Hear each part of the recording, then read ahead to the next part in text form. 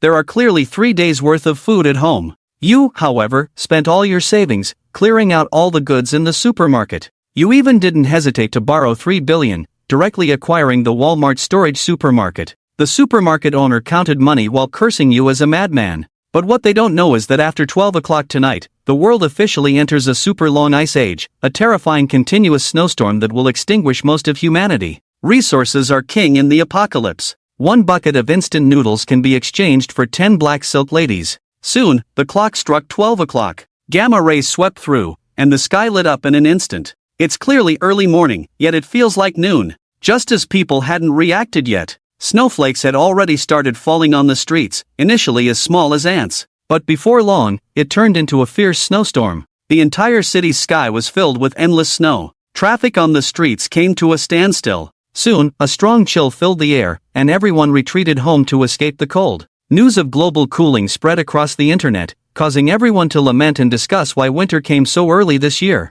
Some were even happy because they didn't have to work tomorrow. But you lowered your head in pain because this wasn't an ordinary snowstorm. The blizzard will continue, and the temperature will only drop further. People will either starve or freeze to death due to scarce resources. There are enough supplies to last you 100 years. Light a fire indoors. Lying on the sofa, you drift into a deep sleep. When you wake up the next day, the heavy snow outside has already submerged the entire city. Outside is a vast expanse of white, where you can no longer see the streets and roadside shrubs. Moreover, the blizzard continues, and the TV is reporting on the disaster at this moment. The temperature dropped to -100 degrees overnight, and even last night, several thousand people couldn't bear the disaster. Being frozen to death alive, this news immediately panicked people, who started hoarding supplies frantically, but it was too late. The temperature outside is still dropping, and the front door is blocked by the blizzard. They can only pray for the disaster to pass quickly, while you leisurely drink red wine and eat steak, completely oblivious to the cold outside.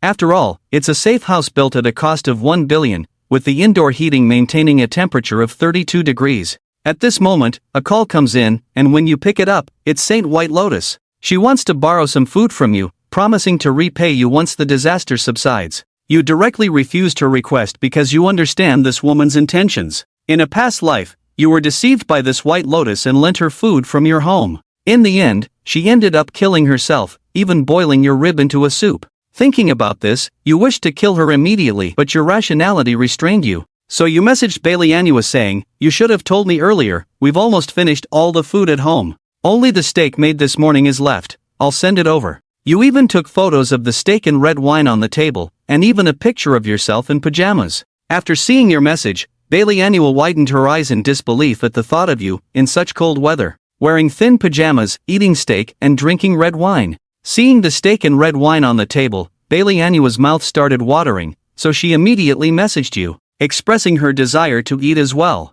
According to the you from the past, you would definitely deliver it to her in the heavy snow. But now you are not a licking dog, so you casually replied, "If you want to eat, go buy it yourself at the supermarket." Upon seeing this message, Bailey Anua instantly exploded in anger. And you paid no more attention, picking up the stored books and reading them one by one. In preparation for this disaster, you stocked up on a large number of books for emergencies. By mastering this professional knowledge, if you encounter an emergency, you might just save your own life. And the third day is the climax. You know what will happen on this day, so you wait for this show all night without sleeping. The event is simple: a global power outage. Due to the chain reaction of the power outage, the water supply system has problems, leading to power and water cuts. This plunges ordinary people's lives into darkness. But you had already turned on 2 generators. After doing all this, you smile and open your phone. The whole internet is complaining about the power and water cuts, while the authorities are still working on fixing it. You silently shake your head. At this time, the authorities are already too busy to care. Everyone has to rely on themselves to survive. The real doomsday begins today, marking the true arrival. Without the electricity and food of modern society, humanity will face massive deaths. As time passes, the lack of resources will lead to some extremists forming groups to loot supplies. Some merchants raise prices, with a bucket of instant noodles even being sold for 1,000 yuan. The human nature of doomsday gradually unfolds, just as you hide at home watching this drama. You are suddenly pulled into a group chat. Glancing at it, you see that it's filled with neighbors and other homeowners from the community. They are discussing in the group that your home has long been stocked with all kinds of supplies, whether food or fuel. They say you are living in paradise. Several others also speak up, having witnessed you moving a lot of supplies into your home. Then, they even share a video of you eating steak and drinking red wine in the group. This sparks an uproar in the group, with everyone accusing you of being selfish and blaming you for their suffering. They even demand that you share some supplies with them, threatening consequences if you don't. There are all kinds of people here, pleading with moral kidnapping and reasoning. The central idea is to have you bring out the household goods. Give them, but after seeing these speeches, you just coldly replied with a sentence, "Am I familiar with you? Why should my things be shared with you?" At this time, everyone is on the brink of despair. It is meaningless to reason with them. As long as they can survive, they can abandon all human moral bottom lines. And you naturally know that you once opened your door out of kindness. Then these neighbors rushed into the house. Even before you died, they couldn't wait to dismember and eat you. You have long known the ugly faces of these people. Now, you are going to play with these pitiful and hateful worms. So you directly opened a video chat in the group, and then took out a bottle of Lafite and a serving of top French foie gras. While eating foie gras and drinking red wine, witnessing this scene, many people in the group sent you private messages, including many female residents. They are very aware of the current market situation and know that money cannot move you. So they all unanimously propose to exchange their bodies for your food. Even male residents cannot resist the test, calling you Big Brother. What's even more disgusting is that even those gay men are coming to you. After looking around, you felt bored, so you found a phone stand, placed the phone in front of you, hoping for some creative ideas to emerge. Then you lay on the sofa, sipping red wine and eating foie gras, while admiring the beautiful snow outside. Half a month later, the snow outside continued to fall, covering the entire city in heavy snow. According to your memory, this snowfall lasted for a month, submerging everything below the 4th floor. As for how much longer it will continue, you are unsure. You continue to browse through your neighbors' messages out of boredom, and among them, one person's message catches your attention. The message from Joko was not a plea for sympathy, but a very calm proposal for an exchange with you. Mr. Zhang, our food and medicine supplies are running low. We hope you can provide some assistance. In return, I can offer you medical support in the future. Her image quickly came to mind. Tianhai is a female doctor at the First People's Hospital, 26 years old, with a slender and tall figure, at least 175 centimeters in height. What left the deepest impression on you was not her cold and restrained face, but her impressive 36D figure. Truly fitting for a doctor. Very rational, not begging for charity, but proposing an exchange with you. You appreciate Joko's attitude. In this story, only valuable individuals have the right to survive. However, you do not intend to let her in directly, considering the Doomsday environment where no one can be trusted. You decide to have her work as an undercover agent for you. Watch when these neighbors will make their move, and give a heads up in advance. Of course, you are not afraid. When this steel fortress was initially constructed, a lot of money was spent,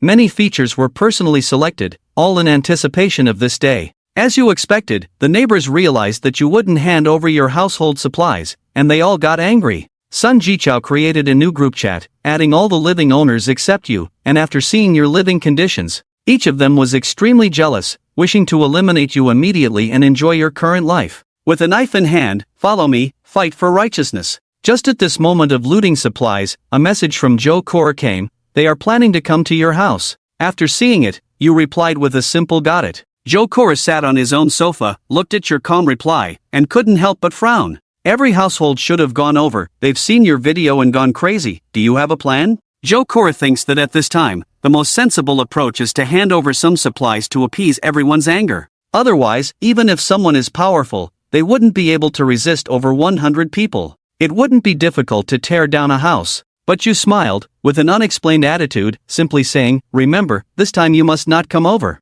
I'm warning you only once, then just sit back and watch the show. Joko frowned, full of curiosity in his eyes, not understanding where your confidence comes from. To single-handedly confront over 100 people in the entire building. Shortly after, you felt a slight tremor under your feet, hearing the rumbling sound outside, which was the sound of hundreds of people rushing up the stairs. Not long after, someone couldn't help but rush up and bang on the door. Zhang Chen, get out of here. If you don't want to die, this is your last chance. Don't wait for us to rush in, otherwise, it will be too late to say anything. Don't be polite with them either, just press the high voltage button. The young man next to him was directly bitten by the electric current, his face twisted. The most terrifying thing is that due to over 100 people crowding in, the entire corridor was packed, so after he was shocked, a large group of people behind him also got electrocuted. After about 10 seconds, you cut off the current. Smoke rose from the bodies of 9 people, and the air began to fill with the smell of roasted meat and burned clothes. That despicable Zhang Chen is simply an animal, killing his own neighbors. We must kill Zhang Chen to avenge them. Let's go, break down the door. A group of people holding wood aimed at your door and began a frenzied assault. The loud impact made the water glasses on the coffee table start to shake, but you leisurely played music, paying no attention to their attempts to break the door. They hugged the wooden stakes and hit harder and harder, but after dozens of hits, they sadly found that the door didn't budge at all. At this moment, I walked over, stared at the door for a while, and exclaimed, "Is this the bank vault's security door?" Upon hearing this, the people around felt despair in their hearts. Can this thing not be broken? The bank staff bitterly shook their heads. Not to mention using wood to hit, this top-notch security door, even if you use a bomb, won't budge. At this point, you had already reached the shooting position with a hand crossbow in hand, watching those outside still chattering and discussing countermeasures. This time, you were too lazy to aim, quickly loaded a crossbow arrow with one hand, then directly shot it, a sharp sound of breaking through the air. Suddenly, a cry rang out, "He has a weapon." The people around, frightened, shouted in alarm and hurried to disperse. However, the corridor was so narrow, with hundreds of people squeezed together, making it impossible to run. You paid no attention to them, just focusing on 2 things. The power of shooting with a professional hand crossbow, combined with tetanus arrows, almost guarantees no survivors once hit. You shot dozens of crossbow arrows in one breath, feeling a bit sore in your hand, then went to the kitchen, took out a bottle of cola from the fridge, and gulped it down. At this moment, seeing the solidly secured door of the woman's house, it was impossible to break through. The neighbors felt both anxious and hopeless. What could be done? Their door is made of alloy, we can't break through. This wall is not made of stone and water. I don't believe it won't crumble. Upon hearing this, everyone's eyes sparkled with wisdom. Inside the house, you see the neighbors suddenly cheering and jumping for joy. You raise an eyebrow immediately. No matter how many tricks they have, you're not afraid. After all, they don't have as many as you do. After a month of hard work,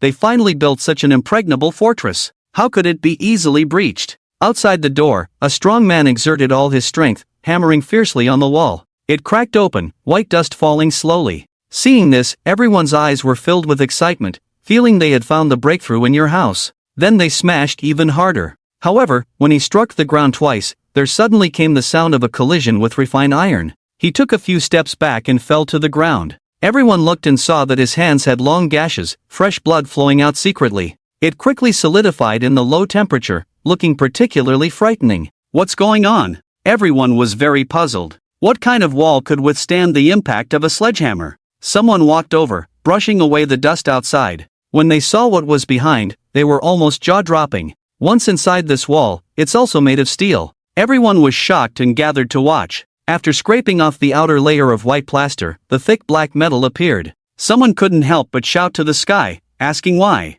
Who builds walls with steel plates in their house? I don't believe this whole house is made of iron. Some couldn't bear this despair and started hitting other areas with a hammer. In the living room, you disdainfully sneered. Can I think of the problems you all can think of? I'm sorry, even the walls of my house, made of 20-centimeter refined steel, can withstand cannonballs. I'm not afraid of your broken hammers and axes. The owners of the whole building, with hollow eyes, stared at the entire metal wall in front of them, colder inside than the ice and snow outside. He is like a cruel city wall, cutting off their hope of obtaining resources. How could this happen? Why would someone build such a house? Someone covering their face shouted in despair. At this moment, your neighbor suddenly came out. Maybe you can try going through the balcony. When they renovated their house, the balcony was turned into a floor-to-ceiling window, mostly glass. Perhaps there's a chance to break in. Windows, haha. Since there are windows in his house, there must be an exit. It can't be completely sealed. A group of people rushed in from your neighbor's house without hesitation.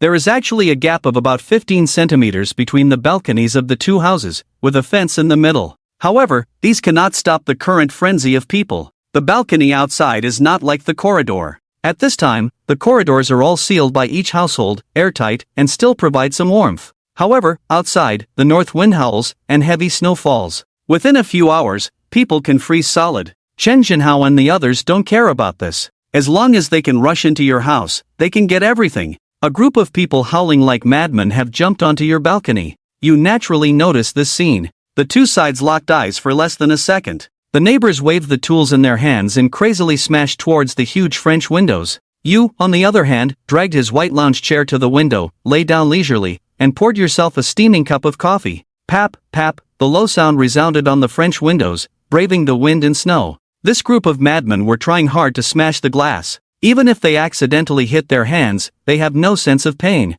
Blood flows out and coagulates. When they were just smashing the wall, that sense of desire was not as clear. But now, separated by just a layer of glass, they can see more clearly how luxurious your life is, with chips, burgers, cola, pizza, roasted chicken, and duck. There is even oil-splashed noodles. These are the things that have driven the neighbors on the balcony completely crazy.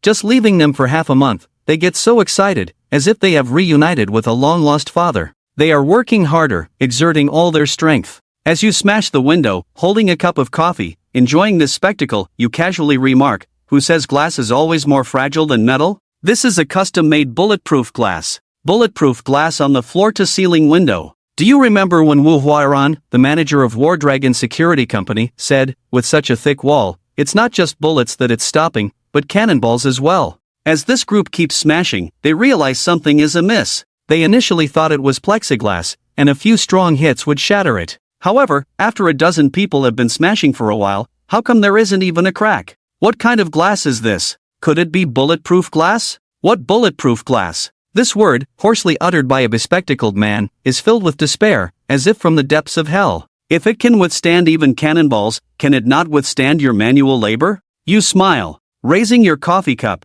you gesture to them to keep going. Continue, you signal. However, half an hour passes, and the glass only has a few more minor scratches. Their hearts grow more and more hopeless, but separated by a layer of transparent glass. Watching you live so comfortably, their jealous hearts make it hard for them to give up. Feeling it's about time, you sit up from the lounge chair, walk to the coffee table, and pick up a bottle. The outside of the glass is covered in frost, and those neighbors, at first, didn't know what you were holding, thinking it was a beverage. But in the next moment, they saw you take out a lighter, igniting something, then a hole appeared above their heads, and a ball of fire was thrown out. As a means of retaliation, there are shooting holes in the front and back of your house, not just one. The bottle flew through the air in a yellow arc. It fell to the ground amidst the astonished gazes of the crowd, a crisp sound, then the roaring flames ignited. This is your homemade Molotov cocktail. Even in extremely low temperatures, gasoline can burn vigorously, releasing heat. Gasoline splattered everywhere from the bottle pump,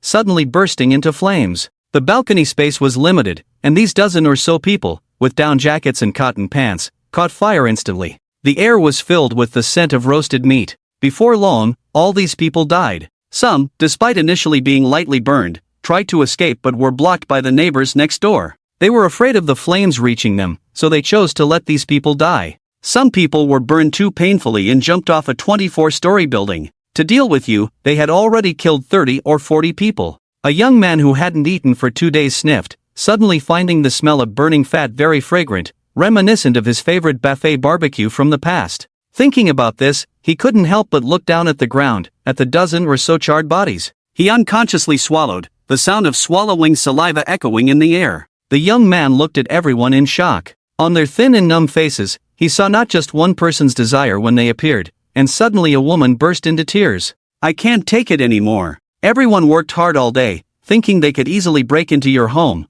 but the final result left them in despair. So many people died, yet your house's walls and French windows didn't even have a scratch. He suddenly ran up to the crowd, climbed onto your balcony. You thought the next group of people would come to break the glass again. He suddenly knelt with a thud in front of the glass. "I'm going to starve to death. Please, save me. Even if you just give me a piece of bread." Not only him, but one after another, people ran over to kowtow to you, crying and pleading for a bite to eat. The scene was truly heart-wrenching. The sound of crying and begging outside the window was continuous. Their heads were bleeding from kowtowing, incredibly miserable. You sighed, walked to the window and said, "Don't be like this, it's hard for me to watch." As you lifted the steaming noodles, I felt uneasy and hungry. Slurping up the noodles, it made the neighbors salivate. They couldn't help but feel envious. Upon hearing these words, the crowd cried louder, bowing their heads more earnestly. "Zhang Chen, we were wrong. We just want to survive. We didn't mean to destroy your home. Please give us some food to survive like dogs.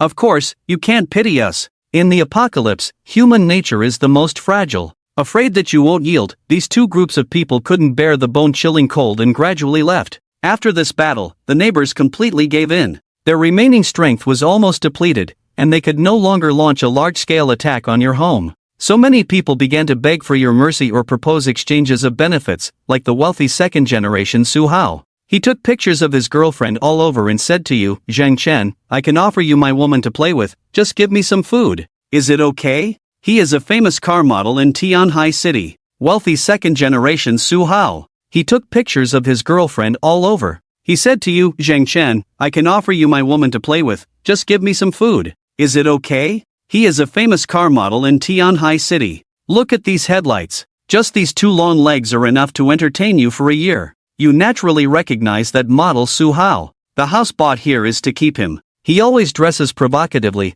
like a seductive fox, emitting an alluring scent at all times. In the past, he couldn't be bothered to spare a glance for the men around him, always putting on an arrogant face in front of you. But now, Su Hao is willing to sell him for a few meals, and this woman looks much more haggard, seemingly eager to be exchanged. However, this shameless, despicable woman, you won't let her in, maybe she'll stab herself while you're asleep and take over your home. Scornfully watched his video 50 times, then angrily closed the chat box. In the following days, you could always hear a clinking sound, coming from next door, you know. It's Qin Jinhao and others looking for weaknesses in the room, and those people. Taking turns monitoring the front door and back window of your house, Qin Jinhao thought you would at least take out the trash or drain the water. As long as they seize an opportunity to kill you, they can take everything that belongs to them. But he didn't expect that you have a huge water source at your disposal. Water is not an issue. Every day in the homeowners group, the pleas for you are still ringing in your ears, followed by desperate and furious curses. Zhang Chen, you heartless bastard, you could have let everyone live a bit longer. Why are you so selfish? Facing the neighbor's angry scolding. Your approach is simple too. Just live stream yourself eating in the group, record your life and show it to them. Hello everyone, family members, today I'm going to cook a braised pork dish for you all. After talking about a piece of pork belly weighing at least 10 catties, it was thrown onto the cutting board. The neighbors in the group were envious, wondering how can someone use so much pork belly to make braised pork. If you can't finish it, don't waste it. Give it to me, give it to me. Zhang Chen, you're not human, you're a beast. You don't deserve to eat that piece of pork belly. With a few clicks, the neighbors through the screen seemed to smell the aroma of braised pork. However, after cooking for a while, you frowned, took a bite of the pork belly, and immediately spat it out in pain. Putting too much soy sauce in the trash can ruin the meat. You shook your head helplessly, wanting to show off your cooking skills, but ended up messing it up. It's a pity there's no dog to feed at home, otherwise, it wouldn't be wasted. Helplessly, you poured the whole pot of pork into the trash can. The group exploded instantly, driving the neighbors crazy. Don't throw it away, don't throw it away. My mouth is the trash can. The trash can is here. Why do you have to throw it away? Why?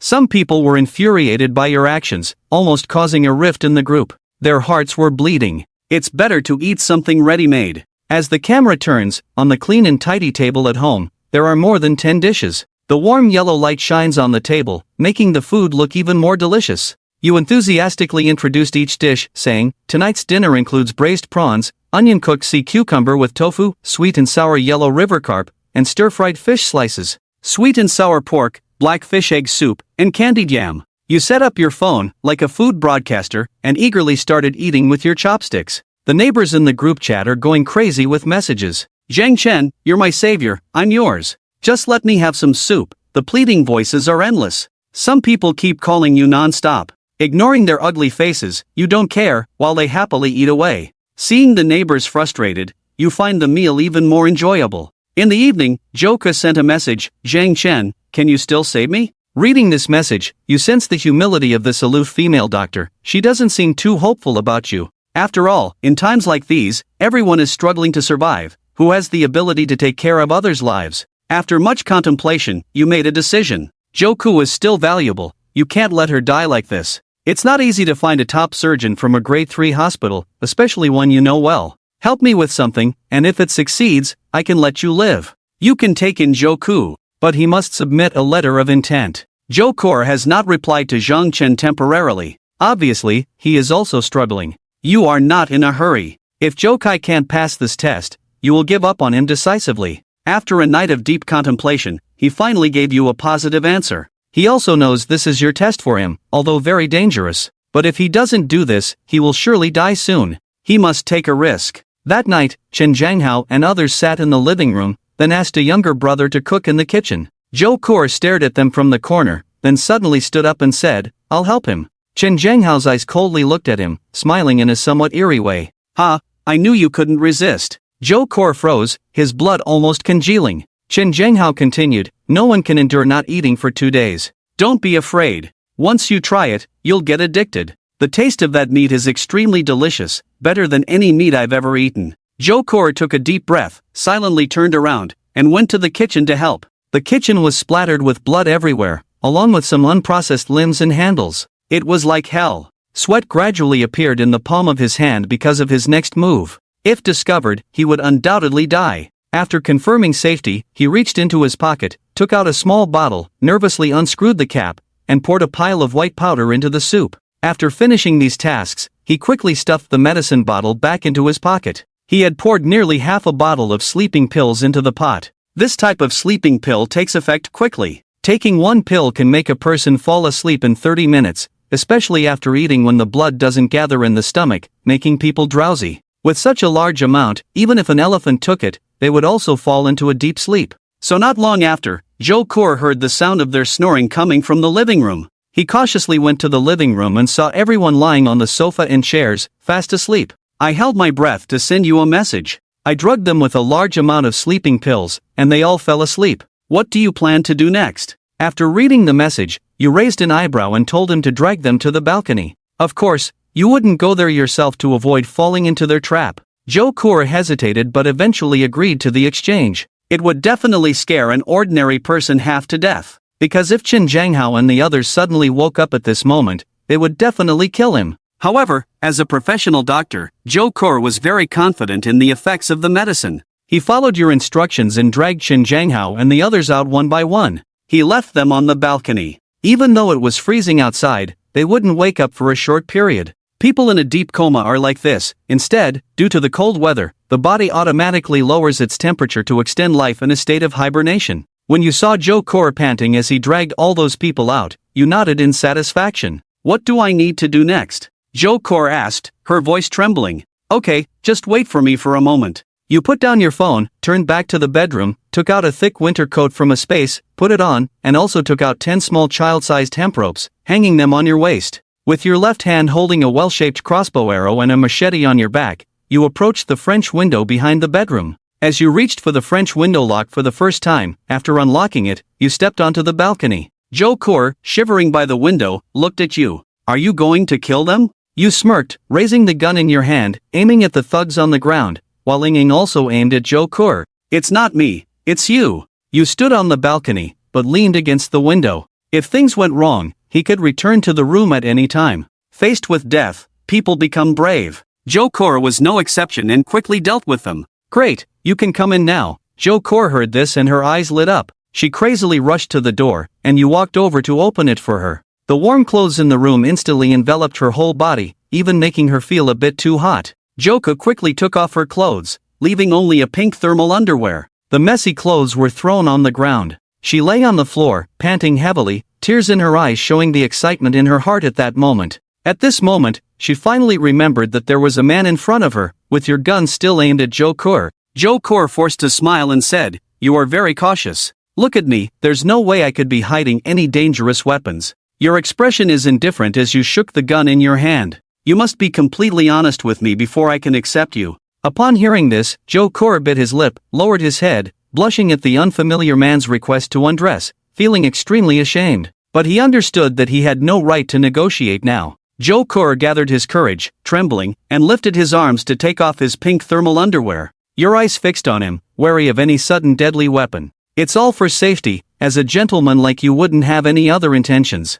However, as he removed his clothes, revealing his white abdomen, you felt a tickle in your throat. Joka's skin was so fair, almost comparable to the snow outside. The astonishing size, full and round, captivated your gaze. Joka felt your eyes on him, his face blushing as if blood would drip, yet he endured the shame and continued undressing. He tossed his clothes to the ground, carefully kicking them aside with his foot, his face filled with embarrassment. "Is this acceptable now?" You took a deep breath, then spoke firmly, "Of course not. Who can guarantee that there isn't a deadly weapon hidden under your 2 pieces of clothing? You are a gentleman, you would never take advantage of someone in distress. It's just a cautious and reasonable request." Joka's body trembled violently, and after a moment of silence, he ultimately chose to submit, right in front of you. He let down his final guard, revealing his vulnerable body completely before you. Closing his eyes, he seemed to resign himself. In the apocalypse, dignity is worthless. She is a smart woman, already enlightened. However, at this moment, you did not pounce like a beast.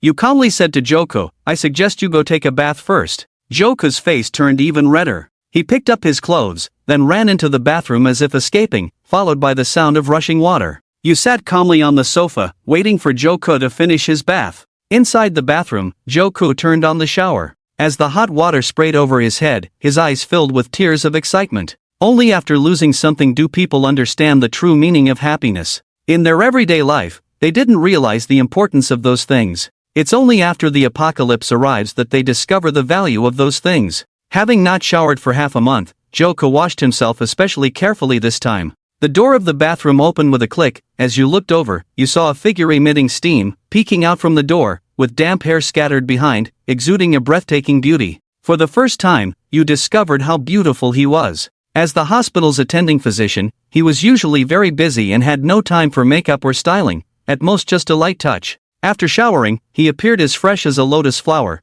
truly stirring a bit of emotion in you, but that was all. Your vigilance always remains, you only trust yourself, and Joko noticed your continued wariness towards yourself. In your heart, you couldn't help but think, no wonder he could live so freely in the tomb chamber. "Have a seat," you gestured towards the nearby sofa, the gun in your hand already raised at some point. Joko obediently sat on the sofa 2 meters away from you, hands folded on his knees, resembling a well-behaved child. "When I allowed you to move in, it was because you have some value to me. But you must always remember, this is my home, your ability to stay here is my gift to you. Therefore, you must obey all my commands. If not, I will drive you out. If you show any signs of betrayal towards me, once discovered, I will mercilessly kill you." Hearing your indifferent words, Joko couldn't help but think how cold-blooded you were. Although he understood your reasons for speaking that way, if only you could be a bit gentler, he might be moved. Little did he know, in a past life, you were not devoid of tenderness, but all your tenderness ended up in vain.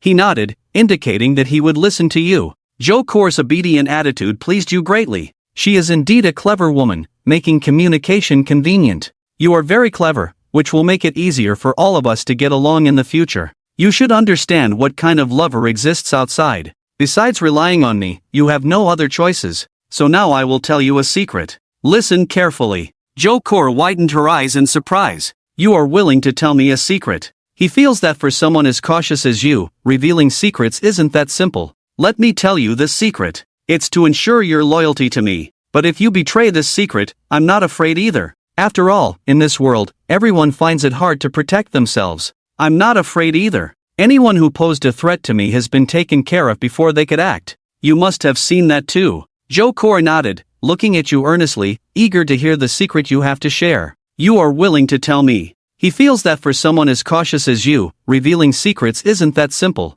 I'm telling you this secret to ensure your loyalty to me, but if you leak it, I'm not afraid either. After all, it's difficult for everyone to protect themselves in this world. I'm not afraid of anyone who might pose a threat to me. Those who wanted to kill me before have all been taken care of by me, as you have seen. Joko nodded, looking at you seriously, eager to hear the secret you have to say. You calmly stated, the cause of this snow disaster, as I believe you have seen online as well, is due to a supernova explosion, leading to a gamma-ray burst. This type of radiation can have a certain impact on the human body, potentially causing mutations, which is why I possess a superpower. It's about acquiring an independent alternate space. Ignoring Joko's astonished look, you continued. The reason I can live carefree until now is because inside my space, there is a large amount of supplies stored. Otherwise, relying solely on this house of mine, you can see that it can't store too many supplies. That's why I'm alive, so you can have access to the supplies I want to use. Then there will be food to eat, and hot water for bathing. If I die, this house will soon become no different from the others, and you will still starve. You don't completely trust Joko, even though you know he is a kind person. You only believe in profit, not in humanity. In order to gain Joko's trust, you took a long sandwich bread from a space, threw it to Joko, and magically produced another piece of bread out of thin air. In Joko's surprised eyes, a hint of trust finally appeared. The existence of superpowers is real. Looking at the bread in his hand, he swallowed nervously, not daring to eat, but waiting for your command. With such a large piece of bread outside, enough to make 2 families fight for it, especially since he hasn't eaten in 2 days. You calmly said, "Eat, that's your porridge." Joku couldn't resist anymore and took a big bite. This kind of fast food he used to despise now moved him to tears. "I don't trust you that much, so you need to be responsible. Don't wait for me to tell you to clean or cook. In other words, you are now my maid. You have to work for a comfortable living environment and food. Got it?" Joko hungrily finished the food, nodding repeatedly.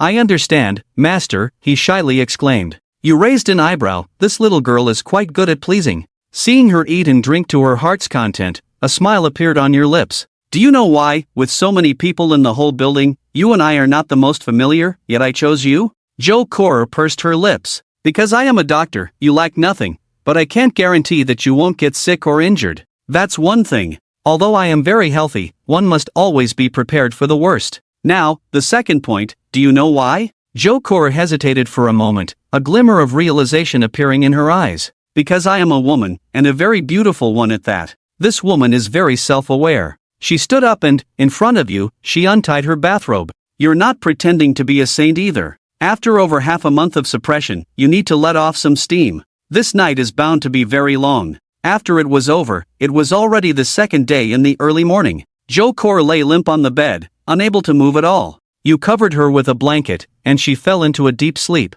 You got dressed and went to the living room. As you passed by the sofa, you noticed a pool of blood on it. You couldn't help but think of last night, her face showing a hint of pain. It all makes sense now, doesn't it? Just then, someone sent a voice message, asking if Joko had moved into your house. "Why do you only let Joko stay at your place? Why don't you let me in? I dream of entering your house. I heard there's a fireplace inside, a cozy greenhouse with a temperature of 20 to 30 degrees. It's comfortable and pleasant, with goods filling the entire room. Even if you wait for 10 years, you wouldn't finish it." In the past, they attempted a strong attack, but ultimately failed. Regarding Jokeker's matter, it gave them a glimmer of hope. "Zhang Chen, what Jokeker can do, I can do as well. Plus, my skills are definitely better than his. Let me also join the family." "Actually, I haven't told you, Zhang Chen, I've been working as a hostess at a bar." "Don't you need a woman with exquisite skills? Although I am a man, for you, I can do it too. Everything you see is too dazzling for you."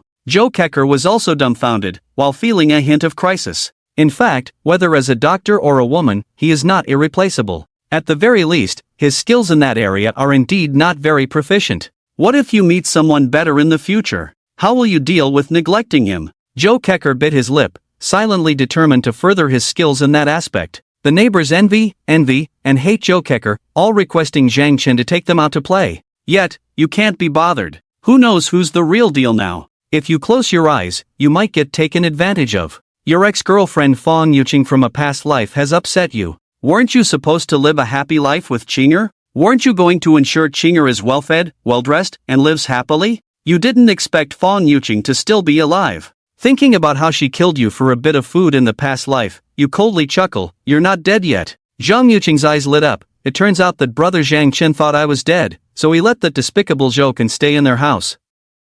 His excited lips trembled as he continued, "Brother Zhang Chen, Qinger is doing well now. I can also use my body normally. Please enjoy Qinger to your heart's content. Don't want that Joken, it's me who truly loves you. Kick him out of my house." Meanwhile, Joko sensed the crisis, tightly embracing your arm, pressing her magnificent 36D onto your arm to create various shapes. Joko's proactive approach. It also stirred your heart and mind for a moment. Although you are not easily influenced by women, you are definitely a normal man. And a normal man is not without lust. Joko's exquisite figure and beautiful face have a strong allure for you. You also enjoy her proactive approach, placing your hand on Joko's back. Skillfully unbuttoning, click, the unrestrained Xiong Shifu immediately sprang out. Then you easily embraced him, using the front camera to take a blood-pumping photo, which you then sent to Fong Yuqing. "Qinger, you are a good person, but unfortunately, you came too late. I have now met someone better. You will bless us, right?" Fong Yuqing's head exploded upon seeing the message.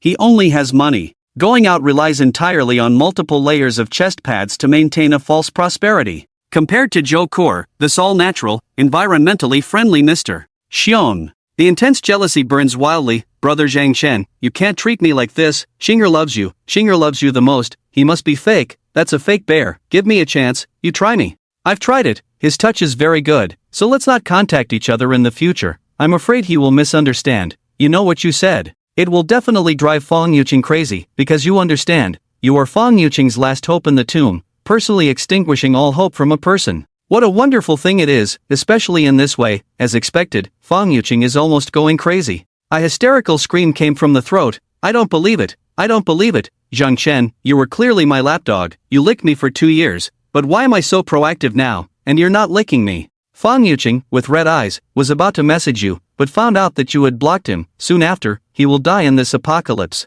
The torment and humiliation you inflicted on him satisfied you. You put down your phone, with a happy smile on your face. This despicable woman, the more he suffers, the happier you are. Joe Kor leans closely against you, looking up at him curiously. You turn your head, the two of you lock eyes, suddenly frowning, gripping him tightly. Do you think I'm cruel? Joe Kor's breathing suddenly became rapid, her face flushed. You must have your own reasons for doing this. Your gaze deepens. Thinking back to the previous life, how I was treated by Fong Yuqing, giving my all for him, only to be betrayed in the end, deceived into opening his door, resulting in him being devoured by the neighbors. That unforgettable pain is beyond human imagination. After all, you have to witness them using not-so-sharp knives to cut off your limbs, then you'll understand. You don't want to explain too much, and he can't explain clearly either. But between men and women, sometimes there is a better way of communication than words. Sophisticated humans often prefer primitive ways of communication. That day, saw a familiar face in the WeChat group. It was Lin Dama who used to cause trouble. It's quite a miracle that he's still alive. I remember Chen Jianghao was the first to rush to him, Joe Kor sitting across from him, subtly showing a fleeting look of sadness upon hearing that. Back when I went to see Lin Xiaohu for treatment, I took pity on them and gave them some food. Li Wenyan glanced at him. Joe Kepa, you look down on him, Saint Mother hurriedly explained. At that time the snow disaster had just begun. I thought it would be over soon. With a disapproving smile, placing the phone on the table, crossing his arms, the issue isn't this, the supplies you gave should have been consumed long ago. What is he relying on to survive till now? Joe Kor was still biting a piece of rib. Upon hearing your words, he silently put the rib back in the bowl. Lin Xiaohu died nearly 10 days ago due to lack of medication. If that's the case, then it makes sense. You suddenly smiled and said, in the past, Lin Xuanxia always said that Lin Xiaohu was the apple of his eye. He wished he could keep him in his mouth. Living up to his words, Joe Kor couldn't help but cover her mouth. Cheng Guai gave Zhang a glance and said, I'm having my meal. Ha, you saw the prank succeed and couldn't help but laugh.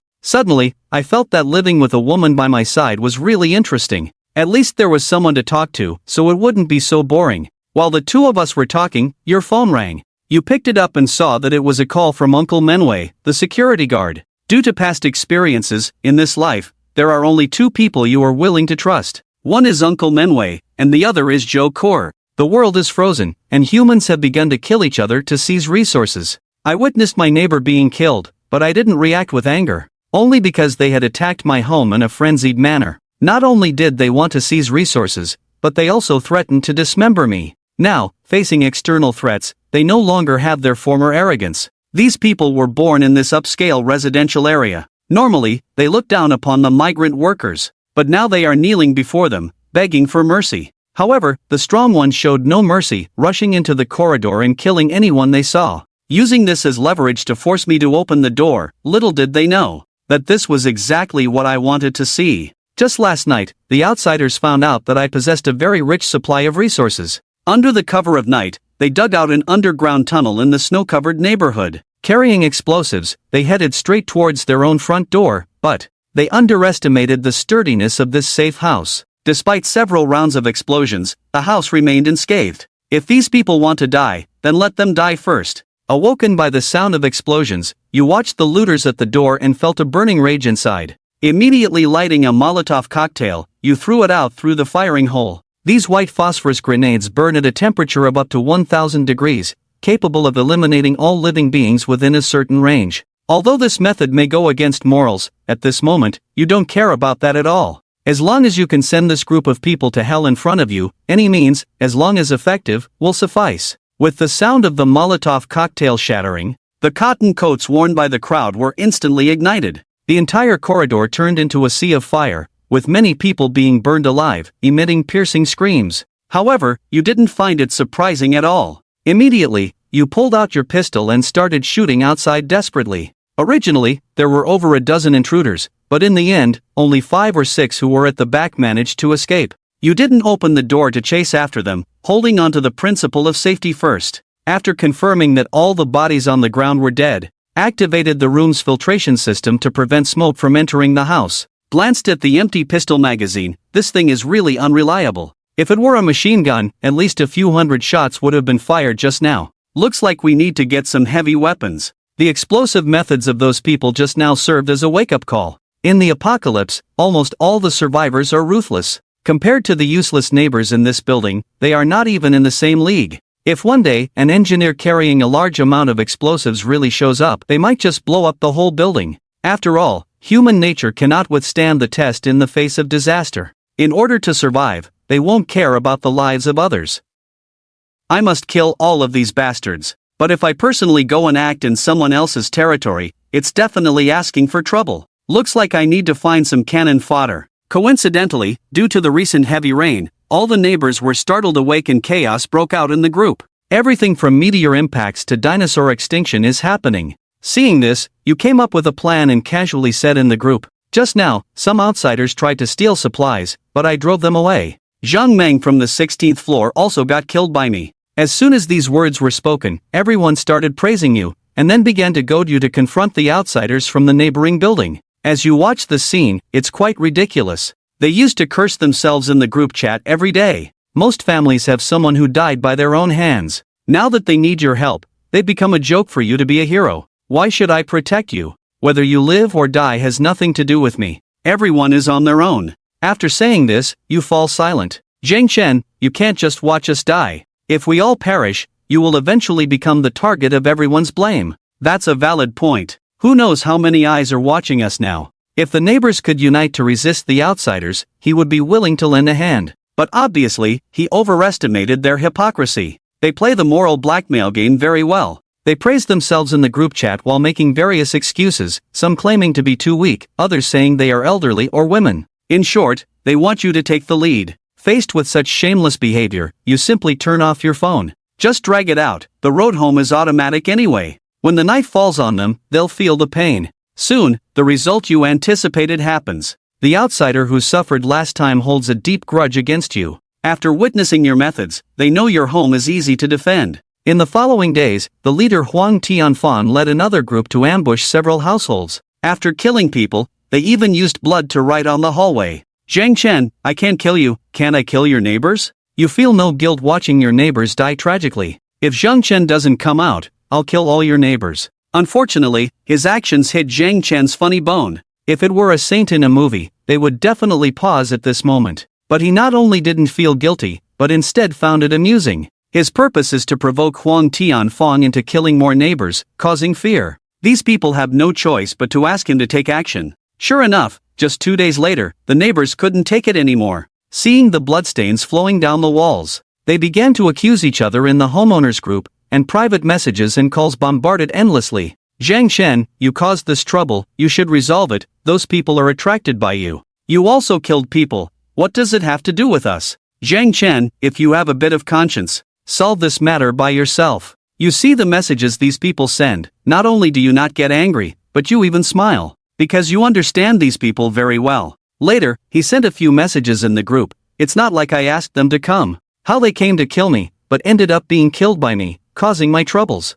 You don't have the ability to resist them yourselves. It's not my problem. You said it yourselves, those people are too dangerous. In that case, I'm even less likely to go out. My house is safer. After saying that, you even sent a smiley face. This has angered the neighbors. Shang, you are so selfish. You are safe, but what about us? Facing these accusations, you even laugh heartily. You know too well the extent of their shamelessness. I don't care what happens to you. Your lives have nothing to do with me. When you attacked my home before, none of you held back. It's just that I was generous, not carrying a gun, sparing all of you. Now you are shouting, claiming to have a conscience. Do you really think I wouldn't dare to harm you? After this last statement, many people were left speechless. Now they remember, Chen was frozen into ice by Zhang and then shattered. With moral coercion failing and negotiations falling apart, it means that next time, outsiders might come in to kill again at any moment. What can we do? Are we just supposed to wait for death? As everyone falls into despair, thinking they won't survive for long, Uncle Lu, who is usually quiet, suddenly appears. Don't panic, there are only about 20 people in that group. As long as we unite, we can confront them. Uncle Lu's appearance brings hope to many. It's good to have you, Uncle Lou. Great, tell us what to do, we will definitely support you. If you support me, does that mean you want me to go alone while you watch from behind? Hopeless. Relying solely on me is useless for this group. Now, we can only depend on Zhang for this building. Having him lead us is the most suitable choice. How about this, Zhang Chen and I can have a chat. I'll go talk to him and see if we can come to an understanding. As soon as these words were spoken, everyone quickly began to pray fervently. Zhang Chen also took note of these words. This was indeed a good show put on by himself and Uncle Yu. In the apocalypse, one only believes in two people. One is Zhou Kur, the other is Uncle Yu. Uncle Lu is the security guard of the residential area. He is usually kind to others and especially takes care of himself. Therefore, before the apocalypse arrived, he advised others to stockpile a lot of supplies for unforeseen circumstances. So now he is very loyal to himself. In gratitude, one plays the good cop, the other plays the bad cop with Zhang Chen. After some back and forth, these people's minds have gained some enlightenment. The timing is almost right. When the time comes, help me with the gun, so that these people will obediently listen to us. Only then will this building be safe in the future. Actually, he doesn't care whether they are safe or not. In any case, he will definitely become safer. What he wants is for these people to be cannon fodder on the front lines. Most of them have had their family members killed by him. Once they have the chance in the future, they will definitely seek revenge. Therefore, it's best to eliminate them through the hands of others now. Before long, the plan of the two had an effect, and the crowd saw Zhang Chen willing to come forward to help. It was as if they had seen their own biological parents. And so, the two cooperated harmoniously, quickly gained control of the entire building. From now on, everyone must follow my orders. If anyone betrays us, I will personally deal with them. Don't let me catch those who are hiding. I'll take them out one by one. There's no room for cowards. After Zhang Chen said that, the neighbors who agreed to fight together were also unhappy. They started pointing fingers in the group. Those who remain silent are selfish. They are determined to risk their lives and won't tolerate anyone hiding in the background. Under pressure, those people started to speak up, trying to justify themselves. What's going on? Are we starting to fight back? I just fell asleep. I'm not afraid to die, I just didn't see Zhang Chen. Forget about all that. If you want my help, you have to follow my orders. Anyone who hesitates is betraying all the owners. You will die if you disobey. I will help you find supplies. He had planned this for a while. Since the enemy has bombing techniques, a more powerful threat will emerge. No one will blow up the entire building. So he wants to keep a group of cannon fodder downstairs, to use or sacrifice when needed. But keeping them without supplies won't work. He can't afford to give them his own supplies, so he must go out to find resources and replenish ammunition. As for how to go out, it's simple. There's 10 meters of thick snow outside. Vehicles have become useless. But there is a type of vehicle specifically designed for driving in the snow, able to navigate throughout the entire city. Zhang Chen, can you still go out to find supplies? The conditions outside are harsh, but for everyone's sake, I must go out and give it a try. Zhang Chen, I am truly grateful to this group of people. Hearing these words feels like a simple salvation. On the other side, looking at all of this, Zhang Chen's lips curved into a faint smile. There's no need to complicate things with a group of cannon fodder. Just using a moldy steamed bun can make them feel closer than their own fathers. Are you really going out? Zhou Kor asked curiously on the side, with a hint of guilt in his eyes, feeling like he was a burden. Zhang Chen, don't worry, I just need to find the right opportunity. Go out and see the outside world. Normally, I wouldn't dare to go out, but now I have become the hope for everyone to survive. This group of people naturally won't come to attack him, as outsiders are currently watching him like hawks. According to the intelligence gathered by Zhou Kor, the current known threat is the Tianhe gang led by Huang Tianfang from the neighboring building, and the Crazy Wolf gang, led by their former archenemy. Both groups are not to be underestimated, mostly consisting of strong young individuals. Therefore, we must quickly strengthen our own power. I'll go with you. Women should stay at home, waiting for their men to return. Zhang Chen slowly stood up. Tears of emotion welled up in Zhou Kor's eyes, but she quickly reined them in. Because Zhang Chen stored all the remaining food and coal in one space at home. I trust you completely, he said with a smile. Zhou Kor looked speechless. Zhang Chen, without the courage to pay attention to his resentment, put on thick winter clothes, held a shovel in his hand, and calmly opened the door. This was the first time he had left the door since the apocalypse. In reality, he was uncertain. Would those who threatened to kill him appear at this moment? He walked cautiously in the corridor, just as he opened the door to the safe passage. The situation in front of him left him completely dumbfounded. A 3-year-old girl. now kneeling on the ground, begging me for food. Faced with his shameless behavior, I just smiled and aimed the gun at him. Sister, do you think this is the same as the previous life? When the disaster struck, he was deceived into opening the door to his home. As a result, he was dismembered by him and the neighbors. Now, I have been reborn back to before the disaster and have become their savior. But that doesn't mean you will pity this group of people. After all, human nature is hardly worth mentioning in the face of disaster. What you need to do is provide a little food when they are about to starve to death. This ensures that this group of people willingly act as cannon fodder. The first time going out to search for supplies, you didn't carry for long. The gathered supplies are stored in a space. Then carrying some vegetables, rotten leaves, and zombie meat. Begin the journey back to the safe house. Just arrived at the bottom of the residential building, neighbors peeked out from their homes one after another. Their eyes revealed an unprecedented excitement. But at the same time, some people were watching closely. There are good things like this, we must snatch them. At this moment, a man with a burnt face from the neighboring building, with a serious expression, eyes fixed firmly on the vehicles in the snow. Is he carrying food in his hands? Obviously, this is not the time to look for food. Could it be a woman? What are you waiting for? Hurry up and snatch the food from him, and that car too. The younger brother behind, looking at the supplies, already had red eyes. Don't rush, this kid is not easy to deal with. Huang Tianfang, the leader of the looters, knows Zhang Chen well. This half of his face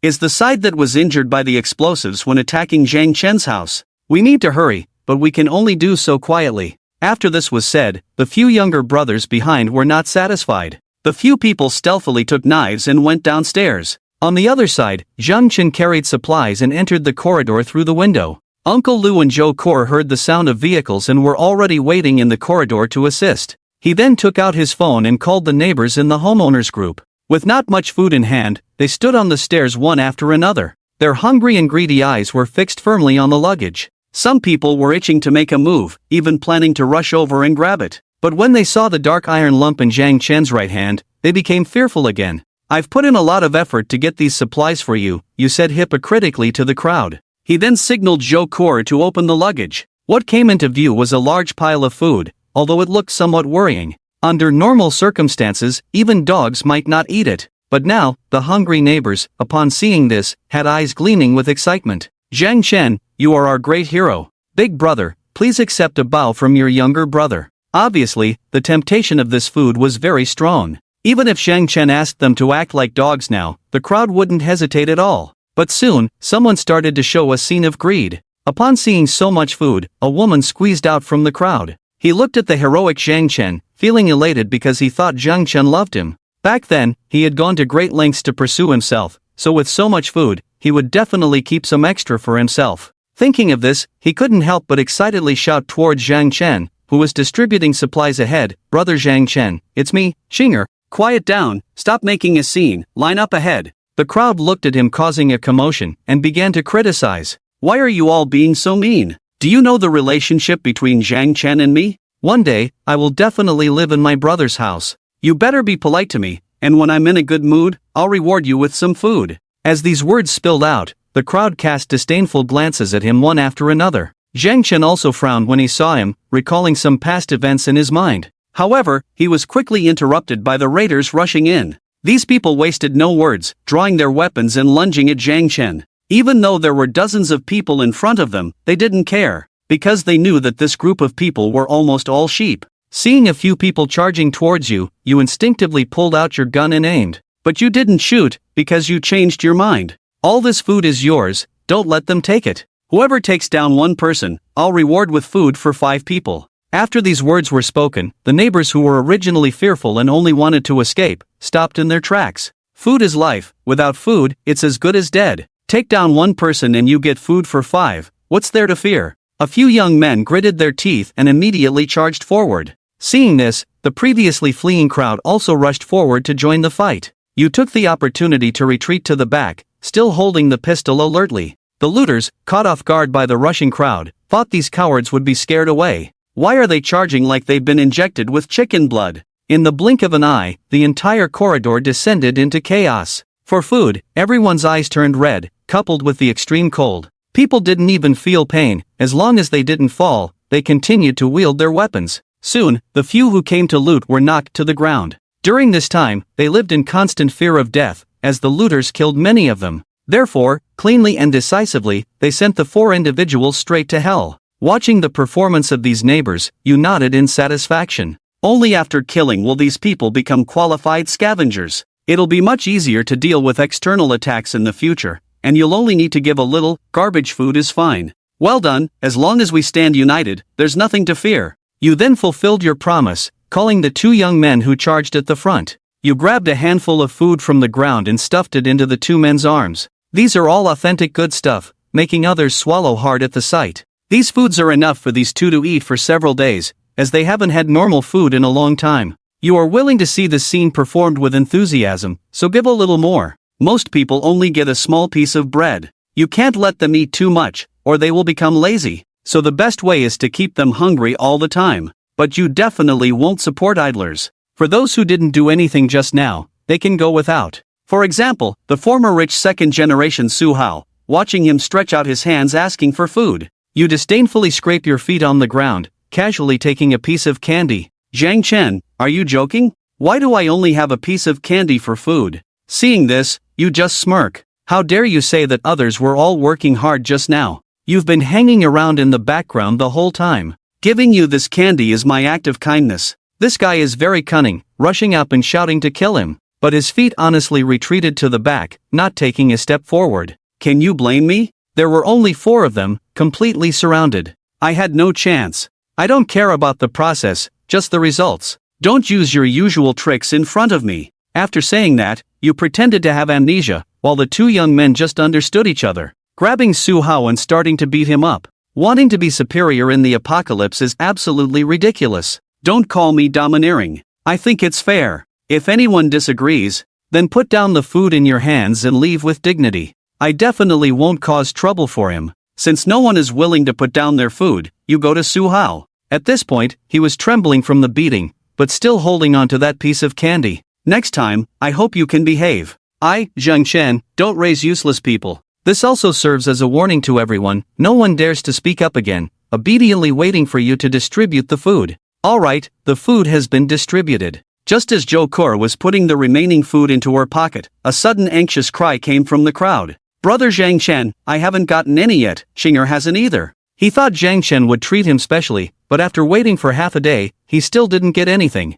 The friend beside him also cunningly followed along, joining in, saying, Yes, brother Zhang Chen, how could you forget me too? Seeing this, you just mockingly watched the 2, not forgetting you, because you never had any to begin with. With these words, the 2 were dumbfounded. They couldn't believe their ears. Why does everyone else have it? Why don't I? Didn't you say you liked Xinger? Back then, I liked you, but you flirted with various men every day, nightclubs, constantly picking up girls, taking advantage of someone else's affection for you, trampling on it in front of your best friend, thinking you're a fairy, dreaming of rich 2nd-generation guys every day. Everyone knows you're just a cheap date. The more you talk, the angrier you get. I can't believe I used to have a crush on him. If I had known I could just spend a few $100 to get him, I wouldn't have wasted so much effort. You were almost begging him. Stop talking, stop talking. He covered his head, then yelled loudly and ran out. What a shameless woman. Fang Yuqing's friend saw her being criticized by you like that, quickly changed her tune, trying to win your favor. Zhang Chen and Fang Yuqing have offended me before. I don't have any issues with you. I even spoke up for you just now. Can you share some food with me? You're no different from her. When I was shamelessly pursuing her, you didn't hesitate to badmouth me in front of her. I don't even need to think about it. I really can't stand you. Can I not give you any? This isn't fair. Only an idiot talks about fairness in the apocalypse. Watching her cry on the ground, the people around went to drive him away. To prevent him from being a nuisance here, you can't be bothered to deal with him. Next, you assign defense tasks to everyone. Similarly, those willing to be on duty can also receive food.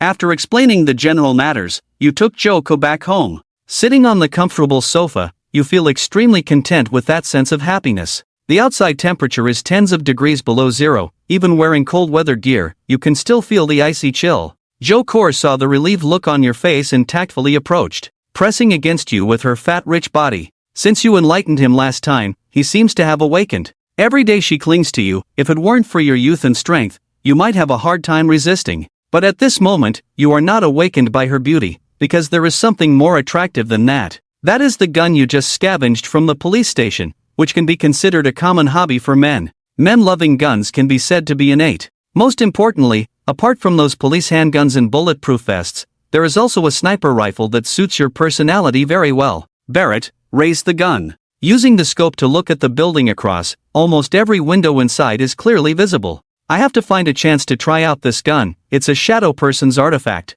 You dislike head-on collisions the most, hiding in the shadows in a corner is the most satisfying. Just as you were holding the sniper rifle, enjoying observing the entire neighborhood, suddenly, near the garage not far away, two dark figures are moving. They are people heading towards my snowmobile. Zhang Chen's mouth curled into a mocking smile. When he came back during the day, he pretended to put the snowmobile into the garage. Sure enough, someone sneaked over at night. It was just a pity that their efforts were in vain. After a while, Uncle Yu came over. He saw a whole box of unopened instant noodles at the door, his eyes moist with excitement. I didn't expect it to be White Elephant brand. Zhang Chen, you're really thoughtful. This box of instant noodles could last the three of them for a week. Thinking that Zhang Chen's own home supplies were not abundant, and he still gave so many instant noodles to him, Uncle Yu could only feel touched. Instant noodles like these were not many in Zhang Chen's home. There were only over 20,000 boxes in the warehouse. And up to now, he had never eaten a pack. After all, there were various dishes made by hotel chefs at home. Who would eat that stuff? Uncle Yu picked up the instant noodles, knocked on the door, and said, Zhang Chen, I'm taking the instant noodles. Thank you. Zhang Chen put down the sniper rifle in his hand and came to the door, saying, Uncle Yu, why be so polite with me? It didn't matter to others, but Uncle Yu had to be taken care of, and he had to make sure he could eat his fill. Only in this way could Uncle Yu be his top henchman in the future, as well as a human shield. Zhang Chen was not heartless. Unless absolutely necessary, he would not let Uncle Yu die for him. Well, unless absolutely necessary. Uncle Yu scratched his head and chuckled. Don't take to heart what Xieli Mei said to you during the day. She's a bit talkative. Zhang Chen lowered his eyelids and smiled faintly. Hey, can I still argue with a woman? I, Zhang Chen, am not a petty person. But Uncle Yu, do you really have to raise someone else's child? Zhang Chen's tone carried a hint of probing. He didn't like Xieli Mei, but he also didn't want to sour his relationship with Uncle Yu. Therefore, sowing discord had to be done little by little. Uncle Yu laughed. Hey, what can you say in this day and age? I'm lucky to find a woman like her. Zhang Chen nodded. Well, you're right. Actually, Sister Xia is a good woman, not bad-looking, and she can have children. I don't mean anything else, I just think Uncle Yu, you underestimate yourself too much. In this day and age, strong and skilled men like you are in high demand. Joking aside, even finding you a female celebrity wouldn't be excessive these days. Uncle Yu was very happy to be praised. Am I really that good as you say? Zhang Chen said, haven't you seen the situation now? Those singing, dancing, rapping pretty boys are useless, they can't even support themselves. Men like us can give women a sense of security. With that, Zhang Chen changed the subject. But speaking of which, Sister Xia is really not bad. You two should work hard and have a child with her in the future. After all, a man still needs his own child. Raising someone else's child, to some extent, is a bit. Uncle Yu felt a bit uncomfortable in his heart. Zhang Chen's words stirred up some thoughts in him. He did like Xieli Mei, she had a good figure, good skills, and could satisfy this old bachelor. But the child was not even a year old, which was a burden in these times. To take care of her, Uncle Yu was often awakened in the middle of the night, unable to guarantee proper rest. If it were his own child, it would be fine. But the key was that it was someone else's. People are selfish. Uncle Yu had long been dissatisfied in his heart, but he endured it and didn't delve deeper. Coupled with Xieli Mei brainwashing him all day, saying things like, treat this child as your own daughter, she will be filial to you when she grows up. Over time, Uncle Yu obediently helped raise the child for the family. It was Zhang Chen's words that gave him a wake-up call, making him start to have some different thoughts. Things like having children, I dare not consider now. Let's talk about it after settling down in the future. Uncle Yu restrained the strange feeling in his heart and said with a smile. Yes, that's right. I was just talking casually, Uncle Yu, don't take it to heart. I have great respect for you and Sister Xia, and sincerely hope that you both can be happy. Uncle Yu nodded. I'll go back first. Contact me anytime if you need anything. After Uncle Yu left, Zhang Chen filled the magazine of the sniper rifle with bullets and retrieved it into the dimensional space. These rifles and sniper rifles would become his secret weapons. After a while, the sound of water in the bathroom stopped. Zhou Kor walked out wrapped in a towel, her milky white skin peeking out from under the pink towel. Her well-toned legs had elegant lines, emitting a seductive glow under the light. Zhang Chen lay on the sofa lazily and said, "I'm a bit tired today, you take the lead." Zhou Kor looked at Zhang Chen on the sofa, with a slightly hesitant expression. He had been out all day, definitely sweating, and hadn't showered. But she didn't object, instead obediently came to him and knelt on the floor. That night, the Tianhe gang, who had lost 4 gang members, launched another attack on Unit 25 #. The consecutive successes in the past few days made them completely disregard anyone in Unit 25 # other than Zhang Chen. However, this time, they unexpectedly encountered resistance. The leader was Huang Wei, the nephew of Huang Tianfang, and launching a surprise attack under the cover of night was his specialty. Around 2 in the morning, he led 8 people into Unit 25 # under the cover of darkness. Unexpectedly, as soon as they reached the stairs, bricks were thrown down from above. Bang! Bang! Bang! The guards on duty spotted the enemy and immediately fought back with whatever they had in their hands. They held knives, sticks, and other weapons to block the Tianhe gang from above, then threw stones, bricks, and any heavy objects they could find to delay time. While resisting, they also banged on the stairs and windows to attract attention from the neighbors. Soon, all the neighbors in the building were awakened. Huang Wei and his men were eager for revenge, coupled with a lack of resources, so they chose to launch a strong attack. However, their numbers were too few, and even though they were fierce fighters, they couldn't beat so many people. Moreover, due to Zhang Chen's bounty, each of their lives was worth 5 portions of food. The neighbors were like they were injected with chicken blood, fighting to grab heads. The battle lasted only a few minutes, and everyone fought ruthlessly, leaving 3 bodies at the scene. Seeing the situation turning against them, Huang Wei and the others quickly shouted, "Retreat, let's go, go." As they fled, the neighbors of Unit 25 # were overjoyed and chased after them, shouting. A worker who was running slowly didn't make it out of the window in time and had a kitchen knife chopped into his buttocks,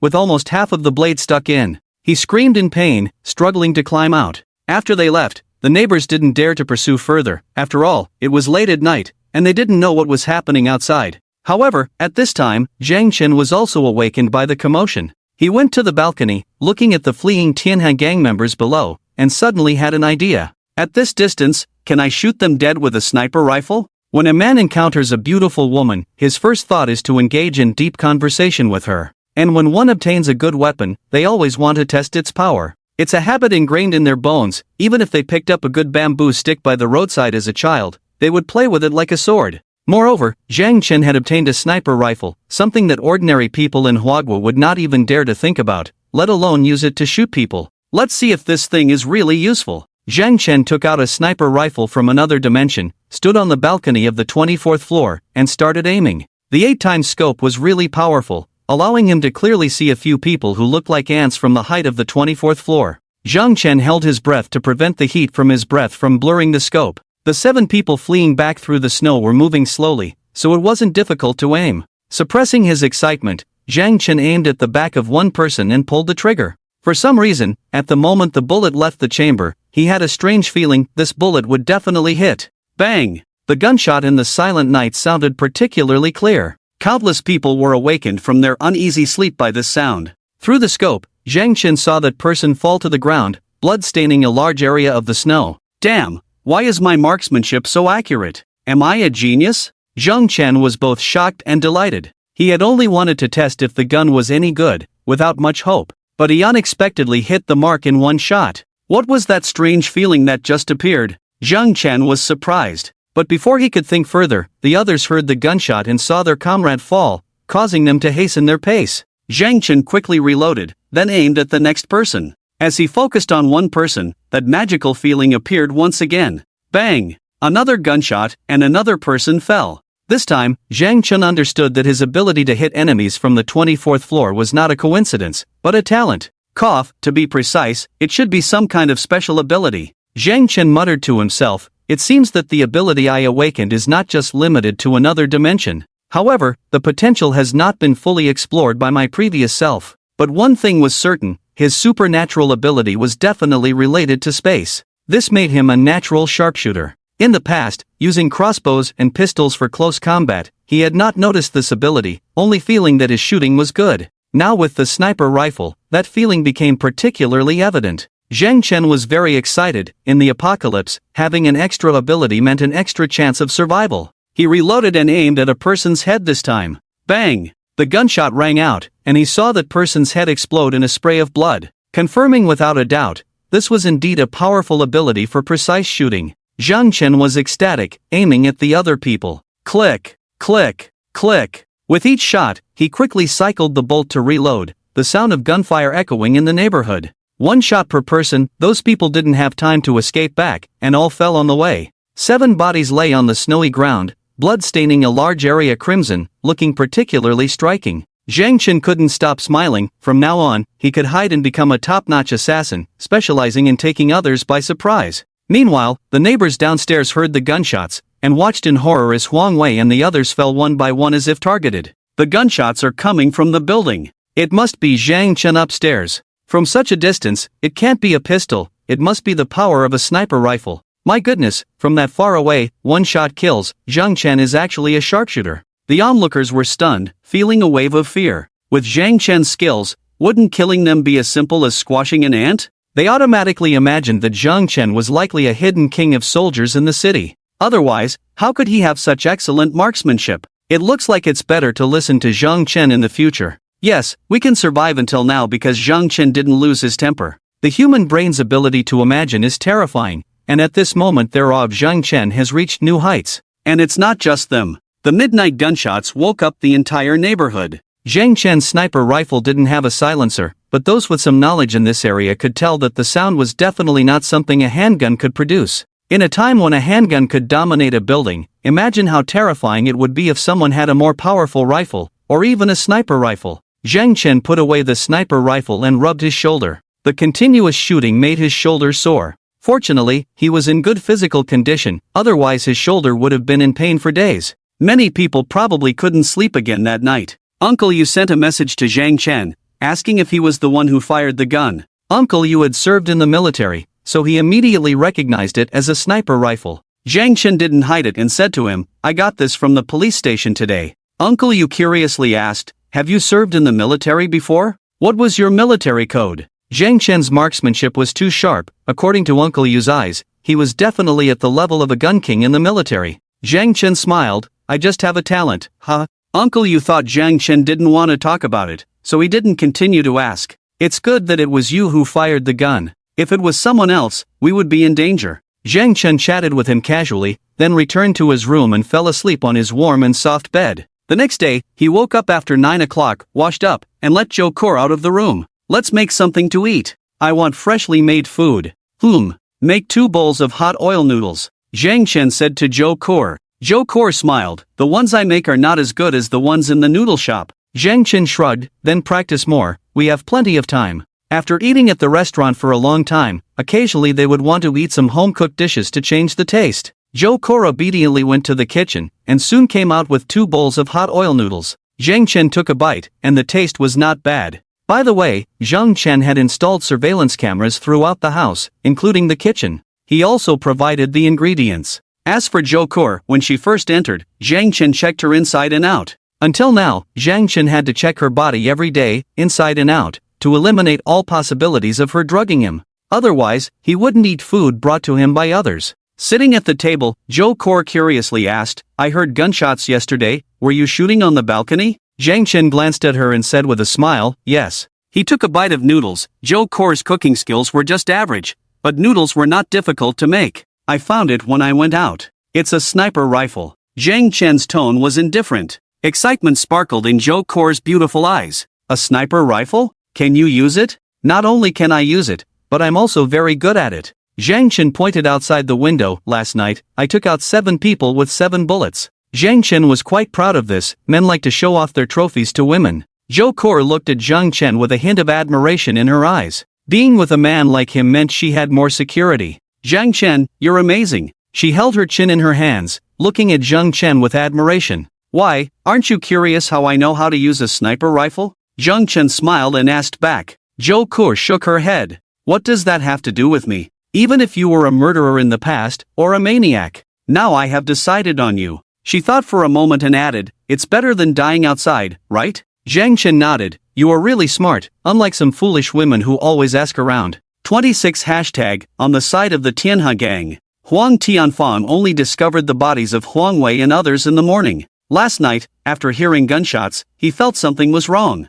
However, out of caution, he did not dare to take anyone out to check, but he basically knew that Huang Wei and the others would not come back. In the morning, they saw the 10 bodies piled up outside, and for a moment, Huang Tianfang's pupils contracted. A strong anger rose in his heart, but his fear was 10 times stronger than his anger. Now, there were only 9 people left in their Tianhe gang, greatly reducing their combat power. Even if they forced the surviving owners to join, it would not make up for the lack of combat power of those workers. If a sudden battle with another building occurred at this time, they would be at a huge disadvantage. They have guns, and not just ordinary guns. I guess they are rifles or sniper rifles. The bullets were so dense last night, which means they have plenty of ammunition. This opponent is really hard to deal with. Huang Tianfang's expression was very serious. His subordinates also looked fearful. Boss, what should we do? Dawei and the others are all dead, and we've lost half of our people. Do we still fight? Huang Tianfang looked fiercely at the neighboring 25 hashtag, gritted his teeth and said, fight? They have guns, what can we fight them with? His subordinates became anxious. But if we don't rob their plow and supplies, the owners in our building won't have enough to eat for a few days. After a moment of silence, Huang Tianfang said in a deep voice, go over tonight and steal Dawei and their bodies back. The crowd looked at each other, a struggling expression flashing across their faces. They had been brothers for many years, sharing life and death. Now they had to. Everyone felt uncomfortable, but no one spoke up. They knew that compared to surviving, nothing else mattered. After Zhang Chen and Zhou Kor finished their meal, he stood up, I'm going out. Upon hearing this, Zhou Kor quickly stuffed a bag of potato chips into her pocket. Zhang Chen didn't say much, but this time he didn't put away the 2 boxes of ingredients in the kitchen.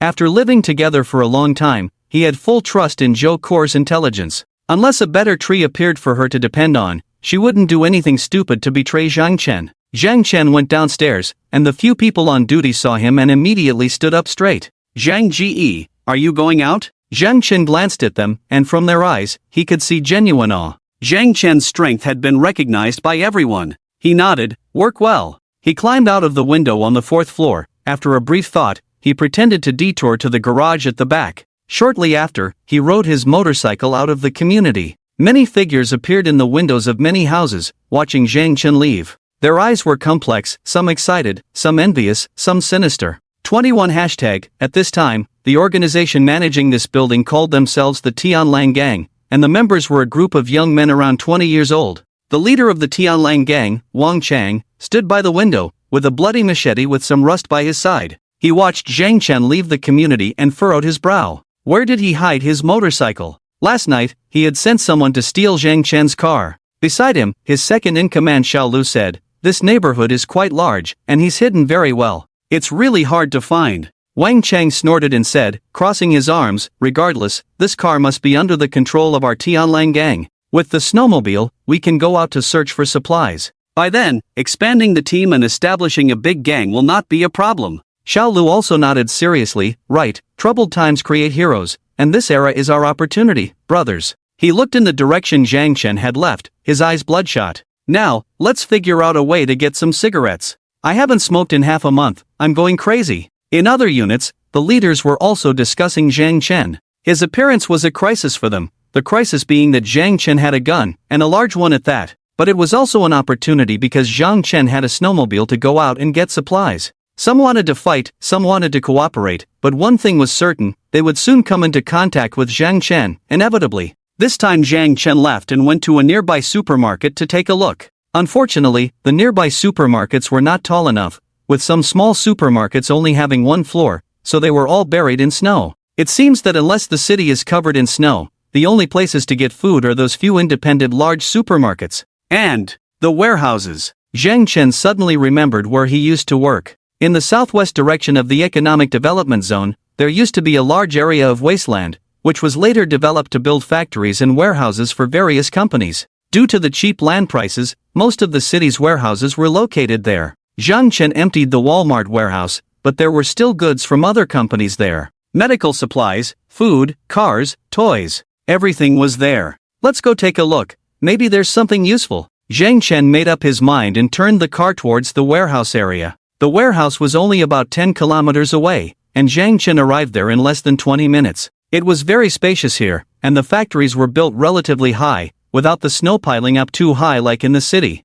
So when Zhang Chen arrived, he could still see the tops of some factories. Zhang Chen was very familiar with this area, with warehouses from hundreds of conglomerates concentrated here in the entire Tianhai city, big and small. If he could gather all the supplies back, not to mention himself, it would not be a problem to feed thousands of people. However, the biggest problem was whether those supplies were still there. Zhang Chen took out his gun and crowbar and went to check the nearby Ruinfa warehouse. Holding the crowbar, he smashed the window from the top. When he looked inside, he found that the huge factory was now empty. Has it been transported away? Zhang Chen was prepared for this, so he wasn't too surprised. He continued to other warehouses, and the results were the same. Medical equipment, daily necessities, food, even warehouses for snacks and pet food were all emptied. Just as I thought. When disasters strike, the official experts will report the situation immediately. Those in power will definitely transfer the supplies. That's why Zhang Chen had emptied the Walmart warehouse a week in advance. He knew that when disaster struck, those powerful figures would only consider themselves first, not the life and death of ordinary people. Zhang Chen did not give up the search. With hundreds of warehouses here, there might be things left behind that could be useful to him. Sure enough, hard work pays off. After a busy half-day, Zhang Chen found a warehouse storing cars. The area inside is over 1 million square meters, very spacious. On the steel shelves, cars are neatly lined up like sardines in a can. There are many luxury cars inside, which used to sell for millions before the apocalypse. But now, they are completely useless. It's hard to imagine what purpose they could serve. After seeing so many vehicles, Zhang Chen also felt they were quite redundant. He gritted his teeth, hesitated for a while, and finally said, "Anyway, there is still so much space inside, let's throw them in first. What if we need them later?" Men, they all love cars. Seeing so many precious luxury cars inside, Zhang Chen thought of collecting them to play with. Even though he couldn't drive them at the moment, it was still satisfying to look at them. It's like having a collection of high-end models. So he selected a dozen of his favorite cars and put them into his own space. The next day, Zhang Chen was busy in this warehouse area all day long. Most of the warehouses had been emptied, leaving behind things that were inconvenient to move, such as large machinery or batches of construction materials. There was nothing to eat or use left. Zhang Chen gritted his teeth, endured the dilemma, and picked up many things like picking up scraps. Heavy trucks, excavators, Rolls-Royce Phantoms, dump trucks. What if we need them later? Zhang Chen persuaded himself. Then he felt his thoughts were ridiculous. In the icy snow, these cars couldn't even move an inch. What's the use? Fortunately, the space was large enough to accommodate all these cars and still be spacious. After a while, Zhang Chen felt it was almost done. There was no more value in continuing to explore this place, and he didn't urgently need anything else at the moment. He took out a piece of chocolate from his space and quickly ate it. When eating, the cold wind blew into his mouth, making the taste a bit unpleasant. There was no way. Forget about drinking hot water now. As soon as you open the lid, it would cool down in half a minute. Zhang Chen picked up some snow from the ground and put it in his mouth, making do with it as water. Then he quickly thought of another place he needed to go. Because he had collected many cars, he thought of gasoline and diesel. Originally, the gasoline and diesel stored in his space were enough for daily use. But considering the current situation, he would need a lot of snowmobiles as daily transportation. In that case, the stored amount might not be enough. Out of caution, Zhang Chen decided to go to the gas station to see if he could get some fuel. Zhang Chen rode his snowmobile and, after some thought, headed towards the largest gas station in Tianhai City. Soon, he arrived at the place he remembered. But after arriving here, the scene in front of him made him sigh deeply. The huge gas station was completely covered by fallen snow. Zhang Chen could only judge its location by the surrounding tall buildings. Although he was mentally prepared, he couldn't help but feel disappointed. The gas station doesn't have tall buildings, so does that mean I won't find a place to refuel?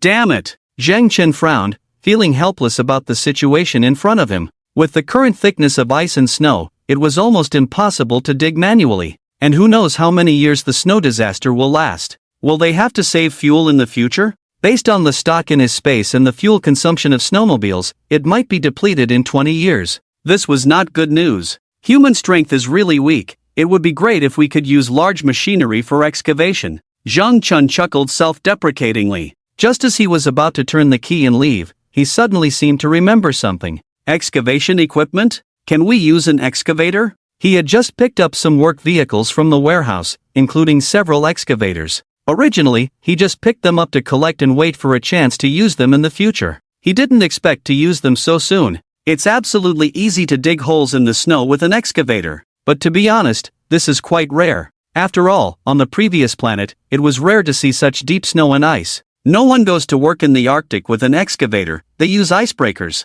However, after careful consideration, Zhang Chen believed that this idea was absolutely feasible. The snow and ice accumulation time is less than a month, and the ice layer is not too hard, so it can be dug with an excavator. The underground snow and ice are at most a dozen meters deep, so as long as he digs to an entrance like a door or window, he can break in. So, it won't take too much time. Feasible, Zhang Chen said and directly took out a large excavator from another dimension. Bang! The nearly 20-ton excavator heavily hit the ground, sinking more than a meter deep. Zhang Chen saw this scene and chuckled, "This is good, saves me from digging down. The snow on the surface is still relatively thin and cannot bear such weight, but the snow below should be more densely packed." It was Zhang Chen's first time operating an excavator, but it wasn't a problem. He had operated cranes, forklifts, and large trucks in the warehouse before. This thing was no different. After a little thought, he knew how to drive it. Although he couldn't say his skills were great, at least he could operate it. The operation of the excavator is relatively simple, mainly two pushing handles and control levers for the bucket. Zhang Chen found the fuel tank, took out a bucket of diesel from another dimension, and poured it in. Then he climbed into the control room and turned the key. Rumble! Fortunately, the low temperature didn't have much impact on the new machinery, and the excavator could still be used normally.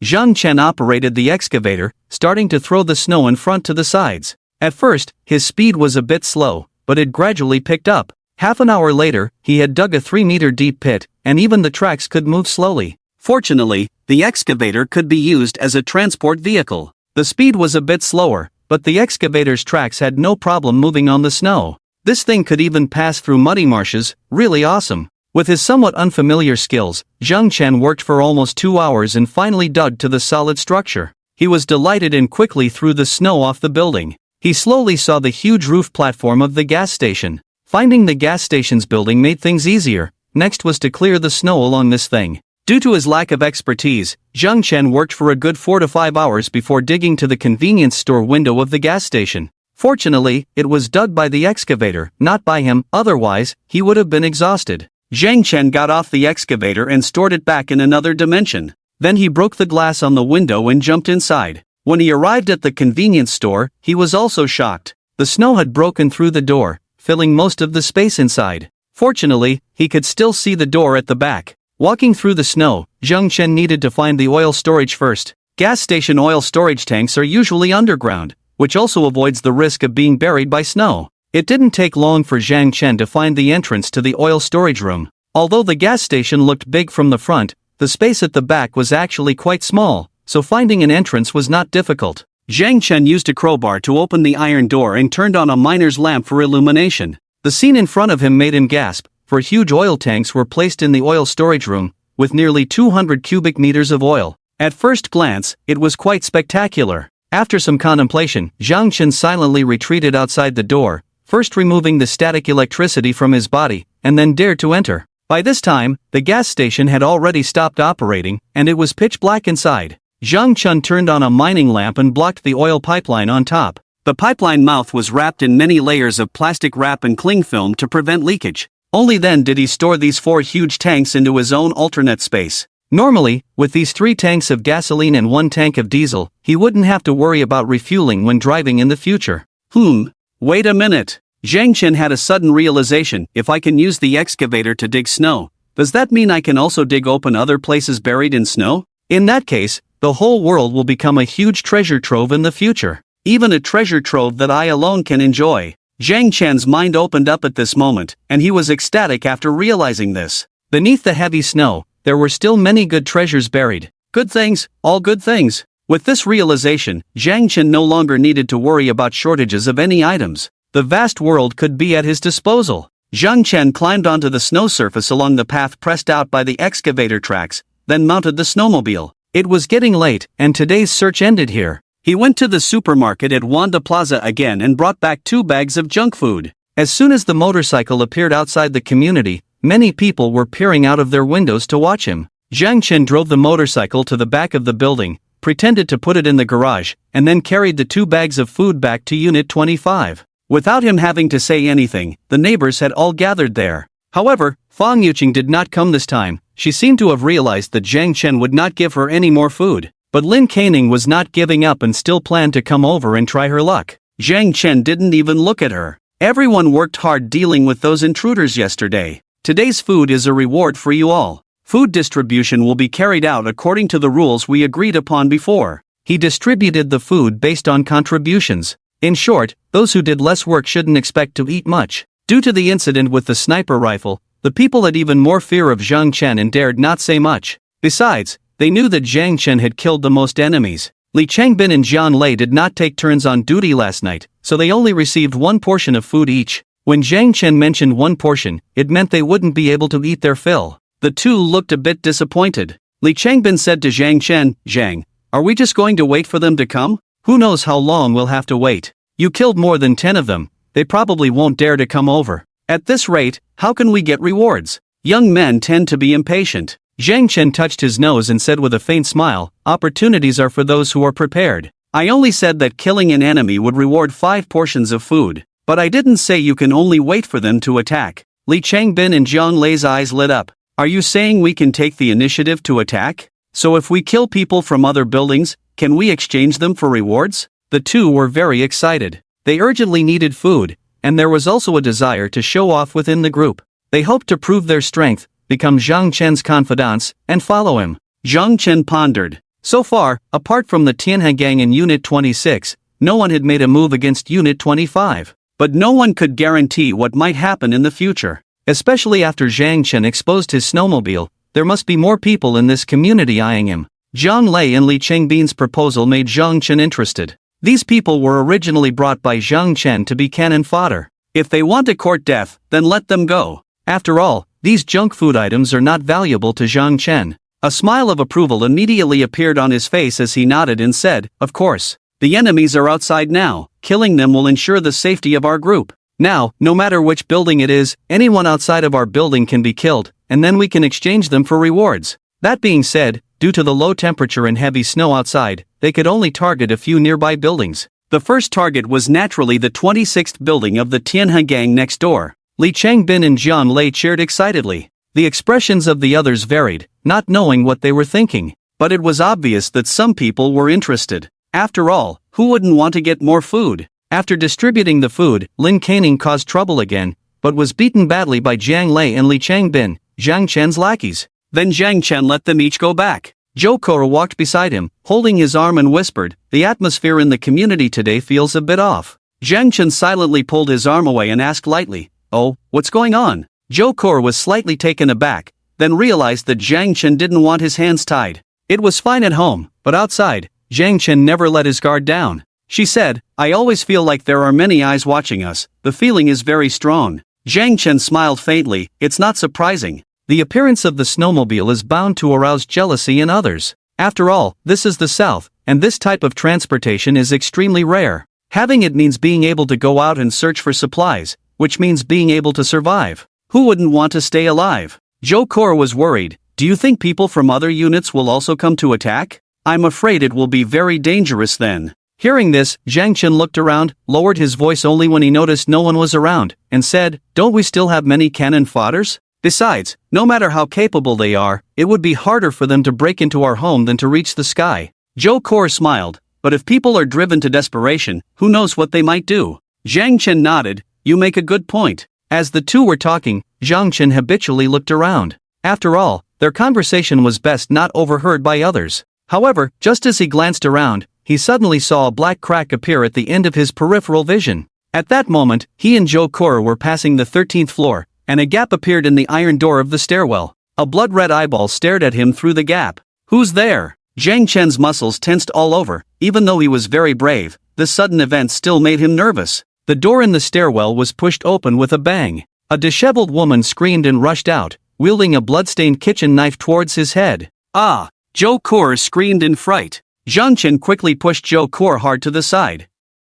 Due to the reaction force, his own body also tilted to the side. The knife missed in the air, not hitting anyone, but the woman, like a madwoman, continued to swing the knife towards Zhang Chen. Unexpectedly, Zhang Chen rolled down along the stairs in one smooth motion. Since he was wearing thick clothes and a bulletproof vest inside, he wasn't afraid of hurting himself. After rolling down several flights of stairs, Zhang Chen finally stabilized his body. At this moment, he recognized the woman as Aunt Lin, who had been missing for a long time. Aunt Lin was relentless, raising a kitchen knife and glaring with bloodshot eyes as she chased after him. "Zhang Chen, I will make you pay with your life for my grandson. You damn old hag." Zhang Chen had already steadied his mind, and he pulled out a thick and long crowbar from another dimension with his right hand, smashing it directly towards her head. The staircase was narrow, and Aunt Lin had no space to dodge. She didn't even have a chance to touch Zhang Chen with her small kitchen knife. Faced with the crowbar, she instinctively dodged a bit, and the crowbar didn't hit her head but landed on her shoulder instead. Crack! Zhang Chen heard the sound of bones breaking. This old woman was really fragile. Aunt Lin was knocked over on the stairs in an instant, completely losing the strength to resist. Even so, she still tightly held the blood-stained kitchen knife, glaring fiercely at Zhang Chen.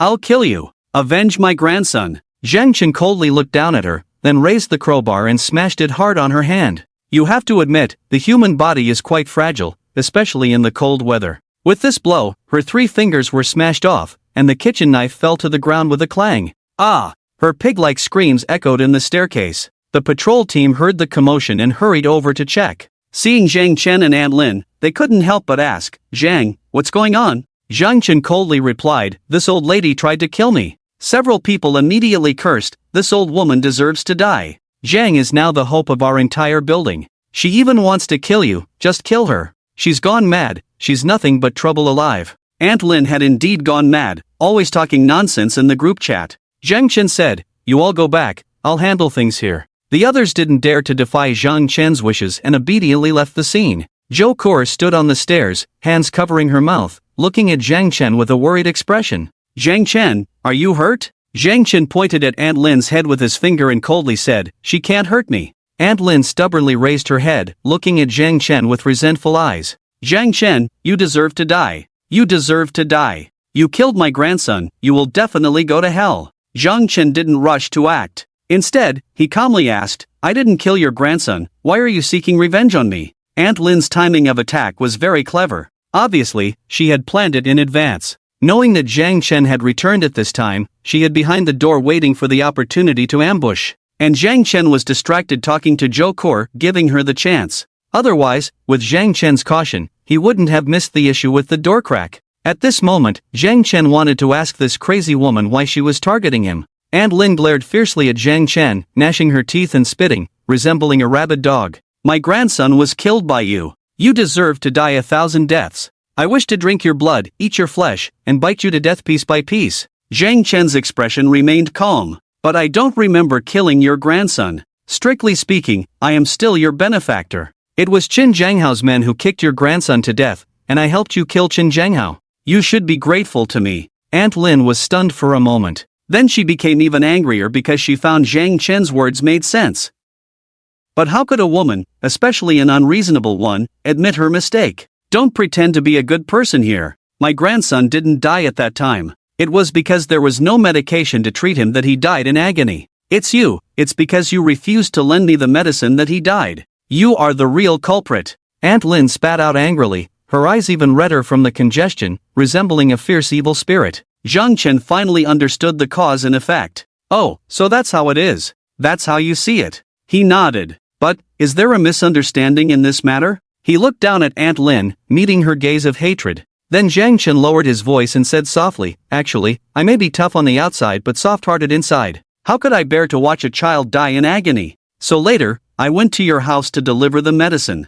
Aunt Lin widened her eyes. "You're talking nonsense." No, I'm not talking nonsense. I really went to your house, think about it." "Oh, right, at that time you were too focused, you might have forgotten." A hint of regret appeared in Zhang Chen's eyes. "When I went there, you were busy eating. More precisely, gnawing on something. Your grandson, Lin Xiuhu, was actually not dead at that time. As long as he took my medicine, he could have lived well. But for some reason, when I went there that day, I found that you had hacked him to death." Zhang Chen's eyes darkened, his tone cold and indifferent. Aunt Lin's mental state was already abnormal. Hearing what Zhang Chen said at this moment made her even more confused. A trace of panic flashed in her eyes. Because she remembered that after Lin Xiuhu died, in order to survive, she had no choice but to deal with him. "No, it's impossible. Xiaowu was already dead at that time, you killed him. Zhang Chen laughed heartily, pointing at Zhou Ke. If you don't believe me, you can ask Dr. Zhou. Could Lin Xiaohu have been saved?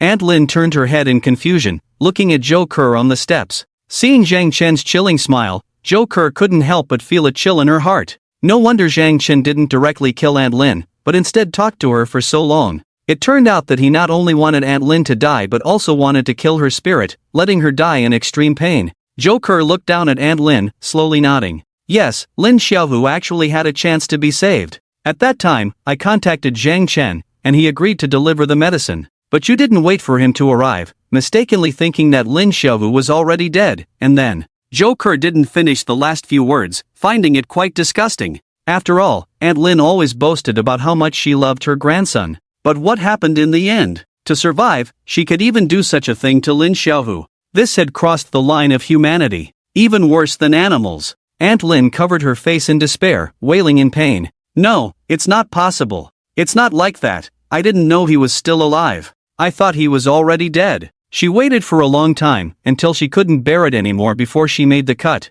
At first, she told herself to just eat a little, just a little was enough. But later, she became hungrier and hungrier, and after eating meat, the satisfaction from the fullness made her appetite even more voracious. Eventually, she gnawed on every bone of Lin Xiaohu. Suddenly, Zhang Chen shouted loudly, so that's how it is. This is the good grandmother of the Lin family. For a bite to eat, she heartlessly hacked her still-living grandson to death. How does it taste, your grandson? You really love him, don't you? Your son and daughter-in-law entrusted their grandson to you, can you face them? Aunt Lin's eyes were unfocused, clutching her head and letting out a painful wail. No, it's not like that. It's not like that. Yes, it is. It's not like that. It's not like that. Yes, it is. It's what you did. Aunt Lin was there, wailing in pain and despair. Zhang Chen was standing by, smiling and delivering the final blow. Zhou Ke felt a chill down her spine. A person like Zhang Chen, best not to provoke even in death. His way of tormenting people is simply too terrifying.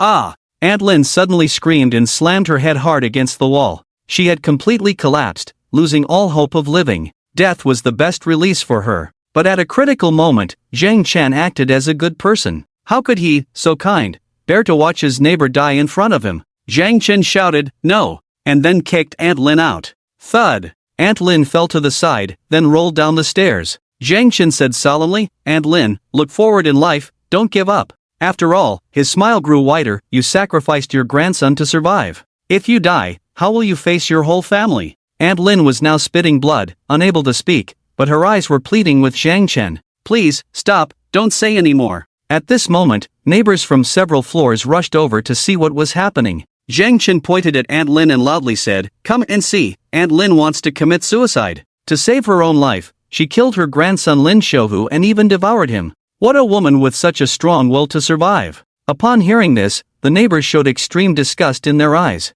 Some may resort to despicable acts to survive, even with corpses. But no one could do such a thing to their own kin. That was their last moral boundary. Aunt Lin, under the scrutiny of these gazes, suffered a severe mental breakdown, spitting out blood in large mouthfuls, her eyes filled with struggle and pain. She won't live much longer, she'll freeze to death in half an hour at most. Zhou Ke walked up to Zhang Chen and said to him. Zhang Chen's blows were heavy, causing her internal organs to rupture.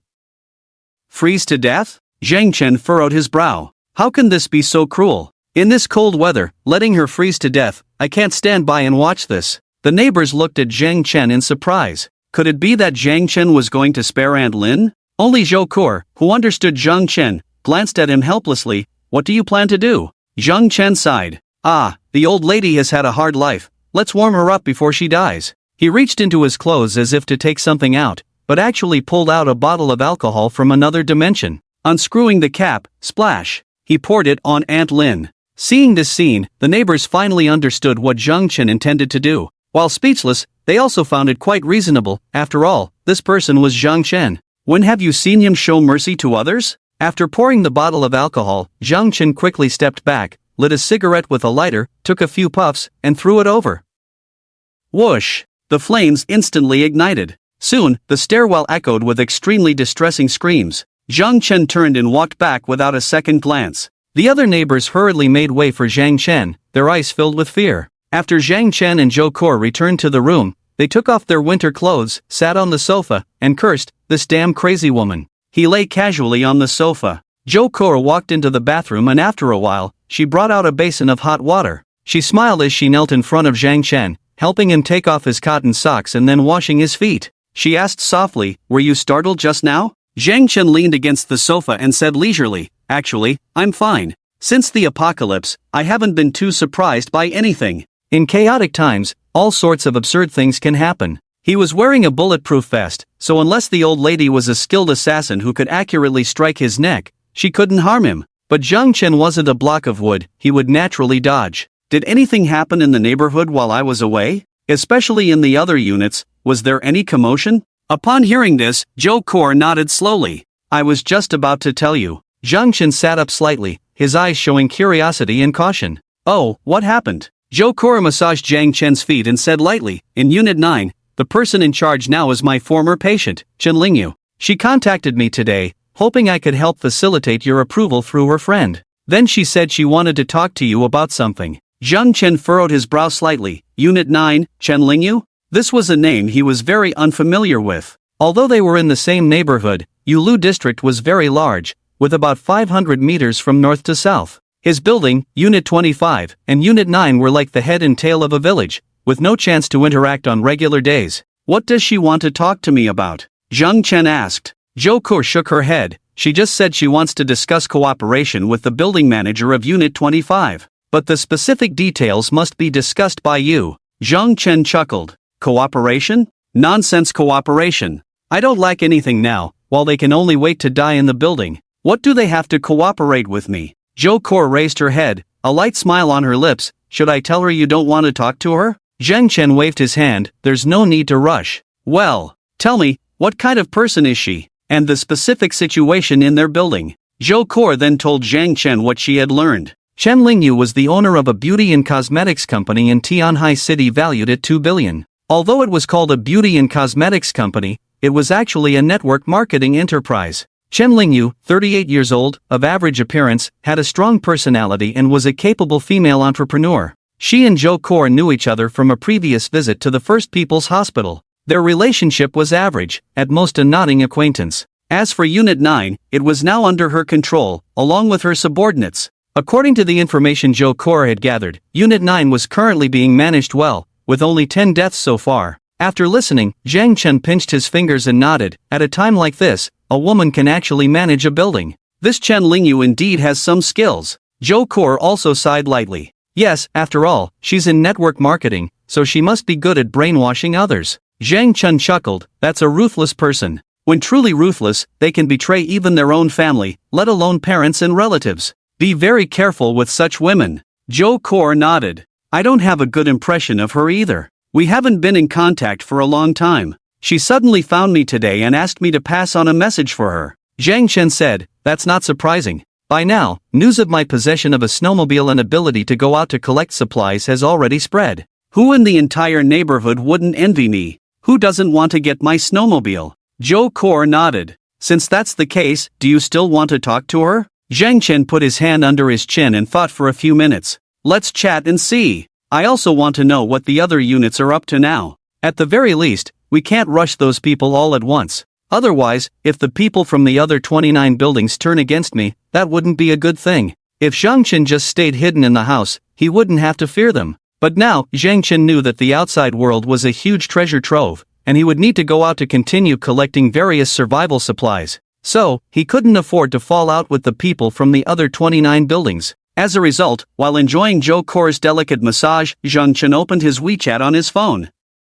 The friend requests on it were all over 99 plus, and he had been too lazy to look at them, as most of the people contacting him were just asking for supplies, which he couldn't be bothered with. Opening the friend request list, the first person Zhang Chen saw was Chen Lingyu, CEO of a Furong group. Wearing a women's suit with a white shirt, arms crossed to appear serious, with an exaggerated smile on her face, a typical MLM profile picture. Just as Zhang Chen was about to accept the friend request, he suddenly noticed that business people usually used personal photos as their WeChat profile pictures. So Zhang Chen immediately recognized who the person was. It was Li Jian, the financial director of Walmart's South China region. He knew him because they had met at a company annual meeting before when he was on stage. Zhang Chen also knew that they lived in the same community, but their work had no intersection, so they had no contact.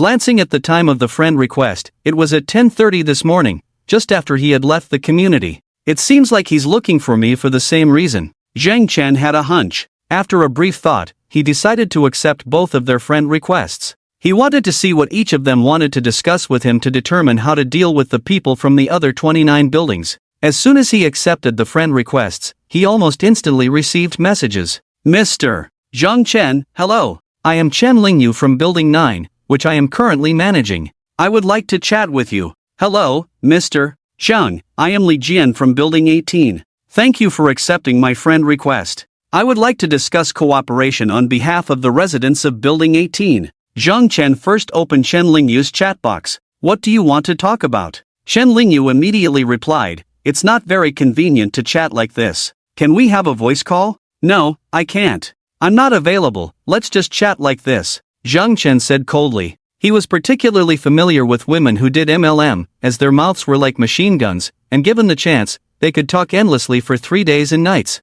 If there's something, say it simply and directly. I'm not patient and don't like to talk nonsense. Zhang Chen gave Chen Lingyu a warning to let her know he wasn't someone to mess with. In Building 9, Chen Lingyu paced back and forth in the room. Not because she was nervous, but because it was too cold, and walking a few more steps could warm her up a bit. She was wearing many layers of clothes, trying to make herself look refined, even wearing a coat with a fox fur collar on the outside. After receiving Zhang Chen's cold message, she took a deep breath and muttered to herself, he really is a formidable figure. I can't be careless. Facing Zhang Chen, Chen Lingyu's heart was actually very nervous, even fearful. After all, Zhang Chen's deeds had spread. Relying on himself, he had killed half of the neighbors in the entire building. And he had many weapons, including even a sniper rifle, a terrifying thing. Various rumors had made everyone who had heard Zhang Chen's story deeply fearful of him. Chen Lingyu calmed her emotions and typed out the drafts in her mind one by one. Mr. Zhang Chen, I have long heard of your great reputation.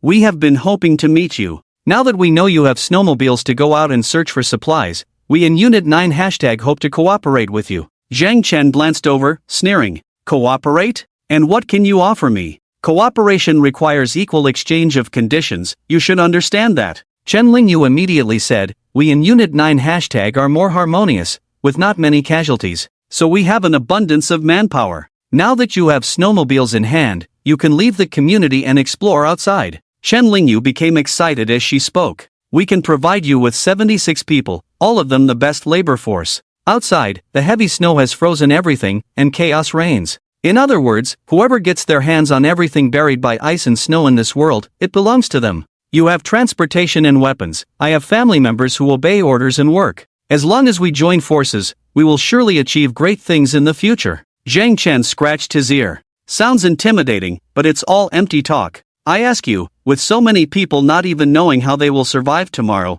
what's the point of your development plans? Chen Lingyu swallowed. Of course, we need you to help us gather food first, to ensure our survival. And then, no matter what projects you want to undertake, our people are the best labor force. Zhang Chen shook his head, losing interest. A leader of a pyramid scheme, deceiving desperate homeowners is one thing, but deceiving himself is just asking for trouble. He couldn't be bothered to type, so he sent a voice message. I have no interest in what you're saying, goodbye. Upon hearing Zhang Chen's words, Chen Lingyu became anxious. She gritted her teeth and quickly sent a message back. You have become the envy of the entire community. Just provide us with food, at the very least we can remain neutral towards you. You wouldn't want us to become your enemies, would you? After seeing this message, Zhang Chen's expression became slightly serious. This was what he wanted to hear. Why all the useless talk before? These damn MLM people. Oh, so many people in the apartment buildings want to come after me? Ha, why do I find that hard to believe? I'm living well now, who would come attack me?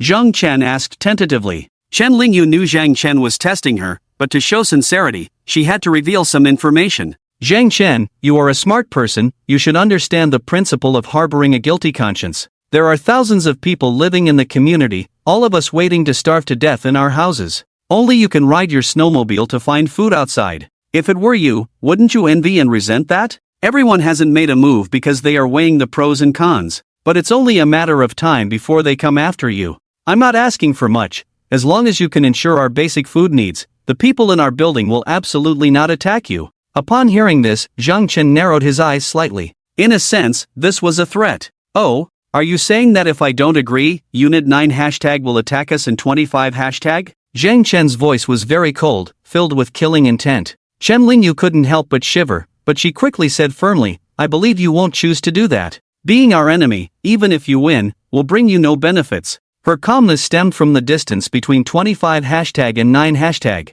If Zhang Chen wanted to lead people to attack, it would be cutting off his retreat. And, there is also the possibility of being attacked by people from other unit buildings. We just need some food, we don't ask for anything else. And with my abilities, plus your strength, it will be no problem for us to rule the entire neighborhood in the future, Chen Lingyu said excitedly. Zhang Chen's smile at the corner of his mouth was somewhat contemptuous. This is the first time I've seen someone begging for food so confidently. Chen Lingyu was so angry that she took a deep breath. This is cooperation. Zhang Chen replied indifferently, let me think about it, I will get back to you later. After that, he didn't want to continue chatting with Chen Lingyu, so he closed the chat box. Zhang Chen put his phone on his lap and began to contemplate how the situation would develop.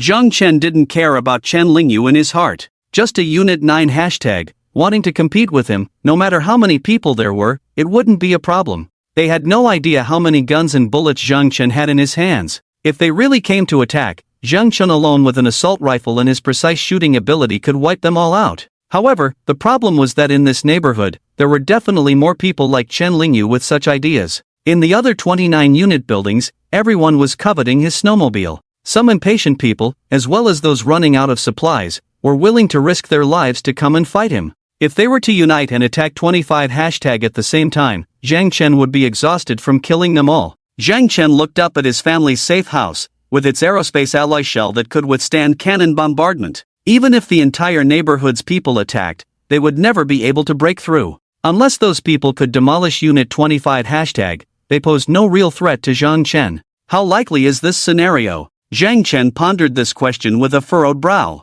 If all the people from the 29 unit buildings acted together, this event could really happen. The current electricity supply does not allow for the use of high-power appliances. They won't be able to use tools like sledgehammers and drills, trying to bring down a building entirely by manual labor. In the current extremely low temperature and severe lack of food for energy, it is absolutely impossible. After all, with their current physical stamina, they would probably freeze just walking outside for a while. How would they have the strength to break down walls? After some thought, Zhang Chen arrived at a satisfactory answer. As long as he stayed put in 25 hashtag and used his firepower and the strength of the safe house, even if the people from the other 29 buildings united, they would not be able to do anything to him. In essence, in the current situation of extreme food scarcity and cold temperatures, enduring the biting cold to take a few steps outside was a huge ordeal. 20 people combined couldn't do the work of one person in the past. My personal safety is not an issue. At worst, I can ride my motorcycle out of the siege, use my weapons and engage in guerrilla warfare with them, slowly wearing them down. But doing so is really troublesome. How long do I have to keep fighting the people from the 29 buildings? If I don't kill them, they will definitely come to attack me. Zhang Chen pondered deeply in his mind. Should he spend some time and energy to eliminate the people in the neighborhood who posed a threat to him, or should he think of another way? In the short term, Zhang Chen had not made up his mind. He glanced at his phone and decided to chat with Li Jian. He needed to see if all the building owners had the same mindset. Zhang Chen opened the chat box with Li Jian. He didn't respond to Li Jian, but Li Jian was very proactive in introducing their situation to Zhang Chen. Mr. Zhang, I come this time with sincerity, hoping to cooperate with you to build a harmonious home, a doomsday utopia. We have only lost 5 elderly people so far due to complications caused by extreme cold temperatures. Everyone is getting along harmoniously through reasonable distribution of resources. I think this is the best way to survive in the apocalypse, preserving the fire of human civilization. It is also beneficial for the reconstruction work after the snow disaster. Now, we lack effective sources of food. In hopes of cooperating with you, we can provide manpower and resources to meet your needs as much as possible. We can also help coordinate relationships with other units to avoid conflicts. After seeing Li Jian's introduction, Zhang Chen felt much more comfortable. He truly lived up to his role as the financial director of a large corporation, with much higher emotional intelligence than the micro-businesswoman Chen Lingyu. Clear and concise in his reasoning, Li Jian's tone was neither humble nor overbearing. However, what Zhang Chen cared most about was the idea of a harmonious home. It had been over 20 days since Doomsday arrived, and yet not a single person had died in conflicts. Zhang Chen looked at Zhou Kor, who was massaging his feet with care. Kor, do you know about the situation in 18 hashtag? Zhou Kor thought for a moment and said, I have heard some things. It is said that the building leader in their unit is a very charismatic person. After Doomsday, he united all the residents and implemented a system of unified resource distribution, allowing the majority of people to survive until now. Zhang Chen sighed, truly a financial director, managing accounting not only requires understanding how to manage, but also knowing how to maximize benefits. In reality, Li Jian's approach was the most rational. In contrast, other units, such as Zhang Chen's 25 hashtag, experienced significant resource wastage due to conflicts and internal strife. Theoretically, if a person does not engage in physical or mental activity, their energy consumption is minimal, and one meal a day is sufficient. Li Jian is a talent, Zhang Chen remarked, but then added, however, it is still impossible to survive in the long term in the apocalypse in this way. Li Jian's ability lay in establishing order, and through his influence in 18 hashtag, he had united everyone early on. But what would happen when faced with external attacks? The group of people accustomed to comfort, when encountering ruthless individuals like Tianhe Bang or Qin Zhanghao, would likely only meet a tragic end. This was similar to how ancient Central Plains civilizations repeatedly fell to nomadic civilizations. Without the protection of force, all stability and harmony were illusory. Zhang Chen asked, what would you do if I disagree? Li Jian pondered for a long time before replying to Zhang Chen's message. We extend an invitation for cooperation to you in the spirit of friendly collaboration. If you refuse, I will be disappointed. However, this does not mean that your thoughts will not change in the future. I still look forward to the opportunity for future cooperation. Zhang Chen smiled, finding this official response quite comforting. So, are you not choosing to attack our 25 hashtag? Or when attacking other units, are you not choosing to join in? Li Jian's response was also very candid. Our force is only used for self-defense and we will not actively attack others. It is not that we lack strength, but useless internal conflicts will only result in mutual harm. Zhang Chen felt like applauding him. Look at him, clearly being cautious, yet speaking so uprightly. On the other hand, the harmonious home in 18 hashtag had peacefully passed half a month in the apocalypse without the courage to engage in conflicts with others. Li Jian was a wise person. He also understood that if Zhang Chen really got into a fight with others, they would not gain much even if they joined in. It was better to sit back and watch the show. In case Zhang Chen loses, and the snowmobile falls into the hands of others, he can still find other people to cooperate with. Wait for my reply. After sending this message, Zhang Chen went to the friend request list to find other people. Previously, due to too many people wanting to add him as a friend to ask for supplies, he directly ignored all friend requests. But now, it seems that everyone in the entire community, from every building, wants to talk to him and ask for help in gathering supplies to survive. Sure enough, Zhang Chen later added several building leaders. Their intentions were almost no different from Chen Lingyu and Li Jian. They all hoped to cooperate with Zhang Chen and asked him to help them gather supplies to survive. However, the conditions they could offer were extremely limited. Only labor, women, and a promise not to turn against each other in times of conflict. The only difference was in their attitudes, nothing more. Zhang Chen lay on the sofa, looking up at the ceiling, murmuring softly, now there are only two choices, fight or cooperate. If I fight, I have to kill those who threaten me. It's not impossible, but it's time-consuming and requires a lot of ammunition. Killing a large number of residents in all 30 buildings in the community would deplete the ammunition I have stored. The ammunition reserves obtained from the police station are not that much, just over 1,000 rounds. This is considering the ideal situation. If they come to attack me and I can kill them all, but if they hide in the buildings and I dare not take the risk to go in. Moreover, although I have no psychological qualms about killing, I'm not a sadistic butcher either. Most people in the community don't have much enmity with me. If I were to kill them all, I would still feel a bit reluctant. Damn, maybe I'll end up with mental issues. Rubbing his temples, Zhang Chen felt that wiping out the entire community was not a good option. It would be too troublesome. Listening to Zhang Chen's muttering, Zhou Kor felt her heart pounding. At this moment, no one in the community knew that they were all on the edge of hell, jumping around frantically. Life or death was just a thought away from Zhang Chen. I'm glad I chose to follow him in the first place. Zhou Kor felt extremely fortunate. Suddenly, Zhang Chen looked at Zhou Kor kneeling in front of him and patted his thigh. Come here. Zhou Kor walked over and sat on his lap. The room was warm, so when they were at home, the two of them usually wore pajamas, sometimes just underwear. Zhou Kor didn't bring any clothes herself. They were all chosen by Zhang Chen. So, in terms of dressing style, it was naturally up to Zhang Chen's preferences. For example, the set she was wearing now was a black lace lingerie, the kind with a touch of sensuality. Under the thin fabric, her white belly and delicate white fat were exposed. Sitting on Zhang Chen's lap, the sensation of her perfectly toned buttocks brought pleasure to Zhang Chen's body and mind. Zhang Chen hugged her slender waist, bit her ear, immediately making Zhou Kor blush, her breathing becoming rapid. Kor, tell me, from your perspective, should I fight them or cooperate? Zhou Kor thought Zhang Chen wanted to discuss serious matters. She didn't expect him to ask for her opinion. Of course, this could also be considered a serious matter. She felt a little regretful but also happy that Zhang Chen was willing to ask for her opinion. Zhou Kor turned her eyes and said to Zhang Chen, if you choose to fight, facing the attacks from residents of the other 29 buildings simultaneously, can you handle it? No problem, Zhang Chen said confidently.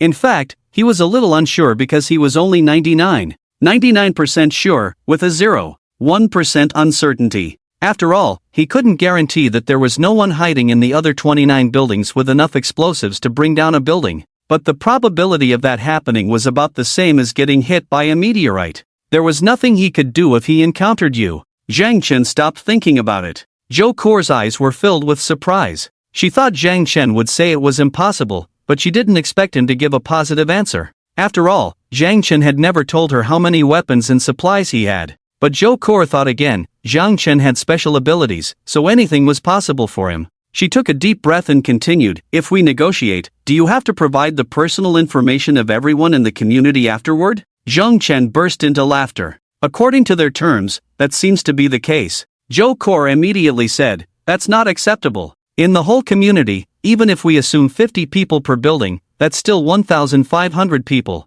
If we have to take care of so many people's food and drink, I don't know how many supplies would be enough.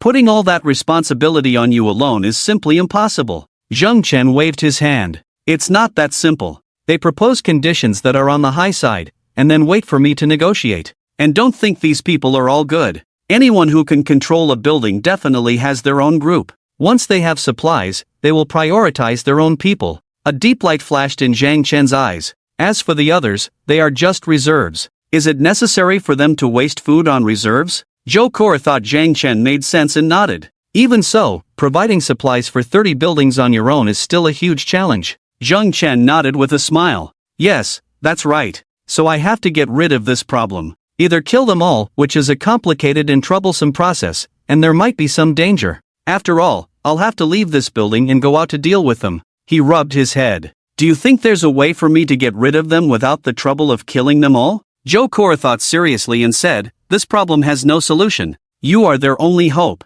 If you don't help them, they will definitely come to kill you. There is another theoretical way, but it's not practical. Zhang Chen raised an eyebrow. Oh? What way? Zhou Kor smiled. Avoidance, though shameful, is effective. Leave this community, live somewhere else, and get rid of them, right? Zhang Chen stared at Zhou Kor with wide eyes. At first, he found Zhou Kor's suggestion ridiculous and even absurd. Leave the secure house he had worked so hard to build? But suddenly, another idea popped into his mind. Could he store the secure house in his own space and take it with him? Zhang Chen had tried to store large items before, but they had to meet one condition: independent existence. His secure house was integrated into the building's framework. To take it with him, he would have to dismantle it. But how? With what? If it could be dismantled, he believed those bastards of neighbors would have done it long ago. Although this idea was bold and extremely difficult to achieve, it made Zhang Chen feel refreshed. Perhaps in the future, when conditions allowed, he could try it. But for now, it was clearly not a viable option. Zhou Kor looked at Zhang Chen's serious expression as he pondered, unable to help but smile and say, I was just talking casually, you don't take it seriously, do you? Zhang Chen looked at her, smiled, and pinched her firm. Then tell me, what should we do? Zhou Kor pouted, I don't know either. Zhang Chen's gaze was deep. Then let's not rush, let's wait and see. After all, time is on our side, the advantage is mine. The only thing that could slightly trouble Zhang Chen now was the matter of the other 29 buildings uniting. But in this post-apocalyptic world, people are all scheming against each other. Within a residential area, the 30 buildings have each formed various types of groups. Zhang Chen and the Tianhe gang, as well as the Crazy Wolf gang, rely on force and killing to establish dominance. Shen Lingyu controls a building through brainwashing and hypnosis. Li Jian has created a harmonious home through scientific management without conflict. With so many organizations, their ideologies are completely different. and they have to be wary of each other, as they could become enemies at any time. It's not easy for them to unite. Zhang Chen planned to continue observing their movements before deciding what to do. Anyway, he held the initiative in his hands. With a large number of firearms and precise shooting skills, he was not afraid of group battles. Zhang Chen made up his mind to wait and see. But he also knew that those people would definitely not be able to bear it and would want to take action against him. So, for a period of time, he needed to pay special attention to security issues. He had a police helmet for his head and a bulletproof vest for protection. Zhang Chen looked at his legs and couldn't help but frown. He had a bulletproof vest, but no bulletproof pants. After some thought, Zhang Chen had an idea. He took out a bulletproof vest from another space and handed it to Zhou Kor. "Is this for me?" Zhou Kor asked happily. "Help me open its seams. I need it," Zhang Chen said. Zhou Kor pouted, somewhat disappointed, but still obediently took the bulletproof vest and used scissors to cut open the seams on both sides. The threads of the bulletproof vest were tough, made of special materials to withstand great impact. Zhou Kor exerted a lot of effort to dismantle the bulletproof vest. Now, the bulletproof vest had become two pieces of fabric. Zhang Chen took it and gestured on his leg, nodding in satisfaction. Wrapping it around his leg and putting on a winter coat, wasn't this a bulletproof pants? There are major arteries in the legs, one must not be careless. After preparing the equipment, Zhang Chen thought for a while and felt that he couldn't let the neighbors in the building be too comfortable. He had to give them a sense of crisis and then instigate them to go out and pick fights with others. After all, when Zhang Chen initially organized them, it was as cannon fodder, not as pampered individuals. The other buildings had sent him a signal, he had to do something in response. So, Zhang Chen sent a message in the homeowners group, informing everyone of the current situation. "At everyone, brothers and sisters of Unit 25, all family members, we are facing a major crisis now. Someone is trying to take our food. Some nearby buildings are envious that I can go out to find food for everyone, so they are threatening me. They claim that if I don't share the food with them, they will attack our building." As soon as this was said, the homeowners group exploded. The neighbors had just seen a glimmer of hope for survival, and now they were relying on Zhang Chen to go out every day and bring back food to sustain them. Now, with other buildings envious and wanting to come and seize the food, they naturally refused. Damn! What do these bastards think they're doing? If they have the ability, they should go out and find it themselves. Let's fight them to the death and protect our food. We won't give them a single grain of rice. Yes, anyway, we have Zhang Chen with us. If it comes to a fight, we shouldn't be afraid of them. However, some expressed concerns. But, we only have 30 to 40 people in our building now. If the other buildings come to attack us, can we really hold them off? This is indeed somewhat difficult. Can we negotiate with them, ask them not to bother us? Do you think that's possible? Everyone is fighting desperately for food now, who will listen to reason? What should we do then? Just fight. Without food, it's as good as dead. The neighbors were arguing fiercely. They were indignant, but most of them also felt fear. If they were to go against all the other units in the neighborhood, wouldn't that mean fighting over 1,000 people? It's no different from seeking death. Zhang Chen timely sent a message. Everyone is aware of the current situation outside. The heavy snow has submerged various low-rise buildings, including most of the supermarkets. So, searching for supplies is also a very difficult task. It depends a lot on luck. There are thousands of people outside. If we give them the food, then all of you won't have anything to eat. I, Zhang Chen, don't want to offend them. Anyway, I have enough supplies to last a few more days. So, the decision is up to you. Do you keep the food for yourselves, or give it to them in exchange for peace? It's up to you to decide. The multiple-choice question given by Zhang Chen was like holding a gun to someone's head, asking them to choose between life and death. In fact, there was no real choice. Upon hearing Zhang Chen's words, the neighbors knew they had no way out. Without food, they would surely die. Perhaps there was a chance to survive by fighting. I understand. Let's go against them. This food belongs to us. Why should we give it to them? Let them go die on their own. Exactly, they can't get food on their own, so they think of robbing others. How despicable. The most disgusting thing in my life is people like this. Luan. Zhang Chen saw that the emotions were almost at their peak and said, "Alright, we can't let them look down on us. They must know how powerful we are. Tonight, Li Changbin and Zhang Lei, you lead the charge into Building 26. There are only a few people left from the Tianhe gang. Finish them off. First, it's to avenge our deceased family members, and second, to warn the other units in the building." Li Changbin, got it. Zhang Gu. Zhang Lei, yes, Zhang Gu. Zhang Chen, as for me, I've been busy outside all day today and feeling a bit tired. I won't accompany you this time. Next time for sure. Li Changbin, Zhanggu, we understand. You've worked hard today. Zhang Lei, Zhanggu deserves the most credit. We can't let Zhanggu do everything, right everyone? Neighbors, yes, yes, yes. Zhang Chen, good brothers, go ahead. After finishing with the neighbors, Zhang Chen comfortably tossed away his phone, then picked up Zhou Core. Ah! Zhou Core let out a scream with a smile. An hour later, Zhang Chen lay on the sofa, cigarette in his mouth, while Zhou Core lay exhausted on his chest, but with a satisfied smile on her face. Ding dong! A WeChat message rang. Zhang Chen picked up his phone and saw it was from Jiang Lei. Zhanggu, those old members of the Tianhe gang are a bit difficult to deal with. Zhang Chen smirked. Of course, it's tough. If it were easy, I would have charged in with a gun and taken them all out long ago. The people from the Tianhe gang are all laborers from construction sites. They have many tools, great strength, and endurance. And they have been dealing with buildings for a long time, knowing how to use the terrain.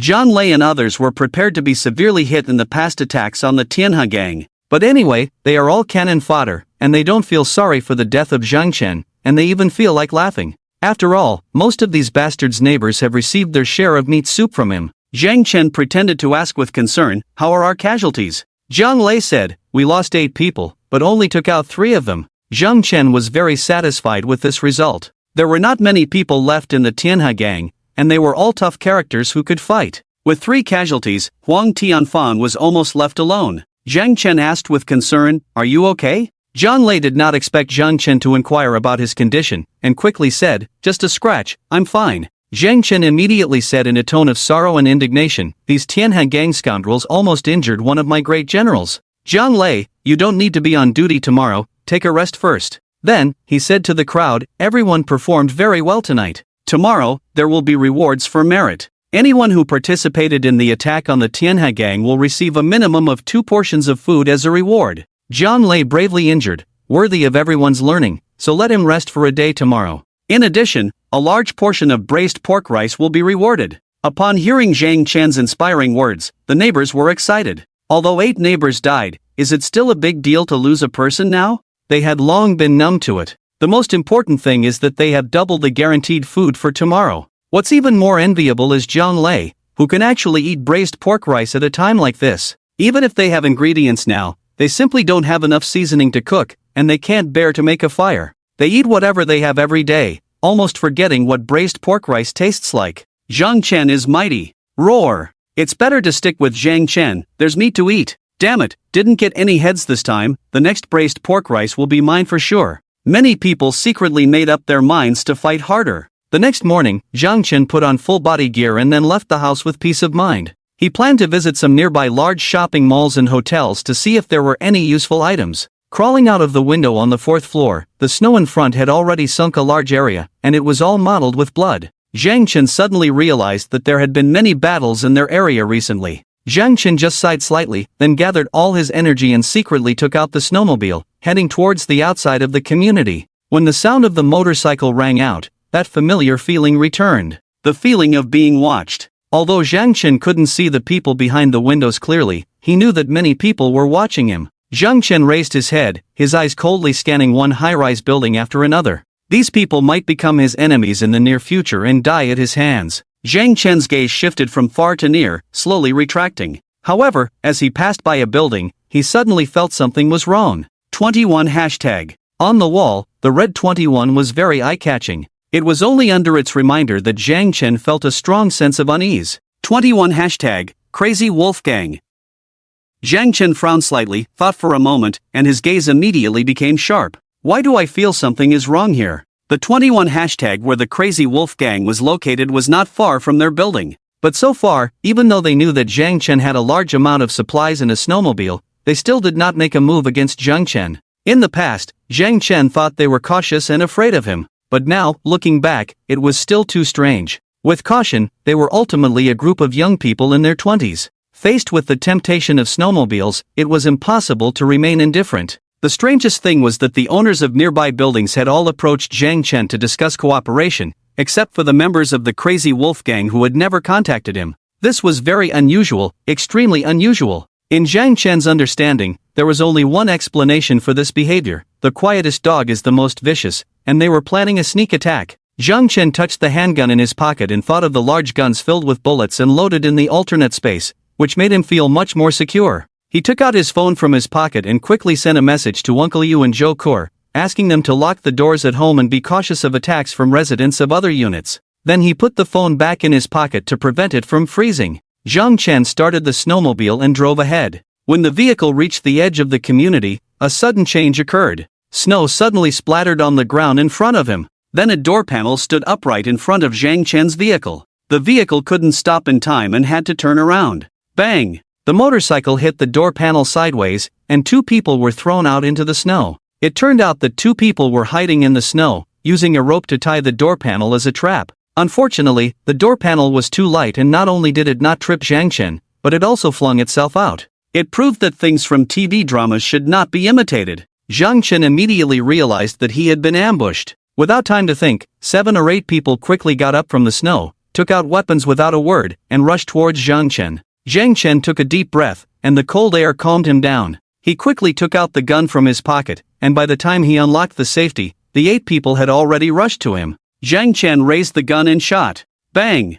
Bang! Bang! If an ordinary person were approached like this, even with a gun, they would likely be in danger. But Zhang Chen had the ability of precise shooting and strong control over space, ensuring that his bullets did not miss. 3 shots killed the 3 people in front of him, all headshots. Before he could catch his breath, several others with machetes approached him within a meter. The machetes were raised high and swung towards Zhang Chen. At the critical moment, Zhang Chen turned the gun. Before the machete could strike, Zhang Chen's gun was aimed at the man's head, almost entering his mouth. The man's body stiffened instantly, just about to say something. With a bang, a shot created a hole in his head. This scene stunned the other people charging towards him. They had never seen someone so ruthless with a gun, instantly killing 4 of them with a shot each. Could he be a half-man, half-ghost, the legendary sharpshooter Yin Xuanying? Without giving them a chance to recover, Zhang Chen raised his gun and shot, killing 2 more people. Only then did the remaining 4 people lose their courage and hurriedly turned back to run.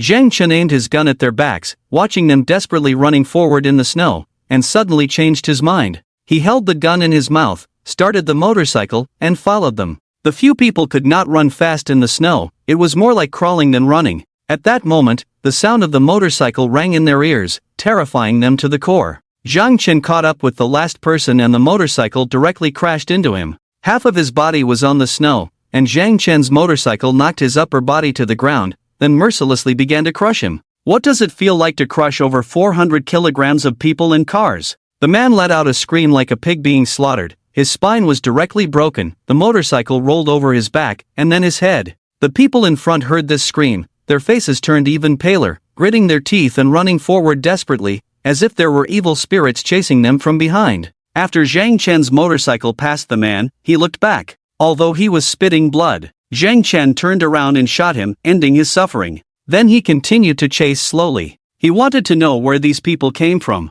If they wanted to harm him, they would have to pay the price for it. The direction in which the few people fled seemed very much like the territory of the Crazy Wolf Gang. At this moment, on the 7th floor of 21 #, the leader of the Crazy Wolf Gang, Wang Chang, and the deputy leader, Xiao Lu, watched the scene before them, feeling their hearts bleeding. For today's robbery, they had prepared for many days, investigated Zhang Chen's route and schedule, and sent 10 subordinates to ambush him. They thought this was a foolproof plan, but they never expected Zhang Chen's marksmanship to be so good. They also did not expect Zhang Chen to have so many bullets in his hands. Instead of successfully killing Zhang Chen and stealing his snowmobile, they suffered losses and ended up being killed by Zhang Chen. Now, the trouble was big. Wang Chang said, "Quick, have everyone gather at the door, set up traps, and be careful of the guns in his hands." Xiao Lu nodded, "Don't worry, we have arranged everything in the corridor. If he dares to come in, we can kill him here. The result will be the same anyway." Although the 2 of them were talking tough, they were all stepping back in unison, not daring to show up in front of the window. They knew Zhang Chen had a gun in his hand, and even a sniper rifle, a deadly weapon. Showing up meant certain death. In 21 #, the people of the Crazy Wolf Gang were on high alert, all hiding in the corridor, praying that Zhang Chen would not come in. Meanwhile, outside, Zhang Chen was leisurely chasing and killing the remaining few members of the Crazy Wolf Gang. Along the way, he casually shot and killed 1 person. The last person ran to the front of 21 #, but before he could reach the entrance, the roar of Zhang Chen's motorcycle sounded in his ears. Zhang Chen looked at the dark room in front of him, knowing that the people of the Crazy Wolf Gang were definitely ambushing there. Zhang Chen did not use a gun but took out the Damascus steel hunting knife he had bought before. This thing was used to cut wild animals, extremely sharp, but Zhang Chen had never used it to kill a person. Puff! The hunting knife swiped across the man's neck, unexpectedly feeling very smooth. The sound of splattering blood was like the wind. A head flew high, then fell to the ground. In 21 hashtag, the members of the Crazy Wolf Gang hiding in the dark saw this scene and felt a chill down their spines.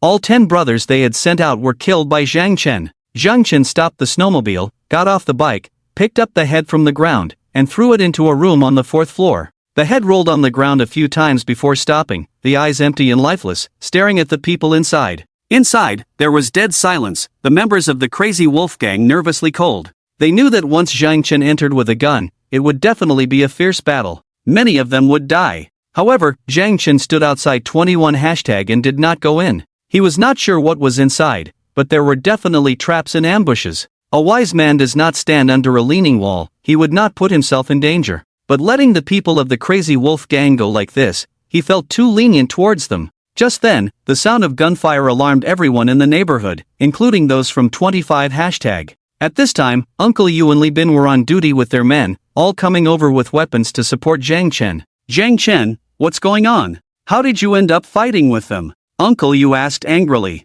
Zhang Chen glanced at them and said calmly, they ambushed me outside, and then I killed them all. From outside the residential area to Building 21, there were 10 bodies lying along the way, blood everywhere, very striking. Uncle Yu shouted angrily, these damn bastards, so treacherous. He said to the people behind him, if something happens to Zhang Chen, our food supply will be cut off, and we will all be doomed. The group of people were shocked, realizing the seriousness of the situation. Zhang Chen waved at them, go back first, and call everyone to come to me. The group immediately returned to Building 25, and then called all the homeowners over. Zhang Chen's expression was very stern, his mood at this time was very bad, extremely bad. He was not afraid of being ambushed because in the post-apocalyptic world, such things were unavoidable. And he was fully prepared, equipped from head to toe, with an assault rifle in his space. A dozen or so people couldn't really do anything to him. But he was angry because he knew that someone from the homeowners on the 25th floor must have informed the members of the Wolf Gang. The reason was easy to explain. For safety reasons, Zhang Chen's daily outings were not fixed. He didn't want others to use that against him. Ambushing in advance? That was impossible. In this temperature, burying oneself in the snow, no matter how thick the clothes were, couldn't last more than half an hour. But today, those people happened to ambush him in the snow. There were no such coincidences in this world, which meant that it must have been someone from within who knew he was going out and then informed the Wolf Gang. Zhang Chen was not angry about being betrayed because he knew that these neighbors were not good people either. As long as the benefits were enough, they would betray without hesitation. He just wanted to kill the person who leaked the information. But in the whole building, almost everyone was capable of doing such a thing, and he didn't know who did it. Since that was the case, then treat everyone equally. The Wolf Gang in Building 21 was on high alert, and a direct attack would surely result in numerous casualties. Zhang Chen decided to let them fight amongst themselves. He wouldn't care who died. Zhang Chen's icy gaze swept over everyone, and seeing him like that, everyone's expression was full of fear. But they also knew that being ambushed was not a pleasant experience. After a while, Zhang Chen spoke lightly, the people from Building 21 have made a move against me. If I die, none of you will survive.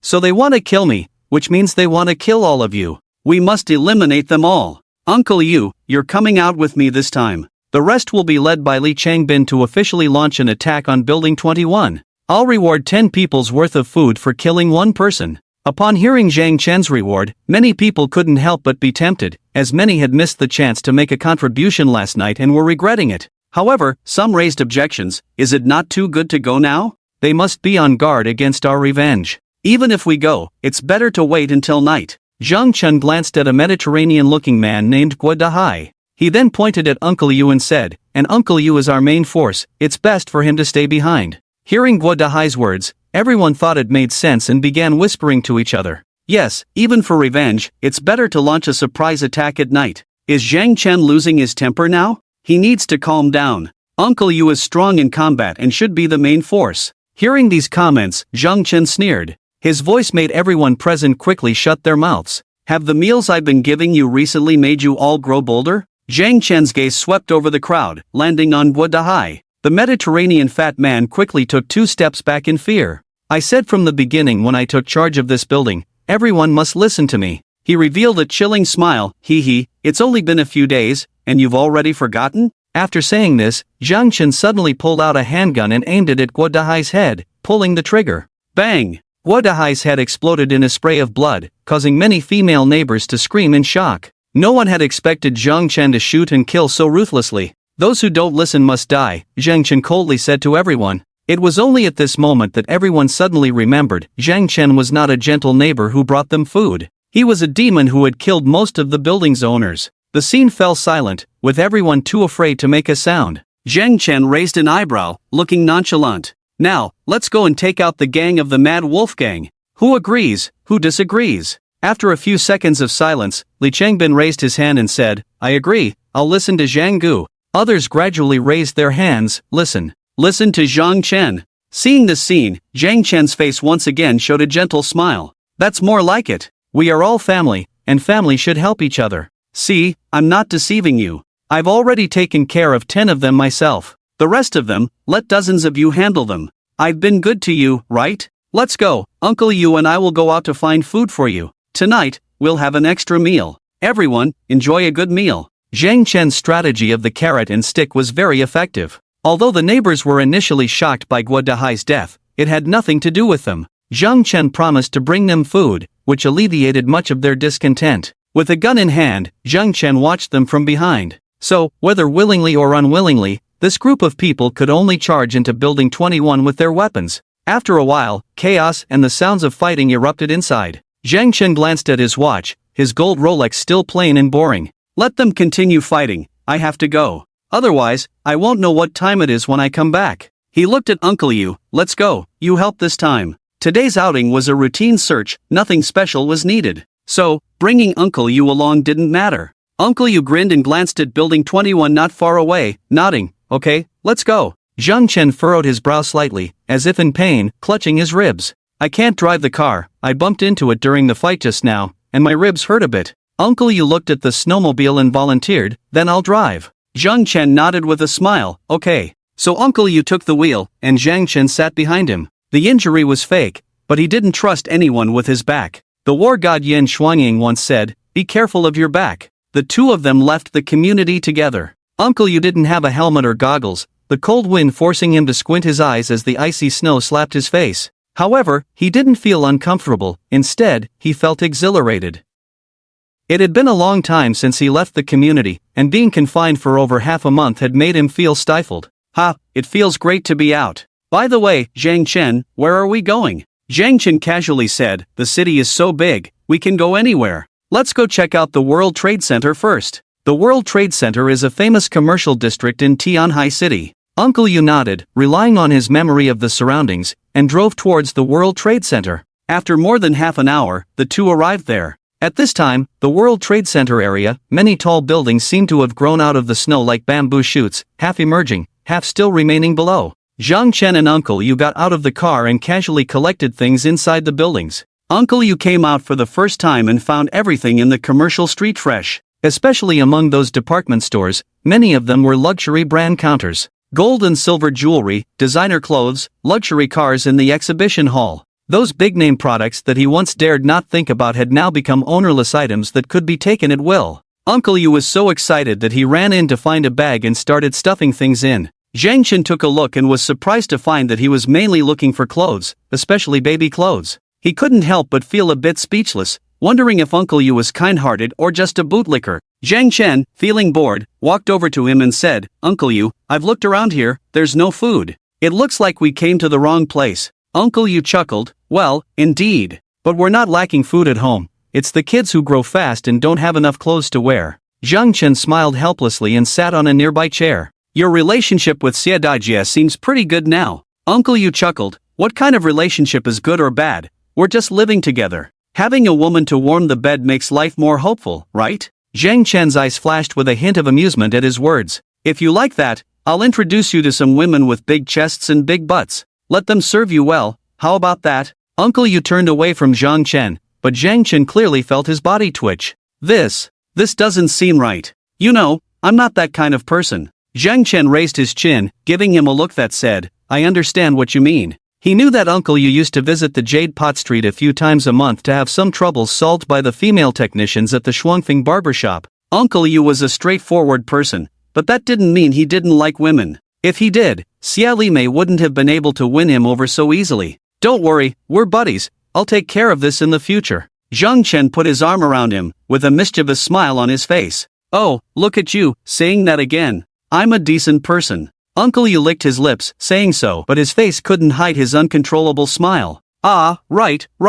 Zhang Chen made a judgment in his heart. Uncle Yu had feelings for Xia Limei, but not too deep. So in the future, if Xia Limei became more troublesome, he could take care of her. But in order not to affect the relationship between him and Uncle Yu, he would have to find him a caring woman who knew how to handle things well. Zhang Chen and Uncle Yu wandered around outside, casually collecting supplies. As they chatted, they mentioned the current situation in the neighborhood. Uncle Yu asked Zhang Chen, some people are planning to go after you, they're jealous of the snowmobile in your hands. Things might get more complicated next. Do you have any plans? It was rare for Zhang Chen to chat with Uncle Yu. Hearing this question, Zhang Chen smiled bitterly and said, "You're asking me? I was going to ask you." He sighed, now everyone is eyeing my snowmobile, knowing that it's the only means of transportation available. Everyone wants to snatch it from me. What else can I do? I can only try to protect it as much as possible. Of course, I also have to protect myself. Uncle Yu nodded solemnly. You're right, in this situation, it's already very difficult for you to take care of us. Taking care of the entire community of over 1,000 people is simply impossible.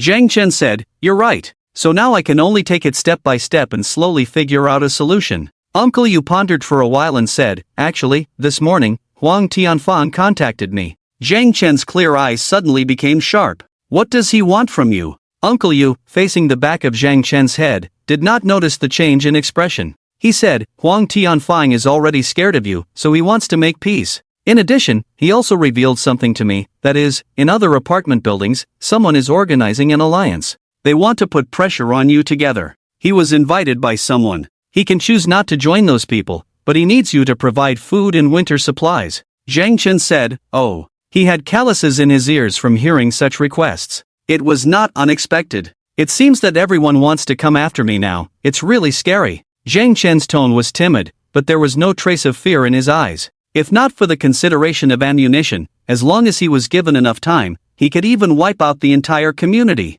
Of course, this timeline might be longer for safety reasons. But that scoundrel Huang Tianfan, I must kill him. One is his Tianhe gang, and the other is the group of mad wolves. I won't let any of them go. Zhang Chen's voice was calm, as if he was talking about a trivial matter. But his words revealed a chilling intent to kill. They were the ones who attacked Zhang Chen first, so Zhang Chen had to make sure they died. In order to live well in the apocalypse, he would not allow anyone who threatened his safety to exist. Uncle Yu said, they deserve to die, they have killed too many innocent people, and they even attacked you proactively. But, if we fight them, do you have enough weapons in your hands now? Since emptying the police arsenal, Zhang Chen had acquired a large amount of weapons and ammunition. But Uncle Yu was not sure of the specifics. He only knew that when Zhang Chen came back that day, he looked pretty clean and didn't see much on him. So he thought that after these few days of fighting, Zhang Chen had already used up most of the bullets. There was a glint of determination in Zhang Chen's eyes, followed by a long sigh of resignation.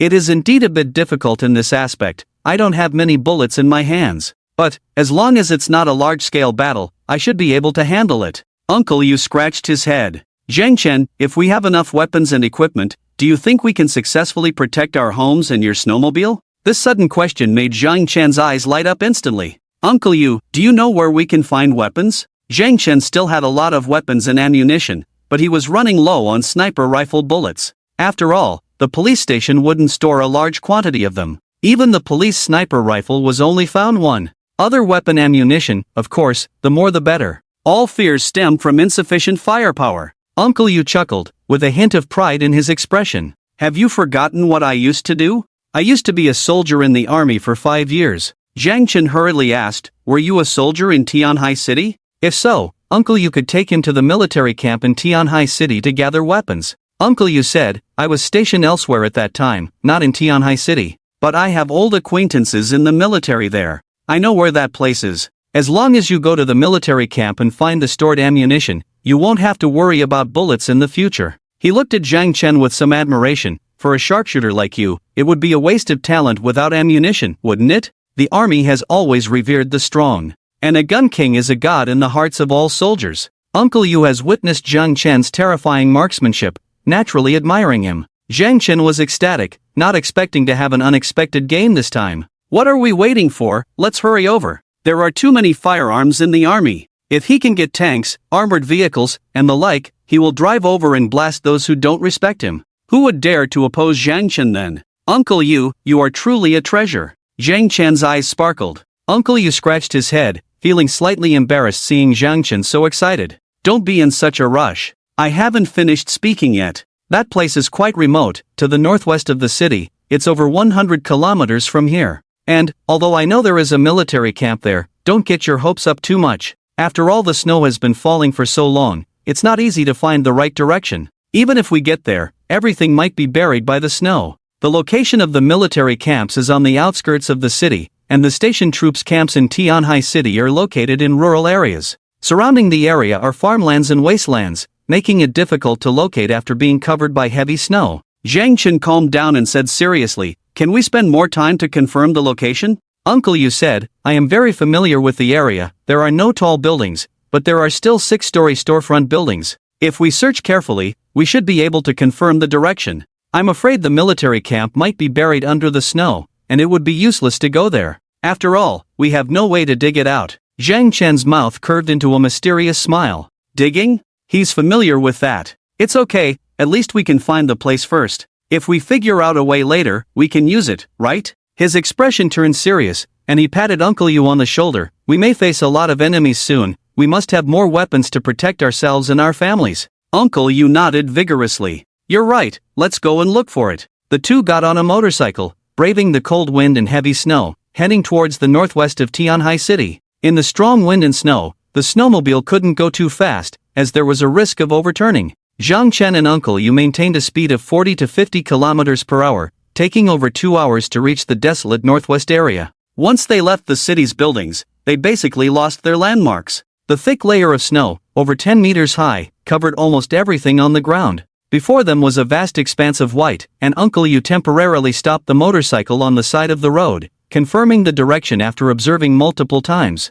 Pointing to a protruding white hill in the distance, he said, "Luckily we have this thing to look at. We're not far now, about 5 kilometers away." Zhang Chen nodded, filled with anticipation. The two soon arrived at the foot of the mountain. On the ground, scattered protruding buildings could still be seen faintly. Uncle Yu said, "We're close by. As for the exact location of the military camp, I need to confirm it again." "All right, let's search carefully," Zhang Chen said. The two parked the motorcycle on the side of the road and began to search for the military camp's location. There are few tall buildings in the military camp, and the dormitories are only 2 or 3 stories high for emergency assembly purposes. In addition, the camp's large area increases the difficulty of the search. If it weren't for Uncle Yu, the experienced guide, leading the way, Zhang Chen would have to spend at least 10 days or half a month finding the place on his own. After searching for a while, Uncle Yu suddenly saw a building not far away. His eyes lit up. "Found it!" he exclaimed with joy. "Have you found the location of the military camp?" Zhang Chen also quickly looked over. Uncle Yu shook his head, pointing at the golden sign on the building. "Found the bathhouse." Zhang Chen's expression immediately became speechless, looking at Uncle Yu askance. Uncle Yu chuckled, "Don't worry. Once we find this place, I can determine the direction of the military camp," he explained to Zhang Chen. It turned out that this bathhouse was opened by his comrade in arms, and Uncle Yu would come here 1 or 2 times every year to catch up and spend money. Neiu Qiankuan Bathhouse. Qiankuan? Brilliant! Zhang Chen looked at the golden sign and couldn't help but applaud. The owner of this bathhouse was indeed talented, but he was curious and asked, "The bathhouse is located outside the military camp? Can it do business there?" Uncle Yu laughed. "Don't you understand this? Doing business here is great. Life inside the army is very boring, and most soldiers don't have girlfriends. Young people are energetic and need an outlet, and they don't have places to spend money in the army. When their supplies come in every month, they need somewhere to spend, right? Plus, they are physically fit, strong, and don't cause trouble, so they are especially welcomed at the bathhouse." Uncle Yu explained convincingly. When talking about his past experiences in the army, there was a glint in his eyes. Zhang Chen smiled. "Don't the leaders in the army manage this?" Uncle Yu said, "Of course, such things are not allowed by discipline. But the leaders also understand that the soldiers have needs, so they turn a blind eye. Pointing to the sign of Niu Qiankuan, he said, "Anyway, as long as you see this, you know the general direction of the military camp." Uncle Yu turned to the north, stood in the wind carefully observing for a while, then suddenly pointed to a distant direction. "There! Do you see that watchtower?" Zhang Chen squinted and carefully looked, finally seeing a black dot in the snowstorm. "I see it," Uncle Yu said, "the military camp is located there." Zhang Chen glanced at Uncle Yu, "But the military camp is not small, right?" "Just confirming the location of the military camp, how do we find their arsenal?" Uncle Yu said, "Years ago when I came to visit an old comrade, I went into the yard.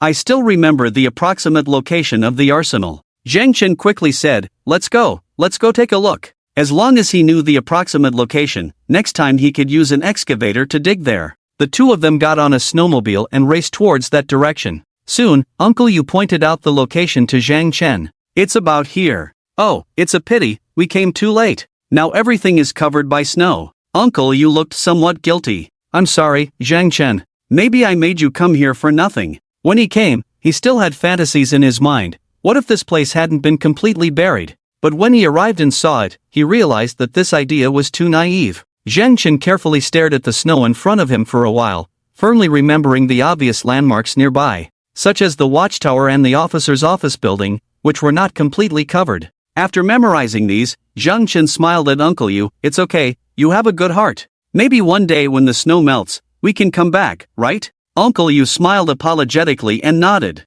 Zhang Chen patted his shoulder. "Let's go, it's time for us to go back." After running around for half a day, it was getting late. It would take another 2 or 3 hours to get back, so they couldn't afford to delay any longer. Uncle Yu sighed and quickly went to drive. Inside the community. "Retreat, retreat quickly." Li Changbin led a group of neighbors and hurriedly retreated from the territory of the 21 Crazy Wolf Gang. This time, their losses were heavy, with more than 10 people killed. Indeed, the disadvantage of fighting on enemy territory was too great. Although they had more people, the other side was well prepared and had set up many traps, making it difficult to gain an advantage in the fight. However, they also managed to kill 5 or 6 people on the other side, which was considered a good result. Due to the cold weather, everyone was panting heavily towards the end of the battle, and they felt it was unwise to continue a strong attack upstairs, so they chose to retreat. On the way back, Li Changbin counted on his fingers, thinking about how much reward Zhang Chen would give him when he returned, feeling quite pleased. But some people were feeling very low, their faces full of displeasure. "I really don't know what the point of this attack was. We lost more than 10 people for nothing. Wasn't it the same when we attacked the Tianhe gang last time? We lost more people than we killed. If we keep going like this, all our people will be dead. Was it just to vent for Zhang Chen? Just now, my head was almost chopped off. Zhang Chen sent us to attack, but he ran away with Uncle Yu. Clearly, they are the best fighters, but they stayed behind and refused to go up." These voices came from a few middle-aged uncles among the neighbors. These old and cunning people contributed the least but complained the most. In addition, this time's attack on the Crazy Wolf Gang itself was fierce, causing some people to be injured, and some even almost died, so they couldn't help but complain about Zhang Chen. Li Changbin, who was walking in front, heard this and frowned, cursing, "What are you talking about? Keep your mouth shut and don't say things you shouldn't. If it weren't for Zhang Chen bringing us food, many people in our building would have starved to death. Can you still complain here?" Li Changbin's words did not shut up those who were complaining. A fat man with glasses sneered, "Li Changbin, you're about the same age as Zhang Chen. Are you treating Zhang Chen as your father? Didn't you see that he treats us all as cannon fodder?" The impact of the term cannon fodder was undoubtedly huge. Other neighbors also changed their expressions after hearing this. After all, in the past few days, due to the consecutive attacks on the Tianhe Gang and the Crazy Wolf Gang, more than 10 people had died. Thinking that this might be their fate, they felt a chill down their spines. Li Changbin pointed at him and scolded, "Don't talk nonsense. At the very least, we can eat now, all thanks to Zhang Chen." The fat man named Luan Chang sneered contemptuously. "It's true that he provides us with food. I also admit that I was quite touched at first. But what about later? He insisted on forcing us to fight with others, pushing us into a fire pit. Clearly, we could just stay in our own building and ensure our safety. Why go fight others? We could guarantee our safety, and let Zhang Chen find food for us every day. That would be the best outcome. But no, he just had to stir up trouble, offend people from other buildings. If he annoys everyone, what will we do when they come to attack us in the future?" Here, Luan Chang dropped another bombshell. "And from my observation, he never eats the food he brings us. So he must be secretly keeping the good food for himself and letting us eat junk food. With so many supermarkets and stores outside, do you really believe him when he says how difficult it is to find food every day? He's just taking advantage of everyone's foolishness. These words struck a chord with many people. At first, they all thought they just needed to quietly hold on to no. 25. Then Zhang Chen would go out and bring back a lot of food for them to eat. But who would have thought that Zhang Chen would actually send them out to fight with others? How cruel. They don't want to die, why should they be sent to their deaths? In the crowd, a woman also lowered her head and said, "What Zhang Chen is doing is not right. There's no need to let us die in vain, right?" Emotions are contagious, especially when they are now standing on the same front. Gradually, others began to express their dissatisfaction. "We work hard every day, while he just needs to go out and bring something back. He's just relying on having a snowmobile. What contribution does he have compared to us?" Exactly, if he gave me his snowmobile, I could also go out and find food. What's so difficult about that? I think Luan Chang is right, he's just planning to use us as cannon fodder, telling us to risk our lives. Li Qingbin's grip on the shovel loosened slightly, and he suddenly shouted angrily, "Enough! Don't say such things anymore. Be careful if Zhang Chen finds out, he'll kill all of you." Everyone's hearts skipped a beat, and they all closed their mouths. At this moment, Luan Chang walked up to Li Qingbin with a sly look on his face, lowered his voice and said, "We all said these things. Are you going to snitch and let Zhang Chen kill all of us?" All eyes turned to Li Qingbin. If Li Qingbin dared to say a word that displeased them, they would kill him on the spot.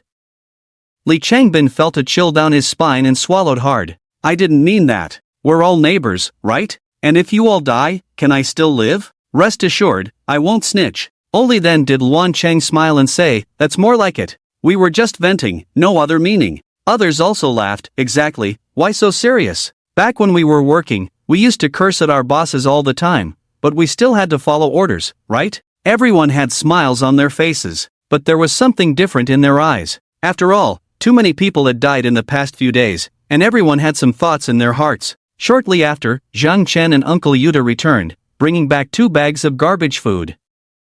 After learning about the situation, he pretended to comfort everyone and publicly rewarded Jian Lei and Li Qingbin with 2 portions of braised pork rice. The other neighbors also received more than their usual share of food. However, Zhang Chen felt that this time the mood among everyone was a bit off. Although they didn't say anything, there was a hint of rejection in their eyes. Zhang Chen sneered inwardly, knowing that these people were starting to doubt him. But so what? He knew these neighbors too well. They were cowards at heart, scared by Qin Zhanghao's gun in the past. Now they were unwilling to be cannon fodder for Zhang Chen, but with a gun and a piece of moldy bread, he could make them kneel and lick his boots. A bunch of lowly creatures, no need to treat them as human beings. On the other hand, Uncle Yuta handed the clothes he had collected to Xia Limei with a smile. Xia Limei's eyes lit up, happily taking the clothes. The clothes Uncle Yuta found for Xia Limei were all brand name, and because he didn't know much about them, he even asked Zhang Chen for advice. Xia Limei had never worn such expensive clothes before, and seeing herself and her child with new clothes, she couldn't help but hug Uncle Yuta's arm and affectionately say, "Brother Yuta, you're so kind." The neighbors couldn't help but feel jealous when they saw the new cotton clothes. Luan Chang bravely said, "Zhang Chen, next time you go out, can you help us bring back some clothes too? It would be best if it's down jackets, or..." He looked at the professional-grade cold-proof clothing on Zhang Chen's body, greedily swallowed his saliva, and pointed at him, saying, "Like the one you're wearing. Should be able to find it, right? The quality of the clothes can be judged by whether they shiver when they are outside." Every time they see Zhang Chen calm and composed, they know that Zhang Chen's clothes are top-notch for keeping warm. Everyone's eyes revealed desire, all looking towards Zhang Chen. "Zhang Chen, since uncle you can find it, then next time, help us bring some back." Zhang Chen furrowed his brows slightly, sneering in his heart. "Really pushing it. Do you know how many people envy you just for being able to eat your fill? And now you want to wear good clothes too." He smiled and nodded. "If there's a chance in the future, I will definitely help you all find some. But my car is too small, can't carry much.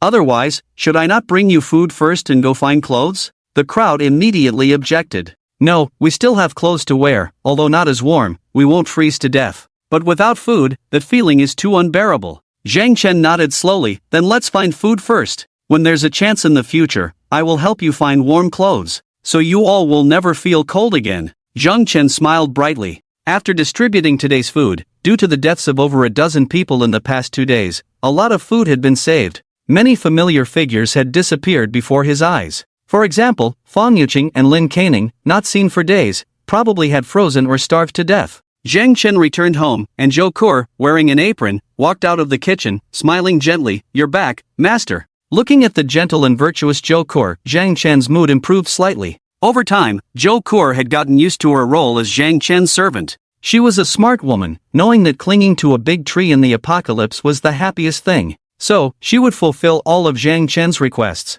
Even things Zhang Chen didn't mention, she would strive to complete. "What are you doing?" Zhang Chen took off his cold-proof clothing and asked. Zhou Kur squatted down, helped Zhang Chen with his slippers, and placed his snow boots on the shoe rack. "Stewed beef with potatoes, don't you like this?" "I'm trying to make it. Just don't know if it tastes good." At this moment, Zhang Chen also wanted to eat something hot to warm his stomach. He sat on the sofa, and Zhou Kur brought him foot-washing water. Putting his feet into the warm water, the comfortable and relaxing feeling instantly made Zhang Chen's body less tense. Running around in the wind and snow all day, even with various cold-proof equipment, he still felt a bit cold. Only at this moment would he realize how comfortable it was to have a warm home. Overall, his mood today was quite good. With the specific location of the military camp, next time he could go alone and dig out weapons and ammunition from the camp, which would definitely be many times more than the police station. Moreover, there might be some powerful military weapons, such as grenades, RPGs, maybe even tanks, armored vehicles? Zhang Chen shook his head. Those things were not standard equipment for ordinary troops. And with their weight, trying to get them out in the snow would just sink them into the snowdrifts, not very useful. However, there will definitely be a lot of weapons and ammunition. With these weapons, no one here can threaten me. In his joy, he naturally also thought of some unhappy things. For example, being secretly attacked by members of the Crazy Wolf Gang. Fortunately, he was fully equipped from head to toe, with a gun and plenty of bullets in his hand. Otherwise, how could he possibly fight off 10 people in the snow? The Crazy Wolf Gang, I must destroy them. But they are quite cunning too. Once they know the firepower I have, they won't come out. I dare not easily attack them. How should I deal with them? Zhang Chen pondered. Attacking a high-rise building, a direct assault is definitely foolish. They have a lot of space to retreat, but the area behind the attackers is snowy, making movement difficult, and there is no cover. In addition, the corridors are narrow, the environment is complex, and it is very difficult to gain the upper hand. If they use Molotov cocktails like me for a fire attack, even if they are not burned to death, they will be suffocated. Thinking of this, Zhang Chen's eyes suddenly lit up. Fire attack? Yes, we can use a fire attack. He recalled news he had often seen before. A residential building caught fire, thick smoke billowed, causing people on the upper floors unable to escape and eventually suffocated. The more Zhang Chen thought about it, the more he felt there was a way. People can't get in, but smoke can. And smoke rises, so it's useless for them to escape to the upper floors. The outside temperature is too low. They usually seal the doors and windows, which will make them suffocate faster. If they plan to escape by opening the windows, I'll shoot them down one by one. Zhang Chen clapped his hands in delight. This method is excellent for dealing with enemies hiding in buildings. But here comes the problem again. If we want to set a fire, it must be a big fire. Except for the doors, all the wood that can be used to burn the buildings has been removed. Zhang Chen also came up with a solution. There are many trees outside. I'll cut down a few more in the next few days. These trees happen to be damp, so when they burn, they won't fully oxidize, creating denser smoke. Just need to sprinkle some gasoline on them. Perfect. Zhang Chen figured out how to deal with those people hiding in the house and couldn't help but feel relieved. Zhou Kur brought the prepared dinner. Zhang Chen took a bite, smiled and praised. Your cooking has improved. Zhou Kur heard Zhang Chen's praise, her face full of joy. Really? If you like it, I can cook for you every day. Zhang Chen nodded with a smile. While the two were eating, Zhou Kur sat across from Zhang Chen. In Zhang Chen's mind, he was still thinking about how to deal with the troublesome neighbors in the community recently. He had a preliminary plan in mind, not to engage in large-scale conflicts with them for the time being. Even if he had to fight, he had to wait until he collected enough wood for the fire and excavated a large number of weapons from the military camp. Only then would he have 100% certainty to clean up those guys who intended to harm him. While eating, Zhou Kur suddenly said to Zhang Chen, "These days, it seems like there have been quite a few deaths in our building." Zhang Chen's thoughts were interrupted by Zhou Kur. He glanced at the woman in front of him and said calmly, "Oh, really? And then?" Zhou Kur continued, "I feel like they seem to hold some grudges against you. You better be careful." Concern for Zhang Chen was evident in Zhou Kur's eyes. Women are very sensitive. She keenly noticed the changes in the neighbors today. Zhang Chen smiled gently, reached out and rubbed her soft cheek. "Don't worry, if I still need you to remind me of such things, I would have died countless times already." Joe Kor said seriously, the death rate has been too high these days. There may be people changing their minds. I'm worried they might collude with people from other units to harm you. Zhang Chen nodded, but his expression was indifferent. It's okay, if they want to betray, let them betray. I never believed in any of them from the beginning to the end. I can even say that I will eventually kill them all. The group of treacherous neighbors turning against Zhang Chen was nothing new. Joe Kor covered her mouth in surprise, then sighed, I was worried about you here, but it seems I worried for nothing. You are much more ruthless than them. Although she sounded a bit regretful, her heart felt relieved. With such a reliable man by her side, her safety was guaranteed.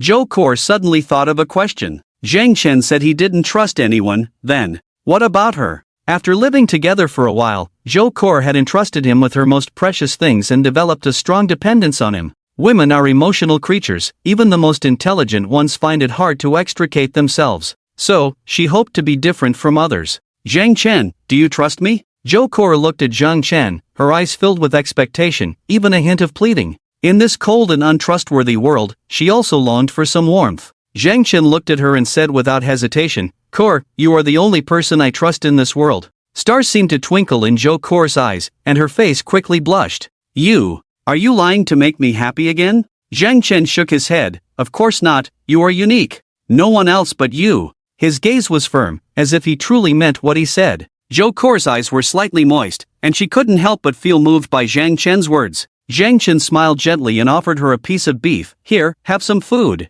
Watching Joe Kor's happy expression, Zhang Chen sighed lightly in his heart. Women are so easy to handle, just don't feel guilty when lying. Zhang Chen did like Joe Kor, but the only person he loved was himself. However, he had to make Joe Kor believe that he loved her. In this world, the best way to manipulate someone was through emotions. Just like working in a company where the leaders also talk about emotions with you and call employees family? But when they fire you, they are heartless. Only by making Joe Kor believe this and be devoted to Zhang Chen could his position be secure. After dinner, Zhang Chen planned to take a shower. Joe Kor blushed and stood up, asking, Do you want me to help you wash your back? Zhang Chen looked at her, and Joe Kor's eyes seemed to hold more affection than before. Zhang Chen nodded, sure, it's not convenient to wash your back alone. It's better to enjoy together than alone, let's shower together. He hadn't tried a couple's bath yet. Zhang Chen walked over, helped Joe Kor take off her clothes one by one, and then carried her into the bathroom. At this time, the neighbors in Unit 25 were huddled at home, eating the food Zhang Chen had given them. They hadn't showered for almost a month, feeling itchy and uncomfortable, some even developing skin conditions. But they had no choice, they couldn't get enough hot water, and even if they could boil water with an electric kettle, they had to save it for drinking, so they didn't dare to shower. If they got sick after showering, they would have no way to recover. John Lei and Li Changbin were roommates, good buddies since college, and even after graduation, they worked at the same company, their relationship as strong as ever. That night, the two of them were in a good mood because Zhang Chen had given each of them a box of braised pork rice. These 2 boxes of braised pork rice were taken from the supermarket shelf and had long been frozen solid. However, they were not discouraged. They stuffed the braised pork rice into the darkroom, wrapped themselves in thick blankets and quilts, leaving only their heads exposed. John Lei struggled to scoop out a piece of braised pork with a spoon, chewed on it for a while, and finally tasted the flavor of the braised pork. His face was full of happiness, as being able to eat this was like having a top-notch meal. Fortunately, we followed Zhang Chen back then. Now we can even eat braised pork, Zhang Lei said happily. But on the side, Li Changbin remained silent, burying his head and gnawing on the rice in his hand. Yes, not eating, but gnawing. After all, the rice and meat were frozen together, and he found it troublesome to use a spoon, so he directly pressed his face against it to gnaw and eat. John Lei, seeing Li Changbin not speaking, thought he hadn't heard, so he nudged him with his elbow. Hey, don't you think I'm right? Let's stick with Zhang Chen from now on. Didn't you see Joe Kor? That guy, still looking glamorous, wearing branded clothes, Canada Goose. The scariest thing is, she seems to be able to take a bath. John Lei's eyes were full of envy. His current way of cleanliness was rubbing the dirt off his body with his hands, creating long streaks. But later, he couldn't bear to rub it off because it could keep him warm. Li Changbin glanced at him and said in a muffled voice, What's the use of envying others when you don't have the means? Zhang Lei sighed, You're right, we don't have those parts. Otherwise, I would also go and try. He looked at his brother, chuckled, But before that, I'll let you enjoy yourself. Li Changbin retorted, Get lost, with your appearance, I wouldn't want it even if you gave it to me for free. Zhang Lei argued, Don't mind the dirt, I can use my mouth. Shut up, Shut up, the more you talk, the more disgusting it gets. The atmosphere between the two began to become somewhat awkward. After a moment of silence, Li Changbin spoke in a deep voice, Zhang Lei, don't you think that when Zhang Chen gives us things to eat, he's actually using us as cannon fodder? He never intended for us to survive. Zhang Lei widened his eyes. What do you mean? Li Changbin repeated what the neighbors had said during the day to Zhang Lei. Zhang Lei fell into silence. Talking about those things is useless, what can we do? Back then, we even thought about killing him and taking over their house and food. But we couldn't beat him, and we almost got killed by him. In this world now, whoever has the stronger fist is the boss. If he can give us a meal, we have to behave. Li Changbin fell silent. Just then, their phones rang. Li Changbin took out his phone from his pocket, glanced at the message, and his expression suddenly became serious.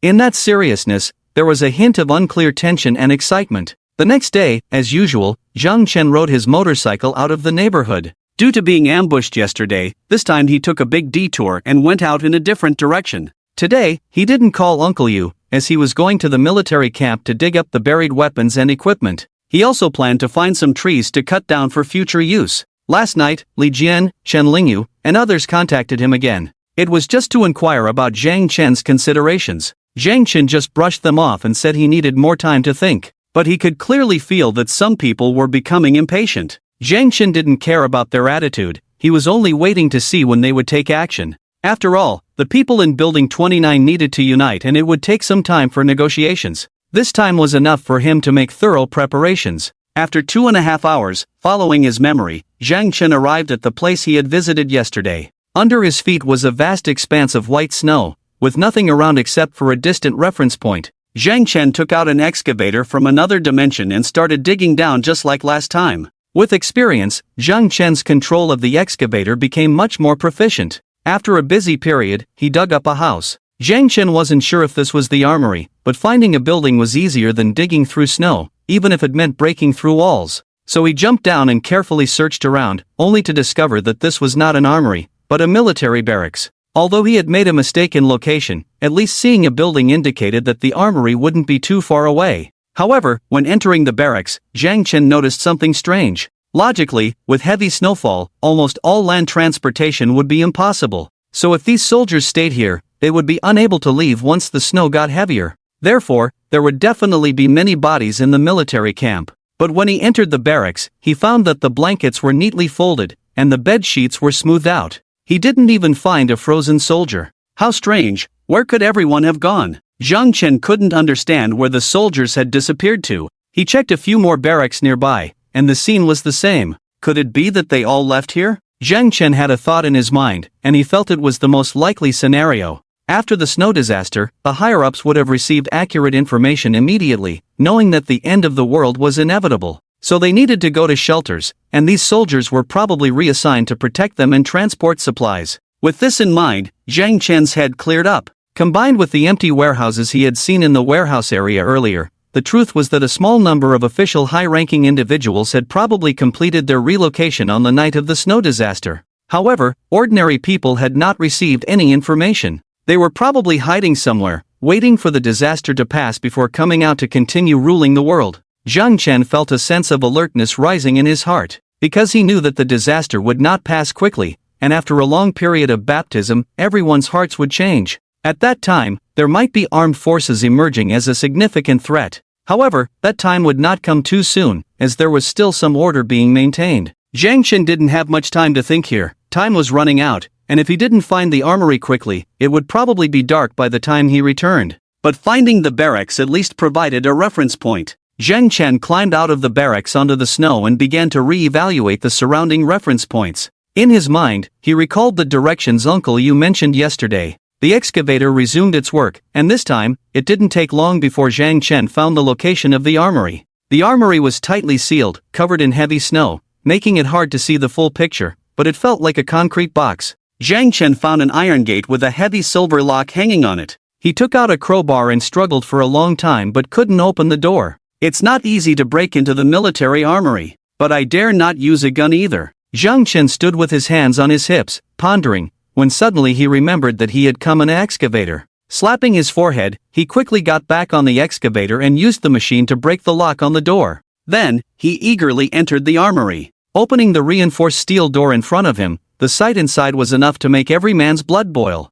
Zhang Chen saw a real arsenal for the first time, which was different from what he had imagined. There were not piles of bullet boxes stacked inside a large iron cabinet. The arsenal had many iron racks against the wall, with dark guns placed on them, all rifles. There were also some gray-green boxes made of unknown metal on the racks, looking very heavy. Camouflage suits and helmets were hanging on the wall, and Zhang Chen even saw some cans of camouflage paint on the racks. Zhang Chen took a deep breath and stored all the rifles in his dimensional space. Now he had too many guns in his hands, far more than he could use. Unless one day he needed to assemble a Doomsday survival team, they would not have a chance to see the light of day again. But Zhang Chen didn't care about that. He stored them away first, just in case they might be useful in the future. He wasn't very interested in these firearms. What he mainly wanted to find were bullets, grenades, and even equipment like RPGs. Being in the armory, Zhang Chen was very careful with his movements. He opened the iron boxes one by one, and indeed, there were different types of bullets inside.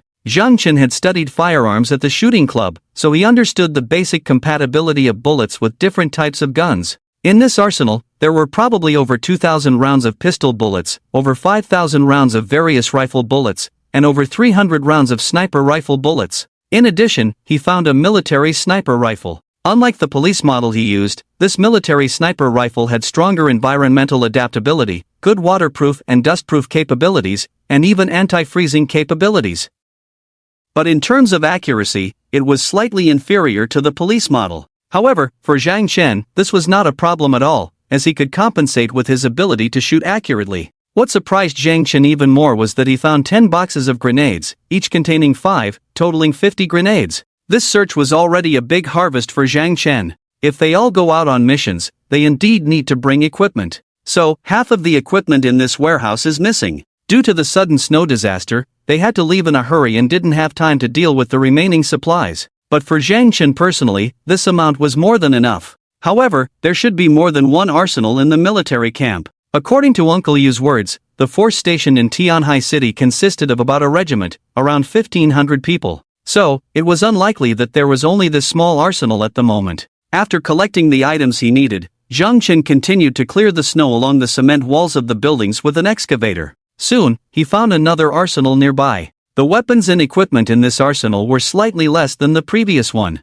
but Zhang Chen also found thousands of bullets and 2 boxes of grenades. For now, it's completely enough. Zhang Chen's face showed a satisfied smile. With these weapons and equipment, in Tianhai City, if it came down to a show of force, there was basically no one who could threaten him. He had never used grenades before, but he could ask Uncle Yu for advice later or search online for how to use them. As for other heavy weapons, Zhang Chen did not find any. After all, the force stationed in Tianhai City was an infantry army, without artillery or tanks. Weapons like heavy machine guns were probably taken away when they went on missions. If it weren't for the rapid spread of the snow disaster, Zhang Chen might have had a hard time keeping the weapons and ammunition he found. Anyway, these weapons are enough for me. And this also points me in a direction. I can obtain weapons in the future through police stations and military forces in various places. Every city of a certain size has police stations and station troops. Zhang Chen has a means of transportation, so he can easily cross the city in the future and go to nearby satellite towns to search for weapons and equipment. After searching around and confirming that there was nothing else of value, Zhang Chen drove his motorcycle away from the military camp. He didn't go far. The area nearby was all wilderness, with plenty of trees planted, which happened to meet Zhang Chen's requirements. He directly used an excavator to break these trees in half and then stored them in his own space. This time he was busy for a long time, not returning until evening. By this time, all the neighbors in the building were waiting for him to come back and distribute food. But this time Zhang Chen came back empty-handed. When he saw the neighbors, Zhang Chen spread his hands and said, "I searched many places today and didn't find any food. Let's bear with it for now. People shouldn't be fed too much, as being full easily leads to all sorts of thoughts. For example, yesterday, some people started asking for clothes. Zhang Chen deliberately didn't bring anything back today, just to make them remember, you are all under my care, so behave and listen to me if you want to eat." When the neighbors heard that Zhang Chen didn't have any food, they immediately started murmuring. "What? No food today? Really? With so many places outside, you couldn't find more? It's going to be tough without anything to eat tonight. You worked hard all day, and you didn't get anything in return?" Zhang Chen smiled at the chattering crowd. "Are you done talking?" Everyone's expression changed, and they closed their mouths with displeasure. Lately, it seems like you've forgotten your place. You've forgotten that you asked me to save you in the first place. Could it be that it's only been a few days, and you already think it's my duty to bring you food, Zhang Chen? In that case, let's just call it quits. From now on, you can find your own food. The crowd was shocked. Li Changbin quickly said, Zhang, that's not what we meant. We understand your hard work. It's not easy to search for food in such heavy snow outside. Why don't you go back and rest first? Zhang Chen shrugged, that's how it is today. After saying that, he waved his hand, letting everyone leave. However, Lu Chang, who had been in the crowd all along, suddenly spoke up.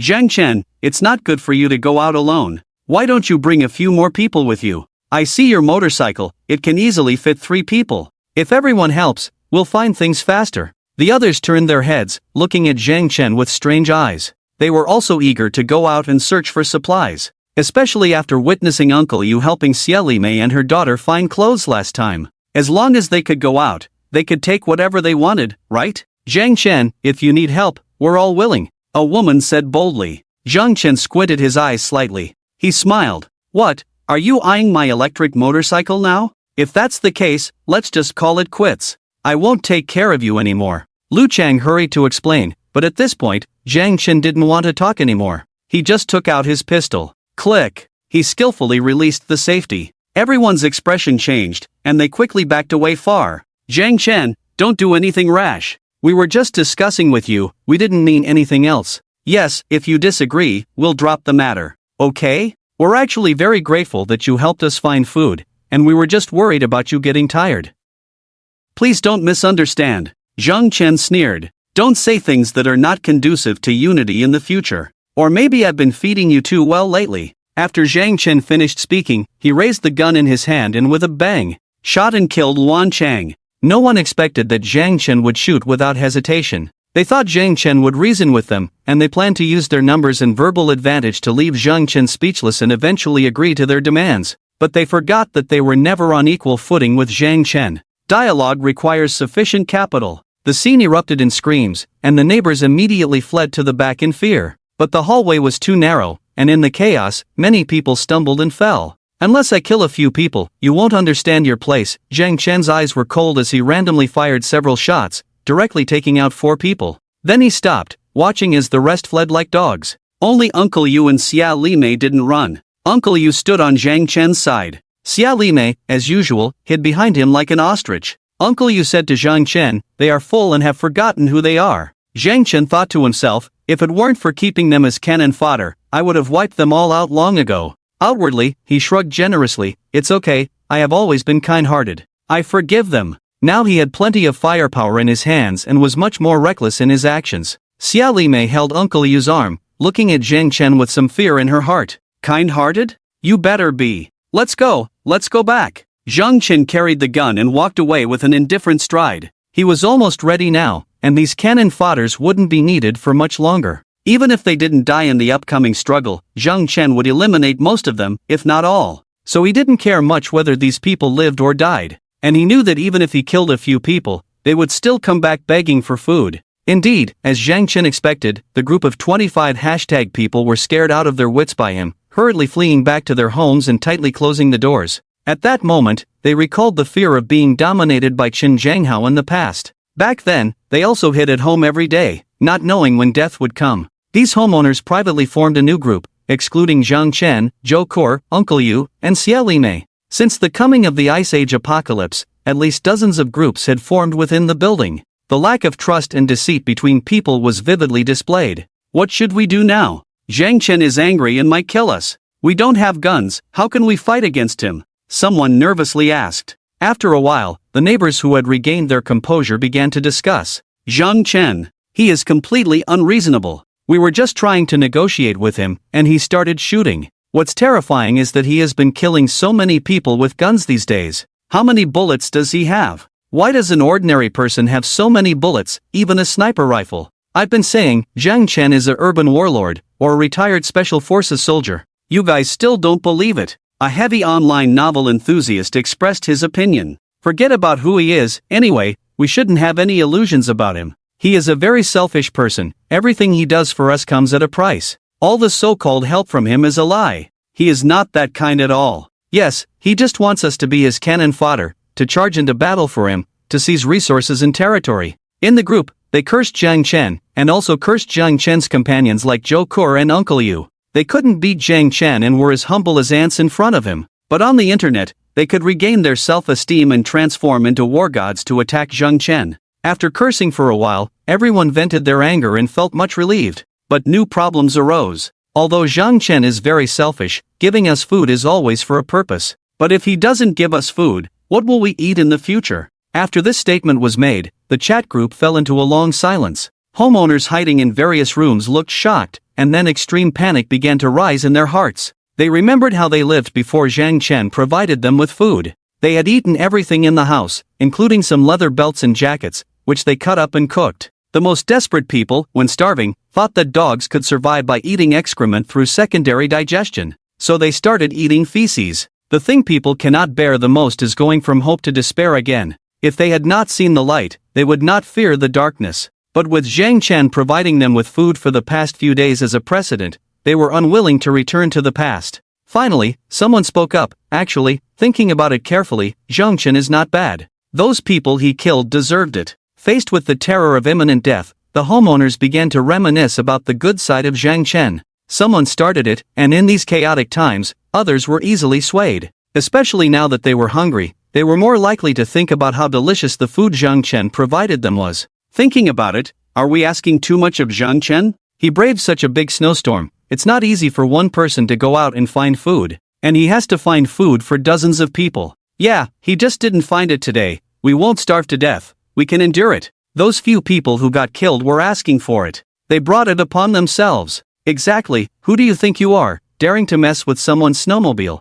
Ha, they deserve to die. Hey, now that you mention it, that Luan Chang is the worst. He used to walk his dog without a leash, almost got me bitten. Really? Oh my, he really deserves to die. Before dying, he also harmed us. Let's not talk about anything else. In short, we must persuade Jiang Chen to help us find food again. Yes, that's the only way we can survive for now. Makes sense, their house is all made of alloy, can't break in. We can only beg him to pity us. Just as Jiang Chen thought, these neighbors, if you treat them a little better, they will turn against you. But if you treat them like animals, they will come crawling back to you. Confucius said it well, it is difficult to raise women and small-minded people. They are disrespectful when near and resentful when far. Not long after Jiang Chen returned home, someone in the group of homeowners at 25 tagged him and apologized to him. Jiang Chen, what happened today was our fault. We sincerely apologize to you here. We hope that based on our many years as neighbors, you won't treat us the same way. Jiang Chen, it's all that scoundrel Luan Chang's instigation.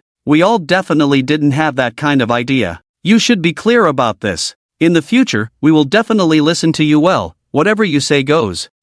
Tomorrow, could you go out and bring back some food again? We are really starving. Jiang Chen saw these messages, a cold smile appeared at the corner of his mouth, and he couldn't be bothered to reply. Let them struggle and suffer, tossing and turning in bed. Should we let them have one last burst of energy and form a suicide squad? Jiang Chen pondered, stroking his chin. If I just throw a couple of moldy bread over, they should fight over it and get to work. Just then, a series of ding-dong notification sounds came through. Jiang Chen was curious, as he had blocked most of his group chat notifications, so why was he still receiving them? He took a look and finally understood what was happening. It turned out that the building supervisor of Unit 9, Chen Lingyu, had added him to a new group. As he focused his gaze, he discovered the mystery of this group. There were not too many people in the group, exactly 30 including him. Here, he saw many familiar names. Unit 18, Li Jin, Unit 26, Wang Tianfang, Unit 21, Wang Chang, Unit 5, Zhang Yunian. These people were all current leaders of the 30-unit building. A sharp glint flashed in Jiang Chen's eyes as he murmured, "It looks like they want to confront me." Jiang Chen knew this day would come sooner or later, so it was not surprising. After all, not everyone had an abundance of resources like him. Life in other buildings was like living through endless days, and they couldn't afford to wait even a day. Seeing Jiang Chen enter, Chen Lingyu said, "I've added Jiang Chen here, let's discuss that matter." Jiang Chen remained silent, wanting to see how these people would negotiate. As Jiang Chen's enemy, Wang Chang, the leader of the 21st Unit's Wolf Gang, was the first to speak, his tone carrying a hint of hostility. "Jiang Chen, I heard you've been living well in Unit 25 these days, eating every day. You're comfortable and don't even think about us poor neighbors." Jiang Chen chuckled, not bothering to argue with them. 1 against 29 was a losing battle, especially online. If you brought me in just to listen to your nonsense, then I'll leave now. Huang Tianfang hurriedly said, Zhang Chen, don't be hasty. If you leave now, we can't guarantee what will happen. Zhang Chen smirked, are you threatening me? Huang Tianfang, your gang from Tianhe has let me kill so many, how dare you speak here? Believe me, I'll come over tomorrow and slaughter all of you. At that moment, Huang Tianfang behind the phone felt a chill down his spine, hastily sending a voice message, don't scare me. Now the leaders of the other 29 units have formed a united front. If you want to attack any of us, it's like attacking all of us. No matter how strong you are, can you fight against so many of us? Zhang Chen's eyes gleamed. Indeed, these people had already united and formed a united front. The kind-heartedly Jian stepped forward, alright, let's calm down. We created this group to negotiate and cooperate, not to kill each other. Wang Chang snorted and lazily said, Oldly, you're good with words, explain to him what we've discussed. Li Jian said, alright, Zhang Chen, let me explain the current situation to you. Li Jian was good at speaking and quickly explained to Zhang Chen about the agreement reached by the 29 units. Firstly, they formed a united front and collectively pressured Unit 25 where Zhang Chen resided. If at this time, Zhang Chen attacked any unit, the other units must provide assistance. Secondly, they demanded that Zhang Chen also provide resources to ensure their basic survival. In exchange, they promised not to attack Unit 25. Thirdly, to ensure that Zhang Chen fulfills his promises, they required that his snowmobile be used by everyone in rotation and not held by one person. Fourthly, Zhang Chen needed to disclose the resource points he controlled. After all, the city is snowed in outside, and even if there are transportation tools, not everyone can find supplies. Li Jian, Zhang Chen, that's how it is. Have you finished listening? Zhang Chen's mouth showed a contemptuous sneer. These people are really bold, wanting to snatch his snowmobile and also wanting him to help guide them for free, ensuring the livelihood of the entire community. And what they offer is just so-called sincerity, just not attacking Zhang Chen's location at 25 hashtag? Are they even qualified? Zhang Chen did not get angry. Although these conditions are very ridiculous, even in his view, they are very ridiculous, but from the other party's perspective, there is some reason.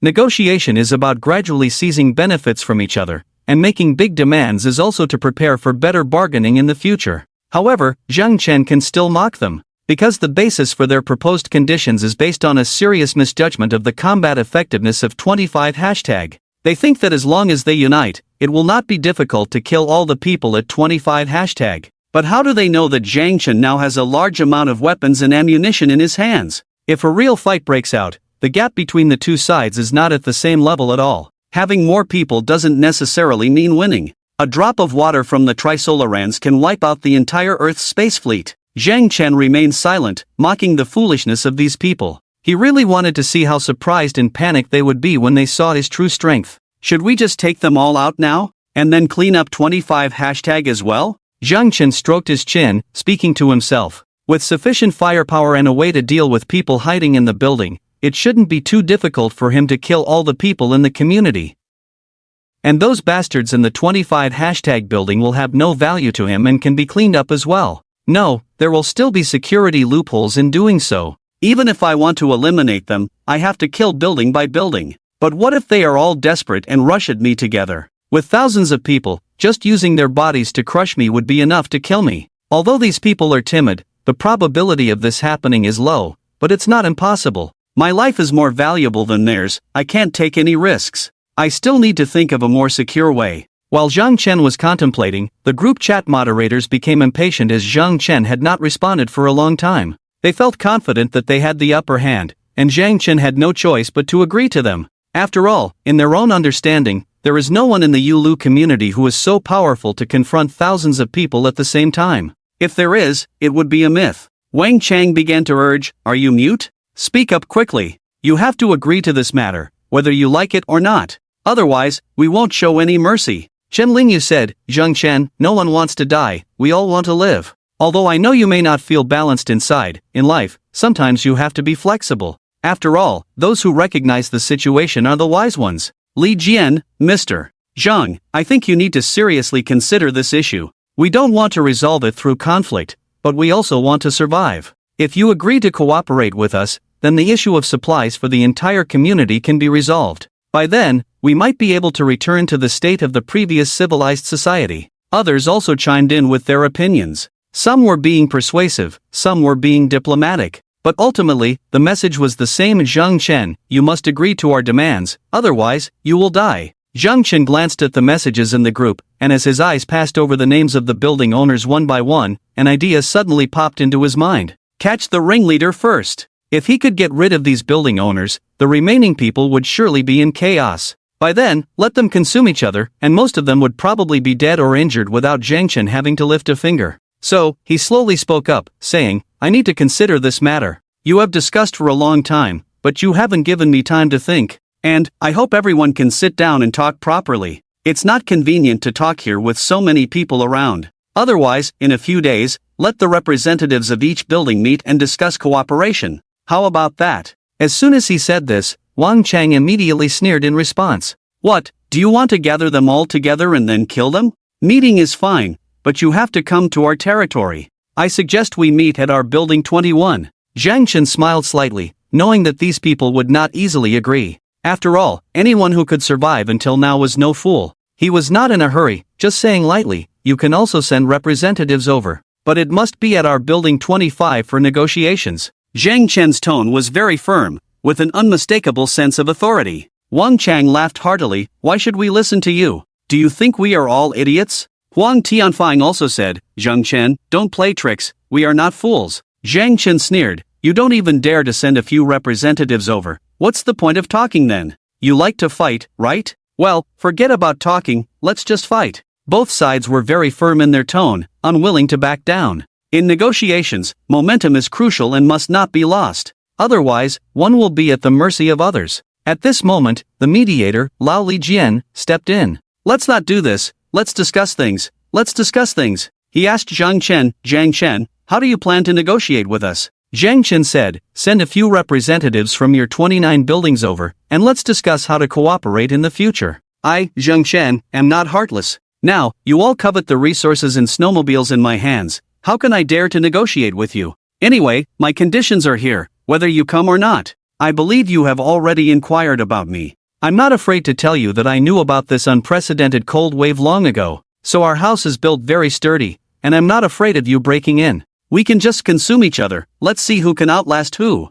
After asking this, Zhang Chen stared at the screen intently. This was a test to see if anyone in this community could destroy his house. Although the probability was very low, with a major battle looming, Zhang Chen might face a siege of thousands of people, so he had to consider all aspects. As it turned out, mathematics doesn't lie. The unlikely event did not occur, and after some contemplation, the people in the group felt somewhat discouraged. They knew that Chen Zhanghao was killed by Zhang Chen, and when Huang Tianfan led people to blow up the place, Zhang Chen's house remained intact. They were just ordinary people in society and couldn't handle large amounts of explosives to blow up a building. So once Zhang Chen chose to stay put, they really had no way out. After a while, one building owner said, you can protect yourself, but can you protect all the people in your building? Zhang Chen rolled his eyes. Did he think he was a saint? He probably ran out of ideas and could only bring up this point. At this point, of course, I will protect myself first. Stop playing this kind of moral coercion with me, it's meaningless, Chen Lingyu said impatiently.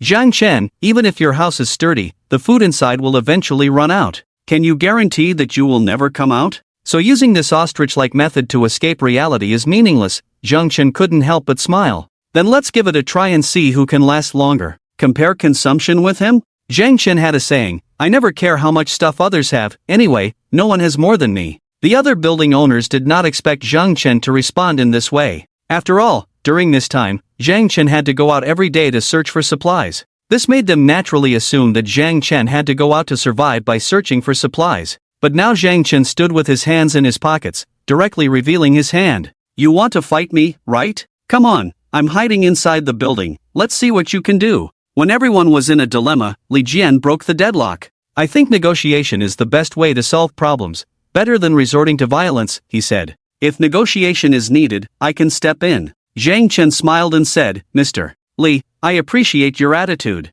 I always thought you were the most reasonable person in the company. Come talk to me, I feel more at ease chatting with you. Unlike those bastards who like to ambush others. Zhang Chen deliberately called Li Jian Mr. Li, indicating to others that he and Li Jian were familiar with each other. At the same time, he also subtly criticized Huang Tianfang and Wang Chang. Dealing with this temporary alliance required creating conflicts within their group. Although the leaders of these 29 buildings had temporarily formed a united front, they were not harmonious with each other. If it weren't for dealing with Zhang Chen together, they would have fought among themselves. Indeed, these words had a certain effect. Wang Chang sneered, Li Jian, can you represent all of us? Huang Tianfang also said coldly, you can't go talk to him alone. Chen Lingyu said, if that's the case, then I'll go too. Several people were afraid of being left behind, so they reached some kind of agreement with Zhang Chen privately. This caused chaos, as everyone demanded negotiations with Zhang Chen. Once they started, others couldn't resist and also wanted to negotiate with Zhang Chen.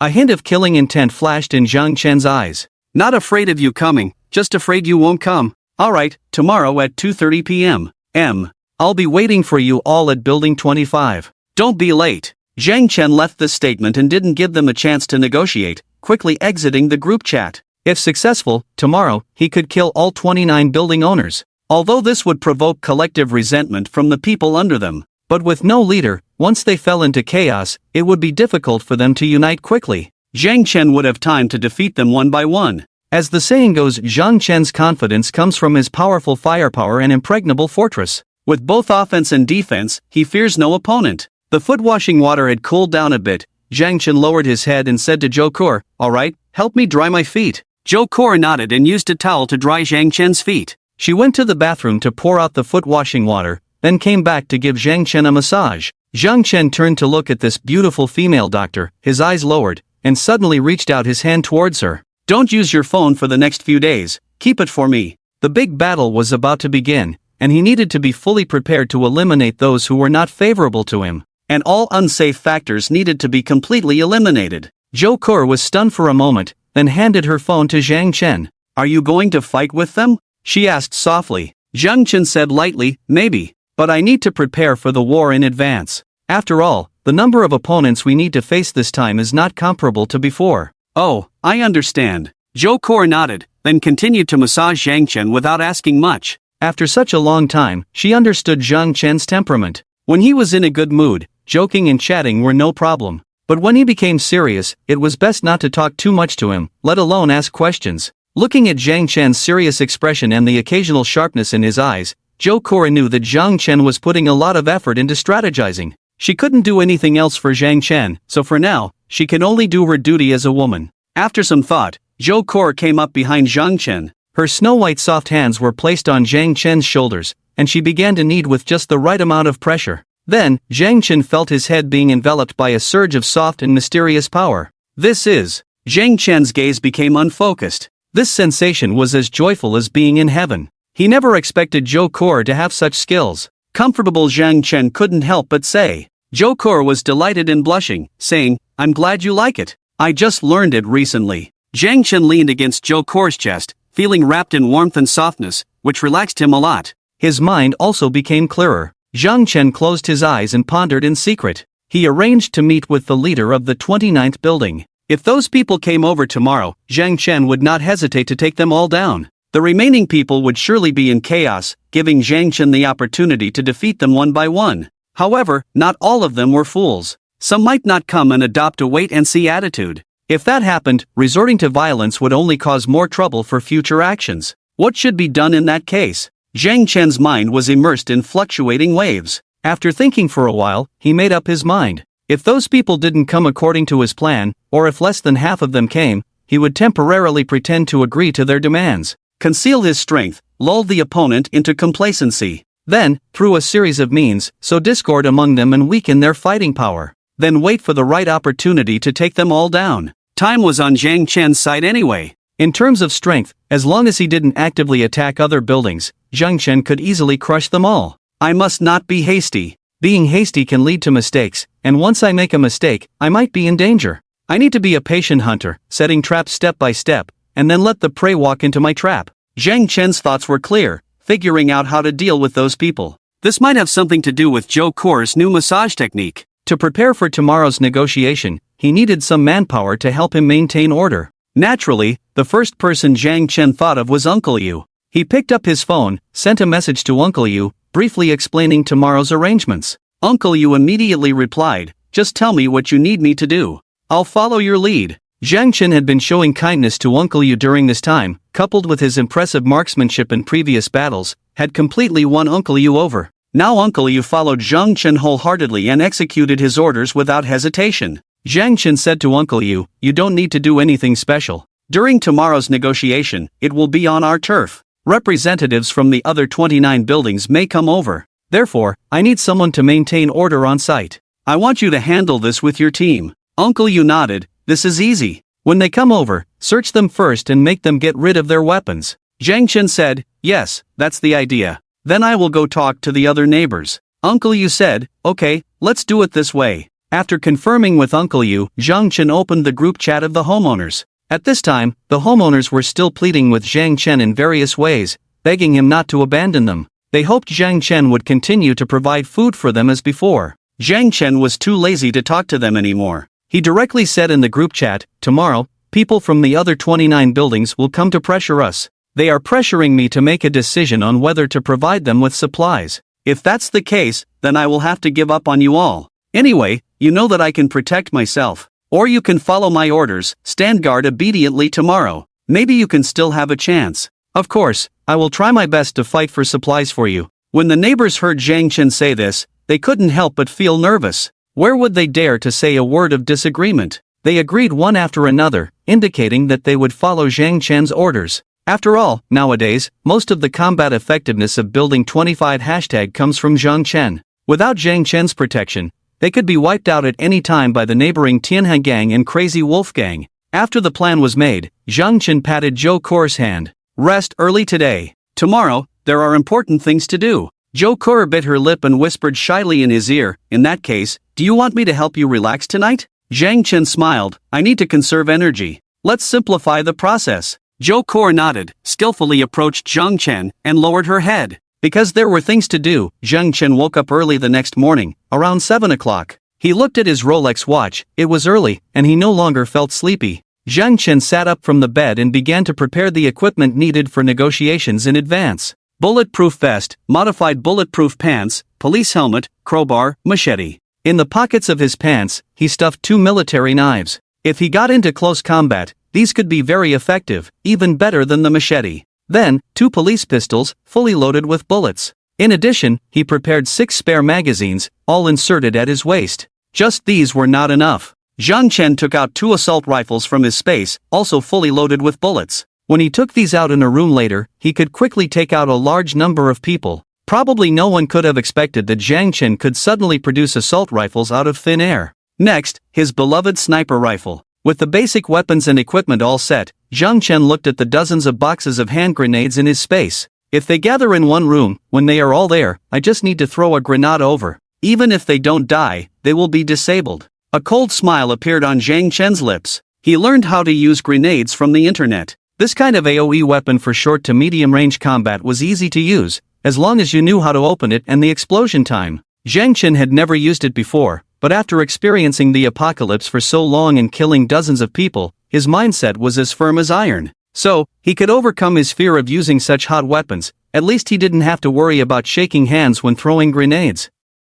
Next, let's wait for the fish to take the bait. A look of anticipation flashed in Zhang Chen's cold eyes. After noon, Zhang Chen went downstairs fully armed and asked everyone in the group chat to gather on the 7th floor. On the 13th floor, there is a 1-bedroom layout that is open and spacious, making it convenient for multiple people to gather inside. And at this height, it can also avoid being even very safe. Those neighbors naturally did not dare to have any objections in order to get the food in Zhang Chen's hands, and all of them came here. Zhang Chen glanced at them, said nothing, and instead picked up 2 black luggage bags from the ground and threw them in front of them with a loud bang. "This is the food for you today, take it and share it." Yesterday, he actually collected food, but just didn't distribute it to these neighbors. The neighbors hadn't eaten for a day, and when they saw the food Zhang Chen brought, they rushed up excitedly. They started fighting for the food like vicious dogs. Zhang Chen didn't say a word, just watched them devouring the food there quietly. Today may require a fierce battle, and if that's the case, these cannon fodders may not survive. Don't misunderstand, Zhang Chen is not being kind to let them have a meal before they die. It's just that only when they have eaten their fill can they have the energy to help Zhang Chen fight. After these people finished eating voraciously, Zhang Chen began to assign tasks. There is nothing special today, just negotiations with the leaders of the other buildings. Communication will be done peacefully, with a high probability of no bloodshed. Therefore, all you need to do is stand your ground and maintain order on the scene. As long as the negotiations are successful, everyone can get rid of the days of living in fear and lead a normal life in the future. So today, everyone must be on high alert and not let anyone disrupt these negotiations. Do you understand? Zhang Chen painted a big picture. Normal life. As soon as these words were spoken, not a single neighbor on the scene was not moved to tears. Some covered their mouths, squatted on the ground, and started crying. From a harmonious society to the end of the world, they had endured too much pain in nearly a month. They even did many inhumane things. Sometimes, they were so confused that they didn't know if they were alive or dead. Only in their dreams could they dream of living in the past, rather than in this miserable world. A neighbor who couldn't believe it asked, Zhang Chen, is what you said true? Can we go back to the past? Yes. Zhang Chen nodded affirmatively, with no hesitation in his eyes. As long as this negotiation ends successfully, everyone solves the food problem, there will be no more bloodshed in the future. So, for a bright future, I ask you to work hard again today. The neighbors, having eaten their fill, felt grateful to Zhang Chen due to Stockholm Syndrome. At this point, Zhang Chen said they could return to normal life, no longer living in constant fear, and their morale was instantly boosted. Then what are we waiting for? Let's do it. I don't want to live this life for another day. As long as I can live a normal life, I'm willing to risk my life. Seeing that morale was almost mobilized, Zhang Chen slowly stood up from his chair. Well, next, I will assign tasks to each person. They were about to face the tough guys from the other 29 buildings in the entire neighborhood. They must be fully prepared to ensure Zhang Chen's safety. Others can die, but they must delay enough time for Zhang Chen to return to the safe house. In the building, apart from Zhang Chen and Uncle Yu, there were still 28 people available. Zhang Chen asked Li Changbin and Zhang Lei to lead a team of 18 people to guard the entrance on the 4th floor. The entrance on the 4th floor was set up with traps, leaving only a narrow space for one person to enter and exit, with various electrical appliances and equipment piled up on the side. If someone comes to attack, they can only enter through the narrow corridor. In other words, no matter how many people they send, they can only attack one by one, which is equivalent to sending themselves to death. To launch a strong attack, it would require a large number of people to remove the debris blocking the windows. However, this would take a lot of time. Therefore, even if the people from the other 29 buildings suddenly launch an attack during negotiations, Zhang Chen can use this time to kill everyone on the scene and then leave calmly. On the other side, Uncle Yu, with 10 people, is maintaining order on the 13th floor. There are not many people left by Zhang Chen, mainly serving as a facade.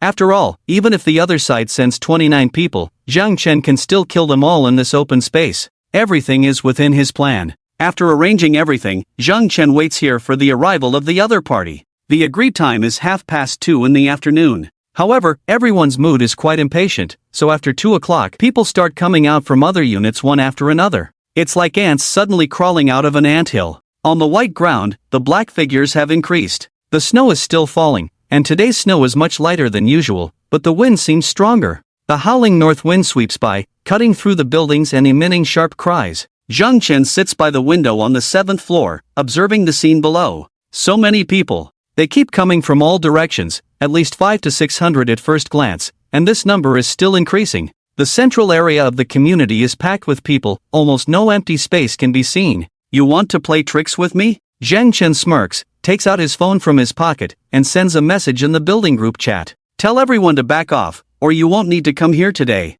After saying that, he puts away his phone, takes out a sniper rifle from his space, places it at his feet, and uses a table to shield it. Then he shouts outside, Uncle Yu. Uncle Yu enters with a large pry bar in hand. Zhang Chen, what's the plan? Zhang Chen says, there are quite a few people coming. I'm afraid those kids won't be able to handle the situation. You go over. Don't worry, I'll provide firepower support here. Uncle Yu takes a look outside the window, his pupils contracting suddenly, but he still nods firmly. Okay, I'll go. After Zhang Chen's message is sent out, the footsteps of those people do not stop. However, they stop 5 meters away from Building 25. The densely packed crowd gathers together, each person wearing thick clothes, hats, and scarves covering their faces. The front of Building 25 is completely blocked, even the light on the 4th floor has dimmed. Li Changbin, Zhang Jia, and others feel a chill down their spines seeing so many people. If these many people rush over, even with the advantage of terrain, they can only delay for a while. If a real fight breaks out, they are doomed.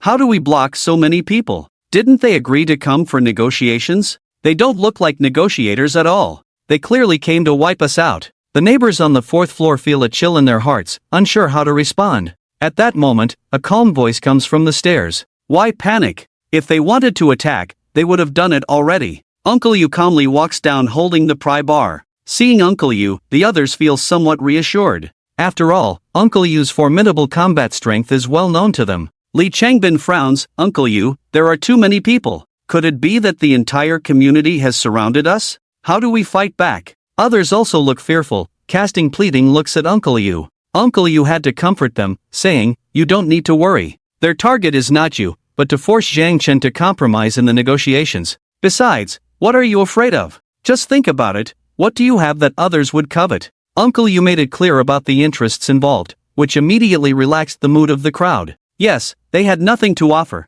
so what was the point of others coming to bother them? The target was Zhang Chen, not them.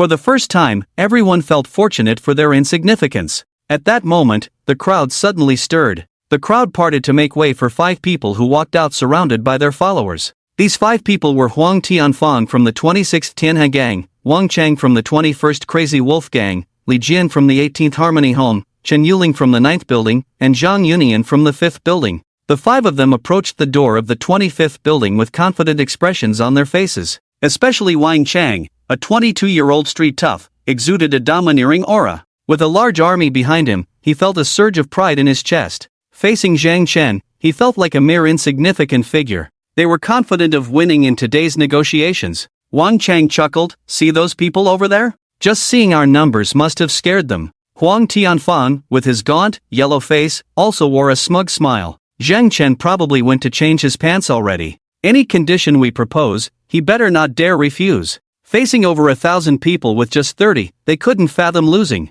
In their eyes, Zhang Chen had no choice but to obey their orders. Li Jian pushed his glasses, looking modest but with a hint of pride and confidence in his eyes. Organizing a team of over 1,000 people was something unimaginable in the past. At that moment, they all felt like ancient generals, capable of commanding thousands of troops. Shen Lingyu crossed her arms, proudly saying, "Don't just stand there. It's cold outside. Let's go in and talk to Zhang Chen, inform him of the agreements reached yesterday, and make him accept it." After exchanging glances, Huang Tianfang shouted coldly, "Where's Zhang Chen? We're here to negotiate with him." Uncle Yu walked over with a crowbar. The scene before him reminded him of his military days. He felt like he was 20 years younger, with his blood boiling inside. Fearlessly, Uncle Yu looked at the few building leaders in front of him and said, "Our boss is waiting for you upstairs." Aren't all 29 building leaders coming together? Li Jian pushed his glasses and maintained his humble smile. "We discussed it yesterday, and it didn't seem appropriate for all of us to go together, so we decided to send the 5 of us as representatives."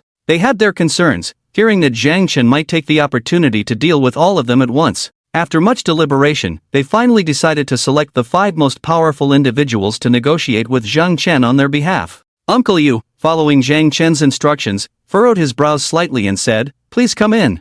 However, only the 5 of you can come in today, no one else. And for safety reasons, it's best if you all put away any weapons you may have on you. It wouldn't look good during the inspection." Uncle Yu's words caused the faces of the people in front of him to change drastically. Chen Lingyu's eyebrows furrowed in anger as she scolded, "Search us? What does Zhang Chen mean by this attitude?" Wang Chang laughed heartily, pulled out a machete with a fierce expression, and pointed it at Uncle Yu, cursing, "This fool Zhang Chen, who doesn't know his place, still dares to set conditions at this point. You guys really aren't afraid of death." Huang Tian sneered coldly, "Is Zhang Chen blind? Can't he see what's going on right in front of him? Just with a few dozen of you, each of us could drown you with just a mouthful of spit." Uncle Yu didn't waste any words either, taking out his phone from his pocket. He had been in communication with Zhang Chen all along, making it easy for Zhang Chen to understand. After hearing the arrogant tone of these people, Zhang Chen also smiled. "I know what's going on, just wait a moment." It seemed that they needed to be put in their place. He needed to show these guys that having more people doesn't necessarily make things easier. Zhang Chen walked to the window and pushed it open. The cold wind howled through. He glanced back and took out a grenade from another dimension, swiftly pulled the pin following the technique he learned online, and threw it towards the group of people in the distance. The people behind were all watching the show. Although they were many, most of them were just brought over by the leaders of each building to make up the numbers. Therefore, they felt like they were just there to watch the excitement. Thinking that in the future, there would be people providing them with free food, clothes, and other supplies, they were in a very cheerful mood, chatting happily and envisioning the future. Suddenly, a sound of breaking through the air was heard. Everyone instinctively looked up and saw something falling down. What's that? Some thought it was a thrown stone and didn't pay much attention, as it was quite far from them. But before they knew it, the grenade landed on the ground. Boom! The explosion sent flames soaring into the sky, directly blowing 7 to 8 people near the blast site into the air. Along with the snowflakes,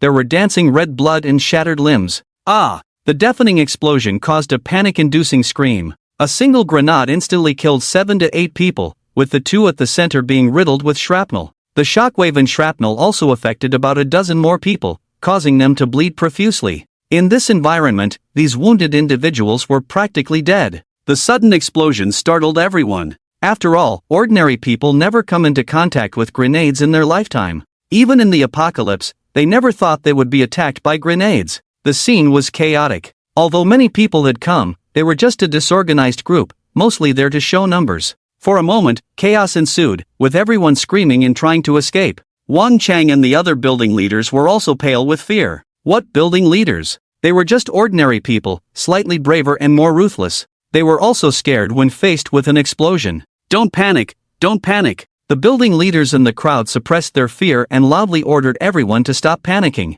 But they were not a military force, so where was the discipline? Even their subordinates and confidants were scared stiff, cowering on the ground, huddling up or finding a place to hide. At that moment, a mocking voice came from Uncle Yu's phone. Is having more people so great? Wang Chang and the others widened their eyes, full of astonishment. This grenade was thrown by Zhang Chen. Where did he get the grenade? Why does he have a grenade? Not to mention them, even Uncle Yu and the others behind, like Li Changbin, were dumbfounded. It wasn't until they heard Zhang Chen's voice that they understood what had happened, and everyone breathed a sigh of relief. Despite his shock, Uncle Yu coughed and said to Wang Chang and the others, "Do you still have any objections now?" Wang Chang and the others were so scared that they couldn't speak. They looked at each other, realizing how unfathomable Zhang Chen was. Having a gun was one thing, but then he pulled out a sniper rifle. Sniper rifles they could endure, but now even grenades are showing up. They are still holding sticks and machetes. How can they fight back? When they arrived, they were a group of people with a strong presence,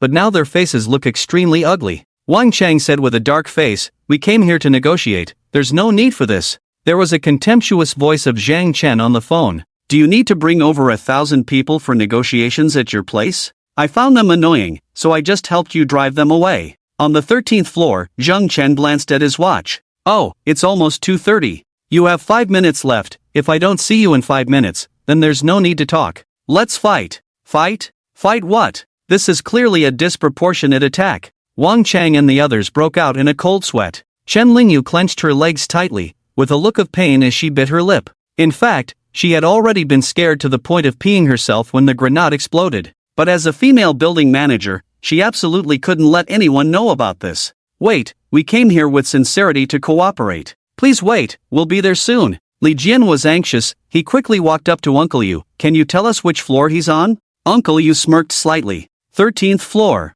The 13th floor, which meant they needed to climb 9 stories high. With their physical strength, climbing up would probably leave them gasping for air. They didn't dare to delay, quickly leaving their weapons behind and rushing upstairs one after another. Looking out the window on the 13th floor, Zhang Chen couldn't help but inhale sharply at the sight of over 1,000 scattered residents. This was the first time he had used a grenade. To be honest, he hadn't expected it to have such a great power. Perhaps he had watched too many action movies in the past, where heroes could withstand all kinds of grenades without a scratch. But in reality, the killing power of modern firearms on ordinary people is unimaginable. With one grenade, Zhang Chen scared over 1,000 people like rats, directly or indirectly killing nearly 20 people. Originally, Zhang Chen had planned to throw a few more down. But after the first one exploded, the others scattered like birds and beasts. The effect of continuing to throw them was not as good as the first one. Seeing how useless they were, Zhang Chen couldn't be bothered to waste his grenades. After all, he only had 20 boxes of grenades, and he had to use them sparingly. He sat in a chair, waiting for Wang Chang, Huang Tianfan, and others to arrive. After a few minutes, the panting group of people gradually arrived. Climbing 9 floors in such cold weather, most people's physical strength really couldn't handle it. Only Huang Tianfan from the construction site and Chapter Yunyan, the building manager of 5 #, were in better condition. Zhang Chen knew a little about Chapter Yunyan, who had previously run a boxing gym and was quite skilled. But that was irrelevant to Zhang Chen because he had a gun. Everyone's here, is it just you guys? Zhang Chen said in a calm tone. There were too few people who came, and he was somewhat disappointed. If there was no way to capture all the building managers, then they would have to implement the second plan. After catching their breath, the arrogant demeanor of the group had been extinguished. Faced with a ruthless character who could throw grenades at any time, what were they? Li Jin calmed himself down and said, yes, we are representatives. Oh. Zhang Chen responded indifferently, let's talk then. Wang Chang and the others caught their breath and found a place to sit, but no one dared to get close to Zhang Chen.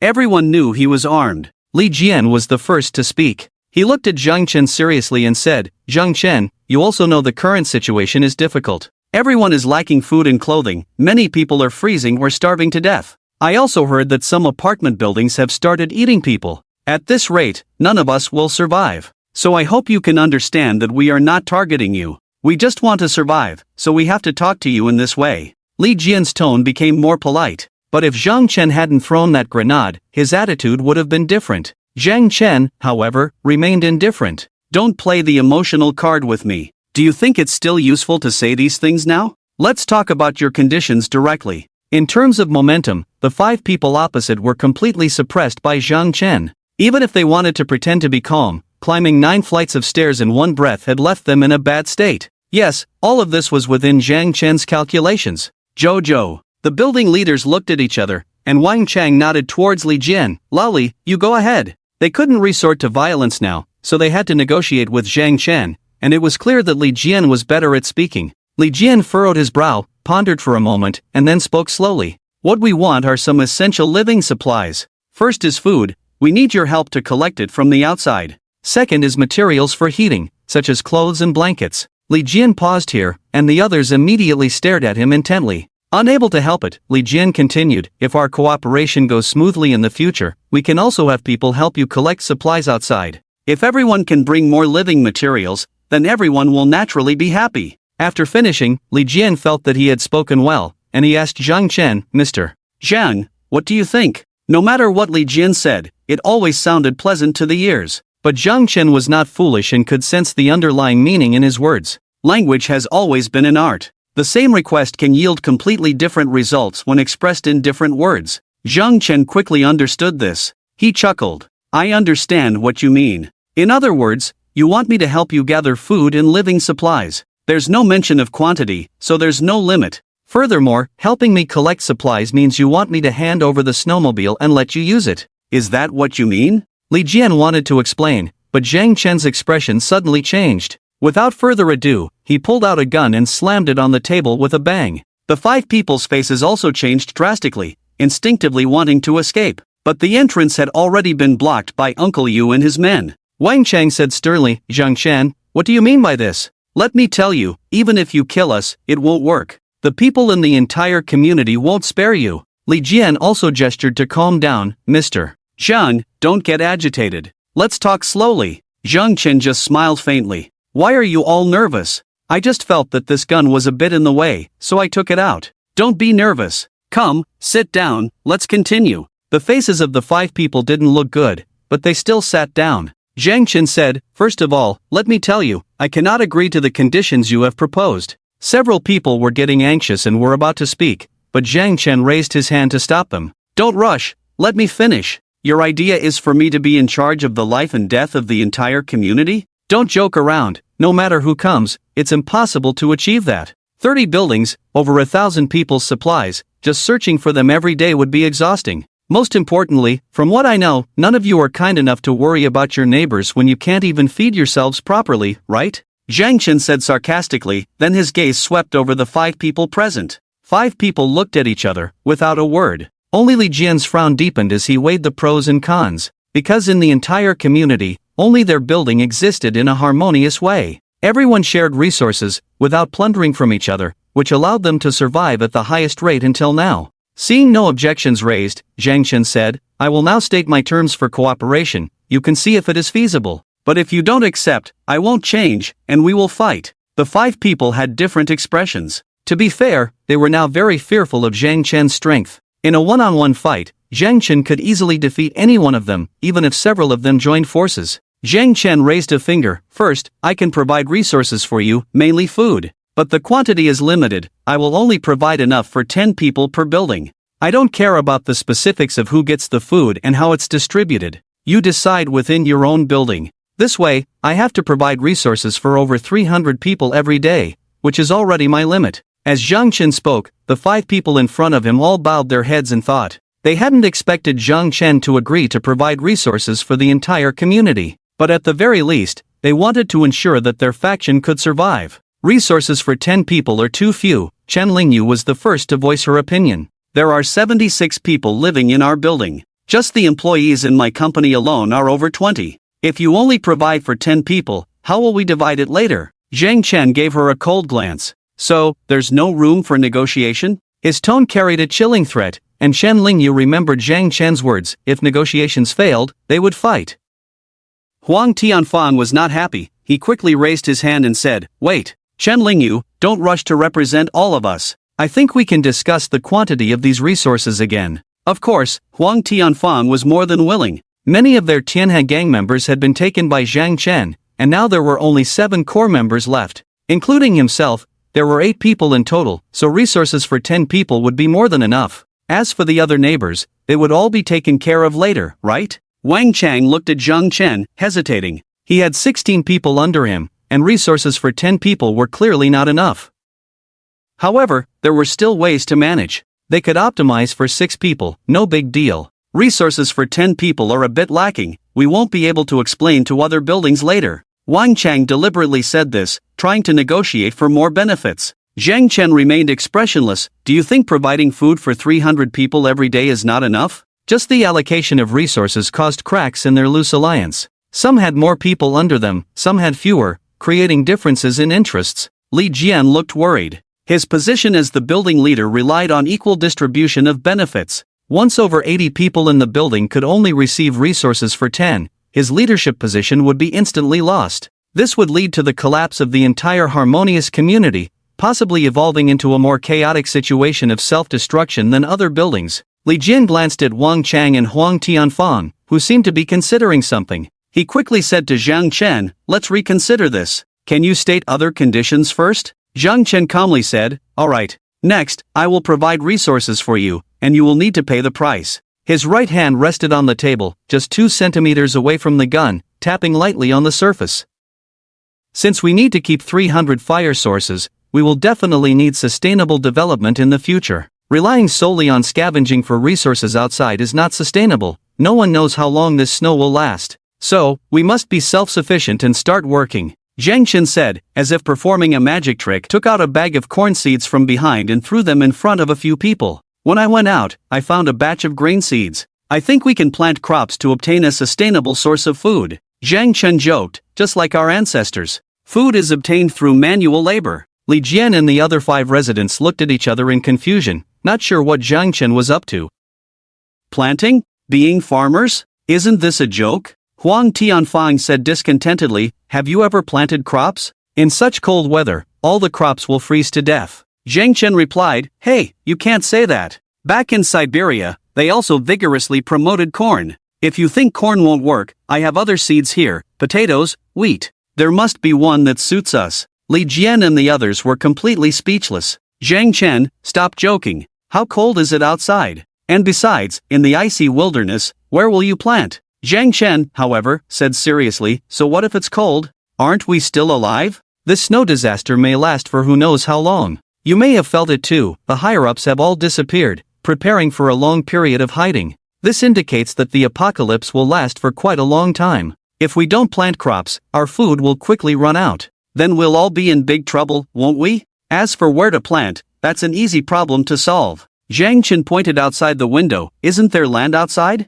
As long as everyone clears the snow, we can. To overcome the low temperatures, we can plant underground. Although this process is very difficult, we must try. Only in this way can we maintain a complete ecological chain. Let everyone survive in the apocalypse." Among the 5 people, Huang Tianfang and Li Jian seemed intrigued. Huang Tianfang had been a farmer, so he was good at farming. If they were to solve the food problem through farming in the future, he undoubtedly had an advantage over the city dwellers in the community. As for Li Jian, he believed that the large number of people in their unit were important labor resources. If they developed an agricultural model, his influence in the community would also increase. Wang Chang looked at Zhang Chen skeptically. He couldn't farm, but as the leader of Unit 21, he could certainly assign others to work. Suddenly, Li Jian asked, if we are to start farming, we must provide enough food. In that case, 300 portions of food seemed too little. Zhang Chen's lips curled slightly, and he said with a smile, but I need 300 people, and that's more than enough.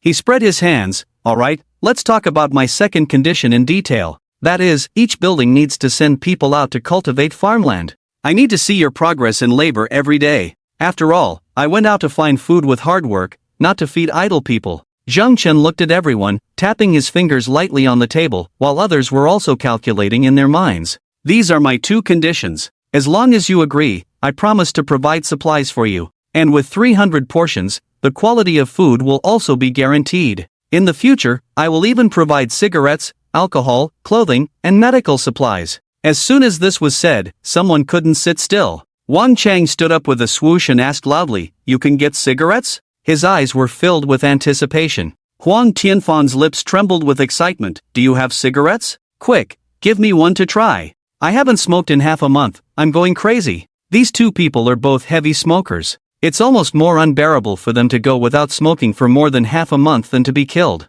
The irritability they are experiencing is also related to withdrawal symptoms. Zhang Chen smiled slightly, took out a pack of cigarettes from his pocket, and threw one to each of them. The 2 of them greedily looked at the cigarettes in their hands and quickly stuffed them into their mouths. Do you have a lighter? Here, hurry up and light it. Wang Chang and Huang Tianfan were so focused on lighting the cigarettes that they didn't even care about what they were doing. They ran to the side, hands trembling, and lit the cigarettes. Then they put them in their mouths and took a deep puff. White smoke billowed out of their nostrils, and both of their faces showed a blissful expression. They could go without food, but going without cigarettes would truly drive them crazy. Zhang Chen's smile grew even wider. My conditions are clear now. Do you agree or not? At this moment, Chen Lingyu was clenching her legs, her mind focused on her wet pants, shivering from the cold but not daring to show it. Zhang Yunian, on the other hand, was muscular and simple-minded, completely confused by Zhang Chen's farming conditions and unsure how to respond. Only Li Jian was planning to argue based on reason and negotiate more conditions.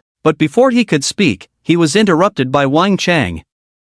As long as you can guarantee that I have cigarettes to smoke in the future, I can agree to all these conditions. But remember, you have to give me at least 2 packs a day. Huang Tianfang also said, I have the same condition. Zhang Chen replied, I can only give you 1 pack a day at most. I can't find more. Wang Chang and Huang Tianfang quickly agreed. All right, 1 pack a day it is. You must make sure to bring it to us. Zhang Chen chuckled and spread his hands. So, we have reached a consensus in today's negotiation, right? Wang Chang and Huang Tianfan were not very clever individuals. And cigarettes, being highly addictive, could easily destroy one's willpower. As long as they could get cigarettes to smoke, they didn't care about anything else. They accepted the benefits given by Zhang Chen without any objections. However, Li Jian said, we still need to discuss this matter. Chen Lingyu clenched her legs and said with difficulty, yes, we need to think it over. Zhang Chen waved his hand, it's up to you. My conditions are clear, and this is my greatest sincerity and bottom line. If you still don't agree, then we'll have to resort to violence. Zhang Chen emphasized the words violence. This was a reminder to the people in front of him that if they went against him, they would be facing a battle with knives, spears, and firearms. Wang Chang reached out to Zhang Chen, I have no problem, just give me a cigarette. Zhang Chen chuckled, what's the rush? Aren't you all on the same side? Until you give me a clear answer, these conditions won't take effect officially. So if you want to smoke, you'll have to wait until you've made up your minds. Wang Chang took a deep drag on his cigarette, his eyes slightly glazed. Impatiently, he said to Li Jian and the others, what are we waiting for? Don't we have everything we want now? Let's just do as he says. Li Jian said, but this is 2. Wang Chang stared, what 2? I said, that's how it's going to be. Don't waste time. I hate you indecisive people the most. Huang Tianfang blew out a smoke ring and said, I think that's about it. Zhang Chen is giving us face, so we should also consider his difficulties, right? Li Jian's face was as dark as water, cursing Wang Chang and Huang Tianfang in his heart. These 2 teammates were actually causing internal strife right in front of each other. Wang Chang and Huang Tianfang, driven by their addiction to cigarettes, were eager to agree to Zhang Chen's conditions immediately, just to get a pack of cigarettes to smoke every day. Chen Lingyu was preoccupied with wetting her pants, so most of her attention was focused on her legs, leaving no extra energy to spare. Li Jian had to reluctantly say, "This condition is indeed a bit harsh, we cannot make decisions on our own. Otherwise, other units in the building will not agree." Zhang Yunian had been holding his arms, belonging to the type of person whose brain was not very sharp. In his view, as long as Zhang Chen could provide food, no matter how much, he, as the leader of Unit 5, would not go hungry. But since others had spoken, he also followed suit and said, pretending, "Yes, this matter cannot be decided lightly. I think we should discuss it further." Zhang Chen's expression suddenly changed, and his voice turned cold. "Discuss it further? Are you trying to play me? If you 5 cannot make decisions for the entire community, why do you claim to represent and negotiate with me?" Uncle Yu and others outside the door tightened their grip on their weapons and approached the door, with a cold and serious expression on their faces. Wang Chang and the others felt a chill in their hearts. Now it would be too easy for Zhang Chen to kill them. After all, he had a gun in his hand. And they had nothing. Wang Chang quickly reached out to stop Zhang Chen. "Don't be hasty, who says we can't make decisions?" He glared at Li Jian and Zhang Yunian, saying, "Didn't we agree on this matter? The 5 of us will make the decision. Will the people from other buildings dare not listen? In my opinion, Zhang Chen's conditions are acceptable." Wang Chang, in his early 20s, lacked much social experience. He made a major mistake in negotiations by revealing his cards first and expressing his attitude hastily. But there was no other way. Although he was the leader of a building, he was just a street tough guy who loved to show off his toughness. Li Jian and Chen Lingyu wanted to kill Wang Chang for his performance, but the words were already spoken, and there was no way to take them back. Not only Wang Chang, but Huang Tianfan also stepped forward to support, as he had the fewest loyal followers. With supplies for 10 people, they could live comfortably, with cigarettes to smoke every day, living like gods. Old Huang said, "I think we should understand each other. Zhang Chen also has his difficulties. Let's call it even, don't push people too far." To gain Zhang Chen's favor, Huang Tianfan patted his chest and said, "Zhang Chen, let me make a statement first. I agree with your proposal." Wang Chang quickly followed, "Me too." Zhang Yunian still frowned, looking pensive, not knowing what to say in such a situation for the first time. In any case, pretending to be deep was enough. Among the 5, only Li Jian and Chen Lingyu had some intelligence. But due to special circumstances, Chen Lingyu's intelligence had decreased sharply, leaving Li Jian to fend for himself. The group of people became chaotic, with internal conflicts arising first. Zhang Chen sat by the window, observing them with interest, and using his peripheral vision to observe the reactions downstairs. Suddenly, he furrowed his brows slightly, realizing that something was amiss. The group of people who had scattered in fear from his grenades suddenly began to regroup in groups and quietly approached Unit 25. Zhang Chen's lips curled slightly. These people took advantage of the negotiation to launch a sudden attack, a situation that was within Zhang Chen's expectations. After all, the strongest combat power in Unit 25 was Zhang Chen himself, and it could even be said that over 99% of the combat power came from the weapons in Zhang Chen's hands. Now, with Zhang Chen being delayed in negotiations upstairs, others took the opportunity to launch a surprise attack and take over Unit 25 in one fell swoop. This was a very classic strategy. Unfortunately, Zhang Chen was not foolish. With over 1,000 people outside the building, would he have no defenses at all? Watching the restless crowd, Zhang Chen spoke to the 5 building leaders in front of him. "Did you arrange for people to come and attack us while we were negotiating?" Wang Chang and the others looked puzzled at the words. Wang Chang chuckled dismissively. "What are you talking about? We are all here, and then someone comes to attack us while we are here negotiating? Wouldn't that be risking our own lives for fun?" Zhang Chen smiled faintly. "I think so too. But in that case, you will have to investigate thoroughly when you go back. It is highly unlikely that these people in front of them were arranged in advance by the 5 individuals. After all, they knew that Zhang Chen had a gun in his hand and could easily take them all out. So there are only 2 explanations. Either the other building leaders chose to abandon them, using them as bait to divert Zhang Chen's attention and then launch an attack on Building 25. Or their own subordinates wanted to seize power, regardless of their lives, and launched an attack. Li Jian immediately understood, his face turning pale as he stood up. They have started the attack. Wang Chang, Huang Tianfan, Chen Lingyu, and Zhang Yunian's expressions changed at the sound. These damn bastards, who told them to do this? Zhang Chen's face still carried a cold smile. He suddenly reached down and picked up the black sniper rifle. "All of you sit down," Zhang Chen shouted, pointing the dark barrel of the gun at the 5 people in front of him. Uncle Yu immediately led people in to block all their escape routes. The 5 people, upon seeing the sniper rifle, were already terrified. "Zhang Chen, it wasn't us, don't shoot, please." Wang Chang's forehead was sweating with anxiety. Chen Lingyu was completely overwhelmed, sitting paralyzed on the ground, her pants even more soaked. Zhang Chen ignored them, turned around, and placed the sniper rifle on the windowsill. Downstairs, the people had already begun to gather at the temporary main entrance of Building 25. Launching an assault was just a matter of moments. Zhang Chen aimed at a tall figure in the crowd and pulled the trigger. Bang! The roar echoed in the neighborhood, and the leader of Building 11 had his head blown open, red and white matter splattering on the snow. Bang! The second shot rang out, piercing another head. At this moment, the shocked crowd finally reacted, scrambling to escape for their lives or crawling in the snow. Zhang Chen's cold eyes were like the Grim Reaper, mercilessly harvesting lives. Out of a sense of mockery, this time he didn't shoot at those desperately running back, but aimed at the guys lying on the ground. Death Eaters? Do you think you're clever? Well, I'll just kill you. The sound of the big gun reverberated throughout the neighborhood, and the people lying on the ground convulsed, their heads exploding. In the negotiation room, the 5 building leaders were deeply shocked by this scene. Seeing Zhang Chen shoot and kill people with their own eyes, they finally understood how terrifying this man really was. Zhang Chen killed more than a dozen people in one go. Have you ever played that game of smashing tadpoles? In the spring, there are many tadpoles in the stream, swimming in groups. You throw a stone in, and the group of tadpoles scatters with a splash. Very interesting. When Zhang Chen was killing, it felt similar to smashing tadpoles. Seeing a crowd, he picked out the conspicuous ones to kill, and the others were scared out of their wits, fleeing for their lives. The residents who were still alive watched in horror as those next to them died. They were covered in the blood and brain matter of others, a terrifying sight that undoubtedly instilled great fear, leaving them with no courage to resist for a while. Seeing them terrified, Zhang Chen slowly put away his sniper rifle. Then he turned around, facing the 5 stunned individuals again. Just casually said, "Have you considered it carefully?" Even Wang Chang and Huang Tianfang, who are usually the most fierce and evil, felt their legs trembling at this moment. That is the human awe of firearms. Wang Chang gulped down a difficult mouthful of saliva, then raised his hand and said, "I agree to the 2 conditions you proposed."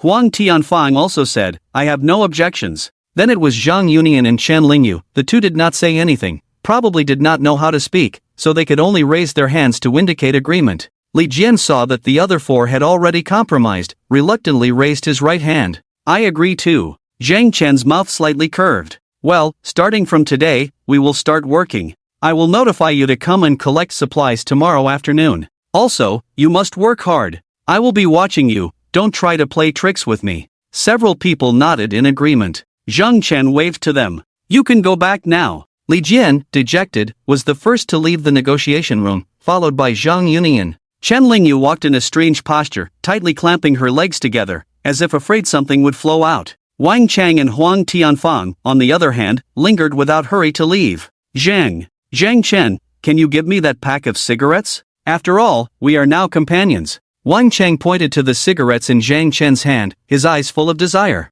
Huang Tianfang, anxious not to be left out, said, "Wang Chang, don't think about hogging it all to yourself." He turned to Zhang Chen, showing a pleasing smile. "Zhang Chen, I haven't smoked in a long time, can you give it to me?" Zhang Chen glanced at them, picked up the half pack of cigarettes and threw it on the ground. "You guys take it and share it yourselves." The 2 men pounced on the ground like hungry dogs. 2 big men, for half a pack of cigarettes, fought shamelessly on the ground. "Wang Chang, you little brat, dare to snatch from your grandpa. Old man Huang, don't seek death, quickly let go. Give it to me." In the end, the cigarette box was torn apart by the 2, each grabbing a few, glaring at each other as they left the negotiation building. The crisis on the 25th floor was temporarily resolved. Zhang Chen put away the sniper rifle, sat on the chair, with an indifferent expression. Because the outcome of today was clearly not the most ideal. He had hoped to wipe out all the owners of the other 29 buildings in one go today. However, that was an ideal scenario. The current situation was not bad either, outwardly cooperating with them, then letting them turn on each other, and finally finding the right opportunity to strike. Zhang Chen was not in a hurry. With sufficient resources and a superior living environment, he always stood at the commanding heights of time. After the 5 building leaders left, the people on the 25th floor breathed a sigh of relief and quickly came to ask Zhang Chen about the outcome of the meeting. Zhang Chen told them, "Under my military deterrence, they compromised. In the future, we need to provide food for 300 people to them in exchange for peace. And everyone needs to participate in labor. In the future, develop the land, engage in agricultural planting, and adhere to sustainable development practices." The group of neighbors listened in astonishment. "Food for 300 people? Can we really do that?" And if we give all the food to them, what will we do? Everyone did not understand why Zhang Chen proposed such conditions. After all, when Zhang Chen made the decision, he did not consult with them at all. Zhang Chen explained calmly, if we don't reach this agreement, what do you want to do? Do you really want to fight against thousands of people in the entire community? He sneered and said, I don't care.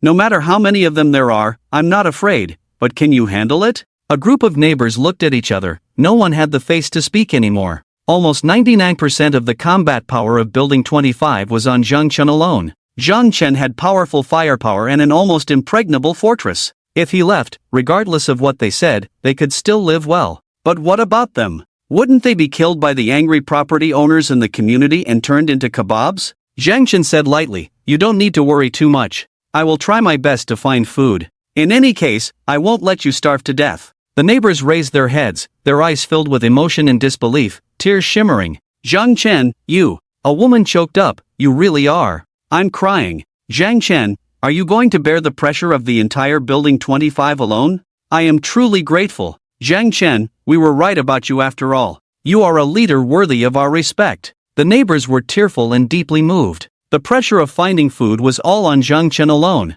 Zhang Chen sighed lightly, his tone softened. He looked at everyone slowly, his tone serious and deep. Stop crying, everyone. I know you had some opinions about me in the past, thinking I was a bad person. But no matter how you see me, I sincerely hope that everyone can live well. Not just me, Zhang Chen, but everyone. Zhang Lei wiped his tears and said loudly, Big brother Zhang, rest assured, we will remember your kindness. We will not let you down. Other neighbors also nodded in agreement, whispering softly. Actually, if you think about it, although Zhang Chen has killed 70 to 80 people, they were all deserving of death. He didn't actively attack those people. Zhang Chen was just defending himself. He has been good to us. Maybe we misunderstood him in the past. He is really a good person. Anyway, from now on, I will fully support Zhang Chen and uphold all his decisions. Zhang Chen's kindness will never be forgotten. Zhang Chen moved the neighbors, and they wiped their tears and went back to work. Only Uncle Yu stayed behind. He walked up to Zhang Chen, looking at him with suspicion for a long time, as if he didn't know Zhang Chen at all.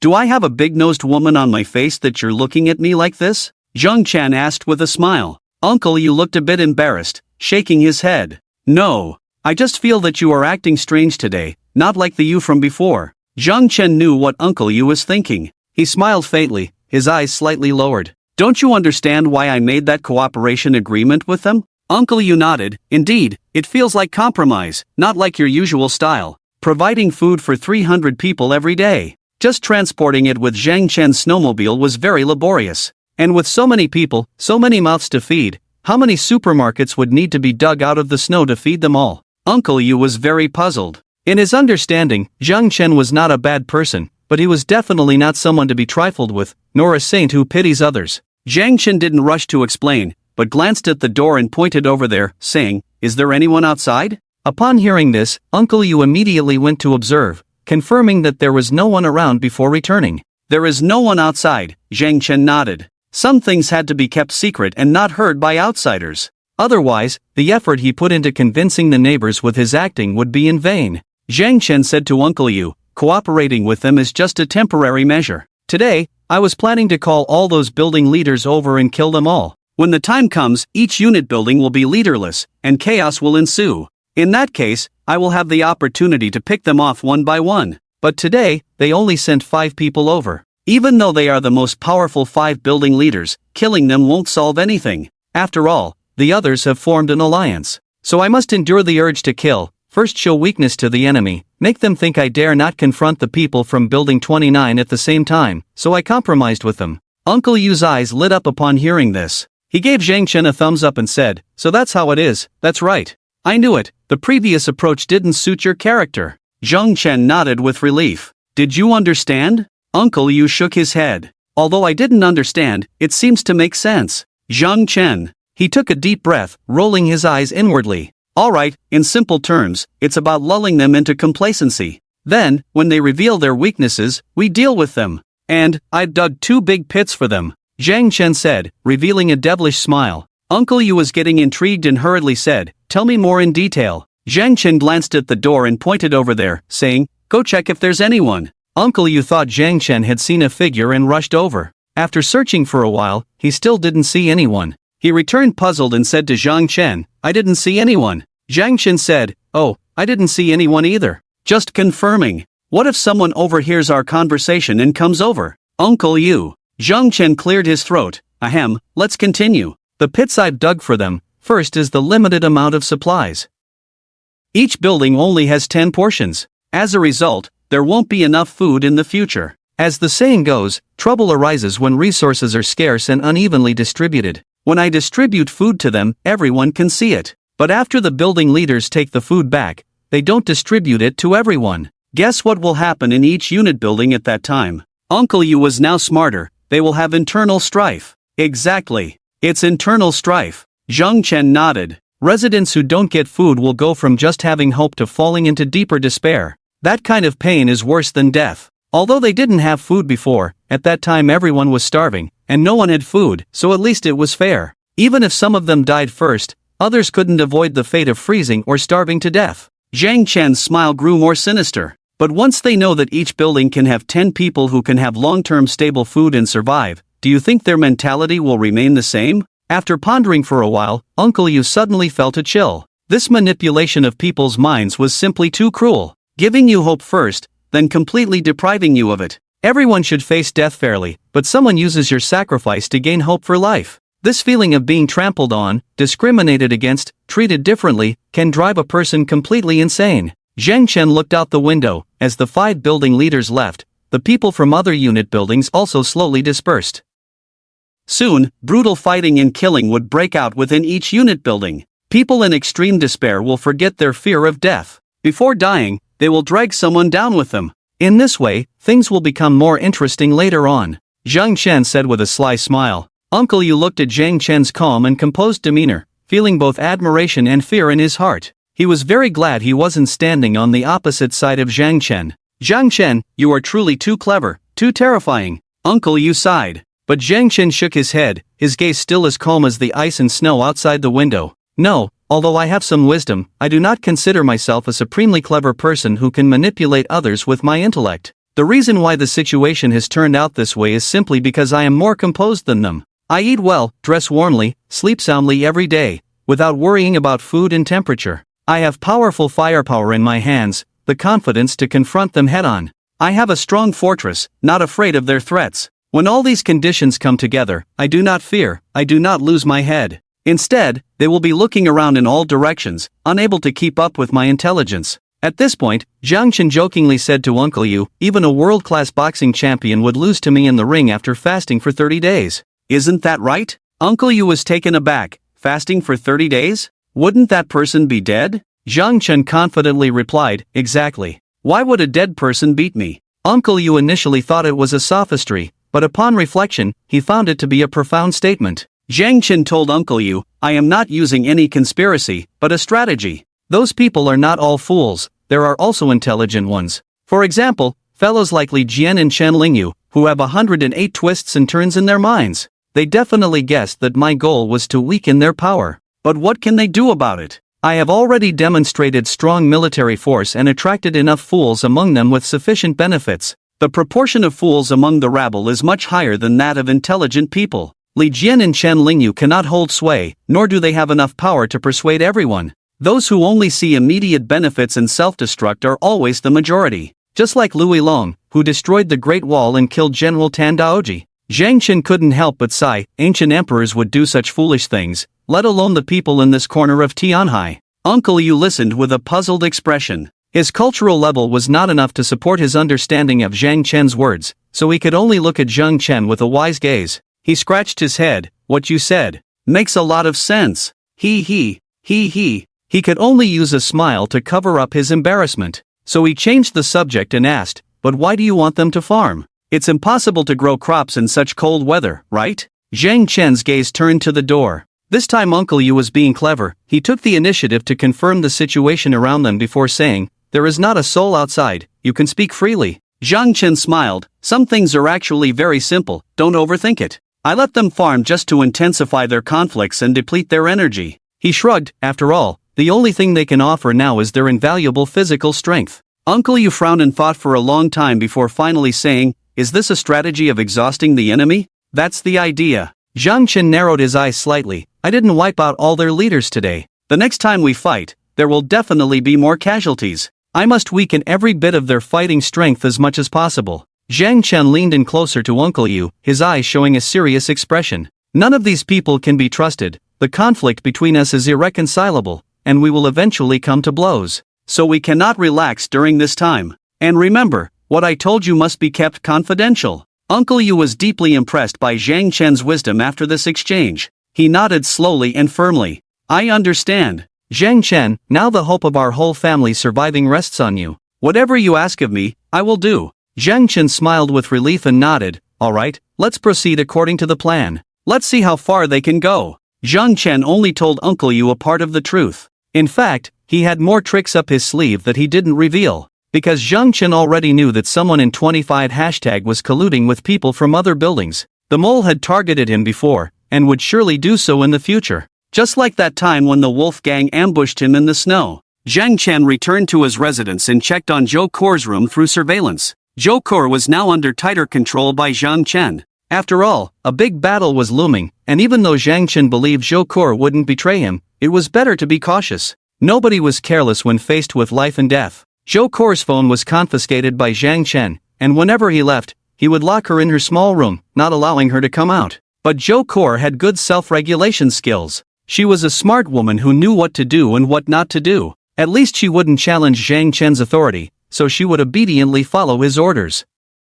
After all, she was a maid, and Zhang Chen was the master. And the master's orders were absolute. At that moment, Zhou Kor was doing yoga in her room. She wore a pink low-cut camisole on her upper body, her full chest moving gracefully with her elegant movements, almost making one worry that the thin clothes couldn't bear the weight and would fall off. Her lower body was clad in brown yoga pants, showcasing her perfect leg lines.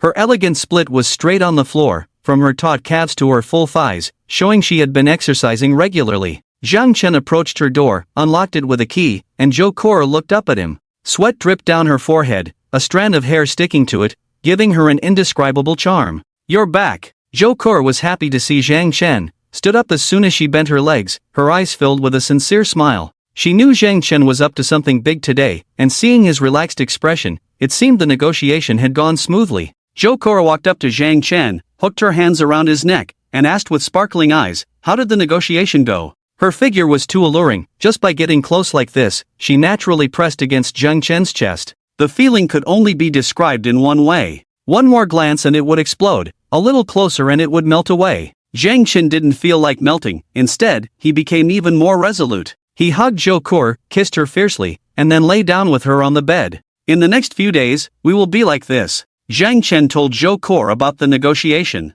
Perhaps it didn't mean much, but when men are doing something big, they want to confide in a woman. These next few days might be chaotic, so just stay at home like usual and don't go anywhere. Zhang Chen squinted his eyes, his tone turning cold. In a little while, the trouble will disappear completely. Zhou Kor leaned against Zhang Chen's chest, not fully understanding because Zhang Chen only gave a brief overview without touching on the important parts. But she still showed a happy smile. Because Zhang Chen didn't let her take risks outside, it meant he cared about her. For a woman, nothing was more important than that. Zhang Chen, you must be carrying a lot on your shoulders, and I can't help you at all. Sometimes, I really feel useless. Zhou Kor felt a twinge of guilt in her heart. Zhang Chen glanced at her and thought, I buy insurance not for the value, but in case something happens one day, I have a safety net. I hope I never have to use you, as the attending physician. Zhou Kor's face suddenly turned rosy, as she reached out her right hand, saying, all I can do for you now is this, at least it can help you relax a bit. Don't accumulate too much negative energy. In the following period, the focus of the conflict shifted away from Zhang Chen. It moved between other units in the building and within each unit. Through negotiations, Zhang Chen successfully caused cracks in their loose alliance. By exploiting the limited food supply in each building, he created significant internal risks among them. He would observe when and how conflicts arose, but regardless of the outcome, it would only benefit Zhang Chen, with no harm. As Zhang Chen had anticipated, the conflict erupted as soon as Wang Chang, Huang Tianfan, Li Jian, Chen Lingyu, and Zhang Yunian returned that day. While the five were negotiating with Zhang Chen, some people, disregarding their lives, began to attempt to attack Building 25. If Zhang Chen had not intimidated them with a sniper rifle, those five would not have survived. So, the five were all filled with anger. After leaving Building 25, they began to settle scores with those who made the initial decisions. Throughout the afternoon, the entire community echoed with screams as the bloody purge began. However, the next day, life seemed to return to normal. No matter how many people died, those who survived had to continue to struggle to live. Each building also sent people to the central square for snow clearing activities. Zhang Chen knew that the building leaders had definitely kept the 10-person food ration a secret. Otherwise, most residents would not have obediently gone downstairs to work. Today's snowstorm seemed to be lighter than usual. Thousands of people in the community gathered harmoniously, not to fight for resources, but to work together. Holding tools in their hands, they looked at their neighbors working in the community, their initial smiles a bit awkward but later turning warm. It's been a long time since we've come out like this. Our community used to be so lively before the snow disaster hit. Yeah, in the evenings, everyone would come out for a walk. I remember you had a cute big golden retriever at home. Oh, yes. Our Ajin is so well behaved, it's heartbreaking. Even if you hit it with a stick or cut it with a knife, it won't bite. Let's not talk about that. Let's get another one after the snow disaster is over. Maybe by then, we'll only be able to raise polar bears. Let's get to work quickly. Our building leader said the more work we do, the more food we'll get. Yes, we need to work. Let's experience a bit of the farmer's life. There's hope for the future now. An elderly man looked up at the sky, which was a gloomy gray-white, but he felt like he could see the faint sun. It seemed as if the snow clouds were about to depart, and the bright sunlight would eventually shine across the land, dispelling all the cold. We've reached a peace agreement in our community, so we don't have to fight all the time. We can eat well and stay warm. These days are getting better and better. The old man smiled contentedly. The atmosphere of the whole community has become exceptionally harmonious, with everyone working and chatting happily. Although the wind and snow continue, everyone feels more energetic and doesn't find it as hard. Even with more people, the temperature has risen significantly. Wang Chang and other building leaders are supervising their subordinates nearby. The neighbors are already used to this, not minding that they enjoy the most resources without doing much. The only one still working diligently without distractions is Li Jian. Unlike the joyful appearance of others, his face is serious, silently shoveling snow. Zhang Chen, fully equipped, comes down the stairs. Seeing this scene, a slight smile appears on his face. Hey, Zhang Chen, are you going out to find supplies? Huang Tian from the neighboring unit waves and greets Zhang Chen from afar, also reminding him with 2 fingers raised not to forget the promised cigarettes. Zhang Chen smiles and says, yes, everyone is working, so I can't just stand around. Don't worry, you won't be short of cigarettes. In another direction, Wang Chang from Unit 21 calls out, Zhang Chen, can you handle it alone? If there's too much stuff, I'll go with you. Zhang Chen laughs and says, look at you, don't I have a snowmobile? I can carry everything with it. That's settled then, wait for me to come back. And make sure everyone works hard. I'll check the progress when I return. If the work is not good, food will be deducted. Zhang Chen says with a strong smile. Then, he pretends to go to the garage behind and soon the sound of the engine starts, and he rides the snowmobile and leaves. Watching Zhang Chen go far away, Wang Chang's face darkens. Where did he put that vehicle? I've searched all around, but it's nowhere to be found. Huang Tian mutters softly, so that thing is called a snowmobile, not a plow. Zhang Chen leaves the community, looking back at the harmonious scene, feeling strangely ironic. But he doesn't have time to pity those people. Although they have no grudges with Zhang Chen, their large numbers are a threat. Letting them solve their own problems is beneficial and harmless to Zhang Chen. Instead of heading straight to the supermarket, Zhang Chen comes to the Tianhai Pearl shopping mall in Tianhai City. Tianhai Pearl is a famous old mall in Tianhai City with a history of 70 years. In this prime location of Tianhai City, Tianhai Pearl's products are known for being of good quality and affordable. The main body of Tianhai Pearl is a 12-story mall building, with mostly small shops of around 20 to 30 square meters. They mainly sell cheap jewelry, counterfeit clothing, underwear, hardware products, and pants alterations. Zhang Chen came here because he knew there was a veterinary store here. After arriving at Tianhai Pearl, the main body of the building was also half buried in the snow. Zhang Chen found a suitable location, broke a window, and entered. Since most of the goods here are cheap, Zhang Chen wasn't interested and went straight to the veterinary store. In no time, he found the veterinary store. Zhang Chen used a crowbar to smash the glass and entered, starting to search through the medicine cabinet. Nowadays, it's not ancient times where you can buy arsenic at a pharmacy. You can buy deadly pesticides at the agricultural store, but the strong smell would give it away. However, there is something colorless and odorless with strong lethal capabilities, rat poison. The veterinary store's rat poison is a popular product, so there is a considerable stockpile. Soon, Zhang Chen found 2 boxes, totaling more than 30 bottles of rat poison. With this amount, it shouldn't be a problem to poison 300 people, right? Even if it doesn't kill them, at least it will cause organ failure, and without treatment, it's a certain death. Zhang Chen looked at the small bottles in his hand, a smile playing on his lips. Weren't they asking Zhang Chen to help collect food? No problem, if they're not afraid of death, Zhang Chen naturally has nothing to say. All he can say is thank you for their trust in him. However, poisoning them cannot be rushed. Especially in the first few times, they will surely be cautious and let others eat first.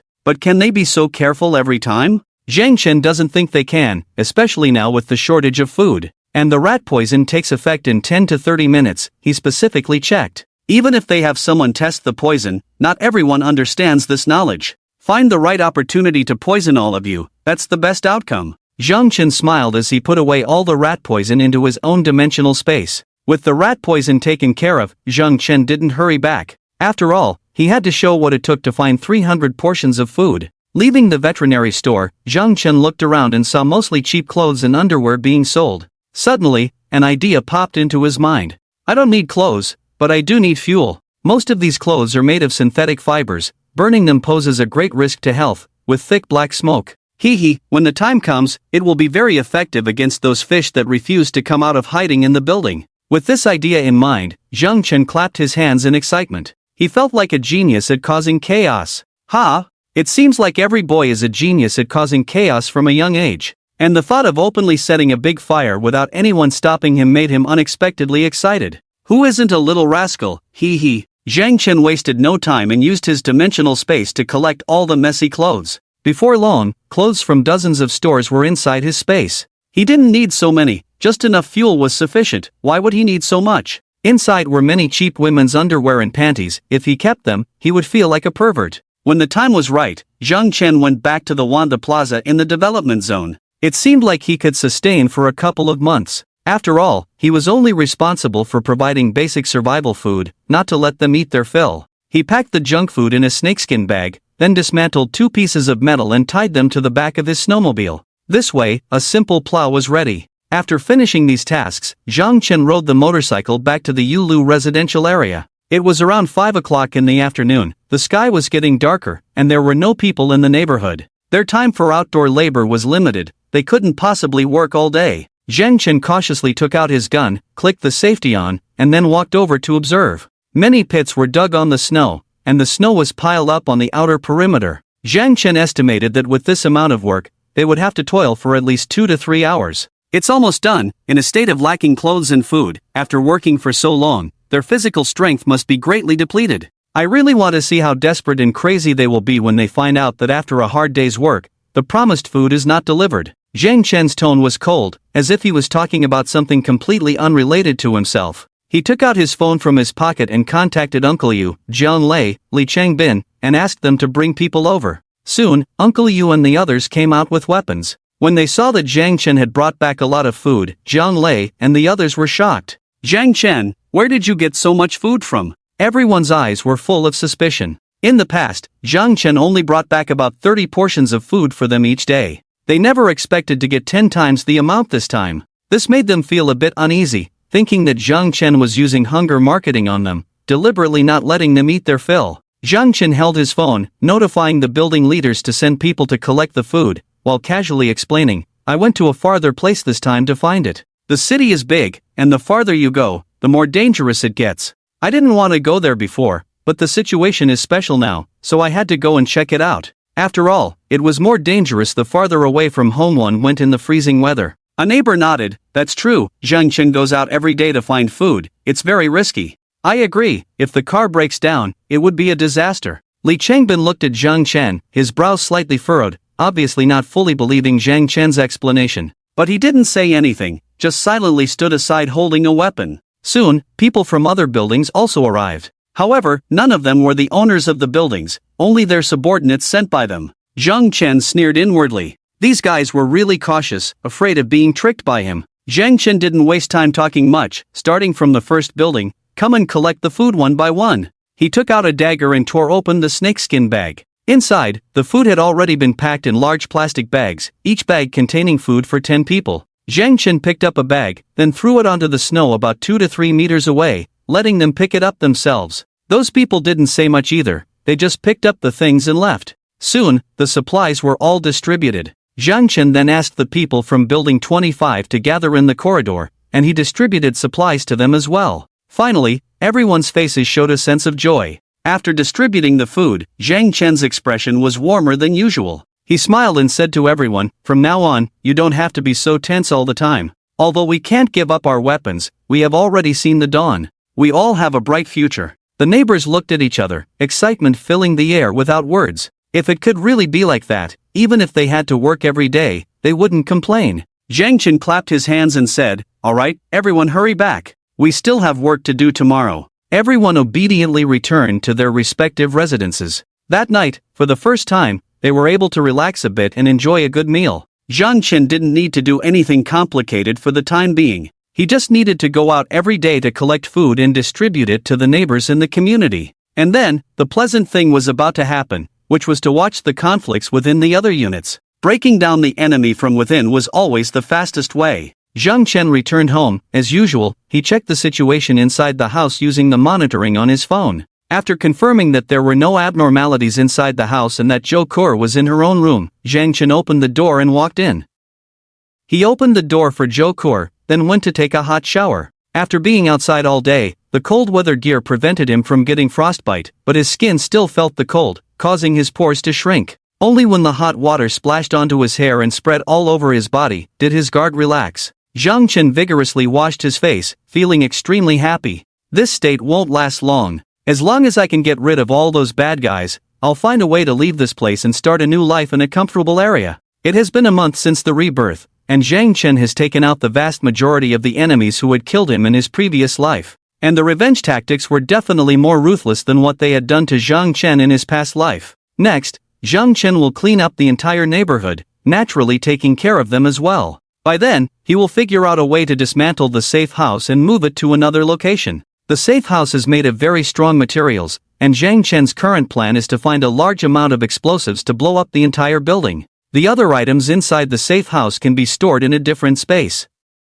As for the exterior of the safe house, it is made of lightweight and sturdy aerospace metal, almost indestructible even if it falls into the snow. After all, this thing can withstand the friction of a spaceship returning from space to a planet. It won't take long to deal with these guys, Zhang Chen said with a satisfied smile on his face. In the near future, he chooses to bury his hatred and pain in this place and start a brand new life. After taking a shower, Zhang Chen wrapped in a towel and went to Zhou Kur's door, helping her open it. Zhou Kur, blushing, sat on the bed with her long, straight legs tightly clasped together as if she was trying to endure something. When Zhang Chen opened the door, she lowered her head, dared not look at Zhang Chen, and hurriedly rushed to the bathroom. Zhang Chen rubbed his chin. Could it be that she was just impossible? I have been feeding her recently, it shouldn't be to this extent. Soon, Zhang Chen heard the sound of running water. He suddenly realized, slapped his forehead, I locked her up for a day, she must be desperate. A mischievous smile appeared on his lips. She's quite particular, can't even use a mineral water bottle when she's desperate.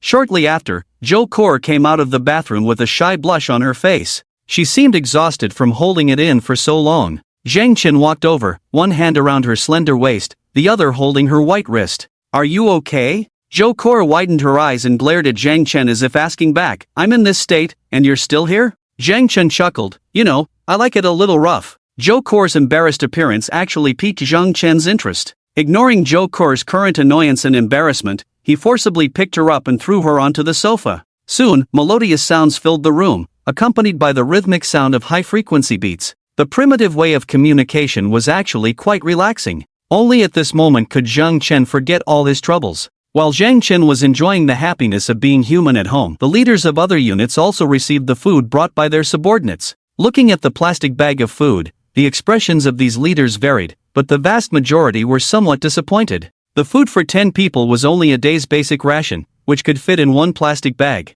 On the side of the Wolfgang, Wang Chang ignored the little brothers around him, rushed up, tore open the plastic bag, and rummaged through it for a long time, finally pulling out a pack of cigarettes. Wang Chang's eyes lit up instantly as he held the pack of cigarettes like a treasure. Not only him, but the other little brothers around him also stared wide-eyed, even starting to move their throats. These guys were all heavy smokers, and due to the circumstances of the apocalypse, they hadn't smoked for nearly a month, driving them almost crazy and extremely irritable. Now that they saw cigarettes, how could they not be excited? Xiao Lu, the second in command, couldn't help but say, "Boss, can I have one cigarette from that pack?" Seeing this, other little brothers also plucked up the courage to speak. "Boss, can we have one too? We are all about to suffocate. If we don't smoke soon, we'll feel like dying." Wang Chang's brow furrowed, his expression turning unfriendly. He usually smokes a pack of cigarettes a day, just enough for himself. If he shares, these people in front of him will have to split half a pack. But when he saw the bloodshot eyes and crazed looks of these henchmen, he was also taken aback. After some thought, Wang Chang said, "These cigarettes are hard to come by. I put a lot of effort into making Zhang Chen bring them to me. You are all my good brothers, so I can let you enjoy yourselves. From now on, work hard for me. As long as they can smoke, he doesn't care what they do." Gritting his teeth, Wang Chang handed out cigarettes one by one. His hands were shaking as he distributed them, feeling like his heart was bleeding. When the members of the wolf gang received the cigarettes, they immediately excitedly lit them up, then with tears in their eyes, they started puffing away. Only seasoned smokers would understand how happy they were at that moment. It was like a long-lost widow meeting a strong young man. They were so happy. But good times are always short-lived, and before long, the cigarette was finished. Wang Chang had already stuffed the half-pack of cigarettes into his pocket, saving them for himself. Seeing the resentful looks of the others, he pretended not to notice. "Ahem, next let's share some food." Wang Chang opened a plastic bag and saw that it contained some poor-quality bread, biscuits, and other items. But in his eyes, these were rare treats.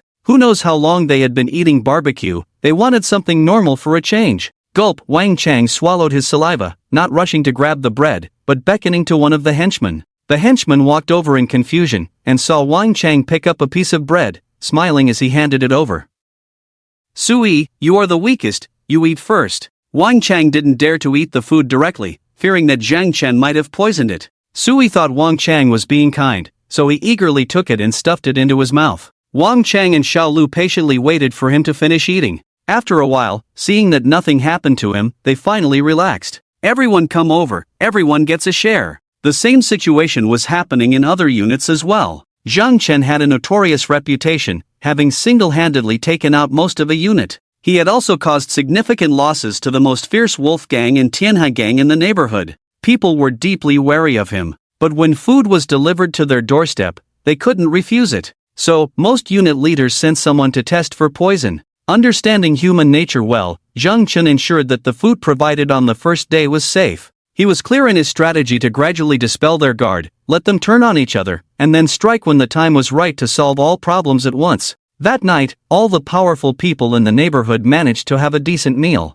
Meanwhile, the ordinary residents were still at home, eagerly waiting for the unit leaders to distribute food to them. At that moment, they naively believed that everyone would get their share of food and that they would survive. "Darling, we won't have to worry anymore in the future. Someone will bring us food, and we will work hard. Yes, dear. We will survive through the snow disaster. By then, I want to have 3 children with you, one like you, one like me, and one like both of us. Mom, Dad, it must be you watching over me from heaven that has helped me endure until now. Don't worry, everything will be fine. There will be no more hunger and killing. I will live well." That night, the building leaders and their subordinates in each unit devoured the food distributed to them. Meanwhile, the ordinary residents went to sleep with hungry stomachs, struggling in their happy dreams. The next morning, Zhang Chen woke up around 7 o'clock. The reason he didn't sleep in was mainly because the room temperature was constant between 25 degrees and 27 degrees. The warm and comfortable environment made people less reliant on their beds. As he brushed his teeth holding a cup, he heard a noisy commotion outside. Zhang Chen raised an eyebrow, a mischievous smile playing on his lips, then he went to the window bare-chested to see what was happening. The sounds were coming from several directions. At least 5 or 6 unit buildings were having intense arguments. "Good Damon, didn't you promise yesterday? As long as we work, you will provide us with food. Where is the food now? I told you, the problem now is this problem. The situation is like this, everyone has seen it. Regarding the distribution of food, we need to have a meeting to discuss it again, to come up with a solution that satisfies everyone. Old Huan, we worked hard as you instructed. But, you didn't give us any food. Hey, you dare to come here and question me? What kind of work are you doing? It's like relying on a defense, and you still dare to ask for food. But what? You better work harder today, work well to have food to eat. We can't work without eating. Then don't blame me. Nowadays, everyone is not living well, no one will support idlers. Wang leader, you promised to give us food yesterday. Ha ha, hee hee, anyone else wants food, come out now and show me. No one, right? That's good. Remember, letting you live is the greatest gift I, Wang Chang, can give you. If anyone dares to disrespect me, I'll chop them up. Zhang Chen smiled and remained silent, knowing that the cleaning had already begun. In the morning, he and Zhou Kor had a simple meal of hot and sour soup, fried dough sticks, and steamed buns. The hot and sour soup was made from soup packets, the fried dough sticks were semi-finished products, and the steamed buns were handmade by Zhou Kor. Although there were plenty of ready-made delicious dishes in the alternate space, Zhang Chen preferred to eat the food made by Zhou Kor. He felt that having a woman at home, bustling in the kitchen in the morning wearing an apron, gave a special touch of life. After breakfast, it was already past 10 o'clock, and Zhang Chen left lunch rations for Zhou Kor and locked her in the room. Then he left the building, ready to go out and pretend to collect supplies. At this time, the central area of the residential area was still bustling. Uncle Yu and Jiang Lei, Li Changbin, and a few others were authorized by Zhang Chen to supervise instead of working. The residents of other unit buildings were also working hard under the supervision of their building leaders, shoveling snow. However, compared to yesterday, their mental state had clearly changed. They looked numb, anxious, and filled with strong unease. Before leaving, Zhang Chen leaned in and whispered to Uncle Yu, "Be extra careful. The food distribution in other unit buildings is insufficient and chaos is imminent. Let's protect ourselves and avoid trouble." Uncle Yu was already aware of Zhang Chen's plan, so he nodded and replied softly, "Don't worry, I know what to do." With that assurance, Zhang Chen left the residential area. After wandering around for a while, he arrived at a library. This is a municipal library, with a sturdy building and high floors, so it has not been submerged by ice and snow, and most of the books inside are still dry. Zhang Chen used to not like reading books very much. In the age of information technology, reading, a time-consuming and laborious activity, has gradually been eliminated. With the time available, people are busy swiping through pictures of beautiful women on their phones. But now, with the internet almost collapsing, Zhang Chen's entertainment options have decreased, and he rarely uses his phone. Therefore, he plans to find some books to pass the time. At the same time, he hopes to use the content of the books to soothe his gradually cold heart in the end times. After spending more than half a day in the library, Zhang Chen picked up a copy of Haruki Murakami's Norwegian Wood and stuffed it into his large pocket. The thick book contains rich human civilization, and putting it in his pocket makes one feel the weight of culture. He did not take any other books, leaving them here to be read when he has time in the future. Because once he takes them all, he may not really have the mind to do this when he gets home. By the time he returned to the residential area, the sky had already darkened. Zhang Chen, as usual, called Uncle Yu and others to maintain order, and then notified the residents of each unit to come down and collect food. This time, Zhang Chen saw blurry black shadows in front of the windows of each building. Those were faces of people, eagerly looking at Zhang Chen distributing food. The building leaders sent people to collect the food in an orderly manner. Zhang Chen also distributed food to the people in his unit and returned home as usual. The next day, except for Li Jian, the leaders of the other units still did not distribute any food to the ordinary residents. So on this night, seeing that their last hope was completely destroyed, the residents of the community went completely crazy. The community became unusually lively. It was not clear when it started, but shouts of killing began to be heard from various units one after another. The desperate curses and screams echoed in the corridors, even the north wind could not completely cover them up. The pitch-black night was their only cover, and when these timid ordinary people no longer cared about their lives, the rulers of each unit realized how powerful they were. After all, not everyone was like Zhang Chen, with a perfect defense fortress and terrifying firepower. In the age of cold weapons, the advantage of numbers would have a huge impact on the battle. Zhang Chen sat on his warm and comfortable white velvet quilt, quietly looking out the window. The lights were off, creating a peaceful silence, contrasting sharply with the howling wind and the desperate cries outside. He did not know how far things had progressed outside, but he understood that the more people died tonight, the more advantageous it would be for him. Before going to bed, Zhang Chen checked the safety of the entire room one last time, filled the bullets of his pistol and assault rifle, and finally lay down comfortably. The third day. Morning. Zhang Chen walked out of the unit building, and the scene in front of him made him involuntarily gasp. The once white snow was now covered with bright red everywhere. In the center of the courtyard, there were 50 or 60 bodies lying in all directions, and from their appearance, it seemed like they had been forced to jump from a height. Some people curled up before they died, not killed by the fall, but freezing to death in the cold ice and snow after being seriously injured. Zhang Chen looked around at the unit buildings. He saw frozen black bloodstains on many windows. It can be imagined how brutal the battle was last night. So much so that this morning, not a single person came out to shovel snow, and not even this pile of bodies was removed. The residents of Unit 25 stood at the door, each one terrified, not daring to step out. They were extremely grateful at this moment that they were following Zhang Chen. Otherwise, most of them would also have faced certain death. Uncle Yu leaned in and asked, "Zhang Chen, do we still need to work today?" Zhang Chen glanced at Uncle Yu, then at the neighbors behind him. He said lightly, "If you want to have food to eat in the future, you have to work. Unless," he pointed to the bodies on the ground, "you want to end up like them." The crowd shuddered. Compared to those who had died, they were truly fortunate. At least they didn't have to fight over scarce food or struggle to survive. Just work, as long as they could stay alive.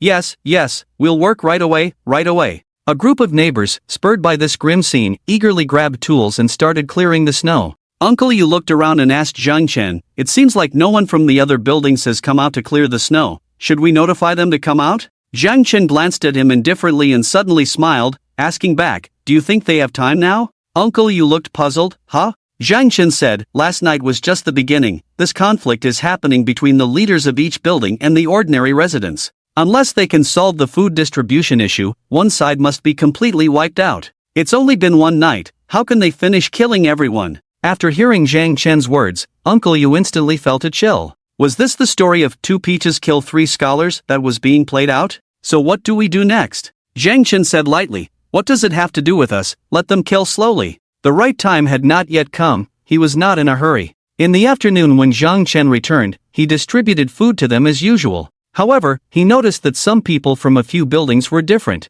not the familiar members of the group he knew before. It seemed that in the struggle for food access, control of some buildings had changed hands. But to him, it didn't matter. Whoever was the building leader, he would cooperate according to the previous agreement. However, after Zhang Chen returned that night, he posted a message in the group chat of building leaders. "If I don't see any results of labor tomorrow, I can't guarantee food, including cigarettes." So the next day, when Zhang Chen went out, he saw everyone coming out collectively to work again. But today, compared to 2 days ago, at least 1/3 fewer people showed up. In other words, due to the unfair distribution of food, at least 400 people had died in the community in 2 days. Uncle Yu couldn't understand the scene before him. He asked Zhang Chen, "These people clearly know that they won't get a share of the food from each building. Why don't they resist and fight for their chance to survive?" Zhang Chen, with a playful smile, pointed to the snow in front of him with his chin. "Do you remember how many bodies were here yesterday?" Uncle Yu furrowed his brow slightly. There were 70 to 80 just outside, and including inside the buildings, there must have been several hundred. Zhang Chen shrugged. "You see, the reason is right here. The food issue has been resolved very well." Uncle Yu suddenly realized, "I can't believe it can be like this." Zhang Chen said lightly, "As long as they have food, they won't dare to fight desperately. The vast majority of ordinary people in Huagua, unless they are pushed to a dead end, do not have the courage to resist." Uncle Yu shook his head in confusion, "But this is not a long-term solution.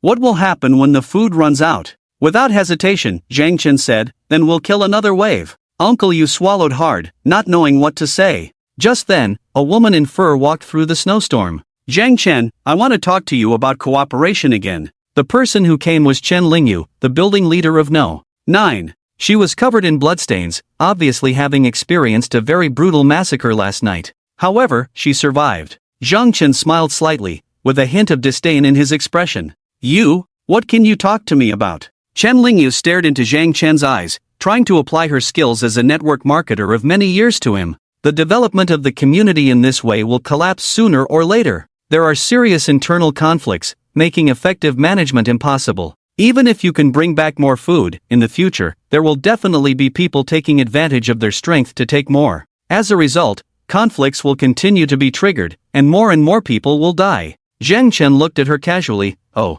And then?" Needless to say, could he not know that this would be the outcome? Because the current situation was created by him. Chen Lingyu continued, "I can help you manage the community with a scientific management approach. If this model works well, it can even be expanded to other places. Now it's the end of the world, all kinds of systems in the world are in chaos. Even if we establish a kingdom, it's not a problem. You can be the king, and I can assist you. What do you think?" Zhang Chen just smiled. After all, he graduated from Tianhai Industrial University and had 5 years of social experience. He wasn't going to be swayed by a woman involved in pyramid schemes with just a few words. Not interested. Zhang Chen coldly dropped these 3 words, not intending to continue discussing the topic. But Chen Lingyu anxiously wanted to continue persuading, but Zhang Chen waved his hand at her. No need to say more, we're not close, and I don't want to hear your spiel. Zhang Chen's firm gaze made Chen Lingyu's face darken, as if she had lost strength and took 2 steps back.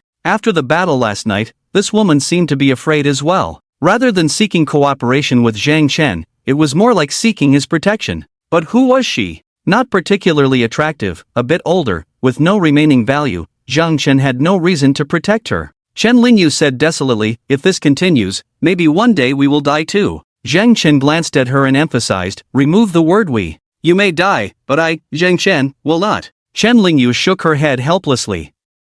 Zhang Chen looked at this woman who could barely be considered a strong woman and curiously asked, as a woman, it's hard to survive alone in the end times. So, do you not have a husband? Chen Lingyu smiled bitterly and shook her head, we divorced a long time ago. Oh, a lone wolf. Chen Lingyu shook her head, not really, I have a daughter. She has been studying in the United States since she was 10, attending a prestigious school. When she mentioned her daughter, Chen Lingyu's eyes visibly lit up. I don't need to rely on a man for my life. After the divorce, I raised my child on my own, starting from washing dishes for others, being an apprentice at a beauty salon, and step by step, I became the CEO of a company about to go public. I'm not inferior to any man. Zhang Chen, if you don't cooperate with me because of this, it will be your loss. Chen Lingyu made one last effort. Zhang Chen touched his nose and said slowly, usually, only the head of a conglomerate can be called a CEO. Someone like you, a small business owner, can only be called a general manager. Chen Lingyu's face immediately showed an embarrassed expression.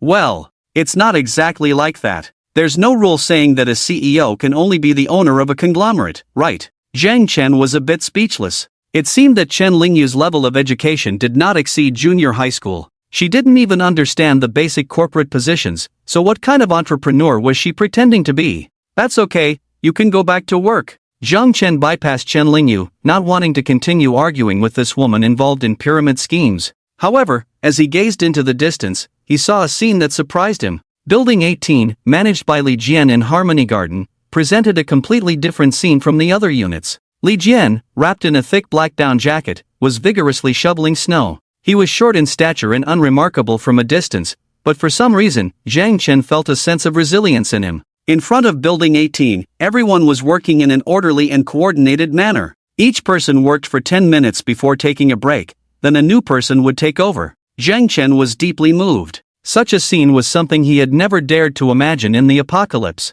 Unable to resist, Zhang Chen walked over and stood not far from Li Jian, quietly watching them work. Soon, Li Jian noticed Zhang Chen. He looked up, dark circles under his eyes very prominent, and he had lost weight. Zhang Chen? Why did you come over? Zhang Chen didn't answer his question, just glanced at the people from Building 18. Although they looked tired, there was a glimmer of light in their eyes. Unlike the people in other units, who were completely numb and living like zombies, Zhang Chen felt relieved and curious as he asked Li Jian, how did you do it? Li Jian asked, do what? Zhang Chen said, in other units, there have been fierce fights due to food distribution issues. But looking at your unit, such a situation hasn't occurred. I'm curious, did you conceal information in some way? A hint of pride appeared on Li Jian's face. Despite his short stature, he stood tall and said to Zhang Chen, I didn't conceal any information at all. From the beginning, I told everyone in our building about the negotiation results. This result surprised Zhang Chen. He was amazed that Li Jian dared to do this.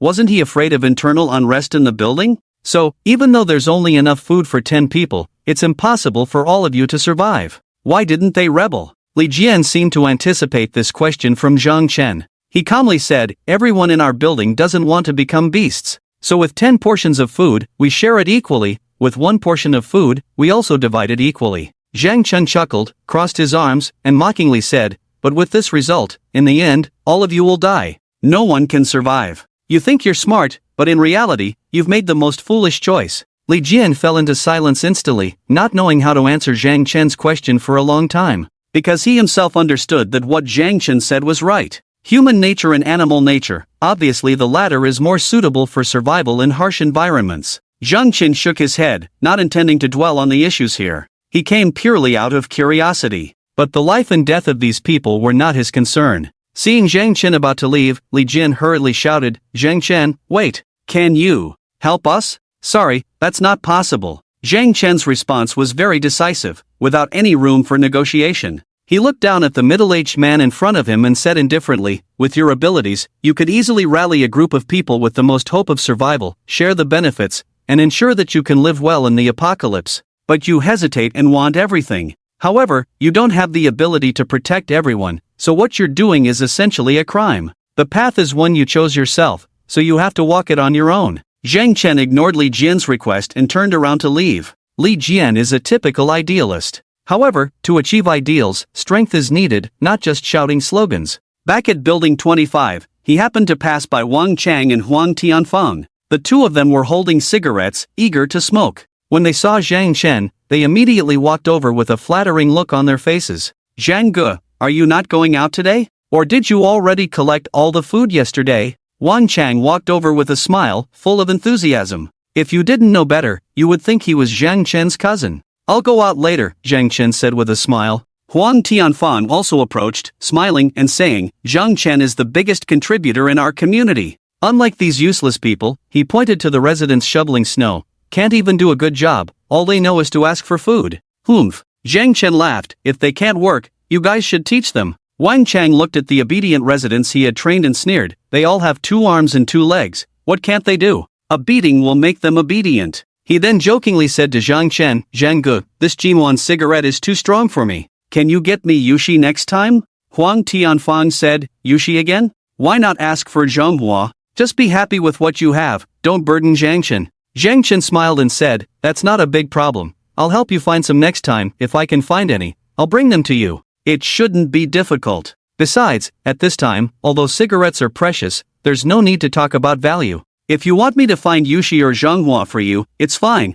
but if you want me to find Duzhang and Hong Sanuan, I won't be able to." The three of them burst into laughter. The atmosphere was very harmonious. "By the way, I'll show you some good wine later. If there's any, I'll bring you a bottle or two. It's freezing cold, a little wine will warm you up." When Zhang Chen said this, Huang Tianfang and Wang Chang were thrilled. Huang Tianfang loved drinking, and Wang Chang had a good tolerance for alcohol. Loving to drink is one thing, but in this weather, white wine can help keep them warm. It's a really good thing. "Zhang Ge, you're truly righteous. In the past, I misunderstood you. From now on, if you need any help, just let me know." Wang Chang gave Zhang Chen a thumbs up. He was truly touched. Huang Tianfang glanced at him and said, "Zhang Chen, you are our benefactor. I can't repay you for saving my life, so from now on, I entrust my 140 pounds to you." Zhang Chen smiled warmly, patted their arms, and said, "You guys are too kind. From now on, we are the best partners. We are all working together for a better survival in the apocalypse. Only through cooperation can we achieve mutual benefits. If you need anything, just let me know. If I can fulfill it, I will." After saying that, Zhang Chen pointed outside, "I'll go out first." Wang Chang and Huang Tianfang quickly said, "You're busy, you're busy." Zhang Chen smiled, nodded, then went to get his car and left Yulu district. Huang Tianfang and Wang Chang watched Zhang Chen's departing figure, their expressions becoming slightly complicated. They glanced at each other, not quite at ease, and then turned and left. On the way back, Wang Chang pondered, why did Zhang Chen suddenly become so kind, offering cigarettes and even volunteering to bring me wine? Could it be that I misunderstood him before? He furrowed his brow and thought carefully. He had never interacted with Zhang Chen before, let alone had any conflicts. After the end of the world, it was his desire for Zhang Chen's snowmobile that led him to fail in stealing it in the past, so he sent people to ambush in the snow. Later, Zhang Chen counterattacked the crazy wolf gang. Wang Chang slapped his forehead, "Oh. So, it's not that they are not righteous, it's that I did something wrong first. This Zhang Chen is capable, can handle it." A cruel smile gradually appeared on his lips. "I just like straightforward people." On the other side, Huang Tianfang was also pondering Zhang Chen's change in attitude. Why did he suddenly show goodwill towards me? Logically, with his strength, he shouldn't be afraid of me. In that case, he probably genuinely wants peace and doesn't want to fight anymore. After all, he is alone, and his subordinates are not completely loyal to him. If we continue to fight, he might end up dead one day. So he's afraid. After thinking for a while, Huang Tianfang believed he understood Zhang Chen's change in attitude. He couldn't help but show a somewhat smug smile on his face. This is good news. After coming out, Zhang Chen went to the library. The book Norwegian Wood was very interesting, and the lingering sadness described by Haruki Murakami could be said to be a representative of post-war mourning culture. Zhang Chen leisurely read the entire book, gently closed it, and put it back on the shelf. It's not that he's being pretentious, but he rarely feels like reading a book, and he might not have this kind of mood in the future. There's no need to bring the library back, letting it gather dust in a different space. Zhang Chen is the kind of person who wants to buy all kinds of books when he goes to the bookstore, but loses interest once he brings them home.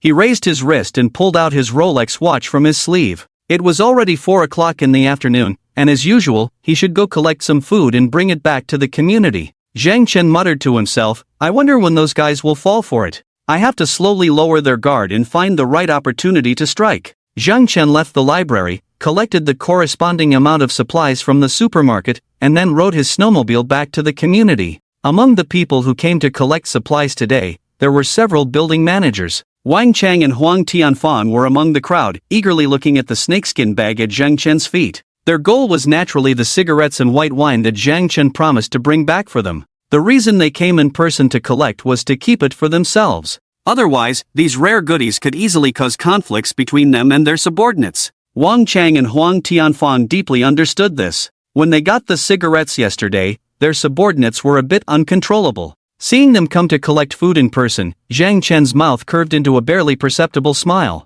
Alright, everyone line up in order and come get your food. When the building manager of Building 1 approached, he suddenly whispered to Zhang Chen, if you can give cigarettes to Wang Chang and Huang Tianfang, can you also help us out? The matter of Huang Tianfang and Wang Chang having cigarettes was not a secret. After all, these two were not discreet about smoking when others were working. After a little thought, everyone guessed that Zhang Chen was helping them out. So, some building managers who were addicted to smoking also requested cigarettes, hoping Zhang Chen would provide them as well. After hesitating for a moment, Zhang Chen smiled and said, it might be a bit difficult to provide cigarettes for so many people. The other building managers became anxious. Zhang Chen, you can't treat us differently. Our request is not high, just 1 pack a day, just 1 pack. This is my lifelong request. Zhang Chen sighed helplessly, alright, I'll try to provide for you all. Starting tomorrow, I will provide cigarettes to those building managers who need them. People who don't smoke couldn't help but step forward and make their own requests. I don't smoke, I just like to chew betel nut. Can this request be fulfilled? I want to drink some alcohol, any cheap liquor will do. Zhang Chen said helplessly, alright, I've noted down all your requests. I won't discriminate, everyone will have their share. The crowd smiled contentedly, then took their belongings and left. After they left, Li Changbin, Zhang Lei, and others were dissatisfied. Zhang Ge, are you being too good to them? Feeding them is already a great favor, now they are pushing it, asking for this and that. Zhang Chen calmly said, their requests are not unreasonable, I can't treat them differently. It's okay, let it be like this. The crowd looked at Zhang Chen as if he were a stranger. They couldn't believe that the once ruthless Zhang Chen would now appear so weak. But since Zhang Chen got the items himself, they couldn't say anything. After distributing the items to everyone, Zhang Chen returned home. He took a hot shower, then comfortably lay on the sofa in his pajamas, looking up at the ceiling. It's about time. The internal conflict had already caused heavy losses to other units. The number of direct deaths was over 400. And there were also hundreds of people injured during the battle, most of whom were unlikely to survive. Even if they were lucky to live, they posed no immediate threat. Zhang Chen took a walk around the neighborhood in the morning, during which he observed the number of people still active in the area. There were about 700 people left. Moreover, he used cigarettes and white wine as bait to successfully lure out the leaders of each unit building. In other words, the time to close the net had come. Zhang Chen didn't plan to delay any longer. Since there wouldn't be major conflicts in the units in the short term, delaying was meaningless. And because of the food he provided, those people would regain their strength. In a while, they would pose a greater threat to Zhang Chen. It will be tomorrow. Zhang Chen narrowed his eyes slightly, a flash of cold killing intent passing between his eyes. The next day, Zhang Chen left the neighborhood as usual. He didn't tell anyone about his plan for the day, including Uncle Yu. Because this operation was crucial, missing it would increase the difficulty and risk of the operation. So Zhang Chen trusted no one. Leaving the neighborhood, he headed straight to the supermarket. He gathered a large amount of food from various shelves, mostly loose steamed buns, and bagged bread tied with ribbons. Today, Zhang Chen deliberately brought better quality food than the previous days and increased the quantity. The last meal should be more abundant, I am already kind enough to them, Zhang Chen said. After piling up the items, Zhang Chen took out the rat poison he had obtained from the space. The colorless and tasteless powder could be lethal with just a little bit. Since some of the food had started to spoil and had abnormal colors, sprinkling the poison powder on it wouldn't be noticeable. Zhang Chen put on the gas mask he had found in the military camp from the space, then carefully sprinkled the rat poison on the food. He spent half an hour completing this process alone. Wang Chang and Huang Tian may not trust those guys with the food and might have them taste it. But those greedy people won't share the cigarettes and alcohol with others. Old smokers and heavy drinkers will lose their usual caution in front of these things. I'll poison them here. Zhang Chen took a few packs of cigarettes, thought for a moment, and then opened the plastic wrap. When he gave cigarettes to Wang Chang and others before, the cigarettes were already opened from the plastic packaging. Of course, it was to prepare for today, in order to dispel their suspicions. After all, it's already good to be able to get cigarettes now, so it's not surprising that there are some packaging issues. Then, he carefully stuffed rat poison bit by bit into the tobacco of the cigarettes. As for the liquor, the process was a bit more complicated. Zhang Chen first mixed the rat poison into the alcohol, then used a syringe to inject it through the bottle cap. Rough as it may be, he had already returned close to nightfall, with the sky darkening. Those alcoholics would find it difficult to detect such a small flaw. After 2 hours of busyness, Zhang Chen began to pack the food in bags and place them on the sled behind the snowmobile. The snow outside today was not falling as heavily, but the wind was still sharp. Zhang Chen leaned against the wall of the mall, finally lit a cigarette for himself, taking small puffs, because inhaling too deeply could easily freeze his lungs with the cold air. Perhaps today is the end. I always feel that this process is going too smoothly, Zhang Chen muttered to himself. Everything that people in the other units have done so far completely met Zhang Chen's expectations. But this kind of cooperation gave Zhang Chen a sense of unreality. I always feel that everything is going too smoothly, but others are not fools. How could they possibly be manipulated by me alone? Zhang Chen chuckled self-deprecatingly, squinting his eyes. This false harmony is only temporary. Those guys are not stupid. Sooner or later, they will make a move against me. And the reason for choosing to endure and not act, could it be waiting for some opportunity? There is a mole in 25 hashtag, who exactly I have not found out. Is he still alive or has he died in the recent past? Zhang Chen asked himself these questions, but he did not get an answer. He is not Sherlock Holmes, nor Conan the detective. He does not have such powerful detective skills. But, he has something better in this post-apocalyptic world. He has fortresses and guns. Zhang Chen threw the cigarette but on the ground after taking 2 puffs, crushing it with his toe. No matter what plans you have, in the face of absolute strength, all conspiracies are meaningless. After preparing everything, Zhang Chen took the specially made food and rode his motorcycle back to the Yuelu community. Upon arriving at the Yuelu community, Zhang Chen first called Uncle Yu, Jian Lei, Li Changbin, and others on the phone to have them maintain order at the scene. Soon, they arrived at the central courtyard of the community with iron rods, shovels, knives, and other tools. Zhang Chen, we're here. Zhang Chen glanced at Uncle Yu and the others, nodding. Yes, wait here. I'll call them down to pick up the stuff. Zhang Chen picked up his phone and notified the people in the building group to come down. Uncle Yu stood beside him with an iron rod, like a loyal guard. Li Changbin and Jian Lei led the people standing on Zhang Chen's sides, slightly behind him, guarding Zhang Chen in the center. Zhang Chen glanced at them from the corner of his eye. Li Changbin and Jian Lei seemed more focused today than usual. Out of habit for self-protection, Zhang Chen took a few steps back, positioning himself behind the crowd. Soon, representatives from various units arrived at the scene one after another. When he saw that group of people, a smile flashed in Zhang Chen's eyes. His plan succeeded. By using cigarettes, alcohol, and other rare items, he successfully lured out the building leaders of each unit. Except for Li Jian from 18 hashtag, this guy seemed to adhere to his principles of fairness and was unwilling to come personally to pick up the items. Zhang Chen didn't mind, as long as most of the building leaders came over. The cigarettes, alcohol, and other items they retrieved were all filled with large doses of rat poison. Once inside the body, it will take away their lives in 10 to 30 minutes. Zhang Chen squinted his eyes and smiled. Alright, everyone come and take things. Starting from building 1, Zhang Chen threw supplies to the ground 2 to 3 meters away, letting the representatives of that building come and take them. One by one, the representatives came over and took their belongings. Building 21. Zhang Chen shouted, looking towards Wang Chang. Wang Chang walked over with his head down, and Zhang Chen bent down to pick up a bag of food from the ground. Just as he was about to stand up, a sudden shout rang in his ears, "Attack!" Wang Chang pulled out a handgun from his pocket and aimed at Zhang Chen, pulling the trigger. Zhang Chen's pupils shrank suddenly, instinctively trying to dodge. At that moment, Uncle Yu suddenly pushed him aside. Bang! Bang! Bang! 3 gunshots rang in Zhang Chen's ears, the sudden attack making him feel like the intervals between the 3 shots were incredibly long. Uncle Yu's body slowly went limp, his knees buckling to the ground. A piercing buzzing sound rang in Zhang Chen's ears as he looked up and saw a group of people with fierce faces charging towards him. Wang Chang, holding a handgun, Huang Tianfan pulling out a kitchen knife from his waist, and Li Changbin and Jian lay less than 2 meters away from him. Among the 30-plus people present, at least half of them were coming to kill Zhang Chen, their weapons gleaming coldly. They had been waiting for this moment for a long time.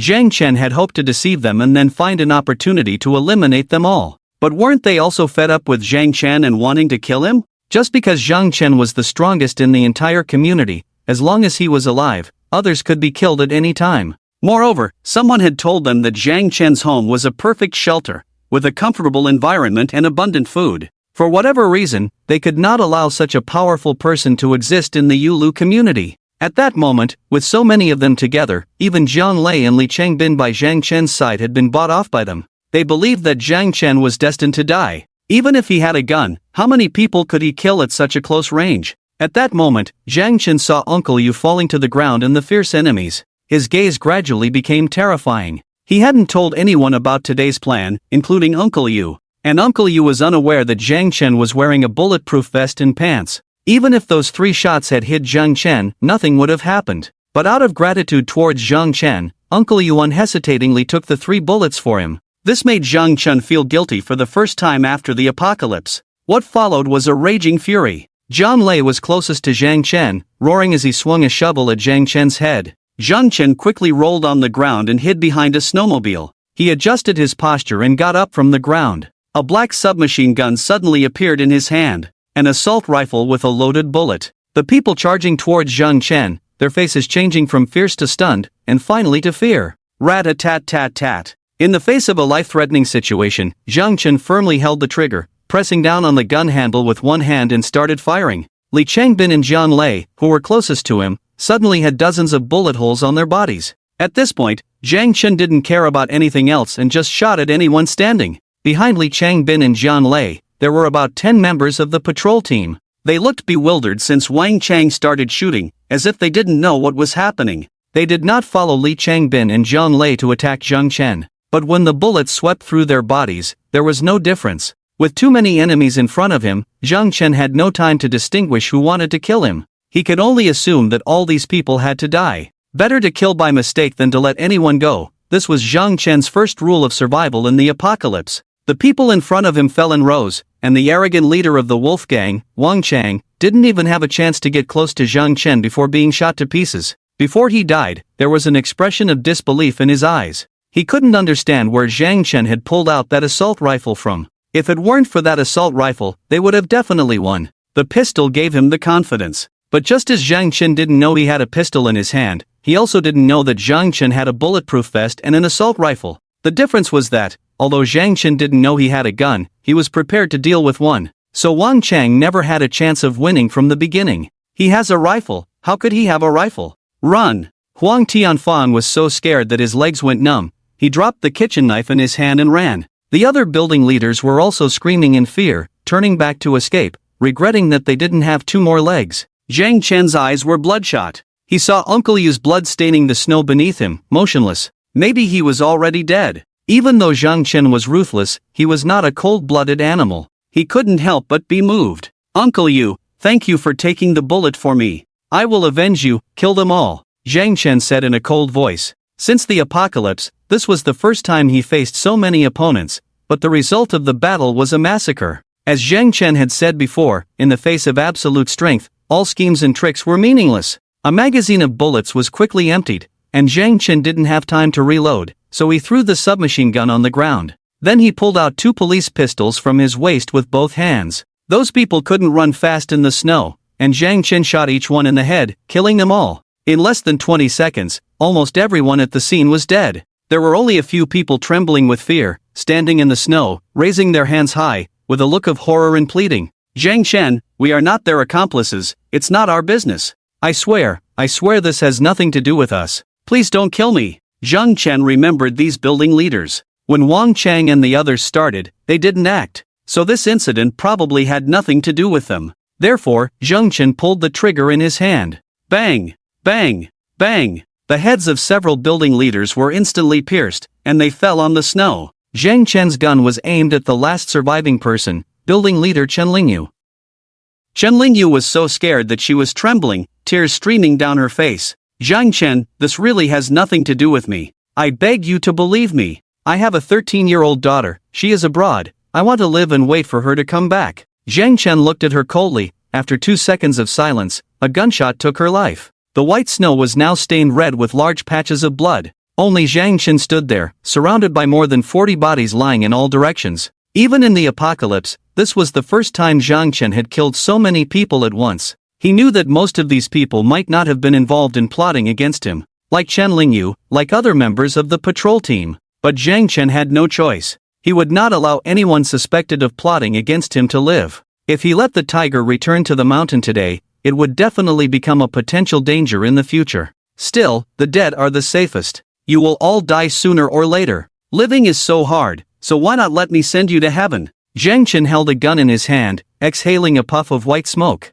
From this perspective, I have helped you escape from suffering, you should be grateful to me. If these deceased neighbors were aware underground, they would probably say, I really should be thankful. After killing all the enemies, Zhang Chen's gaze swept around. The intense sound of gunfire had already attracted all the neighbors. They were peering out of the windows at this brutal battlefield, their eyes filled with awe for Zhang Chen. Some felt relieved and grateful for everything Zhang Chen had done. Zhang Chen's gaze turned to Building 26 and Building 21, the territories of the Tianhe Gang and the Crazy Wolf Gang. Wang Chang and Huang Tianfan couldn't escape. They were the first to launch an attack on Zhang Chen. Their men were already at the door, waiting for the boss to make a move so they could come in and loot the supplies. But when Zhang Chen pulled out that black M4 carbine, they became fearful. Zhang Chen's gaze made them even more fearful. Xiao Lu, the second in command of the Crazy Wolf Gang, felt a chill all over his body and trembled as he retreated. Retreat, quickly retreat. Don't lure this devil over here. A group of terrified little thugs panicked and fled into the hallway.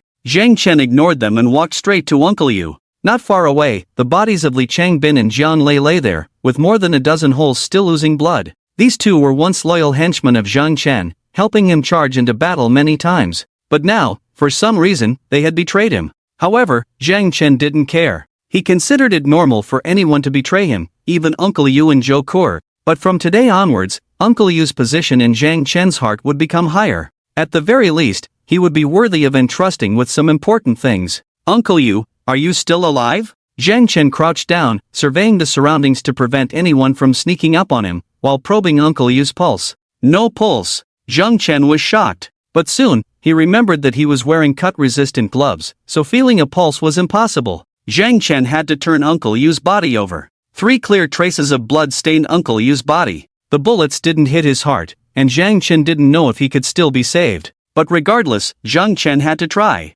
At least after trying, even if Uncle Yu died, his sense of guilt would be greatly reduced. He took out a vial of adrenaline from another dimension and stabbed it fiercely into Uncle Yu's chest. Then, he shouted towards Building 25, come help. At the entrance of Building 25, a group of neighbors stood there trembling with fear. They were all terrified by Zhang Chen's godlike performance just now, and they still didn't dare to approach. Zhang Chen's cold gaze swept over all of them, finally waking them up. The group, fearing Zhang Chen, hurried over to help. Carry him up and take him to my place. Be careful, if you touch or drop him, I'll burn you all as paper figures for Uncle Yu.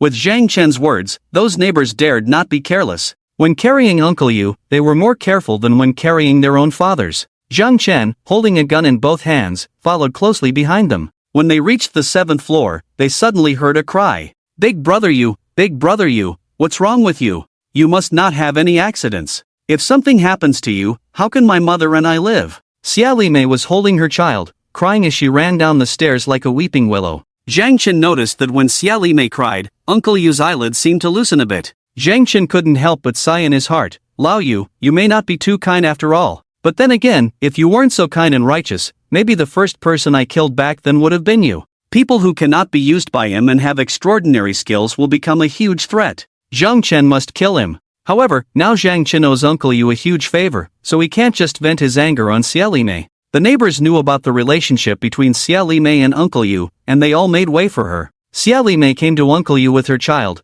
deliberately standing closer to Zhang Chen, and then burst into tears. Husband, open your eyes and look at me. I'm Li Mei, you promised to marry me in the future. And the baby, you said you wanted to see her grow up to 18. Then after the apocalypse, the three of us can live together happily. Husband, there is a 5-second long sound. How can you go back on your word? Same as above, if you leave, how will the two of us survive in the future? You might as well take us away. What are you showing off for? Helping others block bullets makes you loyal, but can you justify it to us, a widow and orphan? Zhang Chen got goosebumps. Xia Limei didn't mention him at all, but every sentence was about him. On the surface, Xia Limei was crying for Uncle Yu, but in fact, she was telling Zhang Chen, Uncle Yu took the bullet for you, if anything happens to him, you have to take care of us, the mother and daughter. Disgust appeared on Zhang Chen's face. This despicable woman is really disgusting. She even started calling Uncle Yu husband. Why didn't I hear you call him that before? Well, now she's using Uncle Yu helping him block bullets to morally blackmail him into taking care of you and your mother.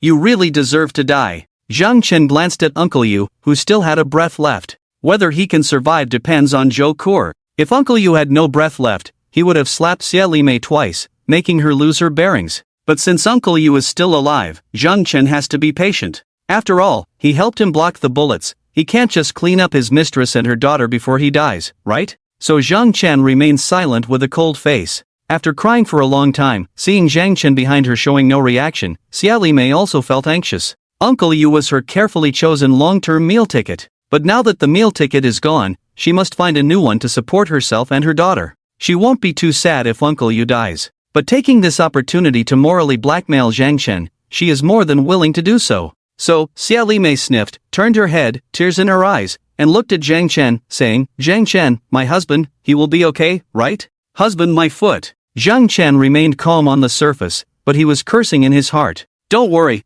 I will do everything I can to save Uncle Yu. Zhou Kur is the chief doctor at the big hospital. With her, there is hope for Uncle Yu's recovery. His dimensional space contained many things, including 3 large containers of medicine and medical equipment he found in the warehouse area later. Zhang Chen had only one thing to say, he would do everything he could to save Uncle Yu. But whether he can succeed or not, it all depends on fate. Xia Limei cried and said, if anything happens to him, I don't want to live anymore. Zhang Chen remained silent and didn't want to engage in that topic. Seeing Zhang Chen indifferent, Xia Limei cursed in her heart, Zhang Chen, you heartless person, Yu Jiguang took a bullet for you, can't you, for his sake, protect us, the mother and daughter? She resented Zhang Chen in her heart, but she didn't dare say it out loud. She cried and handed the tightly wrapped baby in her arms to Zhang Chen. Zhang Chen, if my husband dies, I don't want to live either. But please, for the sake of my husband, take care of the child. I beg you. Zhang Chen quickly said, thank you, Sister Xia, where are you saying such things?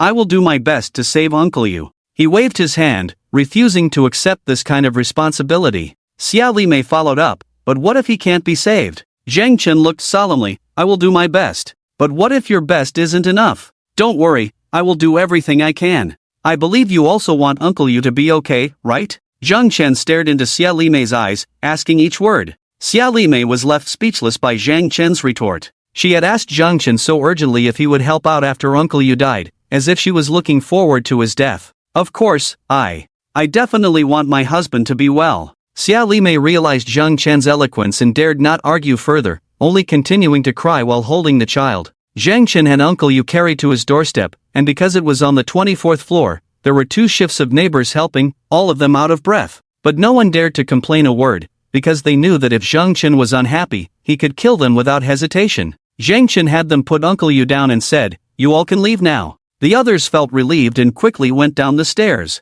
Xia Limei held the child in her arms, crying as she watched Uncle Yu. Zhang Chen frowned, Sister Xia, you should go back first. Uncle Yu is about to undergo surgery to remove the bullet, and you can't help here. Xia Limei, however, firmly said, no. He needs someone by his side the most right now, and I can't leave him. After speaking, she knelt down and tightly held Uncle Yu's hand. The painful expression on Uncle Yu's face eased a bit. Zhang Chen wanted to shoot her, but with Uncle Yu nearby, he couldn't do it. Saving Uncle Yu was the priority now, so Zhang Chen couldn't delay any longer and had to open the door. For Xia Limei, opening the door was like entering a paradise. It had been a month since the arrival of the ice apocalypse, and she had endured the most agonizing month in the cold environment. If Uncle Yu hadn't used his body to warm her and the child every night, they would have died long ago. So at this moment, Feeling the warm air blowing in the room, looking at the familiar yet unfamiliar civilized room layout, tears streamed down her face. This time it was not acting, but genuine emotion.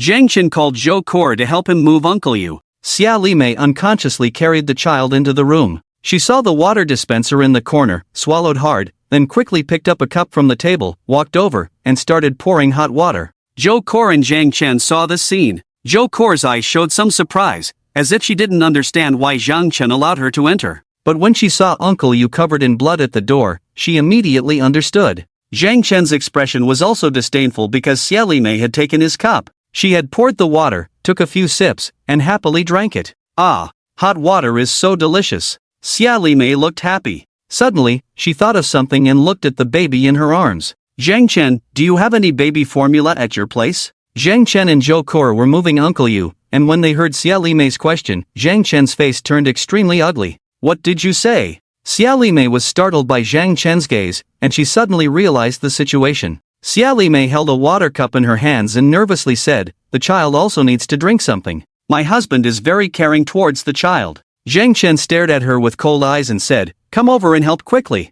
Otherwise, I will kick you out directly." Xia Limei dared not say more and could only follow with the child. Zhang Chen and Zhou Kor moved Uncle Yu to an empty room. Zhang Chen's house had 3 bedrooms and a living room, in addition to his and Zhou Kor's room. It was usually of no use, but Zhang Chen used it to store a silent generator. The entire safe house was powered by 3 silent generators. Zhang Chen moved the generator aside and then directly took out a large white bed from another space. This scene left Xia Limei dumbfounded. Is this magic? She couldn't understand what was happening before her eyes. And Zhang Chen couldn't be bothered to explain anything to her. He said to Zhou Kor, "Save Uncle Yu at all costs. Tell me what medicines and medical equipment you need, and I will try to provide them for you." Zhou Kor, who had seen big scenes before, remained calm even though Uncle Yu was covered in blood. She calmly told Zhang Chen what she needed. Zhang Chen took out the medicines and equipment from another space and gave them to Zhou Kor. "How is the situation? Is there still a chance to save him?"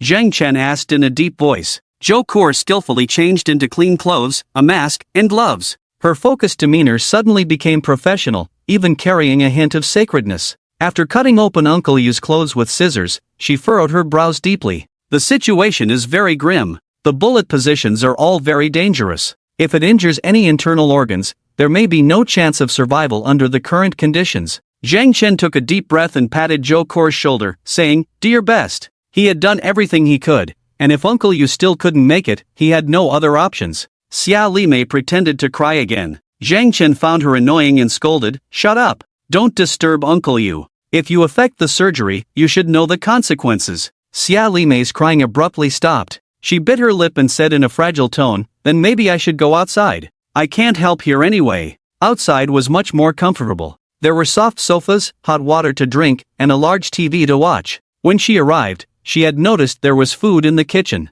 Xia Limei couldn't wait to get away from the bloody room and enjoy the comfort outside. Zhang Chen's lips curved into a cold arc. He stared at Xia Limei and said word by word, "This surgery is very important, it concerns your husband's life, so you need to stay here and help." Xia Limei hurriedly said, "But I don't know how to treat or save people." Zhang Chen said, "Help by passing things, wiping sweat, isn't that okay? Besides, even if you don't know anything, your presence here is the biggest encouragement for Uncle Yu." Without waiting for Xia Limei to retort, Zhang Chen decisively said in an irresistible tone, "All right, the matter is settled. You all stay at home and behave well. I'll go out for a while." After that, Zhang Chen walked to the door and locked it from the outside. He couldn't let this woman mess around in his room. "I don't have time to deal with you now. After I take care of those damn guys, I'll come back and bury you in a dark place," Zhang Chen said coldly. He sat on the sofa, saw the cup Xia Limei had used on the coffee table, and disgustingly threw it into the trash can. He went to the kitchen, took out a can of milk from the fridge, and drank it in one go. Then, Zhang Chen returned to the living room and began to take out and organize his weapons one by one. When all the weapons were organized, the assault rifles, pistols, and sniper rifles were loaded with bullets, and the grenades were counted, Zhang Chen finally walked out of the house. On the central square of the community, red plum blossoms were blooming on the ground at this time. The ground was covered with bodies, but the snowmobile parked in the snow, and the dozens of scattered bags of food nearby were extremely tempting. After Zhang Chen left with Uncle Yu, there were always some people who were not afraid of death or driven mad by hunger running out of the building to drag back these supplies. Zhang Chen walked down step by step. His pace was steady and powerful, not affected by anger. It was the other side who fired the first shot, and it would be impolite if he did not retaliate. Originally, he planned to poison them in a more peaceful way. Since they chose a more aggressive approach, Zhang Chen didn't mind accompanying them. The sky was already dark. Zhang Chen walked down the stairs, took out his phone, and tagged all the living people in the community group.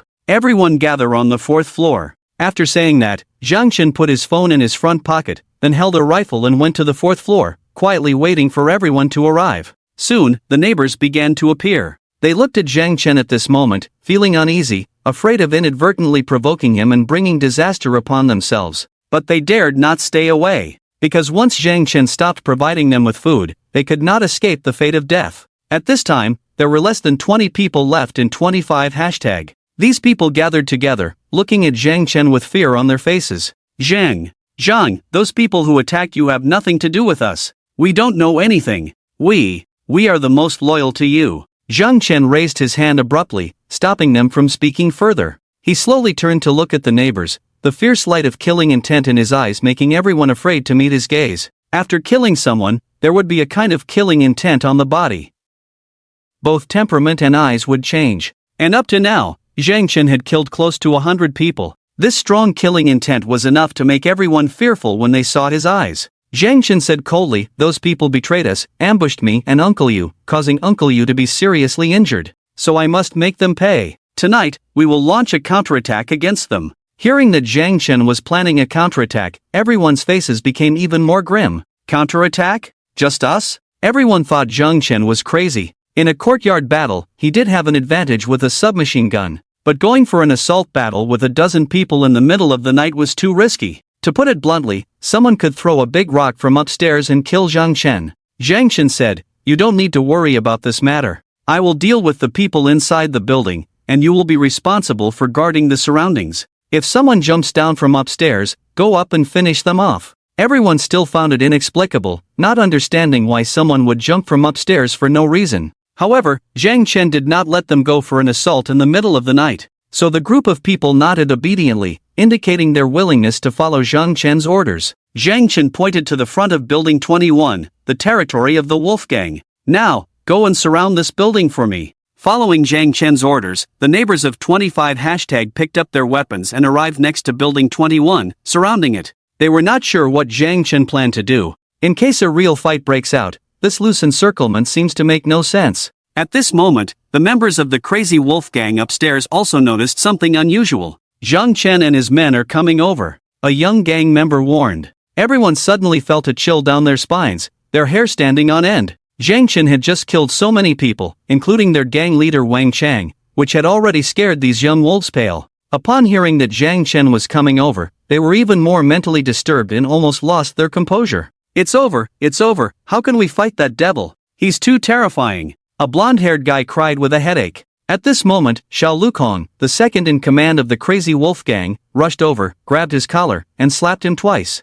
Then he roared at the crowd. "What are you afraid of? This building is our stronghold. Even if Zhang Chen has a gun, he will lose a layer of skin if he charges in. Get your spirits up and fight him." With Xiao Lu as the second in command, he barely kept the gang members of the crazy wolf gang from dispersing. They held onto their spirits, gripped their weapons tightly, and guarded around every trap. They were just waiting for Zhang Chen to charge in so they could fight him to the death. However, Zhang Chen did not enter as they had expected. He just had someone watch every window of Unit 21 to prevent anyone from escaping through the windows. Then, he arrived at the entrance of the 4th floor of Unit 21. After a flash of light in his right eye, a large pile of freshly cut damp trees filled the room. Next, there was a large pile of cheap synthetic clothing, almost filling the entire room. Only then did Zhang Chen take out a bucket of gasoline from the space and threw it on the ground. After doing all this, he stepped out of the room step by step. Since there was no one at the front door, including Zhang Chen's neighbors, no one saw what he did.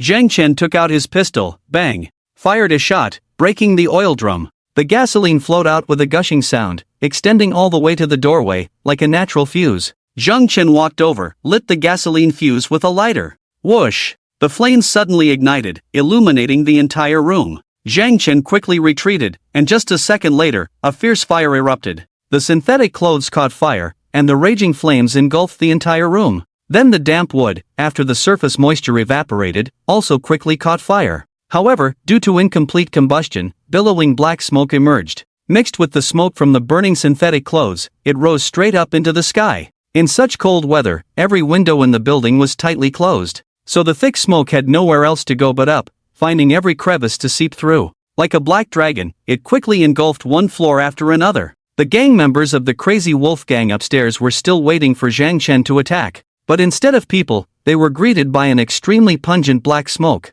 Cough, cough. They're setting a fire. These people are despicable, shameless. Zhang Chen, this scoundrel, is so cowardly even with a gun. Quick, open the windows to let the smoke out. Cough, cough, cough, cough. Water, is there any water? Wet your clothes and cover your nose. Where's the water? Only ice. Pee, pee. Ah, my eyes. My eyes are burning, I can't see anything. Cough, cough, cough, cough. Cough, cough. The thick smoke quickly engulfed the entire building. When those people realized the problem and tried to open the windows for ventilation, all the windows were frozen shut by ice and snow, and they couldn't open them no matter what. The unit building had now turned into a giant oven, and they were all like ducks inside the oven. However, it might be more appropriate to call them smoked ducks rather than roasted ducks. Zhang Chen stood outside the building holding a rifle. The yellow flames illuminated his face, incredibly warm. He recalled the bonfire party organized by the college when he was in university. Everyone gathered around the bonfire singing and dancing, a time that was truly nostalgic. However, the bonfire tonight was bigger and more unrestrained than that day. It wasn't until now that the neighbors around understood what Zhang Chen was doing. They could hear the screams and ghostly coughs coming from inside the building, sending shivers down their spines. The building had become a death trap, with no chance of escape. The only exit was blocked by Zhang Chen. Besides waiting for death, their only choice was to come out and face death.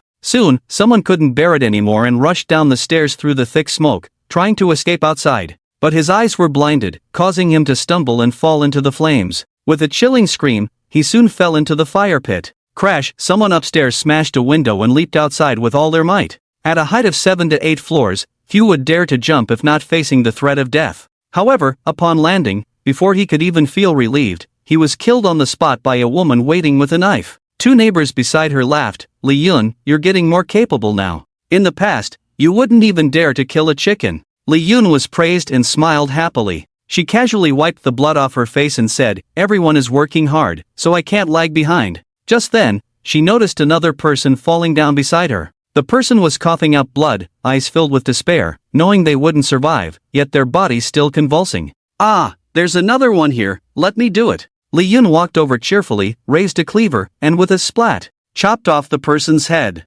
The other neighbors were doing the same work. The people upstairs were unaware, thinking that breaking the window and jumping out was their only way out. The neighbors worked diligently, experiencing a long-lost warmth. Watching the blazing flames, everyone had warm smiles on their faces. The flames are so beautiful. Yes, if we could have these rituals more often in the future, it would be great. While everyone was busy, Zhang Chen stood at the entrance, enjoying the warmth. In the residential area, residents in other buildings also noticed the commotion here. The flames soared, thick smoke billowed, and the occasional sounds of despair filled them with fear. What should we do? Will Zhang Chen use the same methods on us? Every resident in each building had this thought. Rather than waiting for death, it was better to go out and confront Zhang Chen. But, with what? Their flesh and blood against Zhang Chen's assault rifle? The scene of Wang Chang and over 40 people being shot still vivid in their minds. They dared not. It's okay, Zhang Chen won't harm everyone, he won't. The guilty party should be held accountable. I wasn't involved in this matter.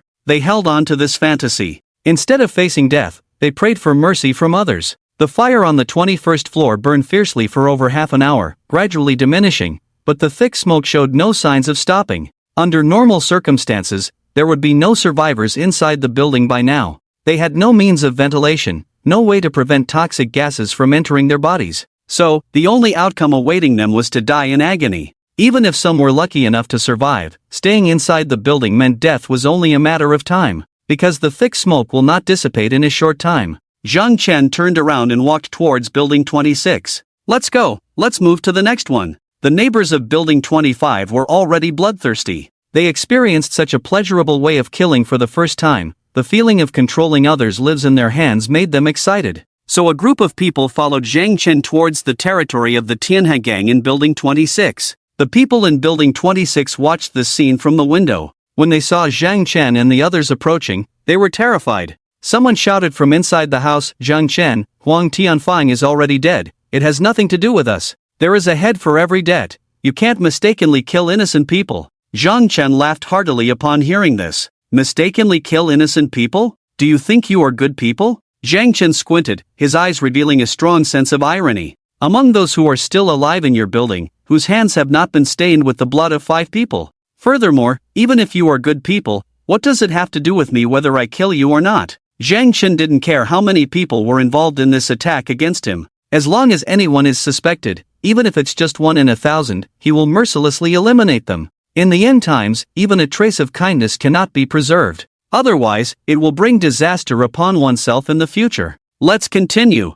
Following the same method, Zhang Chen had Building 26 sealed off, then he started setting fire from downstairs. There were screams and curses coming from the building. Several people ran down the stairs as if they were crazy, only to be shot in the head by Zhang Chen the moment they showed themselves. Shortly after, thick smoke enveloped the entire Building 26. Zhang Chen was not in a hurry, he killed building by building, to prevent any fish from slipping through the net. Soon, he had almost finished dealing with the people in Building 26. He didn't stop, continuing towards several other buildings, where the leaders of the buildings that had participated in the attack against him were located. 5 buildings, flames soaring, thick smoke billowing, illuminating the entire neighborhood. The increased air temperature around caused the surrounding ice and snow to melt, lowering the horizon. The residents of other buildings suddenly felt a chill. Many of them were scared to the point of wetting themselves. Zhang Chen calculated the time. At this speed, he wouldn't be able to finish killing everyone in one night. He was tired too, needing to go back to rest and check on Uncle Yu's treatment results.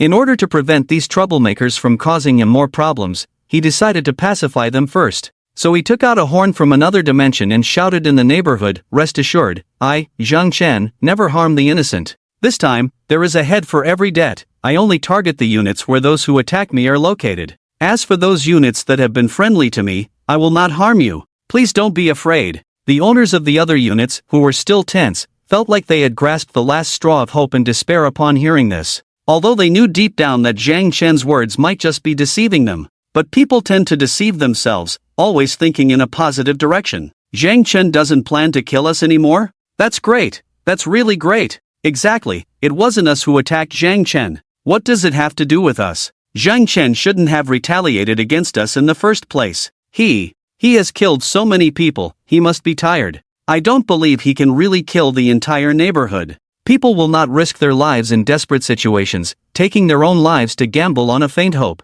After Zhang Chen gave them this hope, they could bury their heads in the sand like ostriches, pretending there was no danger around them. After Zhang Chen finished shouting, he said to the neighbors around him, "All right, today's activities end here. Go back and rest." Some neighbors were not satisfied and said, "Let's stay here and roast by the fire." How warm the flames were. It was better to stay by the fire than to freeze when they returned to the building. Zhang Chen said lightly, "As you wish." After saying that, he turned and went back to 25 hashtag. The other neighbors were reluctant to leave, gathered around the fire, roasting happily. However, the flames slowly diminished as the fuel provided by Zhang Chen was also running out.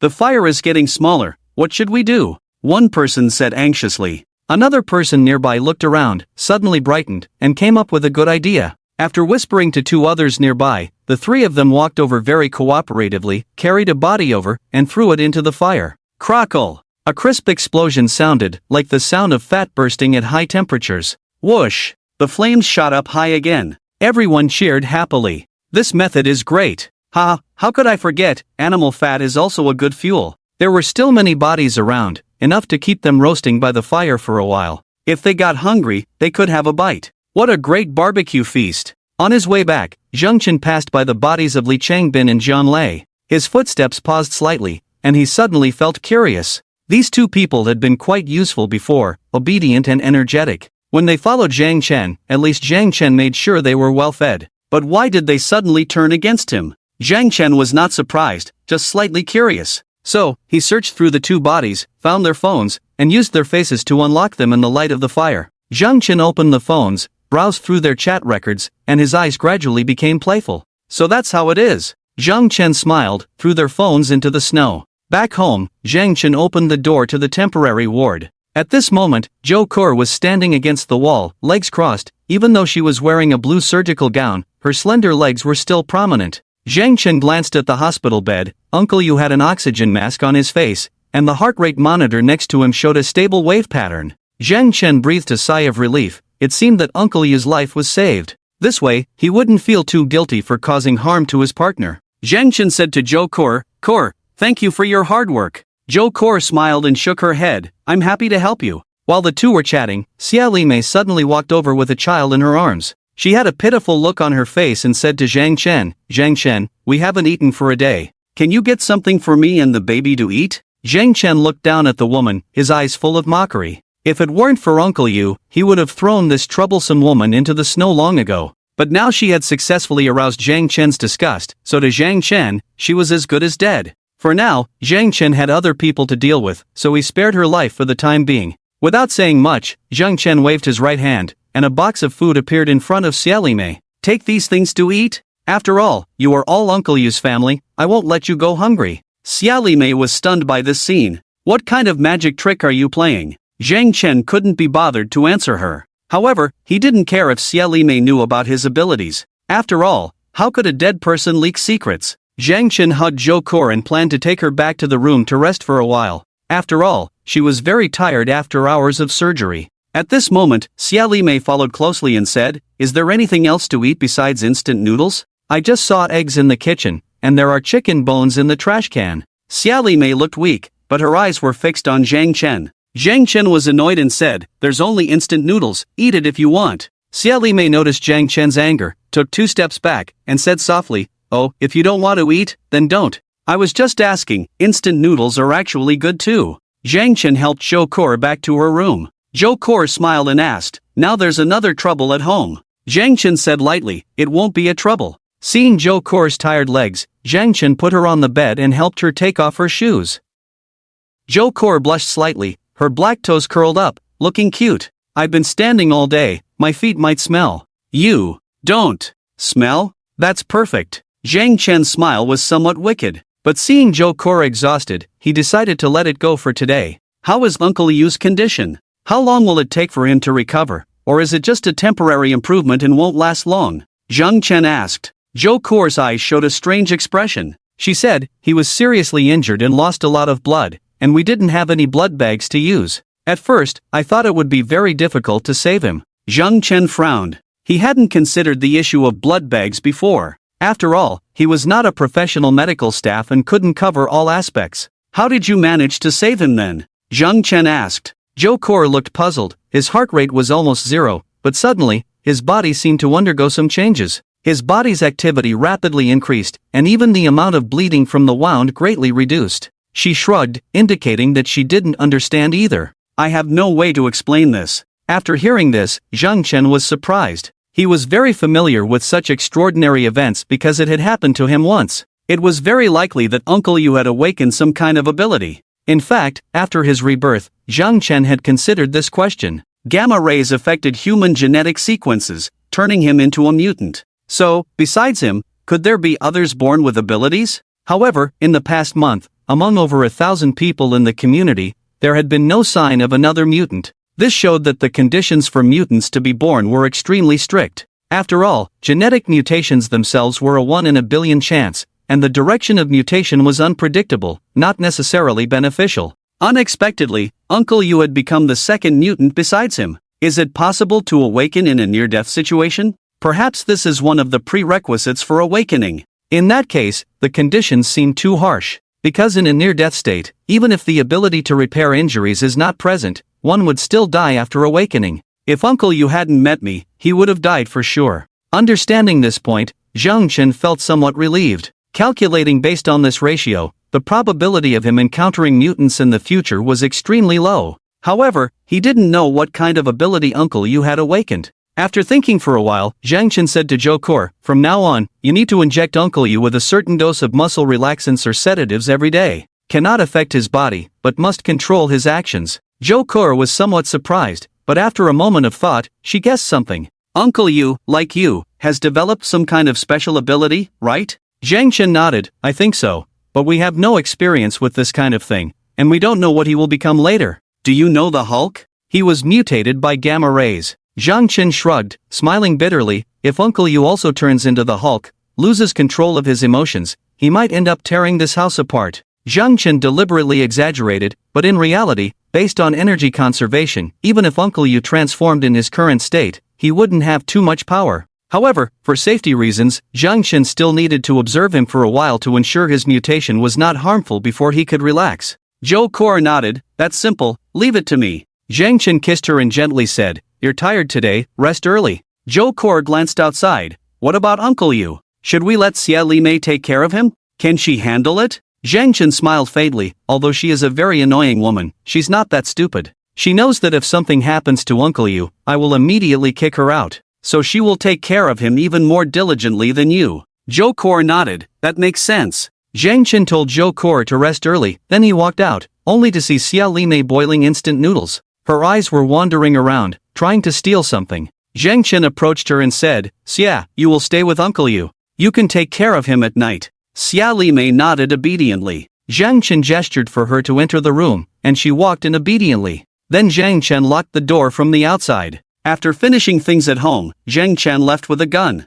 There was something that needed to be settled. At this moment, the whole building was empty, with only a few people around. The neighbors were all out barbecuing, and there were only people in 2 units in the building. Zhang Chen arrived at the door of another unit, where Lin Caning, Fang Yuqing, and others used to live. Zhang Chen took out his gun, aimed at the door lock, bang, bang, fired 2 shots, then kicked the door open. With a bulletproof shield in his left hand and a gun in his right, Zhang Chen walked into the room. The room was dimly lit, so Zhang Chen turned on the headlamp, instantly illuminating the entire room as bright as day, making every corner visible. At that moment, a scream came from beside him, and a disheveled woman holding a kitchen knife rushed towards him. Zhang Chen calmly blocked her with the bulletproof shield. Her hacking was weak and ineffective, not exerting much force on Zhang Chen, and she ended up falling on the ground from the recoil. Zhang Chen turned to look at her, a contemptuous and mocking smile on his lips. "Long time no see, Fang Yuqing." The headlamp shone on her face, making it hard for her to open her eyes.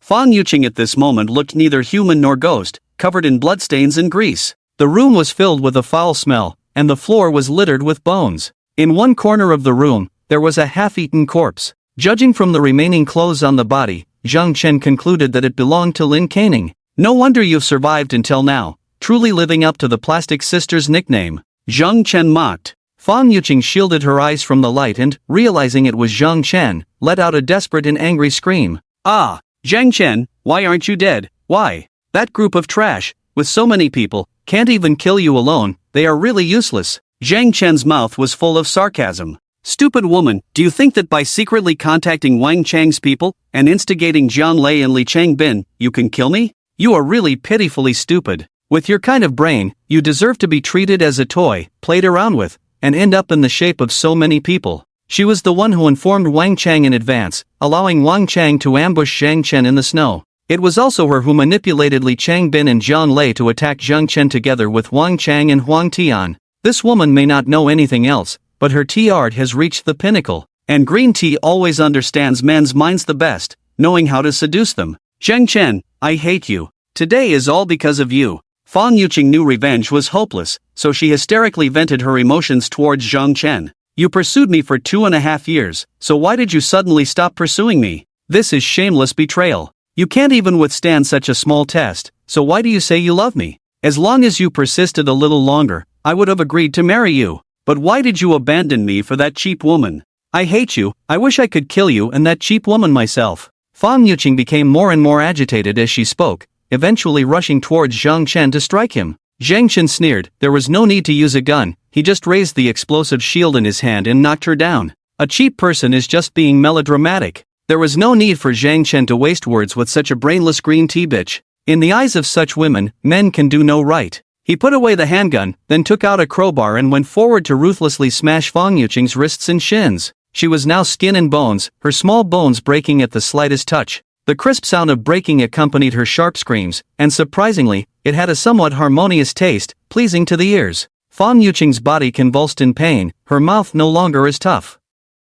She tearfully begged Zhang Chen, "Zhang Chen, spare me, I don't want to die. Please, spare me." Zhang Chen said nothing, just grabbed her hair and dragged her to the window amidst her cries. Zhang Chen used the crowbar to break the anti-theft window on the balcony. Fan Yuqing knew what Zhang Chen intended to do. He was going to throw her from the 8th floor. Even if she didn't die from the fall, her bones would break, and she would freeze to death in the snow. Fan Yuqing's eyes were filled with tears and snot. Zhang Chen, spare me, spare me. I'll do anything you want. I was wrong, I really was. Listening to her pitiful voice, Zhang Chen felt particularly pleased. He couldn't help but recall the past life. She was pitiful, like a delicate white lotus, tears swirling in her eyes, begging him to open the door. And what awaited him was a brutal and inhumane feast. You deserve it. Zhang Chen laughed. He put away the crowbar, took out a sharp dagger, and in Fan Yuqing's terrified eyes, stab, tore through her clothes. Stab, stab. After a moment, Fan Yuqing was stripped naked, like a white sheep.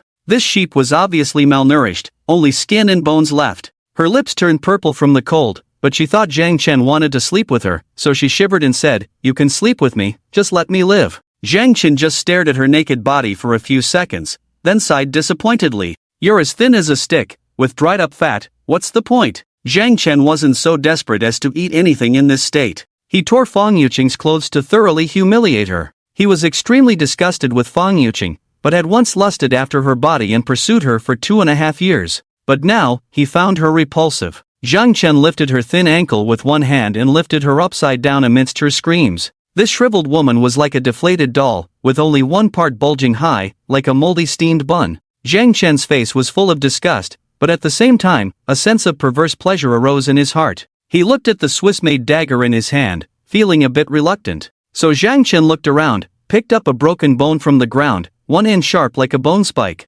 Maybe this broken bone belonged to Zhou Peng. Zhang Chen's mouth curled slightly, then he raised the bone and stabbed it in. Ah! A piercing scream echoed from Fan Yuqing's mouth. She struggled painfully in Zhang Chen's hands, like a hen scalded alive. Zhang Chen felt much better, then he threw her out the window. At this temperature, landing naked in the snow, the feeling was self-explanatory. Zhang Chen looked down along the windowsill, leaving only a humanoid pit in the snow. He sighed, am I too kind? Letting her die like this is really too easy. If there were no other matters, he had planned to find a place and slowly torture her bit by bit. But now his workload was too heavy, too many people to eliminate, so he didn't want to waste time on this woman. Zhang Chen turned and left the room, saying as he walked, I am truly a kind person. After a night passed, the next morning, Zhang Chen had Uncle Yu's body checked by Zhou Core. The results of the examination surprised Zhou Core. She said to Zhang Chen, the recovery is excellent, the speed of recovery is more than 10 times that of an ordinary person.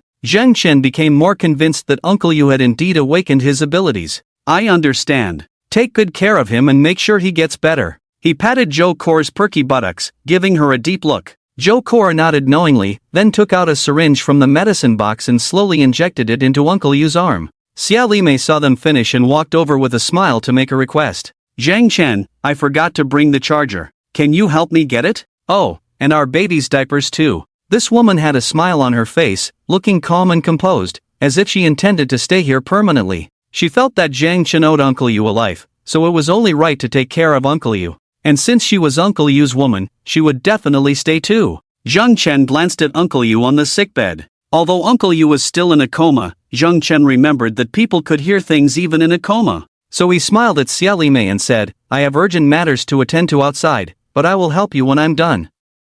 Xia Limei's smile became even more pronounced. Well, you mustn't forget. After providing them with food and water, Zhang Chen locked the mother and daughter back in the cabin. He vaguely had a plan in mind to get rid of this troublesome woman. Zhang Chen geared up and then summoned all the neighbors downstairs, ready to continue cleaning the other units. The neighbors looked somewhat surprised. Zhang Chen, didn't you say yesterday that you were only going to clean the units where the main attackers were? Zhang Chen smiled and said, yes, after my investigation yesterday, I found that people from several other buildings were also involved in the attack. Don't worry, I, Zhang Chen, will not harm innocent people, only target the evildoers. After the operation is over, our unit will rule the entire neighborhood. I will allocate these buildings and let you manage them. He spread his hands, describing a bright future for the neighbors. Only by cleaning out the pests can we truly welcome a life of peace and happiness in the future. Don't you agree? After hearing Zhang Chen's words, many neighbors had happy expressions on their faces. They were also living in fear at 25 hashtag. If they could become building leaders in other units, wouldn't their lives be much better in the future? Some people doubted Zhang Chen's words, but out of fear of him, no one dared to question him. Among the crowd was a former wealthy second generation, Su Hao. After hearing Zhang Chen's words, a strange expression appeared in his eyes, a mix of fear and trembling. A neighbor noticed and asked, Su Hao, what's wrong? Su Hao swallowed and quickly lowered his head. Nothing, I'm fine, just feeling a bit cold. Another person said, oh, you should keep warm. Once you catch a cold on a day like this, there's a high chance of dying. Zhang Chen led his group to start cleaning building by building. His target was naturally the units with stubborn forces. Early in the morning, many people were still curled up in bed when Zhang Chen's temperature barbecue began. By the time many were awakened by the thick smoke, they had lost the chance to escape. As Zhang Chen set fires and used a loudspeaker to address the entire neighborhood, I, Zhang Chen, do not indiscriminately kill innocent people. Through my investigation last night, there were people in these buildings who participated in the attack against me. As long as you hand over those people, I will not hold it against you. If you stubbornly refuse to hand them over, I will consider you as accomplices and eliminate all of you. After Zhang Chen's announcement, the units that were not set on fire quieted down. Zhang Chen is reasonable, those people brought it upon themselves. As long as the fire doesn't reach us, Zhang Chen will surely stop after this batch. This has nothing to do with me. Why would Zhang Chen kill me? Right, I don't need to worry about this. Going out means facing bullets, it's better to stay at home obediently. I believe Zhang Chen is not unreasonable. Everyone held on to this mentality and watched from a distance. Besides, although Zhang Chen set fires, the neighbors also benefited. Look, the temperature in the neighborhood suddenly rose, and everyone wasn't as cold. The flames burned fiercely, and the owners upstairs couldn't bear it anymore. They pushed a few people out and said to Zhang Chen, it's them who wanted to harm you, we'll hand them over, spare us. Zhang Chen glanced at them and calmly raised the gun in his hand. Bang! Bang! Bang! He shot all of them dead. Zhang Chen said indifferently, nonsense. Are you just trying to divert attention? Do you have any evidence? By the end of the morning, Zhang Chen had cleaned 7 units. In the entire neighborhood, people from 12 units had been killed by Zhang Chen. The remaining 18 units had fewer than 500 living people. These units left by him were the weakest in strength and did not attack him in yesterday's operation. Zhang Chen rubbed his forehead. He felt that the killing could stop here because the remaining people could no longer threaten him. He was genuinely concerned that his mental state would be affected if he continued to kill. Let's stop the cleaning for today. We'll talk about the unit building ahead later, Zhang Chen said, then turned and left, ready to go back and rest. In the crowd still immersed in the barbecue funeral celebration, a figure suddenly broke away from the group and followed Zhang Chen. The footsteps behind were clearly audible, and Zhang Chen looked coldly over. What's up? Su Hao quickly raised his hands. Big brother Zhang, don't misunderstand. I have very important information to tell you. Zhang Chen sneered, full of disdain on his face. Very important information? The entire neighborhood had already been taken care of by him, so what else could be considered important? Su Hao looked around, lowered his voice, and said to Zhang Chen, Big brother Zhang, have you heard that Wang Ximing, the son of the richest man in Jiangnan, spent $1 billion to build a Doomsday shelter? With Su Hao's words, Zhang Chen's memory was instantly brought back to over a decade ago. In the 1930s, science fiction movies suddenly became popular worldwide, especially Doomsday movies. It was said that it all started with the Wandering Earth series of movies from the country of Hua. During those years, Doomsday movies were extremely popular, with many Doomsday-themed movies sweeping the annual box office rankings. The influence brought by the movies led some people to start building shelters, including some of the world's top billionaires. At that time, people undoubtedly viewed this behavior as a joke.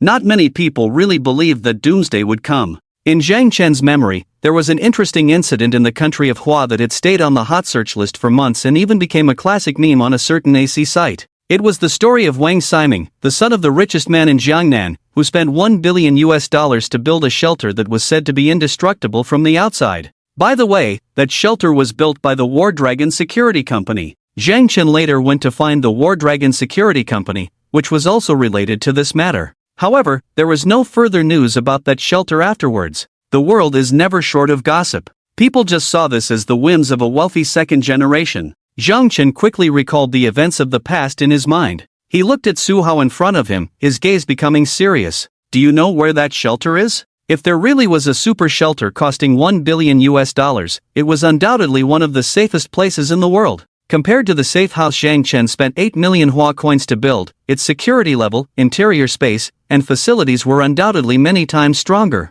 It was a true doomsday fortress, capable of withstanding an H-bomb. Zhang Chen was also curious in his heart, wondering if such a place really existed. Su Hao cautiously looked around, then said to Zhang Chen, "There are too many people here, let's go back and talk in detail later." Zhang Chen nodded, then let Su Hao walk in front of him. Su Hao had no objections and, to show his sincerity, obediently led the way. The two returned to Building 25 and then arrived at the room on the 8th floor. Zhang Chen closed the door behind him, leaned against the wall, crossed his arms, and said to Su Hao, "There's no one here now, tell me in detail." Su Hao didn't beat around the bush, he understood Zhang Chen's character and didn't dare to ramble. So he said directly, Wang Ximing's shelter is actually Cloud Palace Manor 101. Cloud Palace Manor 101? Zhang Chen repeated the name, instantly recalling what place that was. One of the 4 most expensive villa areas in the entire Tianhai city. The land prices there were so high that even calling it every inch is worth its weight in gold was an understatement. It was said that the cheapest villa there cost at least 1 billion and above. So the people who can live there are not ordinary wealthy individuals. And Cloud K Mansion 101 is the villa of Wang Ximing, the son of the richest man in Jiangnan at that time, and it is rumored to be a super mansion worth 2.5 billion. After the old Wang passed away, Wang Ximing inherited the family's assets worth billions. Although he indulged in pleasure and was not good at managing, he once dropped off the list of the wealthy. But this person is known as the #1 son of Hua country because he enjoyed unimaginable glory and wealth in his nearly 40 years of life. There are rumors that more than 80% of the frontline female stars in Hua country have been in bed with him. Some even say that he has had relationships with tens of thousands of girlfriends.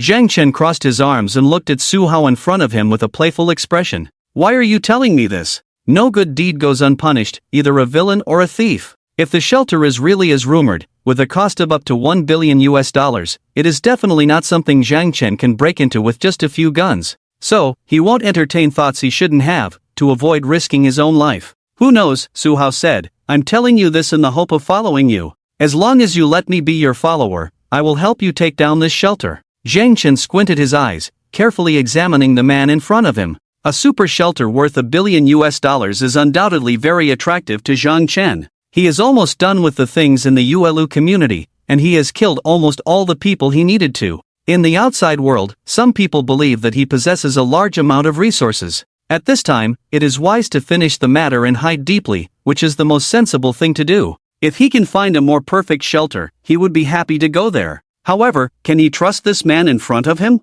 Ha! Zhang Chen sneered. Without any need for thought, he would not believe him. "Do you take me for a fool? If there is such a good place, would you tell me?" Su Hao quickly explained. "Although I know where that place is, nowadays Wang Ximing is the owner there. I can't take it down by myself. That's why I'm here to ask for your help. As long as you are willing to let me follow you, and ensure that I can eat and dress warmly in the future, I will do my best to help you." Zhang Chen snorted. There was no change in his expression, and he said in a flat tone, "Since it is a top shelter, it is not so easy to attack. Moreover, if we calculate carefully, we have no relationship between us. You suddenly give me such a big gift. Do you think I will believe in pie falling from the sky?" Seeing Zhang Chen's caution, Su Hao had already told him the location of the shelter, but he remained unmoved. He gritted his teeth and revealed another important piece of information. "Not only do I know the location of that shelter, but I have also been inside. I basically understand the layout inside. In fact, Wang Ximing and I still have contact. Through some means, he learned about you. So, it was actually his idea to have me lure you over, and then take the opportunity to steal the resources and snowmobile from you." A hint of killing intent flashed in Zhang Chen's eyes. Su Hao was so frightened that he quickly waved his hands and explained, "But I refused him at the time. I have the courage, but I dare not have any ideas about you." Zhang Chen smirked. His gaze was cold, staring at Su Hao, and he said word by word, "Perhaps, you are also playing me like a fish now." As soon as he finished speaking, Zhang Chen's gun was pointed at Su Hao's forehead. "I will shoot you now," Zhang Chen said coldly. Su Hao was so scared that his legs were trembling, and he shouted hoarsely, "Don't kill me, don't kill me. Everything I said is true. Trust me, trust me." Bang! After the gunshot, Su Hao's pupils contracted, and his body suddenly went limp. Zhang Chen's shot did not hit his head, just passing by his ear. This shot scared Su Hao out of his wits. He sat on the ground, gasping for air. "Brother Zhang, don't kill me, what I said is true." Zhang Chen narrowed his eyes, slowly crouched down, and stared into Su Hao's eyes, asking, "Give me an explanation that satisfies me. Make me believe that you are not setting me up with Wang Ximing. Then you still have a chance to live."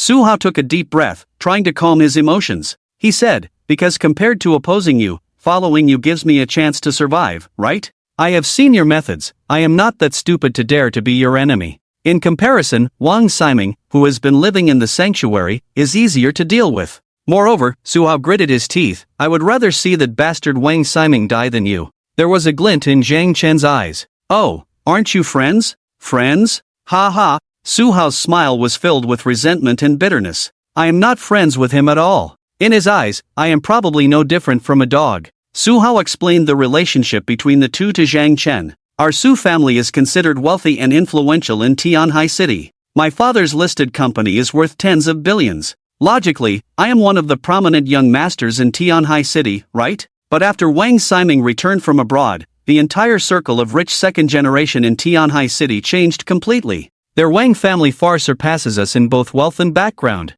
In front of others, I am the wealthy Su Xiao. But in his eyes, I am nothing. Zhang Chen smiled slightly and said with interest, I remember Wang Siming once said, I don't care if my friends have money, anyway, no one has more money than me. Su Hao nodded, yes, that's the point. Zhang Chen was somewhat puzzled. Do you hate him just because he has more money than you? No, you don't understand our circle at all. Su Hao shook his head and explained to Zhang Chen. The Su family is in the building materials business, and the Wang family is our biggest patron. In other words, our whole family depends on the Wang family's favor for a living. So when Wang Siming returned, I had to go all out to flatter him, to please him. Su Hao's eyes were full of humiliation, his fists clenched. A rich young master who had lived a comfortable life for over 20 years had to grovel and please others all day long, which must have been humiliating. Even if he took a liking to my woman, I dared not complain. I had to personally send her to his bed. Su Hao's face flushed with excitement. She is my woman, my woman.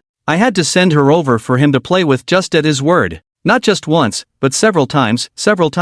Do you know, because of this, I have become a laughingstock in the entire second-generation circle of Jiangnan. Zhang Chen raised an eyebrow, feeling somewhat touched by this. A somewhat famous second-generation rich in Jiangnan, handing over his girlfriend multiple times to please a wealthier second generation. What's the difference between this behavior and a pimp? No wonder Su Hao was so agitated. Speaking of women, Zhang Chen was also curious and asked, I heard that Wang Siming's biggest hobby is beautiful women. Some even say he has had tens of thousands of girlfriends, is that true? When Zhang Chen heard this rumor, he was somewhat skeptical. After all, even if a person lives to be 100 years old, it's only 36,500 days. With so many girlfriends, you can't even rotate through one a day. But Su Hao just laughed. Zhang, don't blame me for being blunt. The extravagant lifestyle in the real wealthy circles is beyond what ordinary people like you can imagine. You think the wealthy lifestyle portrayed in online novels is already exaggerated and false, right? But compared to reality, it's far from it. Zhang Chen's expression became more serious, as people always have a bit of a gossip streak. Oh, how so? Su Hao smiled, the women around Wang Siming number not just in the thousands, but in the tens of thousands. Zhang Chen was stunned for a moment, then burst into laughter, cursing, Are you kidding me? There's a limit to bragging. Don't think just because I'm not a second-generation wealthy person, I don't understand anything. Tens of thousands? Why not say tens of billions? Zhang Chen felt Su Hao was just playing with him. The infamous debauched Emperor Sima Yan in history had only tens of thousands in his harem. Because there were too many, he couldn't visit them all in a day. He had to be carried in a sheep cart, stopping wherever he pleased to spend the night. Wang Siming is now around 40 years old. If he had tens of thousands of women, wouldn't he have to play poker with hundreds of them every day? In that case, it would be a miracle for him to stay alive. Zhang, what I'm saying is true. I've also said, you can't imagine the world of the wealthy. Su Hao smiled somewhat helplessly.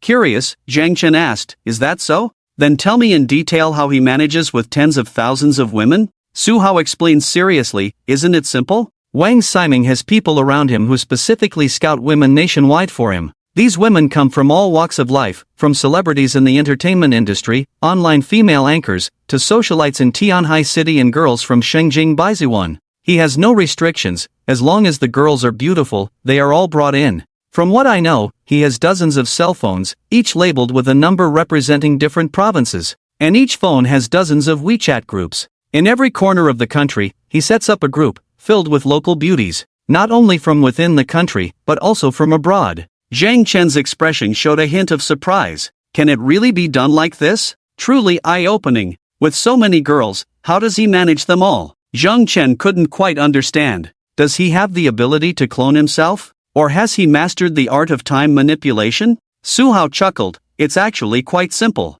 These girls, as long as he decides to visit a certain place on a particular day, the nearby people are notified, and hundreds of them can come to accompany him in an instant. Even if he doesn't go on regular days, as soon as he wants to have fun, a nationwide gathering is just a message away. By the way, have you seen those videos online of girls writing on their bodies? Like, congratulations to EDG for winning the championship or congratulations to Messi for winning the championship? Where do these videos come from? For example, when Wang Ximing gives an order in the group, they will immediately perform various acts for you. Not just writing on their bodies, but even more explicit things. Usually, they throw red envelopes into the group, ranging from tens of thousands to even hundreds of thousands. And the girls who grab the biggest red envelopes will come to perform in the videos. Zhang Chen was also amazed by what he heard. He never expected that the wealthy could play like this. I understand now. In simple terms, he keeps so many girls as a backup team. Whether he needs them or not is hard to say, but it's like keeping pets, using them when needed, right?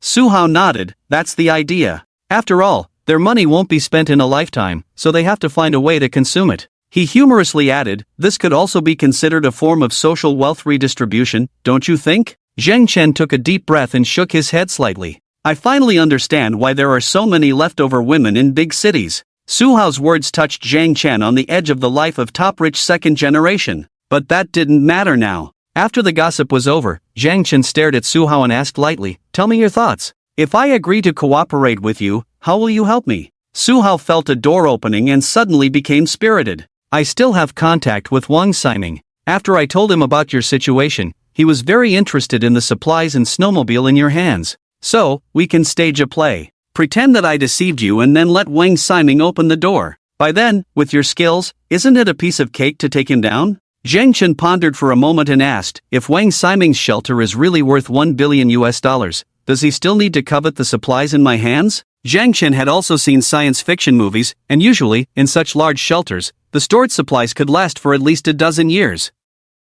It wouldn't lead to a shortage of supplies just a month after it was built. Su Hao scratched his head with a playful expression. But that shelter has been built for 10 years. At that time, Wang Ximing was just playing around out of a whim. When his interest waned, he didn't take the shelter seriously, just treated it as an ordinary villa to live in. The supplies inside, he had long discarded as a nuisance, thrown away as garbage, and then converted into love rooms or sports facilities. Zhang Chen listened quietly, constructing a blueprint of the super shelter in his mind. What about weapons and equipment? Such a powerful shelter must have intrusion prevention facilities, right? This was what Zhang Chen was most concerned about. When he wanted to attack other units, they would set up traps to obstruct him, let alone a super shelter. At this point, Su Hao suddenly fell silent. He said to Zhang Chen, unless you agree to cooperate with me, let me follow you and ensure my future food and clothing.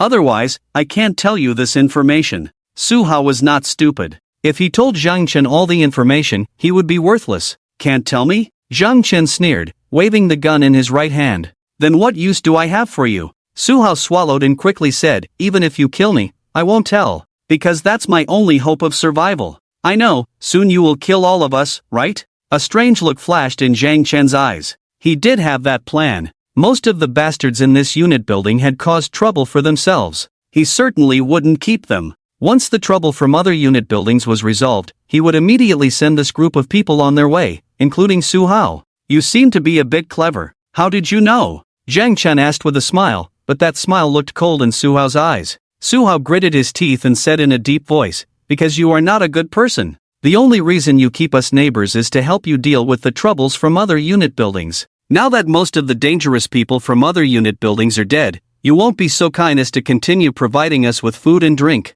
Zhang Chen slowly put down the gun in his hand. Su Hao was right, this guy was indeed a bit clever. Su Hao said, so, instead of waiting to die, I'd rather take a chance. I'll exchange the information in my hands for a chance to live. Zhang Chen squinted at Su Hao, weighing the pros and cons in his heart. If according to Su Hao's words, the super shelter worth $1 billion is more solid than his safe house, and inside, there are various living facilities. For example, a farm, a swimming pool, a gym, and even a love nest. If Zhang Chen could take over this place, the quality of life in the future would definitely be greatly improved. However, the risks behind this matter must be considered. First, Zhang Chen does not trust Su Hao. No matter how grandiose he speaks, Zhang Chen cannot believe a person with whom he does not have a good relationship. Moreover, based on Zhang Chen's impression of Su Hao himself is unreliable. Building trust between the two is the most important thing, ensuring that Su Hao will not deceive him. Second, even if everything Su Hao says is true, the risks of taking action are still unknown. Zhang Chen has his safe house, which he used to kill dozens of neighbors who tried to attack him. And Wang Ximing's shelter has a security level at least hundreds of levels higher than his safe house. It is a shelter that can withstand H-bombs, and with Zhang Chen's existing weapons, it is impossible to break through. Zhang Chen remained silent, while Su Hao nervously waited nearby. This waiting process was undoubtedly a huge torment for Su Hao, because he knew that if Zhang Chen refused him, the result would be immediate death. But he had no other way out. Unless he could cling to Zhang Chen, he would be a dead man sooner or later. After a long time, Zhang Chen made a decision in his heart. He looked at Su Hao and said coldly, "I can agree to let you follow me. But there are several conditions you must adhere to." Su Hao's tense body suddenly relaxed, feeling ecstatic inside. He had won the bet. Su Hao nodded continuously. "Okay, tell me." Zhang Chen said, "First, you must clearly explain the situation inside that shelter, especially the security devices and firepower inside." Su Hao quickly said, "Of course, after that shelter was built, Wang Ximing invited many people to visit to show off. I was among them." Zhang Chen nodded. "Second, I need you to help me kill someone." This matter was easier to handle. It's the end of the world now. What's the big deal about killing a few people? But Su Hao was a bit puzzled. "You can't kill someone yourself. Why do you need me?" Zhang Chen smiled faintly. "It's someone I can't easily deal with. Anyway, just wait for my message." Su Hao didn't hesitate at all. Killing one person was like submitting a challenge. This deal was really worth it. "So, there is one last condition." Zhang Chen's smile on his face became somewhat eerie, making Su Hao unconsciously swallow his saliva. "What?" Zhang Chen said. "Let's go upstairs. I'll get something for you." Su Hao didn't know what Zhang Chen was talking about, but he obediently followed him to the staircase on the 24th floor. "I'll get something, don't move from here." After saying that, Zhang Chen went into the room alone, leaving Su Hao there. After waiting outside for a few minutes, the sound of the door opening came. He quickly looked out and saw Zhang Chen walking towards him with a silver briefcase. Su Hao's eyes fell on the briefcase, feeling that it looked very mysterious, not knowing what was inside. Zhang Chen walked up to Su Hao and calmly said to him, "Do you know what I used to do?" Su Hao was stunned for a moment, then shook his head. In the past, he was a second-generation rich kid, while Zhang Chen was just an ordinary young man seen everywhere in the neighborhood. Why would he care who Zhang Chen was? Zhang Chen continued, "In the beginning, I was a boxer. In 2041, I won the championship in the first Southeast Asian free fighting competition. In 2042, I defeated the Cherry Blossom Heavy Artillery Grenadier Dragon, and then swept the Cherry Blossom country's karate masters for 3 consecutive years. Later, I joined the French mercenaries and participated in battles in the Middle East for years, earning the nickname Half Fox. Tired of the fighting in the martial world, I returned to my home country. Now, my profession is an ordinary killer and warehouse manager." Su Hao's scalp tingled as he did not expect the man in front of him to have so many hidden identities besides being handsome. Su Hao thought to himself, no wonder his marksmanship is so powerful, and he never shows mercy when killing people. I knew it, this person is either a retired urban king of soldiers, or a professional killer. Sure enough, it is true. This is a true big shot. If I can mix with him in the end of the world, I can definitely survive. Zhang Chen said as he opened the silver briefcase in his hand. When I was a mercenary, I often captured some difficult prisoners to deal with. So, for those stubborn people, or those with bad intentions, we have special methods to deal with them, he said, staring at Su Hao with his eyes. Su Hao's body tensed, feeling extremely scared. When Zhang Chen opened the briefcase, he took out a syringe with a blue liquid inside. The deep blue color made Su Hao immediately think of poison. This scene has been seen more than once in movies. The inner fear made Su Hao step back repeatedly. Zhang Ji, what are you going to do?" Zhang Chen smiled slightly, holding the syringe and walking towards him. "This is a type of slow-acting poison we often use. It takes a week to take effect after injection, and without an antidote, death is certain.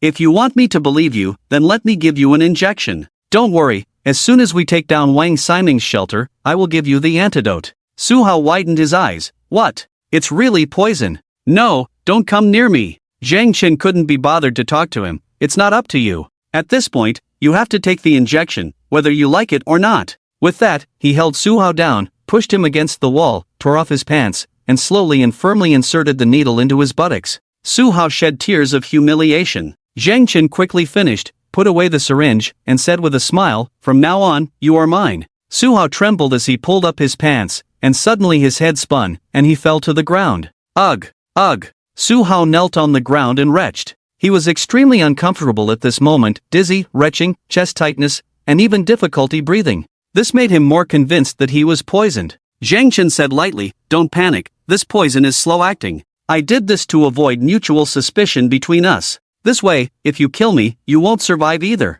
And after I get that shelter, there is no need for me to kill you. Instead, I will provide you with ample food and a comfortable living environment." After retching for a while, Su Hao, although unhappy, knew that he had gained Zhang Chen's trust. "I understand. I will contact Wang Ximing as soon as I go back, and we will go over there as soon as possible." Zhang Chen nodded. "Good. You go back first, and I will give you further instructions on what to do next." Su Hao gasped heavily, struggling to walk down the stairs. Zhang Chen watched him go downstairs, feeling slightly relieved. Because agreeing to cooperate with Su Hao to spy on the $1 billion shelter was also a big challenge for him. In fact, the so-called slow-acting poison mentioned by Zhang Chen does not exist. He used a drug called methylene blue injection to treat high iron hemoglobinemia. However, if the injection speed of this drug is too fast, it can cause symptoms similar to poisoning such as dizziness, dry heaves, and chest tightness. Only by doing this can he ensure that Su Hao is not deceiving him and also avoid him turning against him in the future.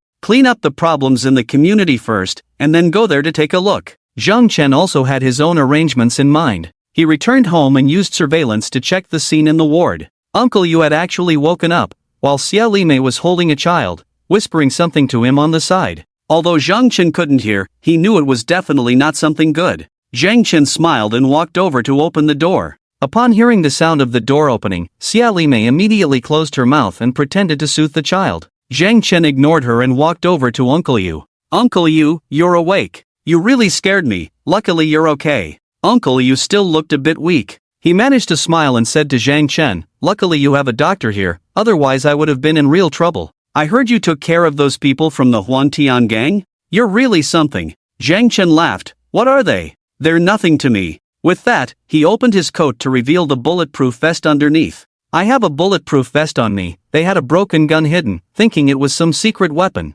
"But it's useless against me." Uncle Yu's eyes widened, his mouth agape, feeling extremely embarrassed. He had risked his life to shield Zhang Chen from bullets, only to find it was all in vain. Zhang Chen said with a smile, "It's also my fault for not telling you in advance. Who could have expected them to suddenly turn violent and hurt people? Luckily you're okay, otherwise I would have felt really guilty." Uncle Yu felt awkward. "No, I didn't really help much. I'm sorry for troubling you to save me." Zhang Chen waved his hand. "You don't need to be so polite with me. Your kind intentions already moved me." In a few words, Zhang Chen made Uncle Yu understand that he didn't owe him much, just returning a favor. These things need to be settled clearly to avoid future troubles. Zhang Chen comforted Uncle Yu. At this moment, Uncle Yu meant something different to Zhang Chen. His body had undergone changes, and the type of ability was unknown. However, based on Zhou Kor's description and current observations, it should be related to enhanced physical abilities. This was crucial for Zhang Chen. What he needed was a reliable,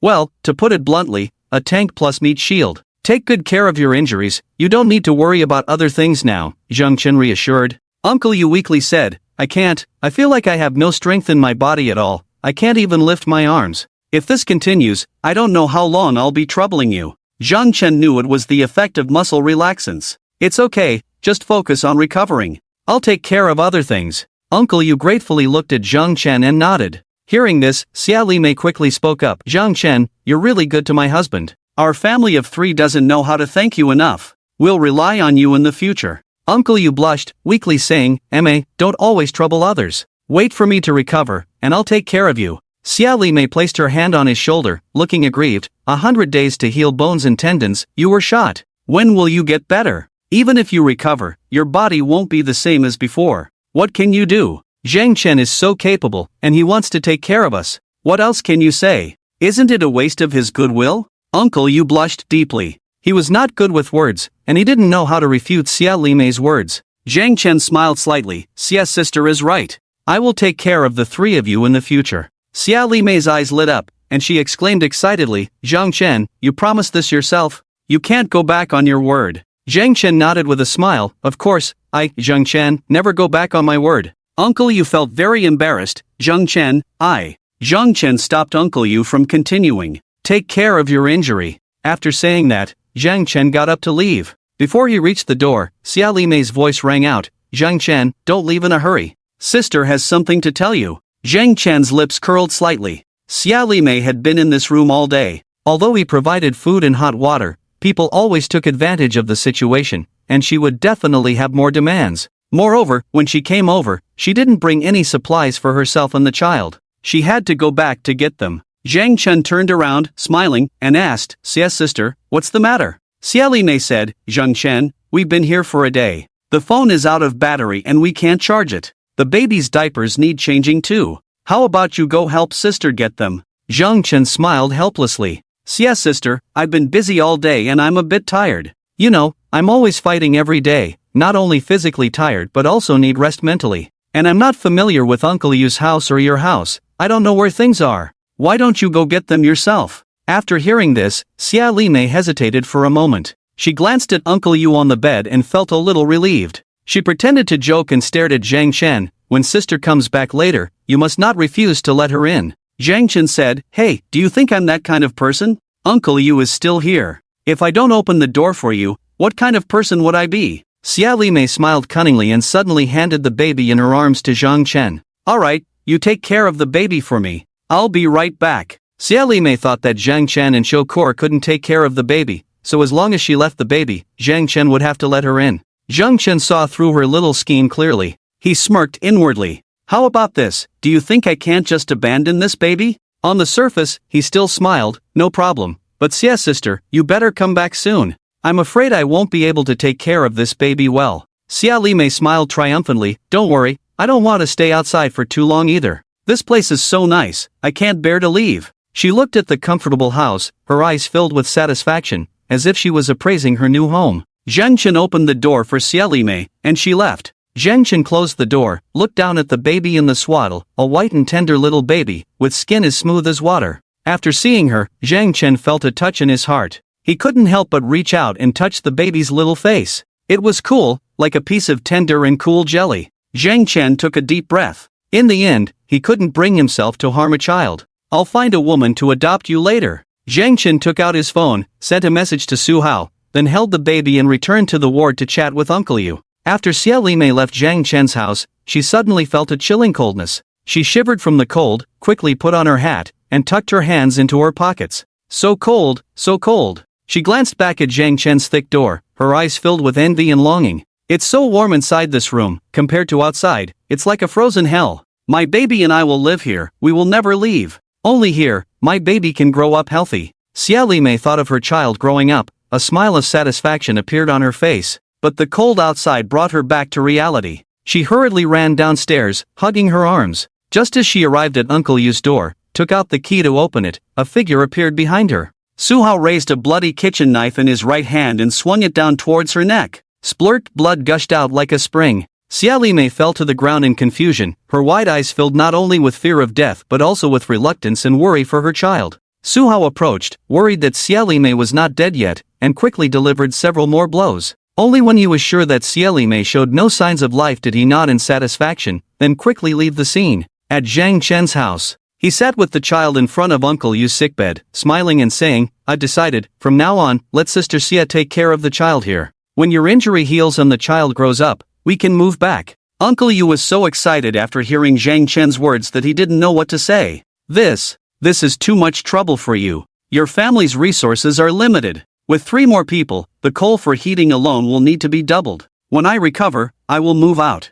I have arms and legs, I can't let you take care of me. Zhang Chen smiled, let's not talk about this for now, just focus on resting. We'll discuss the future later. At that moment, the baby in Zhang Chen's arms suddenly cried out loudly. Zhang Chen had no experience with babies. His improper posture woke the baby up quickly, and it started crying loudly. Zhang Chen tried to soothe the baby, but no matter what he said, the baby just wouldn't stop crying. It gave Zhang Chen a headache. He had never felt this way even when facing dozens of people trying to kill him. Uncle Yu was also helpless because Xia Li Mei was usually the one taking care of the child at home. In desperation, Zhang Chen had to seek help from Zhou Cure. Think of a way to make this baby quiet for a while. Zhang Chen looked helpless. But to their surprise, Jo Cure was also at a loss when she saw the crying baby. I don't know how to take care of a baby either. Zhang Chen had an idea. How about giving the baby a sedative injection? If that doesn't work, give her some sleeping pills. Jo Cure looked puzzled. It's very harmful for a baby to take sleeping pills. Isn't that a bad idea? Where is her mother? Zhang Chen's tone was cold. She went back to get something. Jo Cure had no choice but to take the baby from Zhang Chen. But both of them were new to this, and she couldn't calm the baby down. Suddenly, Zhang Chen had an idea. Could she need a diaper change? Jo Cure also realized this. She opened the swaddle and indeed, the baby's diaper was almost full. Zhang Chen coughed, then silently stepped back 2 meters and took out a bag of diapers from another space. It's up to you. Jo Cure was speechless, but looking at the crying baby in her arms, she had to try to change her diaper. After a lot of effort, Jo Cure finally changed the baby's diaper, and indeed, her crying gradually subsided. Zhang Chen brought Jo Cure to Uncle Yu's ward, accompanying him for a chat and having Jo Cure help check Uncle Yu's body. Zhang Chen asked Uncle Yu, "Uncle Yu, have you noticed any changes in your body? Something different from usual?" Uncle Yu weakly shook his head. "I feel weak all over now. Just the area of the wound feels itchy." Jo Cure said, "That means your wound is healing. It's a normal phenomenon." Zhang Chen at least got some information. Uncle Yu's ability to resist drugs is not particularly strong and can be affected. After chatting for a while, over half an hour passed, but there was no sign of Xia Limei returning. Uncle Yu couldn't help but worry. Why hasn't she come back yet? Zhang Chen's pupil shrank sharply at the words and said in a deep voice, "Could she have encountered danger?" He quickly stood up, worriedly saying, "It's chaotic outside now, with fighting between buildings. Yesterday, Jiang Lei and Li Changbin even attacked me. It's hard to guarantee that there are no traitors among the remaining people. Not good, Sister Xie is in danger." Zhang Chen looked tense. Uncle Yu also expressed concern, saying, "Zhang Chen, go check on her quickly. Don't let anything happen to her." Zhang Chen nodded. "Cure, take care of Uncle Yu and the child. I'll go take a look." After that, he quickly left the ward. Then, Zhang Chen returned to his room and began to arm himself. Bulletproof vest, bulletproof pants, tactical belt, handgun, dagger. An M4 hung on his shoulder, and the bulletproof helmet on his head clicked down the transparent visor. Ready. Zhang Chen took out his phone and sent a message to the owners in the group. "Please gather in room 1301 on the 13th floor. I will distribute supplies next and decide on the division of units in the future Yulu residential area. Everyone can choose units freely, first come first served." After saying this, Zhang Chen sent a message specifically to Su Hao, "Stay at home honestly." Then he put away his phone and walked out of the house. Zhang Chen's steps were slow,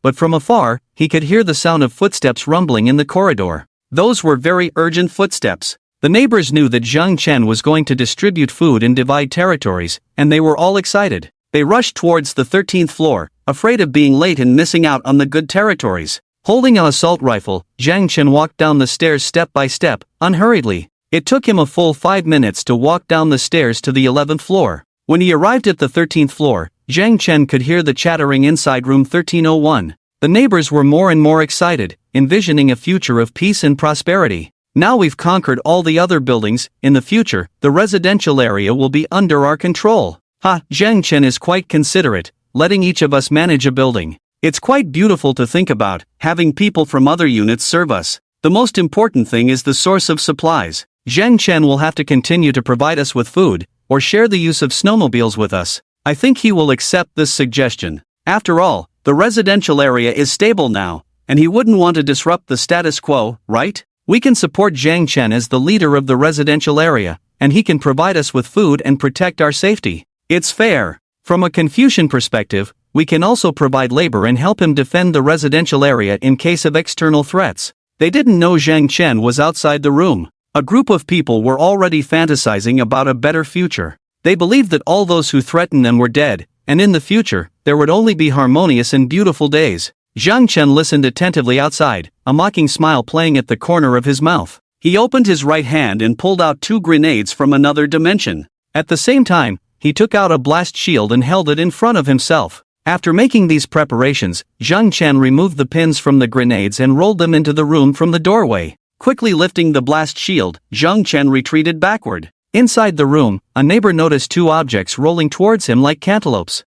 What's this? He curiously bent down to look. When he saw what it was, a burst of flames instantly engulfed him. Boom! Over a dozen people in the room were blown away in an instant, and the entire house shook noticeably. Zhang Chen leaned against the corner of the hallway, holding the blast shield tightly in front of him. The explosion was louder than he had imagined, making his eardrums ache. But the force of the explosion did not reach him, only causing some dust to fall from the walls. Zhang Chen let out a long breath. He raised the blast shield with force, held the loaded assault rifle in one hand, and walked step by step to the door of 1301. After seeing the scene inside clearly, Zhang Chen relaxed. The effect of the 2 grenades was quite good. In the room, several people lay scattered on the floor, and the furniture in the house had also been knocked over, some landing on people, only showing half. In a corner of the room, a man's face was covered in blood. He struggled to stand up for a long time, but only stared at Zhang Chen with extreme hatred in his eyes. "We helped you so much, why? Why did you kill us?" He opened his mouth, and blood flowed out, but he continued to roar in anger.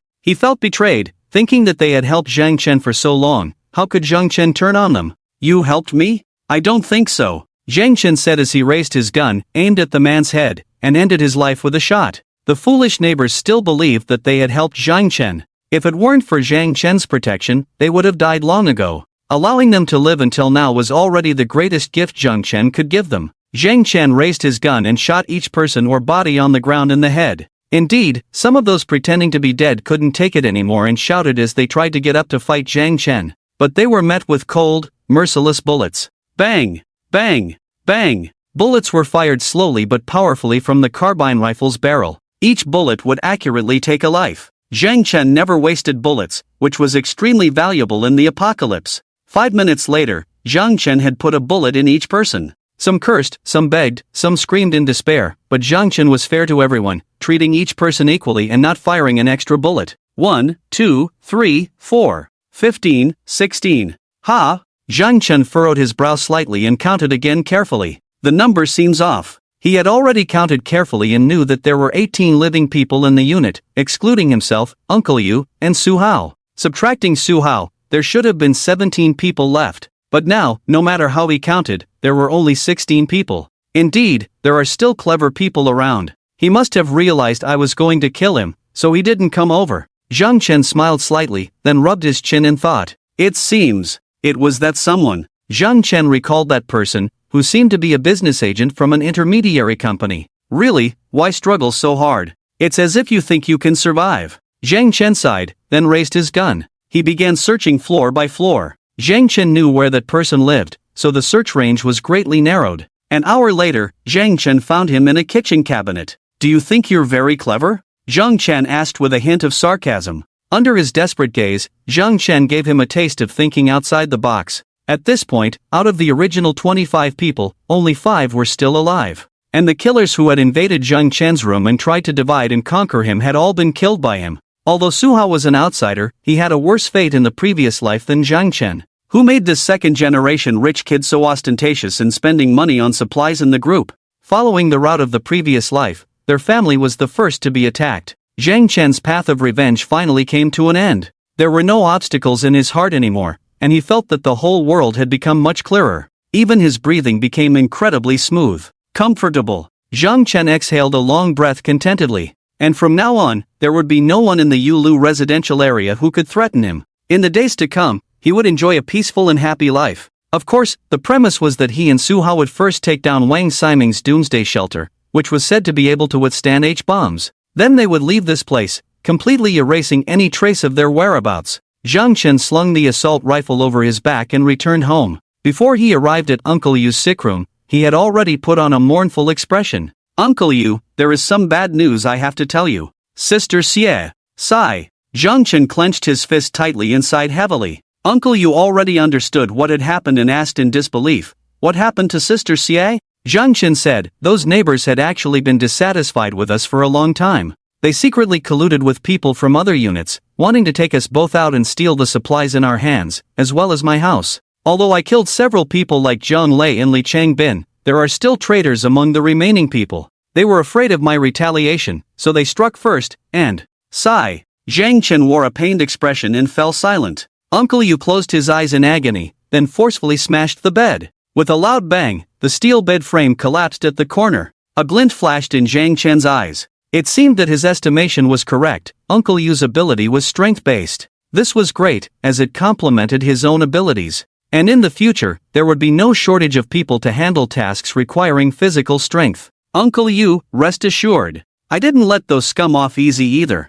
I killed them all, avenging Sister Xie. Uncle Yu slowly opened his eyes, tears welling up. He was a sentimental person, and although he had initially been with Sister Xie for her body, as the saying goes, familiarity breeds affection, and he couldn't help but feel sad. Those people deserved to die. I knew their character was unreliable. I just didn't expect that after we put in so much effort for this building, they wouldn't appreciate it but instead hold a grudge against us. Those people truly deserve to die. Uncle Yu said bitterly. He had no doubt about Zhang Chen's words. Firstly, over the past month, he had witnessed firsthand the neighbors' ingratitude and had seen Li Changbin and Jian Lei ambush Zhang Chen. So Zhang Chen's claim that the neighbors had long colluded with outsiders to kill them was valid. Secondly, and most importantly, after Sister Xia left, Zhang Chen had been with him in the sick room for a long time, ruling out the possibility of Zhang Chen being involved. Zhang Chen approached Uncle Yu and said sincerely, "Uncle Yu, I also bear responsibility for this matter. I didn't expect them to be so ruthless.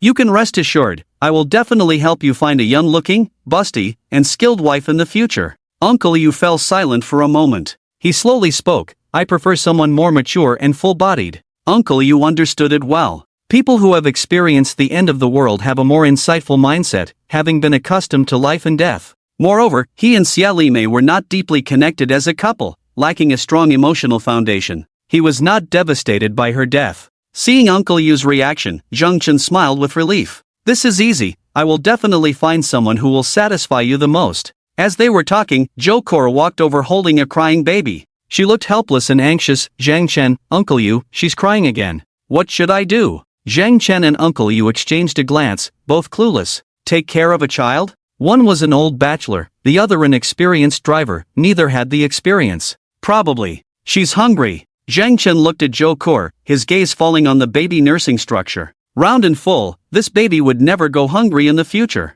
Zhou Kor blushed, somewhat excitedly saying, "What are you thinking? I haven't had a child yet, how can I provide milk for her?" Zhang Chen said, "This child is indeed difficult to care for. We need to find someone experienced to look after her." He glanced at Uncle Yu. "Uncle Yu, shall we give this child away?" While Xia Limei was still around, Uncle Yu could take care of the child for her sake. But now that Xia Limei was gone, would Uncle Yu take care of her child? Wouldn't that be pure resentment? Uncle Yu was not foolish, he wouldn't do such a thing. But looking at the baby in the swaddle, he felt a pang of guilt. His expression was conflicted. But if we give this child away, will she survive? Zhang Chen nodded, affirming, "You can rest assured, after this battle in the community, large-scale conflicts are unlikely to happen again. I will find a reliable family to take her in, and provide some essential items for the baby. It will be fine." Zhang Chen's words eased Uncle Yu's mind. He nodded, "Well, we can only do that." Seeing Uncle Yu nod in agreement, Zhang Chen walked over, took the baby from Zhou Kor's arms.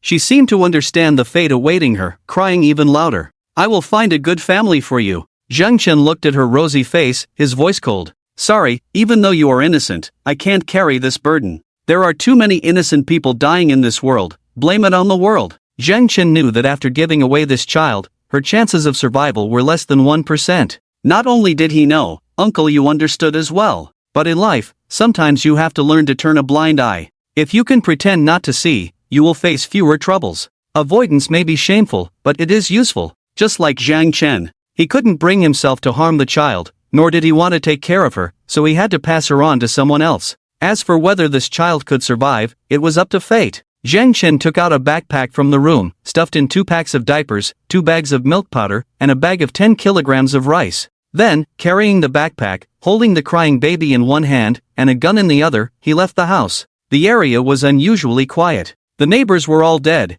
and the world seemed to have become peaceful. Zhang Chen walked down the stairs step by step, heading towards the 18th floor. The entire community was extremely quiet, as he had killed most of the people in one battle, especially wiping out all the martial arts factions. The remaining residents are not very harmful now, at least for Zhang Chen. Some people peeked through the window, their eyes filled with fear. Zhang Chen, is he coming to kill us? People were extremely afraid. Zhang Chen's target was none other than Building 18, which had the slogan of a harmonious home. This terrified the residents of Building 18. There were still over 60 people alive in this building, and those who had died had either frozen to death or died from complications. As an idealist, Li Jian admirably maintained his ideals until now. This was also the reason why Zhang Chen did not attack Building 18. Zhang Chen arrived at the entrance of Building 18 and fired 2 shots into the air. Li Jian, come out. Soon, Li Jian's small and weak figure appeared in front of Zhang Chen. His dark circles were heavy, his face pale yellow, as if he could die at any moment. It was evident how heavy the torment of that day and night had been for him.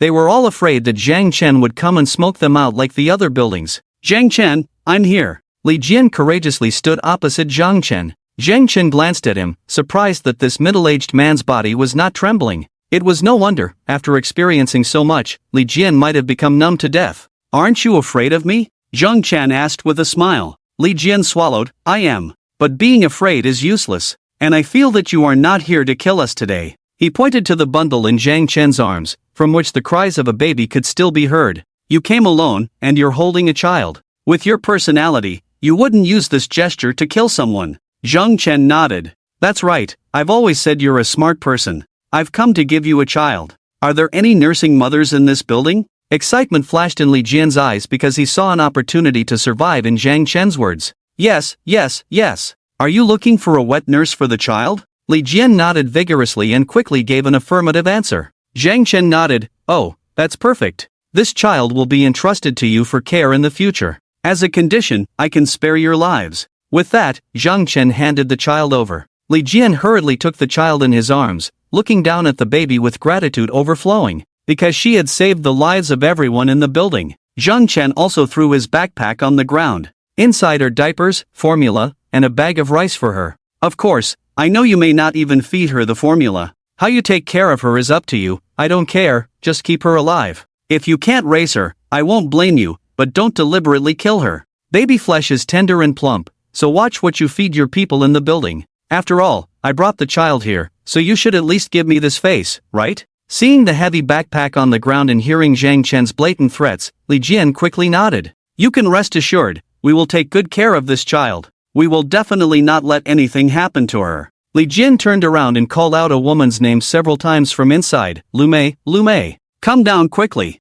Soon, a woman with long hair ran over. Li Jian solemnly handed the child to her. From now on, this child will be in your care. Raise her as if she were your own deceased daughter, and make sure nothing happens to her. She is our fate, understand? The woman named Lu Mei recently lost her daughter. At this moment, she held the baby girl in her arms tightly, unwilling to let go. Zhang Chen smiled casually and said, It looks like I can rest assured now, right? Li Jian nodded repeatedly. Yes, you can rest assured. Zhang Chen didn't say anything more. He felt that he had done enough for the baby girl, and whether she lived or died next, he didn't have the energy to care anymore. He glanced at the emaciated Li Jian, then looked up at the 18th floor in front of him. Suddenly, he asked, How many people are still alive in this building? Li Jian cautiously replied, There are still 66 people. 66? Zhang Chen suddenly laughed happily. This number is really auspicious. It looks like I will have good luck soon. Li Jian could only force a smile. Zhang Chen asked again,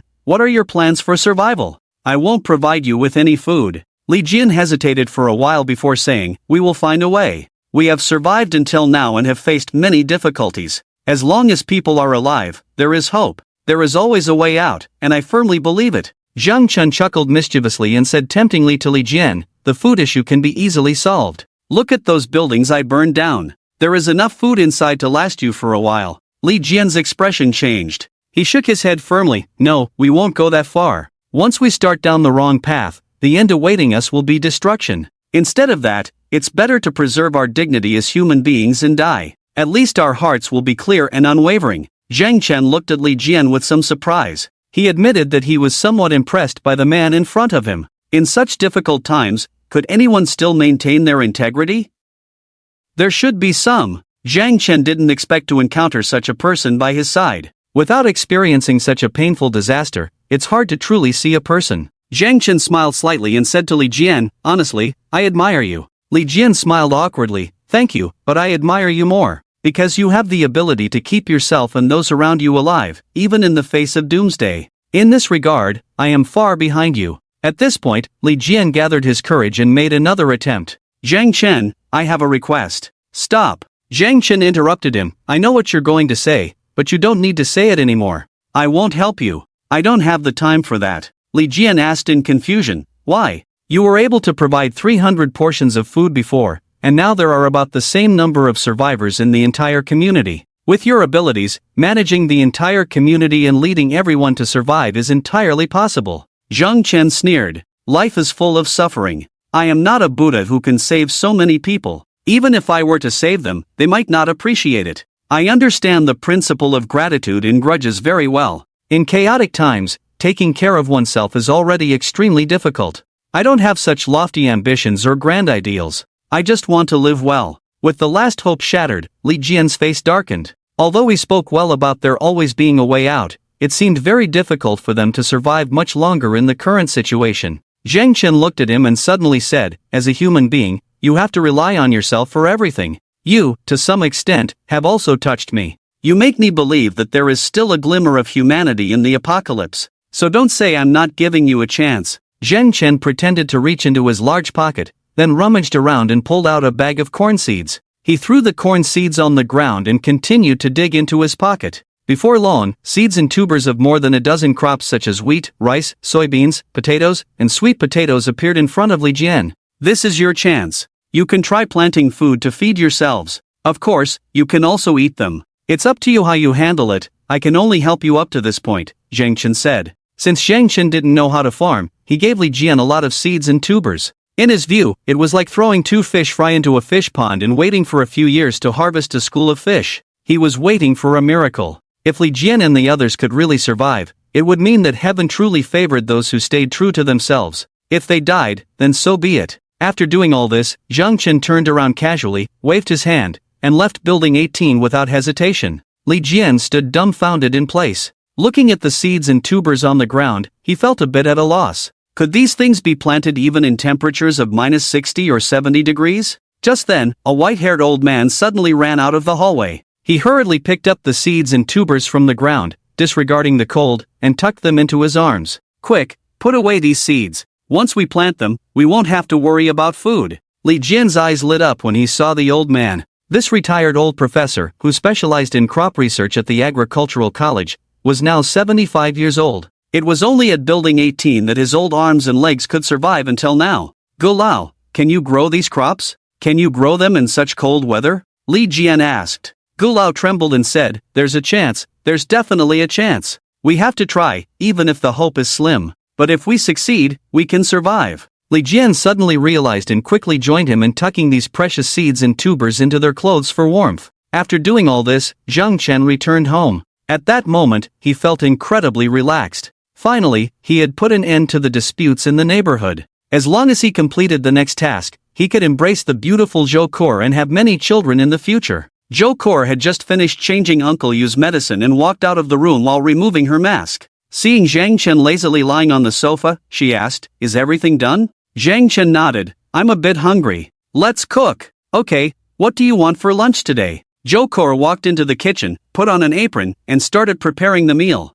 Zhang Chen walked into the kitchen with a smile, reached out from behind, and hugged her. I want to eat you. Ah, what are you doing? Uncle Yu is next door. It's okay, the soundproofing in the house is very good. He won't hear us. I still have to cook, can't you wait? You do your thing, I'll do mine, it won't take long. That night, Zhang Chen worked late into the night. The issues in the neighborhood were finally resolved, and he felt incredibly relaxed. He had not let go before, but this time he was not holding back at all. Zhou Kor, who had also accumulated desires for a long time, released them all that night. However, there was a difference between them. Zhang Chen's energy and stamina were relatively strong, and he woke up the next morning still full of vigor. But Zhou Kor was exhausted, finding it difficult even to get out of bed to cook. Zhang Chen was in a great mood and took out some food from another dimension to eat. Next, it depended on how the contact with Su Hao was going. When he received news from him, Zhang Chen felt that there was indeed an opportunity to take action, so he would go and see. Zhang Chen was not in a hurry, but Su Hao was very anxious. After being injected by Zhang Chen yesterday, he didn't sleep well all night, feeling like he was about to die. In the morning, he sent a message to Zhang Chen. Zhang Ge, I have already made contact over there. When are we going over? Zhang Chen smiled slightly and quickly replied, come to my house, we'll talk in detail. Soon, Su Hao arrived at Zhang Chen's doorstep. Zhang Chen opened the door and let him into the room. After Su Hao entered the room, his expression was as shocked and surprised as Zhou Kor and Xieli Mei. He looked like a beggar entering a paradise full of gold and silver jewelry, with a silly smile on his face, looking dazed. "It's so warm here, is this heaven?" Su Hao said foolishly. Zhang Chen gave him a look. "This is my home." Su Hao came to his senses and suddenly felt uncomfortably hot all over, as he was wearing 6 or 7 layers of clothing, while the temperature in Zhang Chen's house was 26 degrees, making him feel like he was in a furnace. He quickly took off several layers of down jackets and cotton clothes before awkwardly approaching Zhang Chen.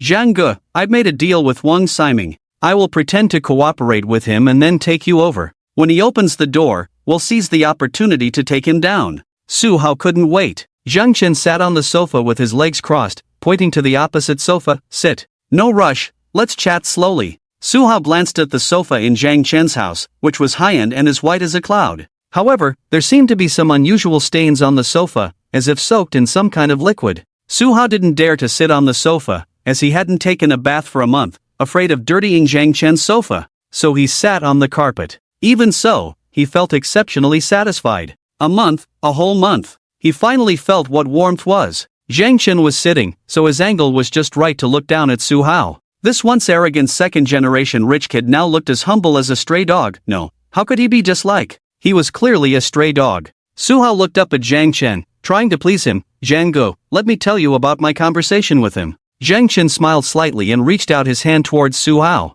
"No need to bother, I can see for myself." Su Hao's face stiffened. "WH. What? You can see for yourself? Give me your phone. Let me see your chat history with him." Zhang Chen's smile was very bright, but in Su Hao's eyes, it looked particularly terrifying. There were things in his chat history with Wang Siming that Zhang Chen couldn't see. Just like how he belittled Wang Siming in front of Zhang Chen, he couldn't let Wang Siming know about it. "Quick, give me the phone. You're not hiding anything from me, are you?" Zhang Chen narrowed his eyes, a hint of killing intent passing through. No, but. Su Hao's forehead broke out in a cold sweat, his eyes wandering, his right hand instinctively covering his pocket. Zhang Chen didn't bother to talk to him anymore, took out a black handgun from his pocket, and aimed it at his forehead. "Talking nicely to you doesn't work, does it?" Su Hao quickly begged for mercy. "Zhang Ge, don't shoot. I did say some bad things about you to Wang Siming, but that was just to deceive him, I didn't mean any of it." Zhang Chen was getting impatient and coldly ordered, "Give it to me." Su Hao dared not say anything more. Trembling, he took out his phone, unlocked it, and handed it to Zhang Chen. "It's out of battery," Su Hao said softly, trying to make a final stand. Zhang Chen took a look and indeed the battery was empty. After all, ordinary residents only have about an hour of power supply per day, and he and Wang Siming must have chatted for a long time, so it's not surprising that the battery is so low. Zhang Chen casually glanced at Su Hao's pale face, almost shrinking to the floor, looking a bit like a deflated balloon. Zhang Chen opened the chat records between him and Wang Siming, browsing through them. "Oh, you two have been in contact half a month ago." Zhang Chen chuckled. Su Hao didn't dare to make a sound. Zhang Chen quickly smirked contemptuously at the corner of his mouth. No wonder Su Hao didn't want him to see the chat records. The chat records of the past half-month were very rich in content. Initially, Su Hao planned to have Wang Siming help get rid of Zhang Chen and then seize Zhang Chen's safe house and supplies. At that time, his evaluation of Zhang Chen was, "That damn dog thinks he's all that just because he has a gun. Why does he deserve to live in such a nice house?" He. Zhang Chen sneered, which scared Su Hao. Moving forward, it was probably when Zhang Chen subdued everyone in the building and dealt blows to the Tianhe gang and the Mad Wolf gang. Su Hao's evaluation of Zhang Chen changed to, "This kid is ruthless, killed dozens of people in one go. Not easy to deal with." After Zhang Chen wiped out almost all the building leaders in one night and set fire to 12 buildings, Su Hao's evaluation changed to, "Zhang Chen is a formidable character, indeed very capable. Mingge, I can't handle him alone, but together we can." In the chat records, he used a lot of insulting words towards Zhang Chen, especially in the early conversations full of contempt. And just as Zhang Chen suspected, Su Hao initially planned to lure him over and have Wang Siming use a trap to kill him. Zhang Chen looked at Su Hao coldly and shook his phone. "Explain?" Su Hao swallowed hard and hurriedly explained, "Zhang Ge, listen to my explanation. I said those things to confuse him, make him think we were on the same side. Only then can we deceive him." He raised his right hand and swore under the light, "If I have any ill intentions towards Zhang Ge, let me die a horrible death." Zhang Chen sneered disdainfully, making that oath now is useless. "You better come up with something practical." After reading Su Hao's chat records, Zhang Chen didn't feel much, because he had already guessed most of the content. He didn't think he had such a great charisma to make Su Hao, a scheming opportunist, follow him faithfully. Su Hao's opportunism between him and Wang Ximing, choosing the person most advantageous to him, was a normal behavior. Su Hao anxiously knelt in front of Zhang Chen to explain his actions. Zhang Ge, you've already injected me, how could I harm you? If something happens to you, I won't survive either. Yes, I said some bad things about you before, but at least I haven't done anything to harm you. Now, I am completely on your side. Zhang Chen remained silent, rubbing his chin as he contemplated. Through Su Hao and Wang Ximing's chat records, he also obtained other important information.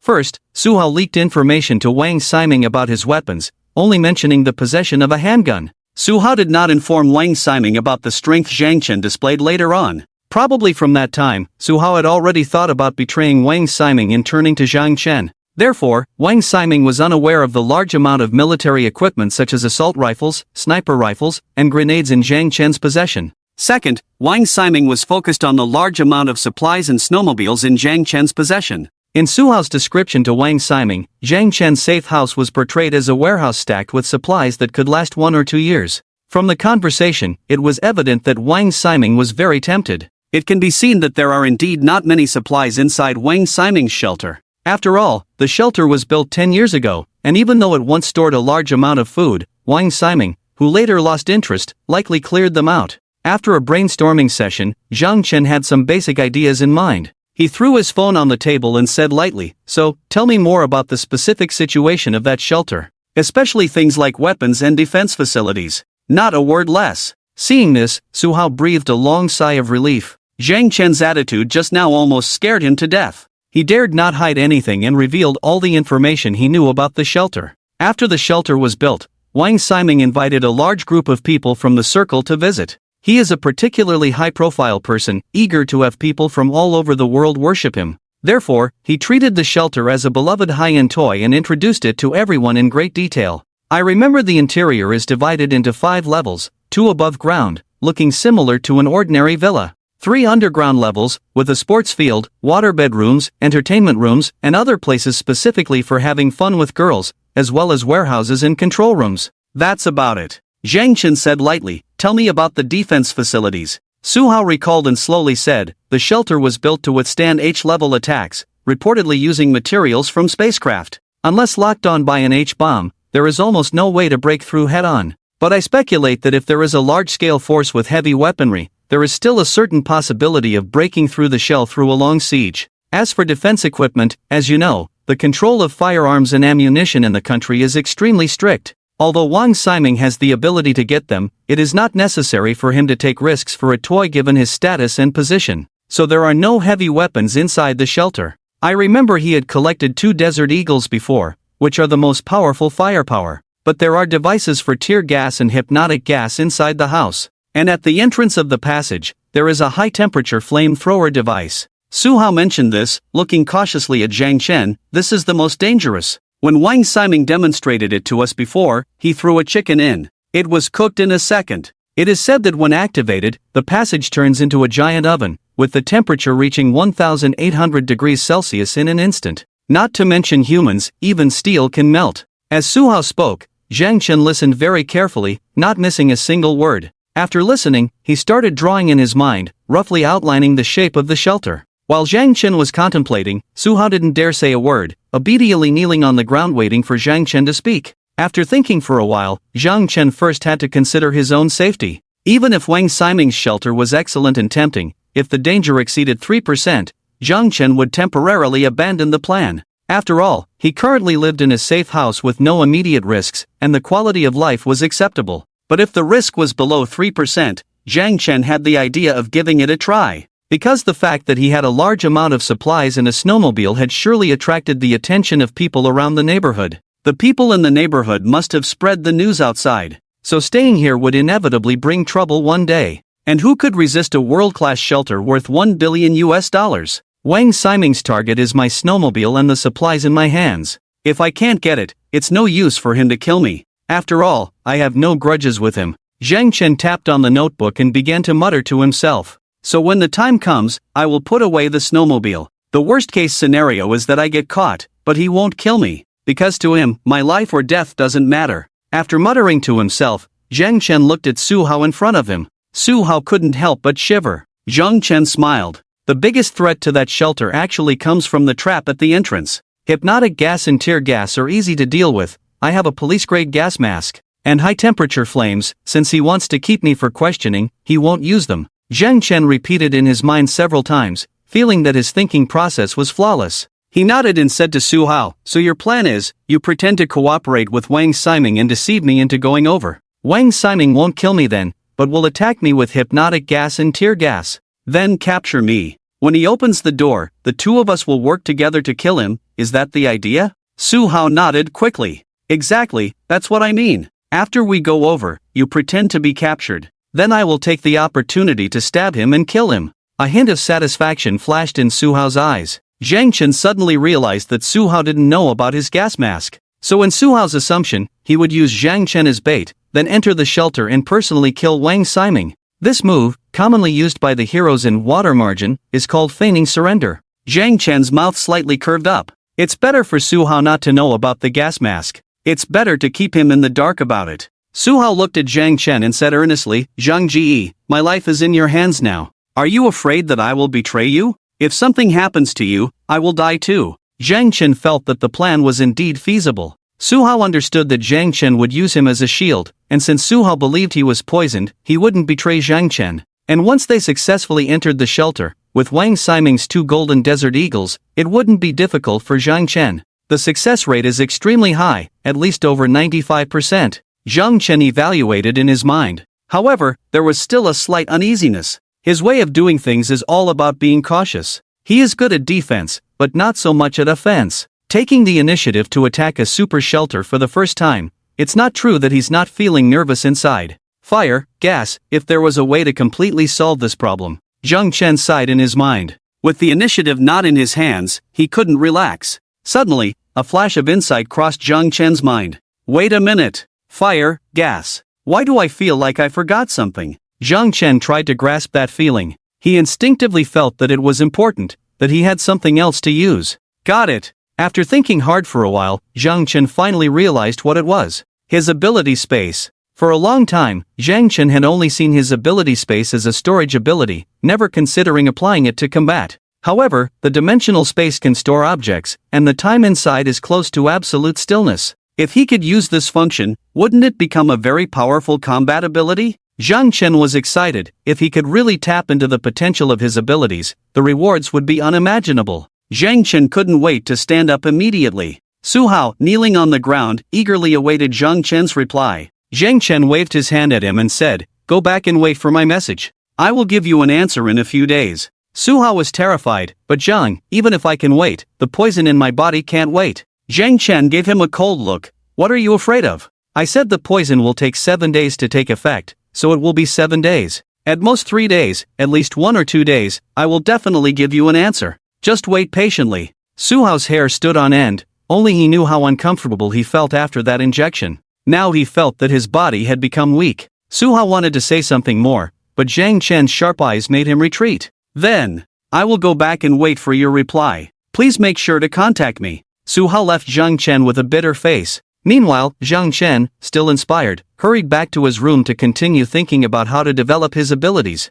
In fact, Zhang Chen had only been using the alternate space to store objects. His understanding of its abilities was not thorough, he only knew some general ideas that were enough for him. For example, the alternate space could contain independently existing objects, but it was difficult to retrieve them once subjected to external forces, such as a house in a building or a piece of snow dug out from the ground. These practices were very challenging. As for how it affected living organisms, Zhang Chen had only experimented with a fish. He was unsure of its effects on humans. In the future, when I have time, I must devote energy to developing my abilities. Besides the alternate space and precise shooting, there may be other areas waiting for me to explore. But for now, I need to figure out how to use my abilities to counter Wang Ximing's attacks on that shelter. Zhang Chen stroked his chin, looking serious. Gas, high-temperature flame jets. When they spray out from the trap, they actively come towards me, so there will be no resistance when I retrieve them. In theory, it is entirely possible. Zhang Chen's eyes lit up more and more as his mind opened up to a new realm.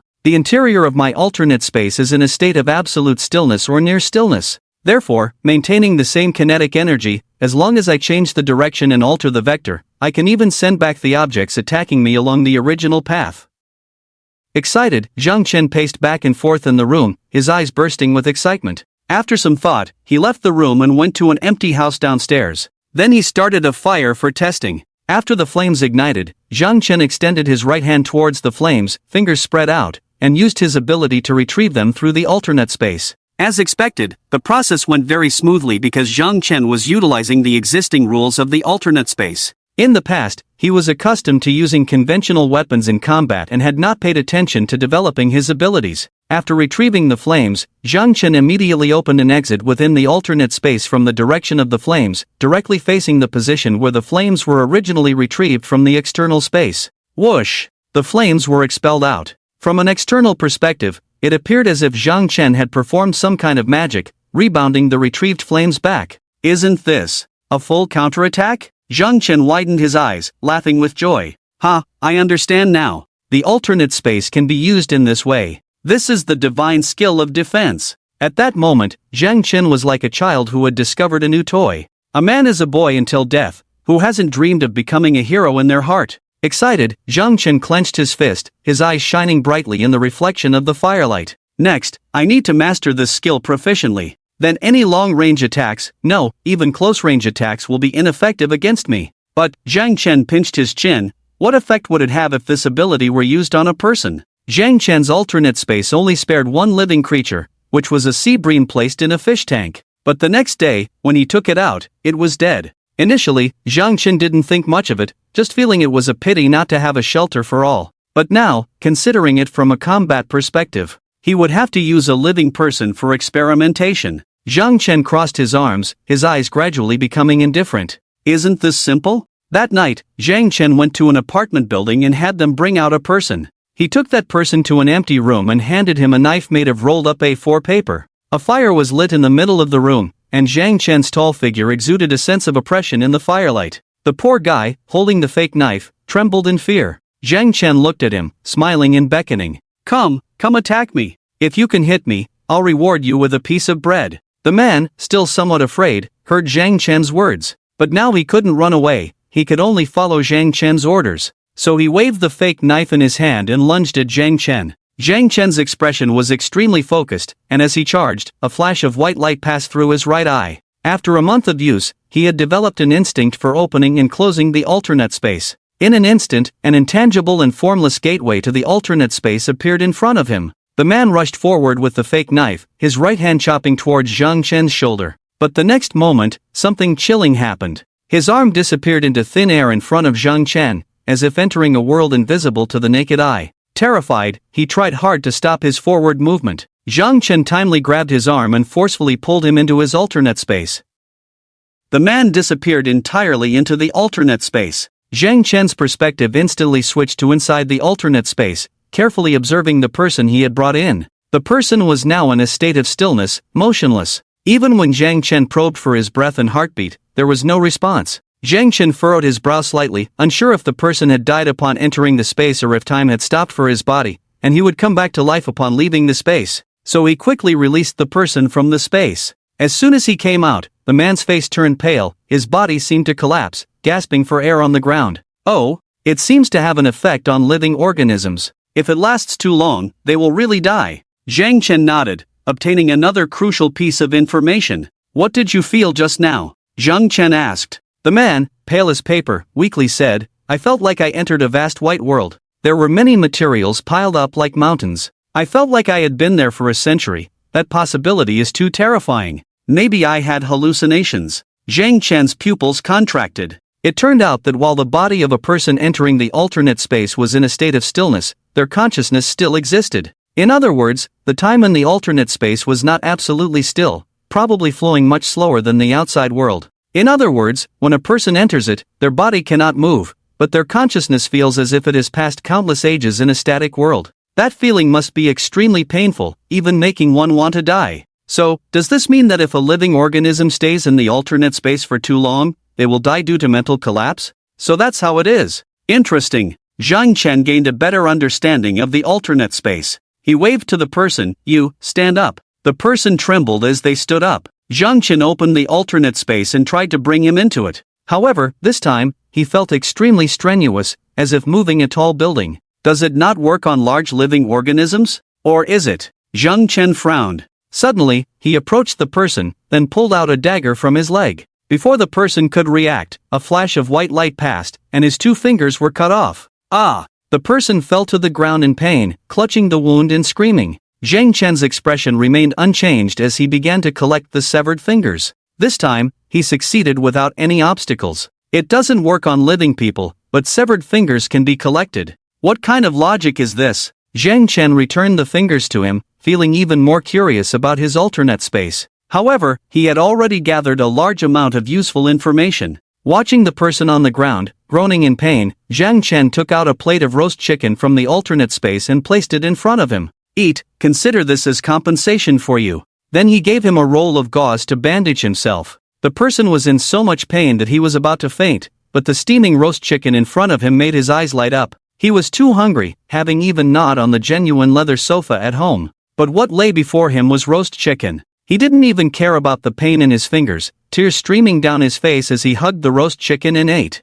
Zhang Chen was not in a hurry, sitting by the fire, poking at the flames with a table leg. After he finished eating the roast chicken, Zhang Chen said, "Next, we continue. This time, you hit me with something." The person not only did not resent Zhang Chen but was instead full of gratitude. He quickly nodded, quickly bandaged his wound with gauze, and continued to cooperate with Zhang Chen in the experiment. After a few hours, Zhang Chen obtained the experimental data he wanted and gained a greater understanding of the abilities of the alternate space. First, there seemed to be limitations on collecting materials, as currently understood. It cannot collect external objects with strong forces and is ineffective on living people. Second, when used, it could open a door connecting the present world and the alternate space. While he had not thought of an active attack method, he could transfer physical attacks and counterattack by adjusting the vector direction. Knowing these 2 points was equivalent to discovering a huge treasure trove for Zhang Chen. Next, I know how to deal with Wang Siming's sanctuary. With this final concern dispelled from his mind, he looked at the man helping him with the experiment and sincerely said, "Thank you for your help."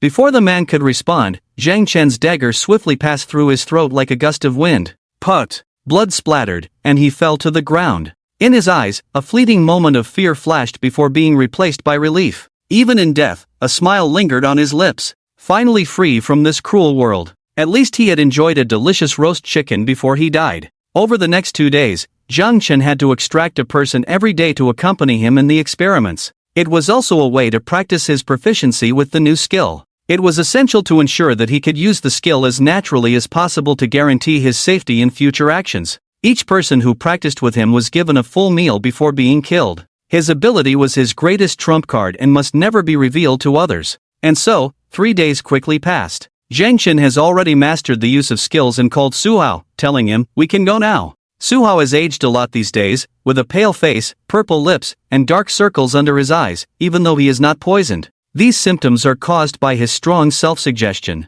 "Zhang, I feel like I'm about to die." Zhang Chen chuckled inwardly. These days, he has been providing food for Su Hao, and logically speaking, Su Hao's days are even easier than before. After pretending to contemplate for a while, Zhang Chen went back to get a bag of saline solution and said to Su Hao, "I can give you an antidote injection first, which can temporarily relieve your symptoms." Su Hao, as if seeing hope, rolled up his sleeves to expose his arm. "Give it to me, give me a shot." Zhang Chen picked up the syringe, slowly injected saline solution into Su Hao, and then said lightly, "This can alleviate your symptoms, but it will only last for 5 days at most, and you will still die from poisoning. So you better pray that this operation is successful. Otherwise, neither of us will have a good ending." After Su Hao received a saline injection, he immediately felt a strange energy in his body and became more spirited. "Zhang, rest assured, Su Hao will not joke about his own life. This time, I will follow you wholeheartedly." Zhang Chen asked Su Hao to communicate with Wang Siming and then prepared to set off.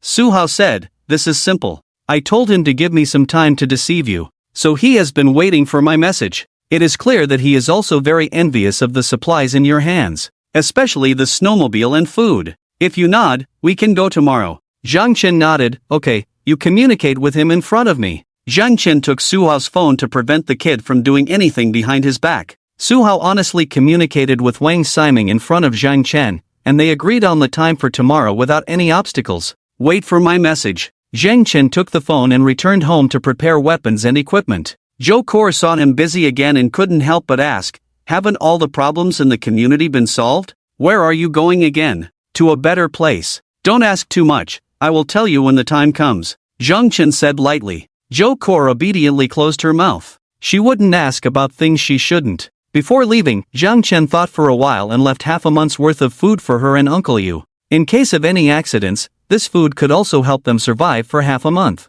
Joe Kor looked worried, as Zhang Chen had never made such a move before. She suddenly felt scared, walked over, and hugged Zhang Chen. Zhang Chen, are you going to do something very dangerous? I'm a little scared. Her tall and slender figure combined with soft and full parts would make anyone feel moved when hugging a man. This was a natural advantage, perhaps she didn't intend to seduce others, but it was innate and unavoidable. Zhang Chen raised an eyebrow, smiled, and asked, what, do you want to have one last time before I leave? Joe Kor blushed, it's up to you. This time, I can just wear a white shirt, or an apron. Zhang Chen chuckled, pinched her delicate chin. Don't worry, Zhang Chen, never do things without certainty. I'm more afraid of death than anyone else and won't put myself in danger. However, I always prepare everything in advance, it's my personal habit. He hugged Joe Kor's head, kissed her fiercely, and after a long time, he let go when Joe Kor was almost out of breath. A sparkling thread slowly fell apart, leaving a trace on her lips. I have something very important to do this afternoon. I'll tidy you up when I come back. Joe Kor lay weakly on the sofa, nodding shyly.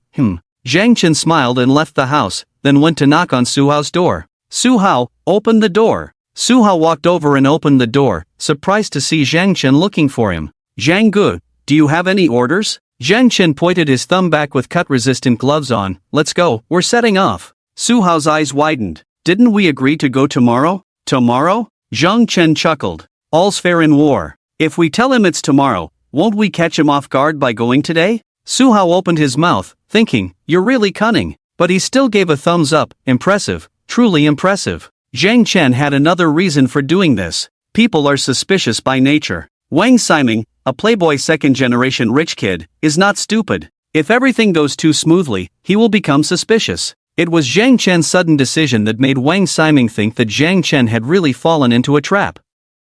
Zhang Chen brought Su Hao downstairs and pretended to fetch a snowmobile. Su Hao was about to get on when Zhang Chen stopped him. He took out a white cable tie and said to Su Hao, put your hands out. This type of plastic cable tie is used to bind steel pipes on construction sites, very strong, and the more you struggle after it's tied on, the tighter it gets. Not much different from handcuffs. Su Hao pleaded with a pained face, bro, why don't you trust me yet? I'm on your side, and I still have poison on me. Zhang Chen said indifferently, there's no special reason, I just feel more at ease this way. And when we get to Wang Ximing's place, he'll believe you when he sees you tied up. Su Hao was reluctant, but he understood that his resistance was futile, so he obediently put out his hands to let Zhang Chen tie them together. After doing all this, Zhang Chen made him sit in front of the snowmobile, while he drove from behind. V-room. The snowmobile started and headed out of the residential area. The wind and snow blew on Su Hao's face like little knives, causing intense pain and making it hard for him to open his eyes. If he wasn't wearing a thick turtleneck sweater, his face would probably freeze.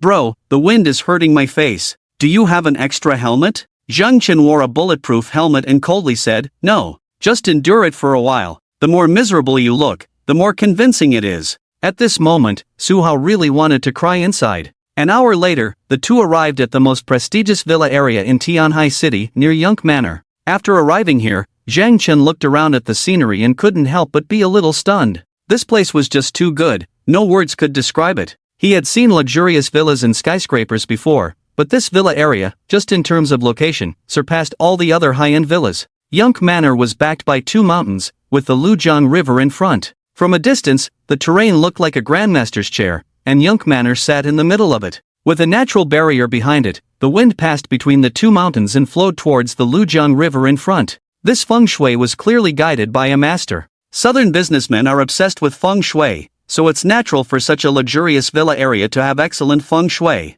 However, what impressed Zhang Chen the most was that due to Yunk Manor being shielded by two mountains, the residential area became a natural wind shelter.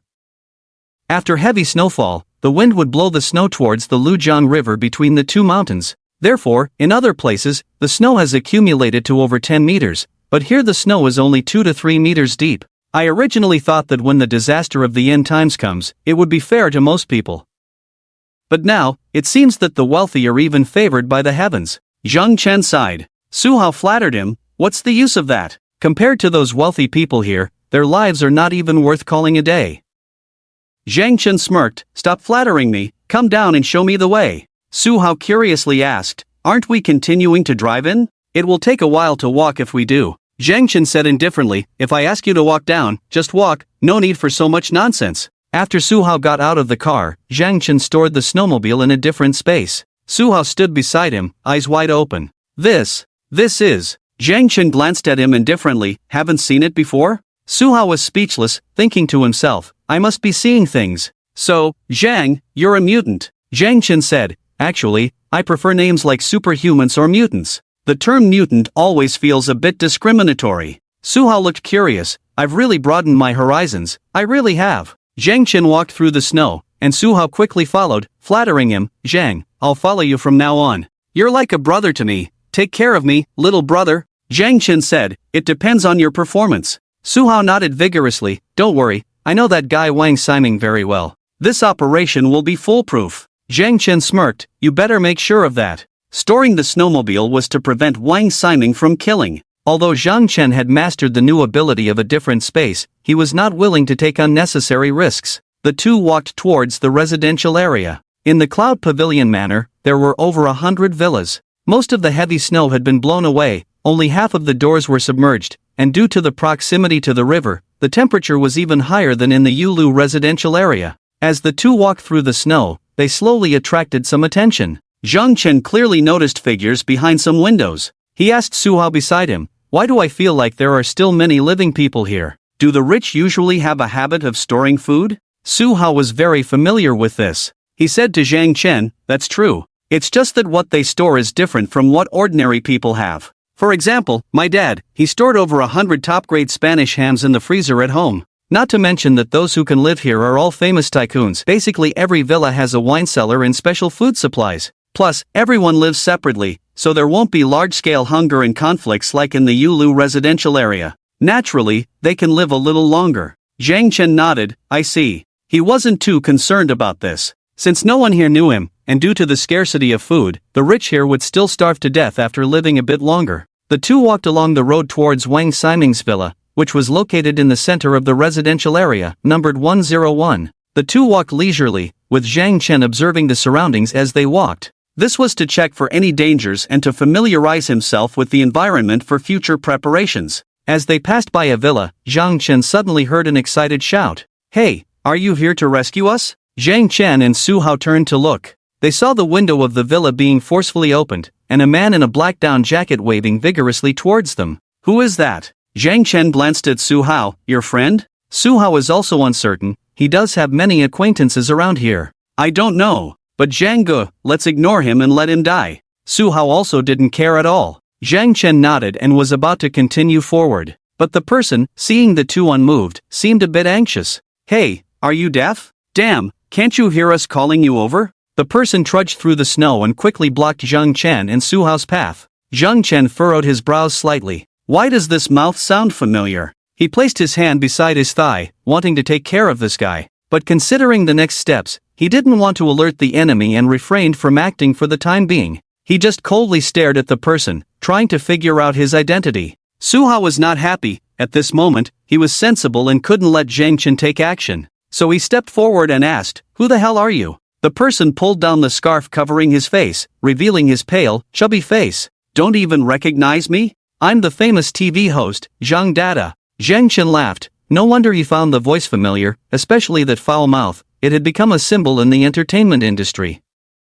Zhang Dada didn't care about the expressions of the two and started cursing as soon as he approached. Are you both candles? Why can't you get it? Damn, we've been calling you for so long, and now you come to take us away. I don't understand what you people do with our taxpayers' money. Zhang Chen was about to slap him, but upon hearing Zhang Dada's words, both he and Su Hao were curious. Calling for help? Taxpayers' money? Could it be that Zhang Dada could contact the organization hidden in Tianhai City? What do you mean by that, we? Zhang Chen was about to ask carefully, but his words were cut off by Zhang Dada. Let me tell you, we need to leave here now. Although the villa is expensive, there isn't much food left at home, and the charcoal and alcohol are running out. You have to take us to the shelter and arrange a place for me and Jean to stay. It must be a separate house. We can't live with others." When Zhang Chen heard the words shelter, he raised an eyebrow involuntarily. It was the first time he had heard someone mention a shelter in Tianhai City, but on second thought, it wasn't surprising.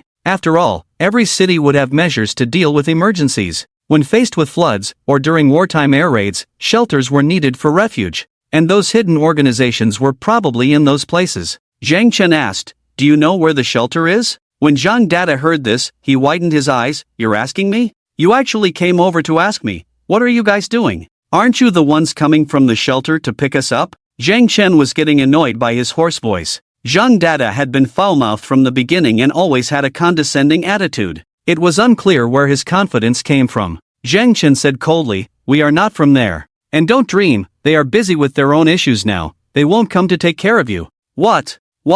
Zhang Dada raised his pinkies, looking terrified as he covered his head. "How is this possible? We've paid a lot of taxes, we are big stars. If they don't even care about us, aren't they afraid of public opinion?" Zhang Chen and Su Hao looked at him as if he were a fool. Su Hao leaned in and whispered to Zhang Chen, "There are fewer people in the villa area, and not much information is exchanged. Maybe he's not clear about the situation outside." Zhang Chen said, "Doesn't he use the internet?" After the apocalypse, communication was greatly restricted. For example, when Zhang Chen was in the Yuelu community, he could only contact people around him. Friends or relatives from afar could not be reached. However, several large official media outlets were still able to spread messages nationwide with the help of super servers. Could it be that Zhang Dada had no access to any external information? Suddenly, Zhang Chen recalled the messages broadcast by those official media all day long. According to data from Johns Hopkins University, this snow disaster will last for 3 months. After 3 months, global temperatures will see a significant rise, reaching above 0 degrees.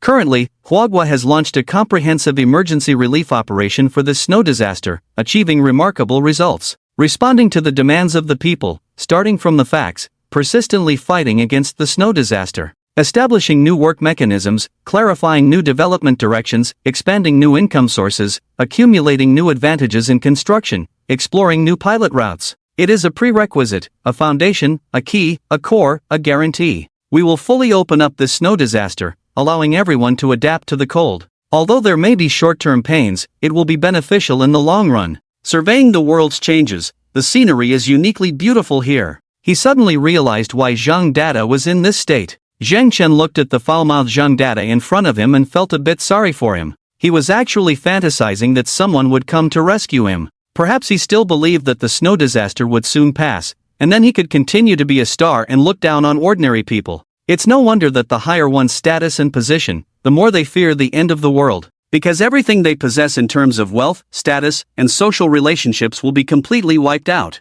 Let's go. Zhang Chen didn't want to waste time with Zhang Dada and called Su Hao to prepare to leave. Little did he know that Zhang Dada was not happy about it. "Where did you come from? Do you have food over there?" "Ah, our place is quite far from the supermarkets and malls for the common people. In the past, food was flown in by planes from abroad. Now it's too cold, and the planes are not flying. Damn, those bastards took my money and did nothing. I have to sue them when the snow disaster is over. Do you have food? Sell me some, and I can buy it at 10 times the market price." Zhang Dada acted as if he was in charge. Perhaps he was used to being high and mighty in the past and hadn't changed now. Zhang Chen sighed. "I had things to do, and I don't want to deal with you. But you're really asking for a beating." After Zhang Chen finished speaking, he slapped Zhang Dada's face. His face was twisted, and with a splatter of blood and a few teeth, he fell into the snow. Zhang Dada covered his face, looking at Zhang Chen in astonishment, then pointed at him with his finger and cursed, "You! How dare you hit me?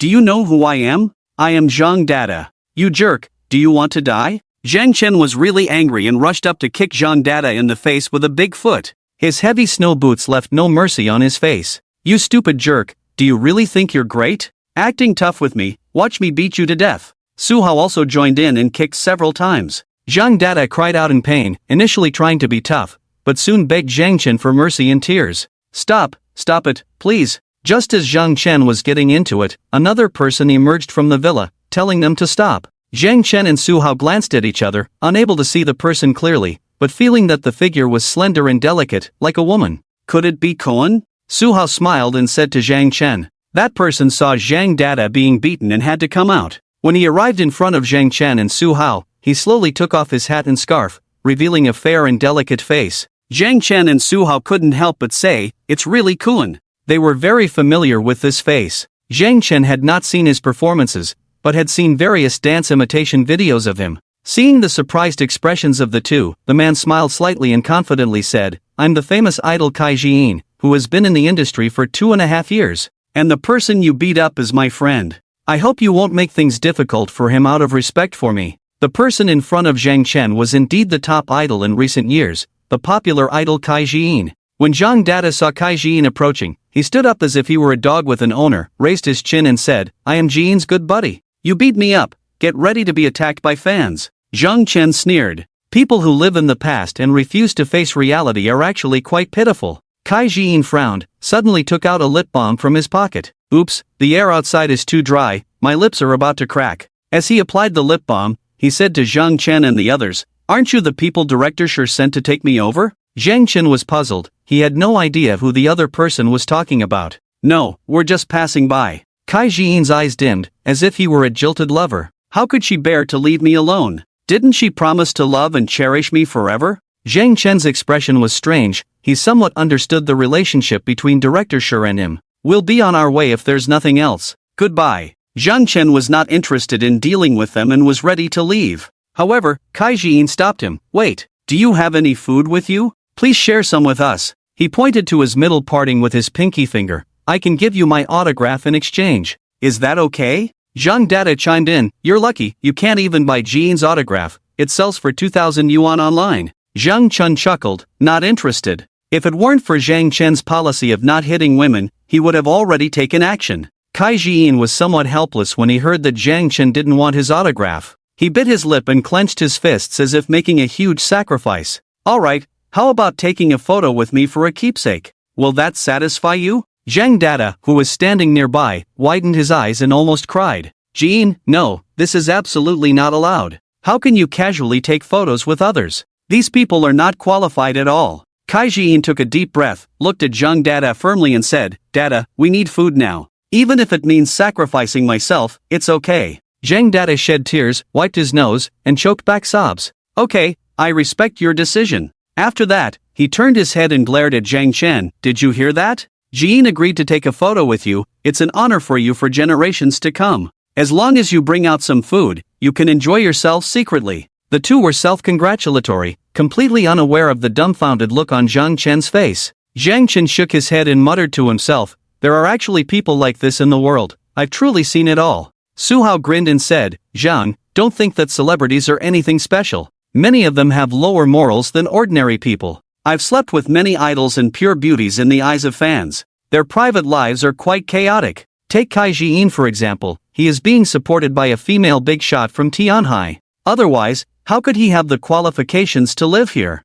If it were a normal day, Zhang Chen wouldn't mind spending time with these two clowns. But today he had things to do. So Zhang Chen waved his hand at them, "Make way, I don't have time to deal with you." As soon as these words were spoken, the expressions on Kai Jiyin and Zhang Dada's faces changed suddenly, as if they had heard an unreasonable request. Kai Jiyin trembled and pointed at Zhang Chen, saying, He actually refused. Does he know how many people dream of taking a photo with me?" While comforting Kai Jiyin, Zhang Dada angrily scolded, "Where did you two come from? Do you know where this is? Do you know the huge gap in status between us? Such a good opportunity is right in front of you, and you don't know how to cherish it. You deserve to be at the bottom for life." He was afraid that Zhang Chen and Su Hao would run away, because there wasn't much food left in their house. So as he spoke, he walked over and grabbed Zhang Chen's sleeve to prevent him from leaving. "I'm telling you, since you're here today, you must give us some food. Otherwise, you won't be able to leave." Zhang Dada shouted hysterically. Su Hao sighed, "This kid is done for."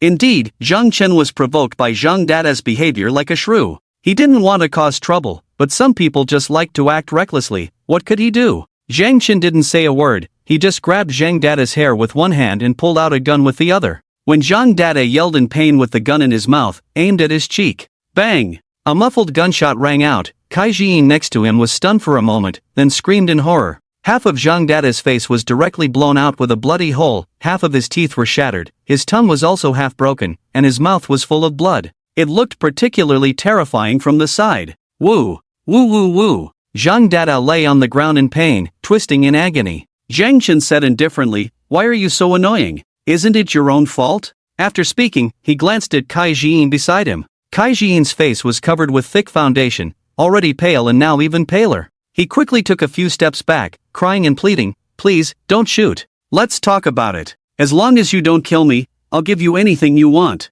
even if it's..." A look of shame suddenly appeared on his face, biting his lip lightly. "Even if you want me, I can do it." Zhang Chen felt a few black lines flash across his forehead. Is this also acceptable? Su Hao chuckled, "This is common in high society circles, nothing special. It's a pity I'm not interested in that," Zhang Chen said lightly. Kai Jiyin shouted, "If it's not acceptable, I can give you female fans. As long as I speak, countless women are willing to give their lives for me. If you don't like that, I can contact Sign Brother, he has many cute little angels hidden at home." Zhang Chen could see that even idol stars were useless in the face of disaster, probably worse off than ordinary people in facing reality. He aimed the gun at Kai Jiyin and jokingly said, "Sing your hit song for me, sing it 100 times and I'll let you go." 100 times? Kai Jiyin hesitated for a moment, then slowly started to sing. Hey, Zhang Chen frowned. "What are you singing?" Kai Jiyin looked aggrieved. "I'm singing my hit song. This is an award-winning piece." Zhang Chen disdainfully pursed his lips, "Playing tricks with me, huh? You know which song I'm talking about, sing." Su Hao laughed and said, "Not only do you have to sing, but you also have to dance and rap." Kai Jiyin's face darkened, feeling extremely embarrassed as she adjusted her middle part. "Jiyin, you are so beautiful." Zhang Chen nodded in satisfaction. "It's better to watch the person dance for a more accurate performance, don't you think?" Su Hao agreed, "Exactly, this taste is just right. Ordinary people can't imitate it." Zhang Chen kicked Kai Jiyin, making him turn around, and said, "You can only stop after dancing 100 times, or else I'll lose it." Kai Jiyin stiffened and danced even more vigorously. Zhang Chen and Su Hao left with satisfaction. However, the gunshots just now spread throughout the entire neighborhood, and Wang Siming must have noticed. But it was irrelevant. Wang Siming had long known that Zhang Chen had a gun, so hiding it was meaningless. It was better to openly show up, giving the other party the impression that he was a reckless man. Any action that could make the enemy careless was necessary. The gunshots alarmed many people in the neighborhood, and more people appeared at the windows, observing Zhang Chen and Su Hao. However, the two of them were completely wrapped up, making it impossible to tell who they were. For some, the two of them with guns were a huge threat, but for some who were desperate, they were hope. In Villa 204, behind the window, there was a stunningly beautiful woman eagerly looking outside. She was wearing a black cashmere robe, her fair skin as white as snow. Her delicate oval face had no flaws, maintained daily with countless high-end cosmetics. Her towering peaks lifted the clothes high, a magnificent sight. Through the loose robe, glimpses of smooth white skin and black lace could be seen. Leaning against the window, her body formed a natural S-curve. Her perky buttocks behind were like a standard peach. Her slender waist dipped in like a car steering wheel, tempting to hold and drive. The robe was exquisite and elegant. Anyone living in such a place was either extremely wealthy or a top celebrity. The woman saw Zhang Chen and Su Hao pass by the door, biting her pink lips, looking conflicted. Being in the south, her villa was equipped with a fireplace, so the indoor temperature was much higher than outside. However, the carbon crystal was almost burnt out, and the food had run out 3 days ago. She was now dizzy from hunger and urgently needed to replenish with a lot of protein. But in this place, although the neighbors were nearby, there was no communication at all. She had no way to borrow some food. Not to mention the unclear situation of the snow disaster now. Who would be willing to lend her anything? These two outsiders brought a glimmer of hope in the eyes of the wealthy woman. Their ability to come in the heavy snow, and their seemingly robust physique, indicated that they had an ample supply of food and the ability to survive in extreme cold. It seems that if I want to survive, I have to give it a try. She looked at the mirror in the corner of the room. The reflection showed her still charming and curvaceous figure. This body had been the object of countless men's fantasies nationwide. She thought she should give it a try. After all, who would refuse an extremely beautiful top celebrity? Zhang Chen was unaware that he had caught someone's attention. He was now highly focused, as the next moment could bring a life-and-death battle. Soon, the two arrived near Yunk Manor 101. In fact, Zhang Chen could see it from afar. If Yunk Manor was a luxurious city for the wealthy, then Yunk Manor 101 was the palace of that city. It was a black luxury villa, built entirely of unknown materials. Although the exterior had been painted to look similar to an ordinary villa, the metallic texture could not be completely concealed. The roof was covered in pure white snow, giving it a solemn and magnificent appearance, resembling a Nordic castle in the ice and snow. Despite appearing to only have 2 stories above ground, it was nearly 20 meters tall. Even the steps were elevated 2 to 3 meters above the snow. The moment Zhang Chen appeared here, a doorway to a different space immediately unfolded in front of him. The spatial door was intangible and formless, with no thickness, just a 2-dimensional plane. However, anything attacking Zhang Chen would pass through it and enter another space. Zhang Chen had not yet studied its offensive capabilities, but its defensive and counterattack abilities were fully utilized. It suited Zhang Chen's current stable playing style.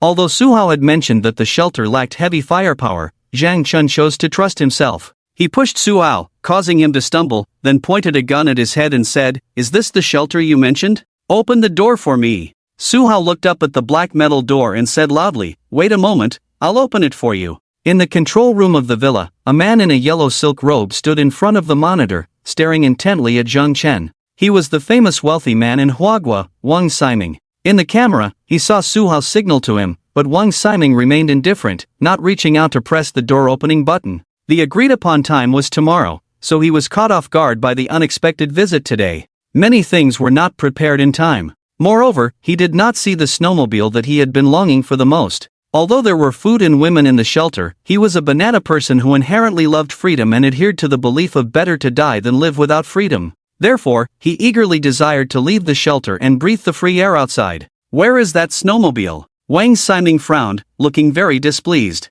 So, instead of opening the door for Su Hao, he observed quietly. Su Hao approached the door, pretending to unlock it with his retinas. Obviously, this method had no effect. Zhang Chen, waiting at the door, became impatient. He raised his gun and aimed at the back of Su Hao's head, saying, "Bastard! How dare you try to fool me? Believe me, I'll blow your head off right now." Su Hao was shocked and said, "No, don't shoot. I can open the door, I can definitely open it. Let me try again." Trembling, he approached the door of the room, actually signaling to the surveillance. "This door can be opened, it can be opened. After all this hard work, we can't fail now. Otherwise, we won't have such a good opportunity again." In the control room, Wang Ximing understood Su Hao's meaning. He was telling him that if they didn't capture Zhang Chen this time, Su Hao would die here. And if Su Hao died, there would be no one to help him deceive Zhang Chen. Wang Ximing rubbed his chin, not entirely trusting Su Hao. But considering the shelter's defense, which was seemingly unsolvable from a modern physics perspective, Wang Ximing had nothing to fear. "If you try any tricks, I'll burn you alive. Turn you into roasted pigs." Wang Ximing smirked and pressed the door-opening button. At that moment outside the door, Zhang Chen heard the mechanical sound starting up and quickly grabbed Su Hao to shield himself, while pressing the gun firmly against his head. It was acting. But it wasn't just acting. If anything unexpected happened, he would not hesitate to use Su Hao as a shield or even blow his head off. In front of Zhang Chen and Su Hao, a heavy black metal door slowly opened. The door was 3 meters high, without a lock, but mechanically interlocked in a biting manner, leaving no gaps. When the door opened, a strong sense of futuristic technology rushed towards them. Behind the door was a 10-meter-long corridor, surrounded by dark silver metal, with walls embedded with dozens of small lights, illuminating the entire corridor. It was hard to imagine that this shelter was built 10 years ago. Even today it was a very advanced building. "This is the power of money." Su Hao pointed inside. "Brother Zhang, let's go in. There is another door inside, and once it's opened, we can enter the shelter." At the end of the corridor, there was a dark golden metal door. The combination of gold and silver was luxurious and magical. Zhang Chen held a gun to Su Hao's head, pushing him step by step inside. In fact, he was already prepared to deal with any impending crisis. When he and Su Hao reached the middle of the corridor, the door behind them quickly closed. In the control room, Wang Ximing held a glass of red wine in one hand and pressed a green button on the control panel with the other. At the same time, inside the corridor, hundreds of small holes suddenly appeared from all directions. White gas gushed out, engulfing the two instantly. Wang Ximing quietly observed the changes inside the corridor, hearing a burst of intense cursing. "Su Hao, you bastard, how dare you betray me? Open the door quickly, or I'll kill you." "Ha, Zhang Chen, stop struggling. If you kill me, you'll die too. Accept your fate. I don't want your life, just your belongings. You're dreaming. I'll kill you now. Go ahead, shoot me. If you kill me, you won't live either." Gunshots soon rang out in the corridor. Wang Ximing shook the wine glass, waiting silently without a care. The high-strength hypnotic gas used in the shelter would induce a 24-hour coma with just a small inhalation. And even if one woke up, they would be in a state of complete weakness. He waited for a full 5 minutes. The gas filled the entire corridor, confirming that Zhang Chen and Su Hao had inhaled a large amount of the hypnotic gas, before finally stopping the switch. You can go and tie them up now. Wang Ximing's mouth curved into a confident smile, as if everything was under his control.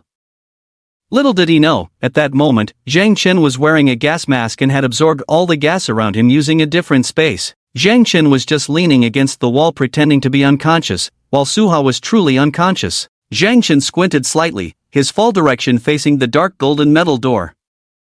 Once Wang Ximing appeared here, he would draw his gun first and disable that guy. Zhang Chen leaned against the wall, silently waiting for Wang Ximing to arrive. As he expected, the other party did not immediately attack with a flamethrower. After all, for Wang Ximing, killing Zhang Chen was not a meaningful act. After a while, the dark golden door slowly opened. Zhang Chen opened his eyes slightly, his right hand's finger ready to draw and shoot. However, when he saw the face of the person coming in, he stopped his movement, because the person who came was not Wang Ximing. Inside Zhang Chen's heart, he was already cursing. Damn Su Hao! Among the information Su Hao provided to Zhang Chen, there was no mention of other people in the shelter. And according to Zhang Chen's estimation, in such a crisis, one would not choose to let anyone other than close relatives enter their house. Unless someone like him, who has endless resources and chooses helpers like Zhou Kur and Uncle Yu, who play a significant role. The person who entered was tall and burly, holding a dogleg knife in his hand and a bundle of rope around his waist. Zhang Chen had already recognized who this person was. For a while, he often saw this person on TV. He was a movie star named Lin Geng, reportedly a good friend of Wang Ximing. Zhang Chen suppressed the urge to act, knowing he couldn't rush now. The other party clearly wasn't going to take his life for the moment. Without seeing Wang Ximing in person, Zhang Chen couldn't be sure there were no other tricks in this shelter. He had to wait patiently. Lin Geng approached Zhang Chen and poked his arm with the dogleg knife in his hand. Zhang Chen felt a slight pain, but luckily his thick clothes made it bearable. He squinted, gritted his teeth without making a sound, and kept an eye on Lin Geng's movements. If Lin Geng wanted to attack him, he would strike back immediately. Fortunately, Lin Geng was just testing the waters. Seeing no reaction from Zhang Chen, he took Zhang Chen's gun and securely tied him up with the rope. As for Su Hao, he had long been rendered unconscious by inhaling the hypnotic gas, looking like a dead pig. Lin Geng was strong, carrying Zhang Chen on his shoulder into the shelter. Zhang Chen squinted, quietly surveying the scene inside the shelter. It must be said that the life of the wealthy is truly unimaginable for ordinary people. After leaving the passage, they entered a circular hall, also filled with rooms made of futuristic metallic materials. It was like the interior of a spaceship in a sci-fi movie, but even more luxurious. Lin Geng threw Zhang Chen to the floor. Here's the guy, he's really stupid, didn't take any effort to deal with him. Lin Geng's voice carried a contemptuous smile. In his view, Zhang Chen had already inhaled the hypnotic gas and was securely bound, like a caged bird. At this moment, a man in a yellow robe emerged from a nearby door. Isn't this unexpected? I spent $10 billion building this shelter. If I can't handle even a person like him, wouldn't my money be wasted? Zhang Chen saw the man's face and a smile crept up on his lips. The main player had arrived. Wang Ximing glanced at the securely bound Zhang Chen, relaxed, and then started chatting with Lin Geng. Meanwhile, Zhang Chen opened his own dimensional space, releasing the high-intensity hypnotic gas he had absorbed earlier. Wang Ximing and Lin Geng didn't notice anything unusual and continued chatting. After we get this kid's snowmobile, how about we go out for a spin? Who knows what the situation is outside? Going out for a ride sounds good, and we can grab some food on the way back. The two had already started planning what to do after getting Zhang Chen's snowmobile. As Wang Ximing laughed, he suddenly felt Lin Geng in front of him swaying. Lin Geng, stop swaying. Lin Geng looked puzzled. I'm not swaying, it's you. Ha? How did you become 6? When the two realized something was wrong, it was too late. Their bodies shook, then they collapsed to the ground. Zhang Chen took out a dagger from his dimensional space, cut the rope binding his hands, and quickly removed all restrictions. He walked over and confiscated all the weapons from the two. Wang Ximing's 2 desert eagles made of gold were very conspicuous, entirely made of gold with beautiful patterns. Looks good but not very useful. Zhang Chen casually commented that this thing is not as practical as his own police pistol. He stored all these dangerous things in his own alternate space. Then he took out 2 bundles of rope, tied the 2 people up like Zanzi, and used a very professional tortoise shell binding. That person always has some amateur hobbies, right? In order to prevent these 2 people from escaping using special means like himself, Zhang Chen took out several zip ties and securely bound their wrists, thumbs, and legs. After doing all this, Zhang Chen looked at the unconscious two people. According to them, it would take a long time for them to wake up. Zhang Chen then turned his gaze to the shelter that claims to be the most expensive in the world. It's huge, extremely huge. Just the living room in front of him has over 100 square meters of space. The interior decoration style is understated luxury with warmth as the main color, and the tables and chairs are mostly elegant silver gray, looking very high-end under the warm yellow light. On the north wall hangs a TV of about 100 inches. The TV cabinet is a favorite of TV enthusiasts. The sofa in the middle of the living room is clearly imported high-end goods. In the corner, there is a large bar with various liquor bottles behind it. On the other side is an open island-style kitchen. Behind the living room, there is a door, and Zhang Chen walked over with his pistol. He gently pulled the door open. When this door opened, a white light shone on Zhang Chen's face, and when he saw everything clearly, Zhang Chen was momentarily stunned. He thought the front living room was big enough, and at most, there would be a courtyard with a pool and garden behind it. But he didn't expect the garden to be so huge. Looking ahead, there is a huge ecological garden. It breeds various rare flowers, plants, and trees. Even in such cold weather, you can see the existence of some tropical plants, which is incredible. Not only is there a botanical garden, but there is also a large area next to it that seems to be a farmland. However, the farmland seems neglected and almost abandoned. If it weren't for seeing the ridges, Zhang Chen wouldn't have thought this wasteland was a farmland. Zhang Chen's curiosity grew stronger, and he continued to explore ahead. And in the apocalypse, to see such a flourishing garden, indeed made him very happy. The temperature in the botanical garden is obviously higher than in the previous house. The ceiling has UV lights to promote photosynthesis of plants. Many plants inside are withered, also due to lack of proper care. Zhang Chen walked slowly forward, probably walking hundreds of meters before reaching the end. Then, he saw something like a zoo behind. The reason it's called a zoo is that there are no animals inside, but the cages are still there, and you can vaguely see some animal feces. Is this the $1 billion shelter? This is simply a miniature ecosystem. Zhang Chen couldn't help but exclaim, "What is a rich person? This is a rich person." The shelter built 10 years ago has already considered all aspects of sustainable development. It must be said that the professional team that built the shelter is very powerful. Zhang Chen walked all the way forward, and after a while, he came to the edge of the shelter. Through the frozen window, he vaguely saw a very large yard outside. The area of this villa is indeed astonishing. It can be called a perfect castle in the apocalypse. It's really a good place. But from now on, it belongs to me. Zhang Chen's face showed a happy smile.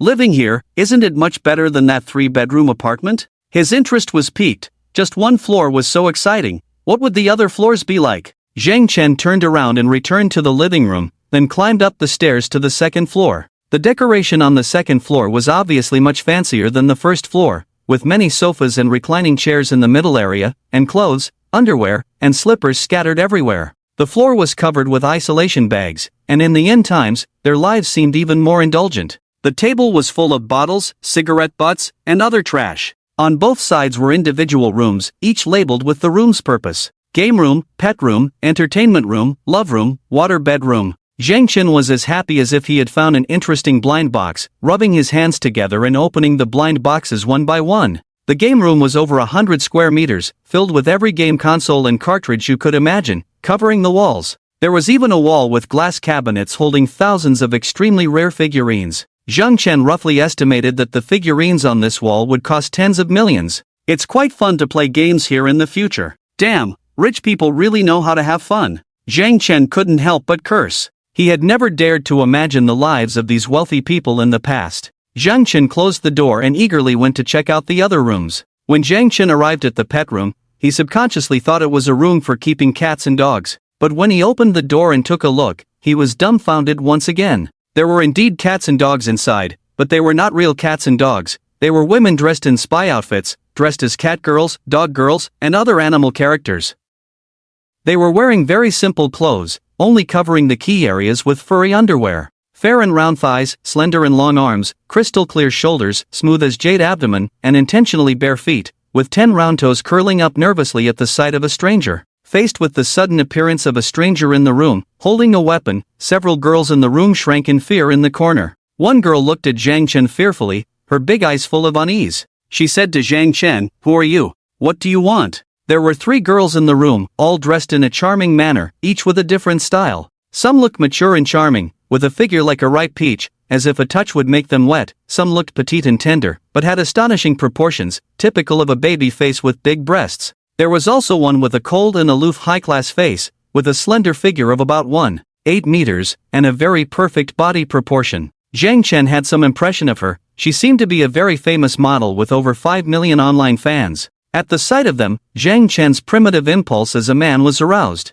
He couldn't help but exclaim, "Rich people's toys are high-end and very professional." He walked into the room with a gun, and the three girls huddled in fear in the corner. Some looked sad, some pitiful, and some disgusted. This complex mix of emotions actually made men more excited. Indeed, they are professionals. Just a gesture and a look can captivate the heart. If it were an ordinary LSP, they probably wouldn't be able to contain themselves at this point. But the person who came was Zhang Chen, so the outcome would be slightly different. He glanced at the three of them. "Are you Cohen?" The three girls heard this name and their faces instantly turned ugly. "How can you unjustly tarnish our innocence? We are not Cohen, we are guests here to visit." Zhang Chen looked at their bodies, the meaning in his eyes was clear. Which family lets guests dress like this? Is it some kind of traditional cultural heritage of the family? This sentence is ironic, and the three girls immediately felt a bit embarrassed and tried to cover up. But there were too many places exposed, and their two hands couldn't cover them all. Zhang Chen wanted to go help them. Zhang Chen pulled over a chair from the side and sat across from the three, the gun in his hand slightly swaying. "Tell me, where are you all from?" Even though these three women were very beautiful, with hot figures, and if he guessed correctly, they were also skilled and proficient in various advanced female techniques. But Zhang Chen was a bit of a clean freak and didn't like to associate with others. If they didn't have other skills, Zhang Chen would kick them out. After all, he never kept idle people in his house. Yes, this $1 billion shelter now belonged to him, Zhang Chen. The three women saw the gun in Zhang Chen's hand and were too afraid to resist. But the tall, high-class-faced girl stubbornly said, "I'm not Kuan." "Not Kuan, then what are you?" The girl proudly said, "I'm a socialite." "Socialite?" Zhang Chen nodded. "Oh, then you're Kuan." In Tianhai City, a socialite was equivalent to a high-class Kuan, and Zhang Chen, as a local, was very clear about this. The high-class-faced girl stomped her foot in anger. "I'm not. I have a master's degree from Tianhai University, level 8 in English, and a national level 7 in ballet." Zhang Chen nodded. "Oh, then you're Kuan." The girls were a mix of sadness and anger. The mature and sexy girl took a deep breath and said, "You are biased against us. The men we come into contact with are all upper class in society. We only improve ourselves by interacting with them. Don't compare us to those cons." To integrate into high society, you need not only a pretty face and figure but also high-level knowledge and rich content. Zhang Chen clapped his hands, right on target. "Does your interaction with upper-class men include that kind of close-range plural movement?" The girls looked at each other, and the mature and charming girl argued, "Such things do happen. But we are not cons, we have choices. Only when we feel the other party is qualified will we have some intimate contact in a very pleasant process." The high-class-faced girl added, "My body, my choice. It's the modern era, and you bringing this up is a bit discriminatory against women, isn't it?" The cute girl pouted, "Don't be biased against us." Zhang Chen laughed, "Oh, so you're still cons?" The three girls shouted in unison, "We're not." Zhang Chen waved his hand at them, "It doesn't matter. Nowadays, making money is not embarrassing. And it seems like you are among the best of the cunts to enter Wang Ximing's house. If it weren't for the social atmosphere, you should be awarded." This time, the petite and cute girl couldn't take it anymore. She glared at Zhang Chen and said angrily, "Do you know how hard we socialite girls work? I won the National Piano Competition Championship, and I can play Flight of the Bumblebee. Have you heard of this piece?" The title Flight of the Bumblebee made Zhang Chen raise an eyebrow. Of course, he knew this piece because he once had a favorite movie called The Legend of 1900. The climax of the movie was when the protagonist played Flight of the Bumblebee. Zhang Chen was stunned the first time he heard this piano piece, unable to imagine a pianist's hand speed reaching such a level. He looked at the cute girl in front of him in surprise. "Do you really know how to play?" The cute girl raised her chin somewhat proudly. "Of course. I play very well." The sophisticated girl next to her also said, "I can too." Zhang Chen smiled. A pianist who can skillfully play Flight of the Bumblebee must have at least a professional level 8. And the highest level for piano grading is level 9. In other words, the two young and beautiful girls in front of Zhang Chen are rare excellent pianists nationwide. And such girls have come to do this. It's truly an era where people laugh at poverty but not at prostitution. In this sense, it's good that the end of the world has come. At least everyone faces death fairly. Zhang Chen had nothing more to say. When they come to perform, they can at least receive large sums of money, even millions, in red envelopes. Faced with this temptation, the vast majority of goddesses in the eyes of ordinary people cannot resist. When Zhang Chen looked at these beautiful and charming girls again, the fiery look in his eyes had diminished significantly. He raised the gun in his hand and aimed it at the three girls. "Turn around and lean against the wall." The three girls, upon hearing this, flashed a hint of a smile in their eyes. "Damn men, they nagged at us for so long, but in the end, they just want to do that, right?" The three of them pretended to be afraid, then turned around and leaned against the wall, their three well-shaped buttocks raised high. It was clear that they were very skilled at this. Zhang Chen took out several bundles of ropes and some zip ties from another space, walked over, and securely bound each of them. It was the same as a professional tortoise-shell binding. At first, the girls thought Zhang Chen wanted to play bondage, but later they realized that Zhang Chen was binding them tighter and tighter. After binding them, Zhang Chen threw them into the pet room, closed the door, and left. It was not yet time to relax completely, and Zhang Chen was not the kind of man who acted recklessly. He still needed to continue exploring this house to see if there were any dangers present. Zhang Chen searched the other rooms on the second floor again. This floor was mainly for entertainment. In addition to the pet room, there was a room filled with various props and a waterbed room with a different kind of charm. However, the waterbed room was basically abandoned now. The overall temperature inside the shelter was around 10 degrees, indicating that too much energy had been consumed, so now they were starting to save energy. Zhang Chen glanced around the waterbed room and found 5 or 6 bodies on the floor. No wonder there was a cold wind blowing in when we entered. So the problem was here. Zhang Chen was no longer surprised to see those bodies. All 6 bodies were women, and they were all very beautiful women. If Zhang Chen guessed correctly, they, like the 3 girls in the pet room before, were all so-called socialites. This shelter doesn't seem as harmonious as it looks, Zhang Chen said in a flat tone. 9 women and 2 men surviving in a shelter in the apocalypse could easily evolve into a primitive social form. Zhang Chen didn't know the cause of their deaths, but he could probably guess some. However, these things were not his concern. But the 3 girls in the pet room were definitely involved. They have to be dealt with. These women who can sell their bodies for money are a menace if left alive. A firm killing intent flashed in Zhang Chen's eyes. Although it was a bit regrettable, Zhang Chen would follow his own rationality and do what needed to be done. After exploring the 2 floors above ground, following Su Hao's previous instructions, Zhang Chen found the entrance to the basement and went down. Compared to the surface, the 2 underground levels were mainly prepared for the Doomsday shelter. B1 looked overall like a spaceship. There were 8 independent rooms, all with heavy alloy metal doors. Without seeing a keyhole, Zhang Chen guessed they were opened using methods like magnetic cards or retina verification. He spent half a day's effort but still couldn't open them. It seems that if you want to know how to use the entire shelter, you have to ask Wang Ximing, the owner, Zhang Chen muttered to himself. He didn't dwell on it here, but went to other places to check one by one. Besides the living rooms, there were some other rooms, seemingly because there were too many rooms and they were afraid of not remembering, so they all had names marked with labels. Warehouse, power center, network server, control room, water room. Most of the doors were tightly closed, except for the control room. Zhang Chen came to the control room, where the door was open. It seemed that Wang Ximing had just been monitoring everything happening outside from here. The core of the entire shelter should be here.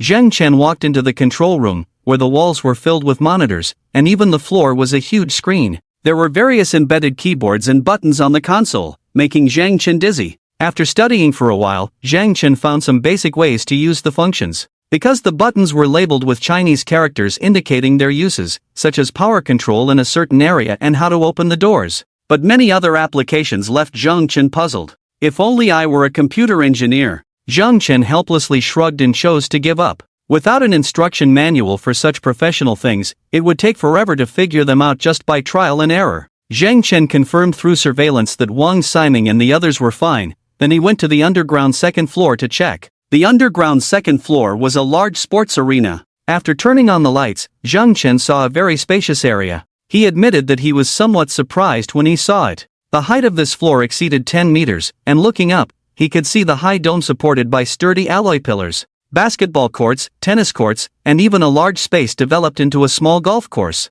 Luxurious. Zhang Chen could only use these 2 words to describe what he saw. This place is about 20 meters underground, and the temperature is noticeably higher than outside. Indeed, there are places where extreme cold cannot reach. This place was very nice, spacious, and quiet. Zhang Chen decided to set up a shooting range here in the future, specifically for training his supernatural abilities. The The longer the end of the world approached, the more he felt the importance of supernatural abilities. And after having one experience of development, he was even more eager to become powerful. Only strength is the fundamental guarantee for survival in the end of the world. Zhang Chen spent over half an hour wandering around the entire shelter. Next, he had to force Wang Ximing to reveal the means of controlling the entire shelter. Zhang Chen returned to the ground floor with a gun. Wang Ximing and Lin Geng were still in a daze, while Su Hao had inhaled more hypnotic gas than the two of them and was lying on the ground like a dead fish. Zhang Chen didn't have the patience to wait for them. He took a bucket of water from the kitchen sink and poured it directly on Wang Ximing's head.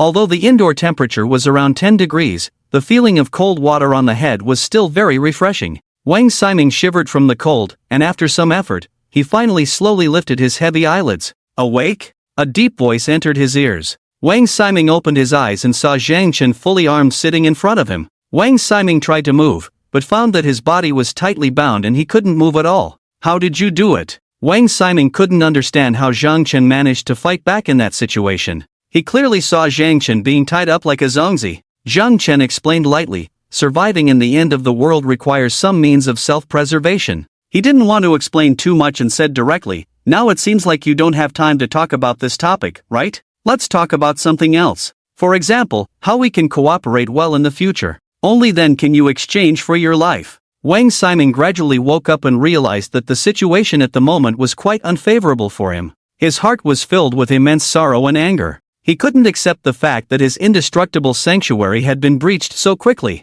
$1 billion. That's $1 billion. It feels like all that money has been wasted. What do you want? Wang Ximing asked in a deep voice. Zhang Chen smiled slightly. Don't be too nervous. When I came, you didn't want my life, so I won't harm you either. Although I'm not a good person, I have some basic principles. Moreover, what benefit would I get from killing you, the noble son of the Wang family, and the future heir of the Lin group? Wang Ximing's identity was indeed not simple, at least before the apocalypse arrived. His parents were prominent figures with a strong background. Wang Ximing felt somewhat relieved when he heard Zhang Chen say he wouldn't harm him. He took a deep breath and said, "What do you want? We can discuss it. Just don't harm my life." Zhang Chen calmly took out a pack of Jinling 13 hairpins and lit one, then offered it to Wang Ximing. Do you smoke? Zhang Chen handed the cigarette to Wang Ximing. Wang Ximing instinctively avoided. Thank you, I don't smoke this kind. Zhang Chen smirked slightly, living up to his reputation as a wealthy young master, still picky even at this time.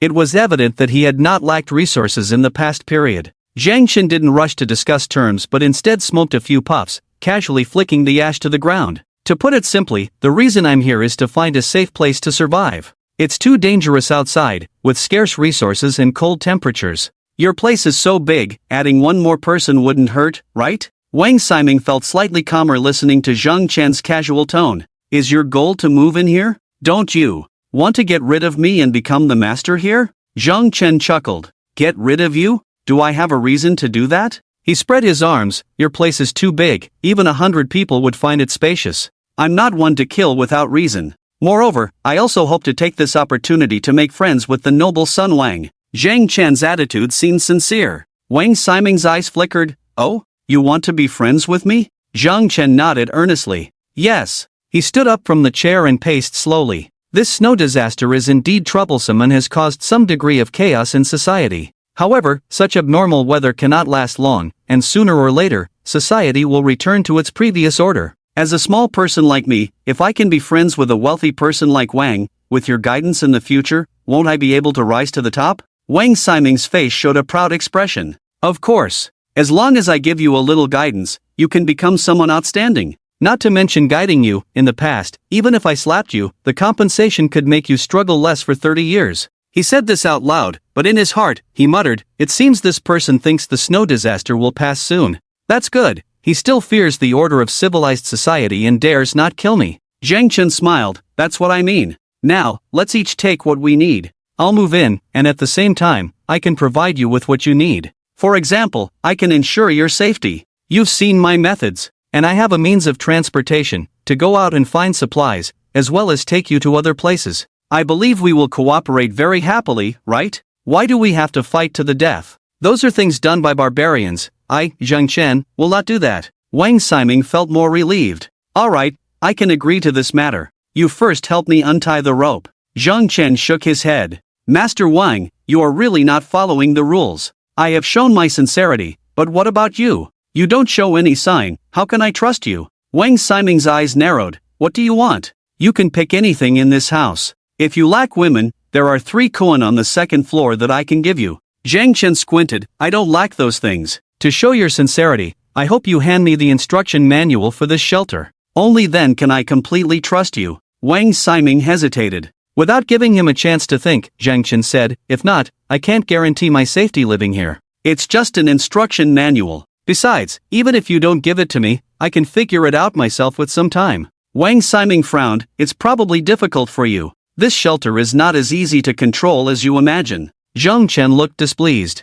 Master Wang, I am sincerely discussing this matter with you. If you are willing to cooperate, we can get along well. But, he took a deep breath, his gaze turning cold. Don't push me too far. Wang Ximing felt a chill in his heart. He was very afraid of death. From the perspective of courage, he was not even as good as the ordinary people who had experienced life and death in the Yulu community. He was very wealthy. As long as he waited for the snow disaster to pass, he could still enjoy life on Earth. So he cherished his life very much. Don't rush, let me ask you, if I promise to give you the instruction manual for this shelter, can you guarantee not to kill us? Zhang Chen's gaze was firm, nodding slowly. I have said, I, Zhang Chen, am not someone who indiscriminately kills. And after the snow disaster passes, I also hope to become your friend, Master Wang. Wang Ximing believed what Zhang Chen said. Because at this moment, he had no other choice. Zhang Chen could kill him at any time. Following Wang Ximing's instructions, Zhang Chen found the instruction manual for this shelter on his computer.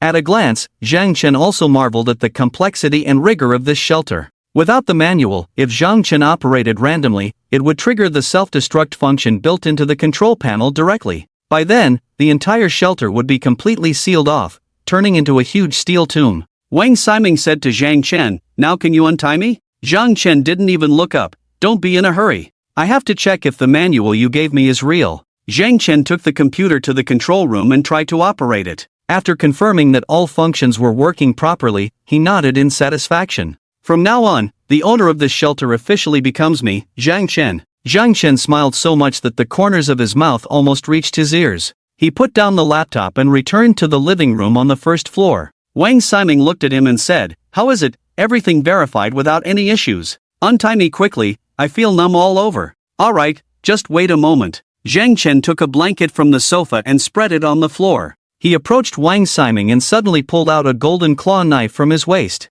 Then he hugged Wang Ximing's head and stabbed him in the neck with a pu-chi sound. Fresh blood flowed down like a spring, and Wang Ximing looked at Zhang Chen in astonishment, as if he couldn't understand why. Even though he followed Zhang Chen's instructions, Zhang Chen still wanted to kill him. But he couldn't speak, blood was gurgling out of his throat. Zhang Chen hugged his head, gently placing him on the blanket, saying, relax, relax, take deep breaths. That's right. You may feel a bit dizzy at first, but it's all normal. Soon you won't feel any pain. Before long, Wang Ximing truly felt no more pain. He died with his eyes open, as if unwilling. Zhang Chen wrapped him in the blanket to avoid leaving a lot of blood on the ground, making it easier to clean up. He explained softly, sorry, I can't be bothered to explain to you in detail, but now you have no value to me. I can't keep a useless person, right? After dealing with Wang Ximing, Zhang Chen also killed Lin Geng next to him. He was more fortunate, as he was still in a state of unconsciousness when he died, so he didn't experience much pain. Zhang Chen put the bodies of the two men into a different space, ready to find a place to dispose of them later. There were still traces of blood on the ground, so he cleaned it up with a mop from the bathroom. Su Hao still hadn't woken up. Zhang Chen stared at him carefully for a minute. If he wanted to kill Su Hao, he could do it now, and Su Hao would be unaware. To kill or not to kill? Zhang Chen hesitated about what to do with Su Hao. After all, without Su Hao's help, he couldn't have found this place. Without his cooperation, Zhang Chen wouldn't have been able to successfully enter the shelter and ultimately take control of it. However, Zhang Chen couldn't accept living under the same roof with a man he couldn't trust. After much thought, Zhang Chen made a decision. He didn't rush to deal with Su Hao, but went back to the second floor. There were 3 koan on the second floor, and it was a waste to leave them behind, so he decided to deal with them quickly. Zhang Chen opened the door to the pet room on the second floor. The 3 women were tightly bound, sitting back to back on the soft carpet. Their fair skin and deliberately exposed seductive flesh would make any normal man drool. To be honest, if Zhang Chen didn't know they were koan, he might consider keeping them, even if it was just for a performance of the flight of the bumblebee. The mouths of the three women were gagged by Zhang Chen, whimpering and pleading with their eyes. They seemed to sense that this man was very dangerous and began to worry about their safety. Zhang Chen walked over, pulled them up from the ground, and led them downstairs. Passing through the living room on the second floor, he saw clothes, underwear, stockings, uniforms, and isolation bags scattered everywhere. Zhang Chen stopped in his tracks. The three women thought Zhang Chen was interested in them and looked at him with pleading eyes, moving closer to him. Zhang Chen ignored them, picked up their clothes, and continued to urge them downstairs. It wasn't until they reached the passage near the main door that the three women realized what was happening and shook their heads in fear. Zhang Chen took out a claw knife, cut the ropes on their bodies, and threw the clothes to them. "Leave this place. Go outside and make a living." Zhang Chen had no grudge against them, so he didn't want to kill them, which was his bottom line. But he also wouldn't leave these cunning Koan in his house, as it would be dangerous. As for what happened to them after they left, it had nothing to do with Zhang Chen. "The one who killed you is this world, but don't blame me, Zhang Chen." Although it feels like a farting feeling, Zhang Chen doesn't want his hands to be stained with the blood of those who have no grudges or disputes with him. This is the little humanity he has left in the last days. When the three women heard that Zhang Chen wanted to drive them out, and looked at the world covered with endless white snow outside the window, they all cried in fear. Several women begged Zhang Chen desperately, but Zhang Chen remained unmoved. Even when they offered to let Zhang Chen enjoy the highest level of service, Zhang Chen did not waver. Choosing between the eldest brother and the second brother, it is obviously more important to protect the eldest brother first. He does not believe in a group of Koan people, it is that simple. With a gun in his hand, Zhang Chen pointed at them, and the three women, in despair, had to quickly put on their clothes and leave the shelter. Once the three women left, Zhang Chen closed the entrance to the passage. Looking at their upper body fur coats, lower body black stockings, and high heels, Zhang Chen shook his head. If they freeze to death, it can be considered as preserving three beautiful physical specimens. It's better than me killing them myself. Now, there were only Zhang Chen and Su Hao, two living people in the room. Su Hao inhaled a lot of hypnotic gas, and it is unknown when he will wake up. For safety reasons, Zhang Chen also tied him up. His binding skills have improved a lot today. And Zhang Chen, who had just taken control of the entire Cloud Pavilion Manor 101, began to study the internal structure of this super shelter. Several doors that were previously unauthorized to open were opened by Zhang Chen. Zhang Chen arrived at the warehouse on the underground floor, eager to know how much supplies were left in the shelter. Arriving at the warehouse door, he used the access key, a black metal magnetic card, to open the warehouse. Boom, the heavy metal door opened from the middle, revealing a round door, and white cold air emerged, making Zhang Chen shiver involuntarily. The first thing Zhang Chen saw was a mess on the floor. Many canned boxes were thrown on the ground, their contents spilled all over, not rotting even in the low-temperature environment. Zhang Chen, wearing snow boots, walked in slowly. He saw that it was a warehouse of about 200 square meters,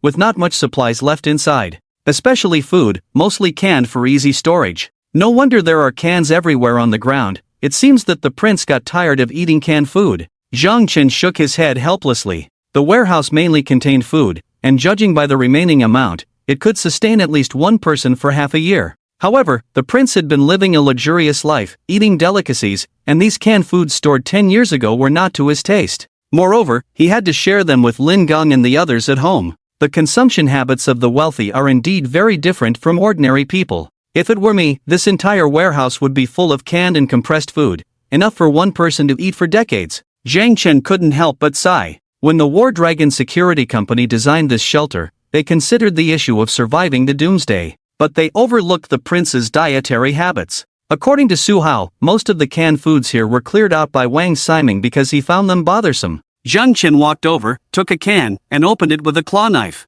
Inside was a large can of luncheon meat, which would probably cause a frenzy if thrown into the Yulu residential area. But I don't eat this stuff either, so I'll just leave it here for now. Maybe it will come in handy later. Zhang Chen wasn't very interested in these foods. In his dimensional space, there were fresh ingredients and delicious dishes prepared by a professional chef. Besides the warehouse, Zhang Chen also went to some other places one by one. Inside the shelter, there were more than 10 rooms, all tightly closed with thick metal doors on the outside, only accessible by magnetic keycards, and the highest authority was in Zhang Chen's hands. In other words, these rooms could turn into strong cages at any time. If Zhang Chen didn't open the door, the person inside would not be able to open the electromagnetic lock unless they had the strength of several thousand kilograms. The more Zhang Chen looked, the more satisfied he felt. However, when he went to check the energy system, he noticed the problem with the shelter. This super shelter, spanning thousands of square meters and 4 floors, consumed energy extremely terrifyingly.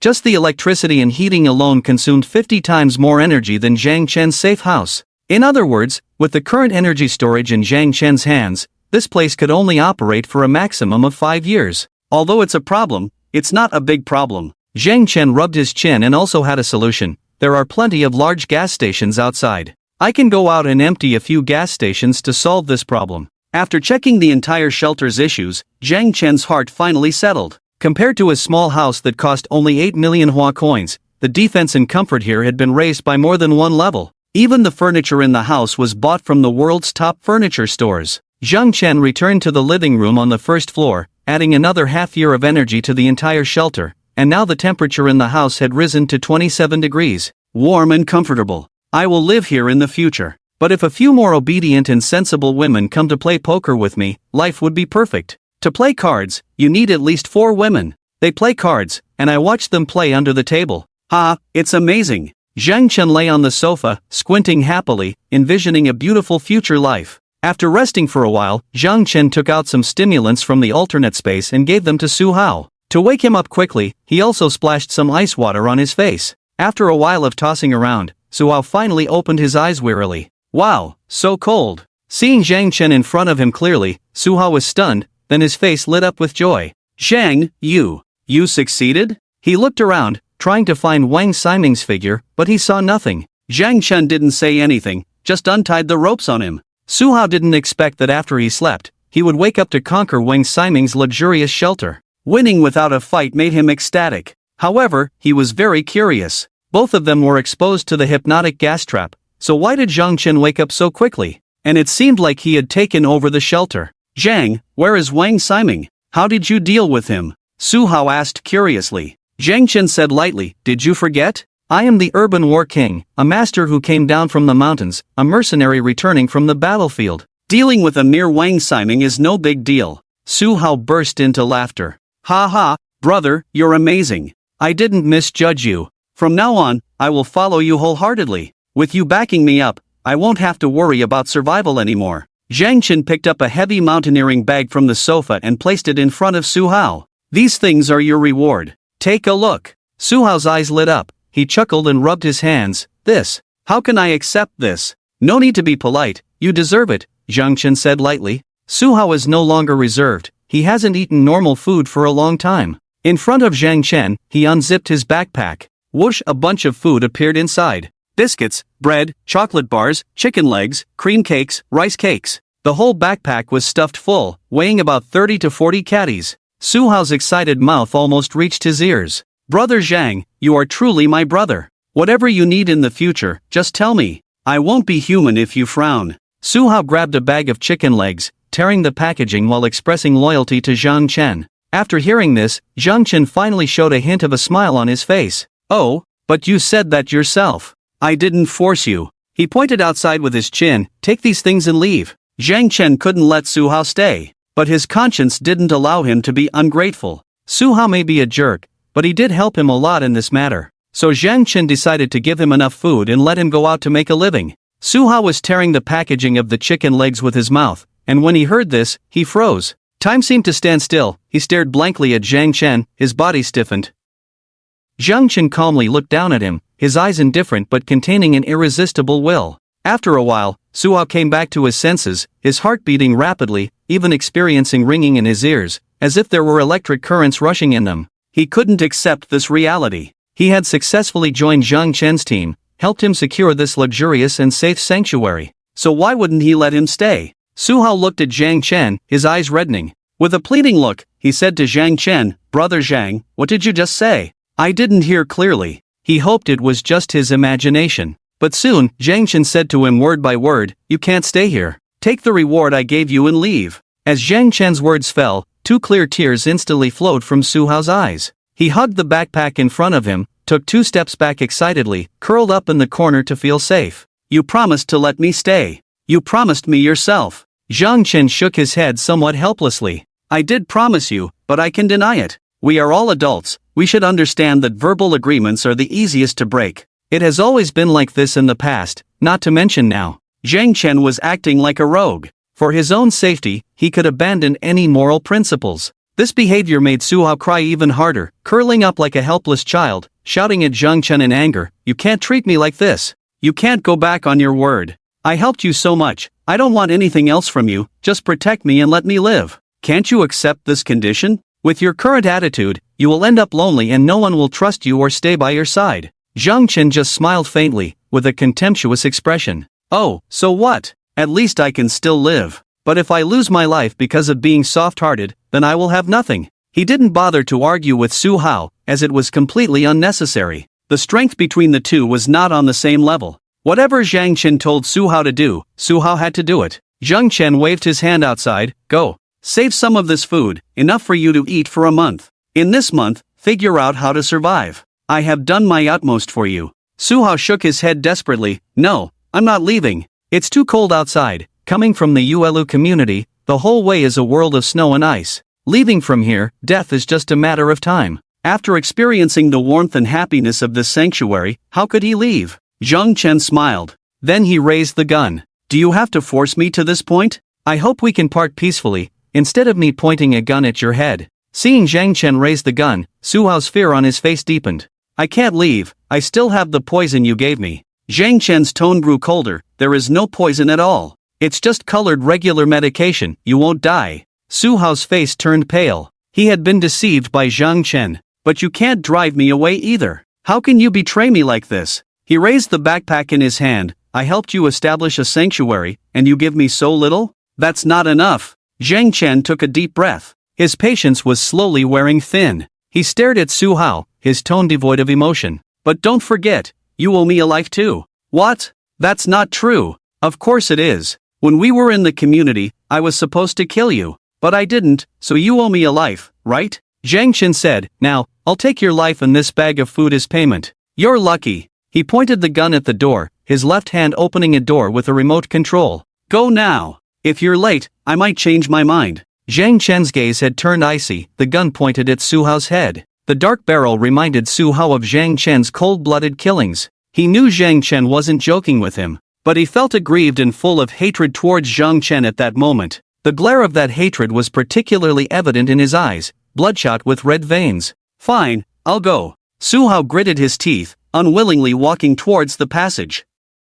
As he walked, he glanced back at the luxurious decorations inside the sanctuary. Such a luxurious living environment, something he had never experienced in the past. A strong resentment built up in his chest, needing to be vented. So when he reached the passage, Su Hao suddenly turned back, glaring fiercely at Zhang Chen. "Zhang Chen, you're untrustworthy, you'll face retribution sooner or later." Zhang Chen just calmly looked at him. Su Hao chuckled, turned around, and walked into the passage. Zhang Chen stared at his back for several seconds. After hesitating for a moment, Zhang Chen raised the gun and aimed at the back of Su Hao's head. Bang! A through-and-through hole appeared on Su Hao's head. Instant brain death, no pain, he slumped down in the passage. Zhang Chen sighed, looking at Su Hao's body. "Anger won't make you strong, you need strength." He walked up to Su Hao, picked up the backpack on his back. "I originally intended to let you live, but why did you seek death? To kill or not to kill?" Zhang Chen had been hesitating all along. Out of adherence to his true self, Zhang Chen decided to let Su Hao leave.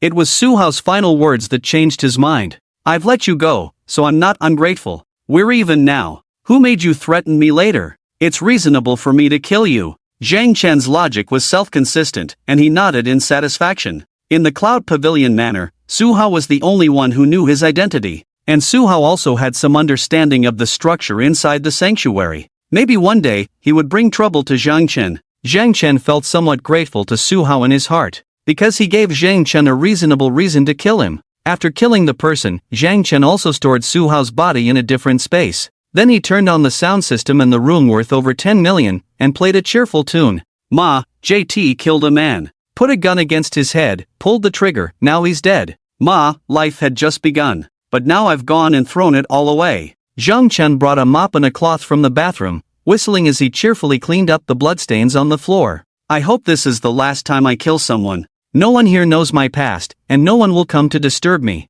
If I can live here until the end of the world, or until the day I die of old age, that would be great. But it's probably going to be difficult." Zhang Chen muttered to himself with a smile. Soon, he cleaned up the bloodstains on the floor. The whole room had only him as a living person, so it was particularly quiet. The house was too big, which made it a bit boring. I should bring Kor over. A mature man should always have a beautiful woman by his side for life to be interesting. As for Uncle Yu, mentioning Uncle Yu, Zhang Chen had other thoughts. The shelter was large, with many houses, but Zhang Chen was not very willing to let Uncle Yu live there. After all, he and Zhou Kor were still in their honeymoon period, hoping to have their own space. She always managed to bring some new styles to Zhang Chen, and having outsiders at home would affect her creativity. For example, wearing a white shirt or an apron. With other men in the house, they couldn't fully express themselves. Anyway, I already have a better shelter now, so I'll leave that safe house for Uncle Yu to live in. First, he took a bullet for me, so I owe him a favor. Giving him a good living environment is a way to repay him.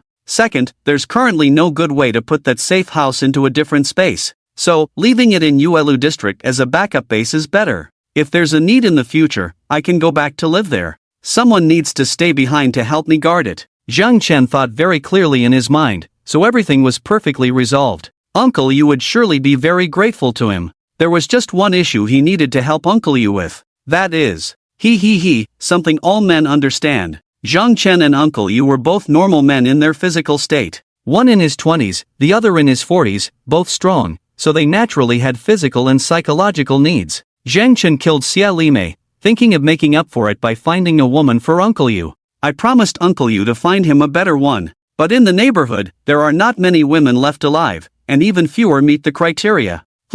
A bit tricky to solve. Oh well, let's take it slow on this issue. If it doesn't work out, let him find a few women in the neighborhood to live with, it'll do for now. With limited options, sometimes you can't be too picky. Zhang Chen sat on the sofa, facing a 100-inch TV. He was curious about what Wang Ximing usually watched, so he grabbed the remote and turned on the TV. The black screen slowly lit up. Zhang Chen walked to the bar counter, which was filled with various branded drinks, many of which Zhang Chen had never heard of, all special wines from foreign vineyards. Zhang Chen poured himself a glass of fresh beer and watched TV while drinking. He thought he was only watching a few official channels, but unexpectedly, the face of a white female host appeared on the screen. Gibberish. Well, Zhang Chen admitted that his English level was limited to CET 6, and his spoken English was even worse. He couldn't understand what was being said on the program. Strange, how did it receive foreign channels? In theory, the blizzard affects signal transmission, and the range of signals that mobile phones can receive is limited. How did he do it? Zhang Chen walked to the front of the TV in surprise and picked up the remote to change the channel. After switching, it was still a foreign channel. As he kept switching, Zhang Chen unexpectedly saw dozens of foreign channels. After a brief thought, Zhang Chen suddenly understood what was going on. There must be a super powerful network system in this shelter. Zhang Chen took a sip of wine and then turned to the control panel to check. Following the wiring, he indeed found a clue. In the control room, there was a hidden door that, when opened, revealed an independent server the size of a wardrobe. He actually set up a server in his own home. That's really something. Zhang Chen couldn't help but laugh, his eyes gradually lighting up. Although he didn't understand how it was done, based on the received signals, it could be inferred that the network system inside this shelter was extremely powerful. The signal transmission capability could even reach a global level. With this, Zhang Chen could access information from around the world through the network. It was truly a shelter worth $1 billion, and everything inside it today,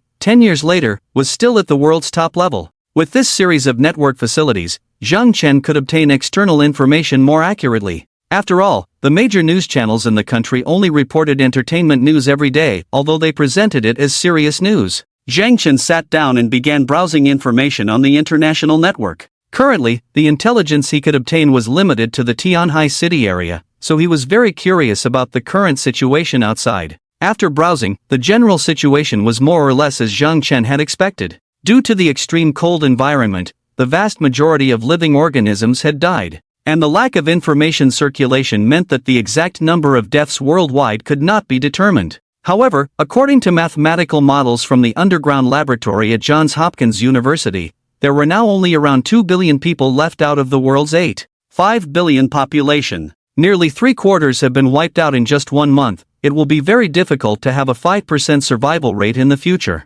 Zhang Chen sighed. But even in this environment, humans continued to fight and kill each other while trying to withstand the extreme cold temperatures. The extreme cold paralyzed human production activities. There was no way to grow food or extract resources. This also meant that food and energy on the planet had become limited, scarce resources. Wars erupted everywhere for these things, from individuals to small countries. Food and energy were still the most maddening things in the apocalypse. Fortunately, I am not lacking. Zhang Chen took a deep breath, feeling very lucky that he was well prepared. He continued browsing the web and suddenly came across news about mutants. Mutants were the term used by a mysterious website in the United States to refer to mutants. It originated from their once extremely popular comics. Zhang Chen immediately sat up straight. This was the kind of information he urgently wanted to know now. His own body had undergone mutation, so he had gained spatial abilities, but he knew very little about mutations. Through searching on the internet, Zhang Chen obtained a large amount of foreign intelligence about mutants.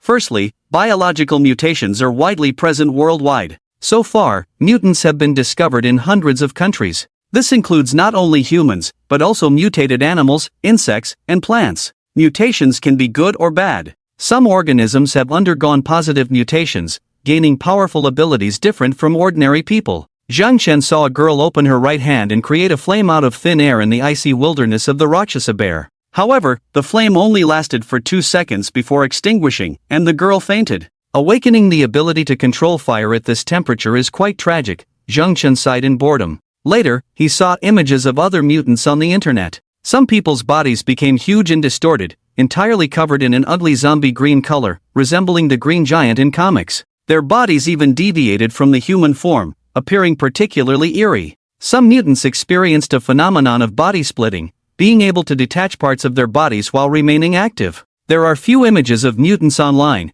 and some mutant information is limited to rumors. The aforementioned mutations can be considered positive, leading to biological evolution. However, some unfortunate individuals were directly destroyed by gamma radiation, resulting in twisted and deformed bodies. They did not gain powerful abilities but instead became unrecognizable. It feels somewhat like organisms exposed to strong nuclear radiation. Zhang Chen carefully read all the information he could find and silently stored it in his mind. So far, the number of mutants appearing worldwide is not high, but there are definitely others like him hiding their abilities. This indicates that the outside world is still very dangerous. Zhang Chen became more determined to stay hidden in the shelter. I'll go back first and bring Kura here. Zhang Chen closed the computer, then prepared his equipment and planned to return to the Yulu residential area to pick up Zhou Kur. Over time, he had grown accustomed to Kur's company. Living with a beautiful and sensible woman made life less dull. After preparing all his equipment, Zhang Chen opened the heavy metal door of the shelter. The futuristic shape and sound of the door made him particularly fascinated. Holding a gun, Zhang Chen stepped outside. There were several sets of footprints on the ground, likely left by the 3 Kuan sisters. In the icy wilderness, they were dressed simply, and it was unlikely they could survive for long even if they found a house to hide in. Am I being too wasteful by doing this? Zhang Chen sighed. It had to be said that the high-level Kuan in Tianhai City, the so-called elite, were truly of high quality. They were no less than some movie and television stars. Zhang Chen had promised Uncle Yu to find him a few good women to help alleviate his loneliness. At first, he had considered giving these women to Uncle Yu. However, after much thought, he decided against it. After all, these women were too scheming and ruthless, and if they were to seduce Uncle Yu for their own purposes, it could cause Zhang Chen a lot of trouble. Forget it, there's nothing to regret. There will always be more suitable women out there, Zhang Chen said as he walked away. He had no intention of taking out the snowmobile here. After all, snowmobiles were rare in the south, and others might be able to identify his identity through it. Just as he approached Villa 204, he suddenly heard a woman's voice. Please wait. Zhang Chen's footsteps paused slightly. The reason he stopped was that he found this voice particularly familiar. Always feel that I must have heard it somewhere, and it's the kind that I can often hear. Wait a minute? Wait for what? Wait for your husband? Zhang Chen remembered, this is a classic movie line that once swept the entire internet, and Zhang Chen would occasionally review it. He looked towards the source of the voice, his finger also on the trigger. At the entrance of Villa 204, a figure wrapped in a black down jacket appeared there. Seeing Zhang Chen looking at her, she happily moved towards the side. Please wait a moment, I have something to tell you. When he heard that childish voice, Zhang Chen completely confirmed who the person in front of him was. Surprise and joy appeared in his eyes. You are Yang Mimi? The woman in the long black down jacket walked breathlessly to Zhang Chen. She opened her scarf, revealing a delicate and fragile melon seed face. Zhang Chen recognized her. Probably few netizens in the entire country didn't know her. She is the most popular top star in recent years, the woman that countless men most desire to be close to in their dreams, Boss Yang, Yangmi. According to Su Hao, the people living in Yunk Manor are either rich or noble, including the top stars in the entertainment industry. Boss Yang naturally has the ability to buy a house here. Zhang Chen saw ripples in his heart. He didn't have the habit of chasing stars, but as a normal man, he would of course like beautiful female stars. Especially for women with beautiful legs and big breasts, he couldn't help but be attracted. So he had liked Boss Yang for a long time. How much did he like her? Let's put it this way, countless lonely nights were incomplete without her company. There were a lot of high-tech stuff about her on the hard drive, like AI, and so on. Although she was a few years older than Zhang Chen and a divorced woman, for Zhang Chen, it was not a negative factor, but rather more attractive. After seeing Zhang Chen, Boss Yang's big eyes revealed a pitiful look, and she said somewhat timidly, "I haven't eaten for 3 days, can you take me away? I don't want to die here." Her eyes seemed to have a hook that could lure out a man's soul. As an actress, although her acting skills were often criticized, seducing men was her strong suit. This time she took the initiative, hoping to gamble and use her beauty to get a chance to survive. Zhang Chen looked at her without speaking. To be honest, he was quite tempted. After all, it was a female star he liked, and now she had taken the initiative to come to him. Who wouldn't want to spar with her in real life?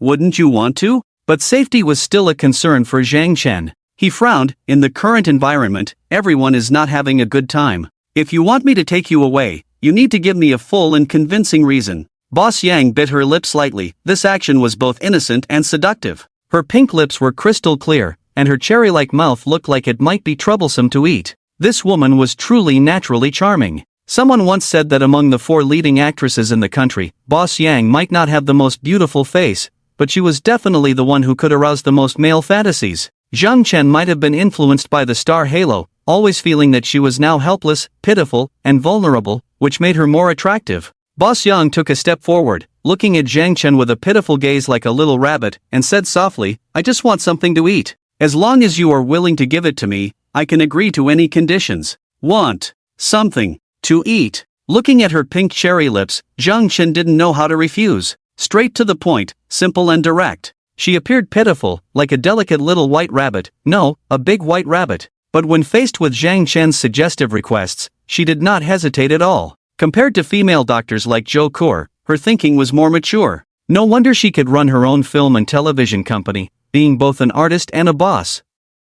Zhang Chen knew she wasn't as easy to bully as she appeared on the surface. "Ha, cute contrast? Feels more exciting," Zhang Chen said to her, "Come with me." He turned back, dismissing the idea of going back to pick up Zhou Kur at the Yulu residential area. After all, there were still plenty of supplies left for them, and there was no rush to return immediately. Boss Yang breathed a sigh of relief at the sight. Fortunately, her charm was still there. Also fortunate, this was a young and energetic man. Boss Yang followed Zhang Chen to the Cloud Pavilion Manor 101. She looked surprised at the villa in front of her. "Isn't this Wang Ximing's house?" Zhang Chen smiled slightly. "This is my home now." With that, he took out a key card and opened the door. Boss Yang was full of curiosity and followed Zhang Chen into the room. The room temperature was 27 degrees, very warm and pleasant. Soon, Boss Yang felt uncomfortably hot all over and quickly took off her thick clothes. Zhang Chen was also quick to take off his cold weather gear. Boss Yang took off a few outer layers, revealing her tightly wrapped body in a black sweater.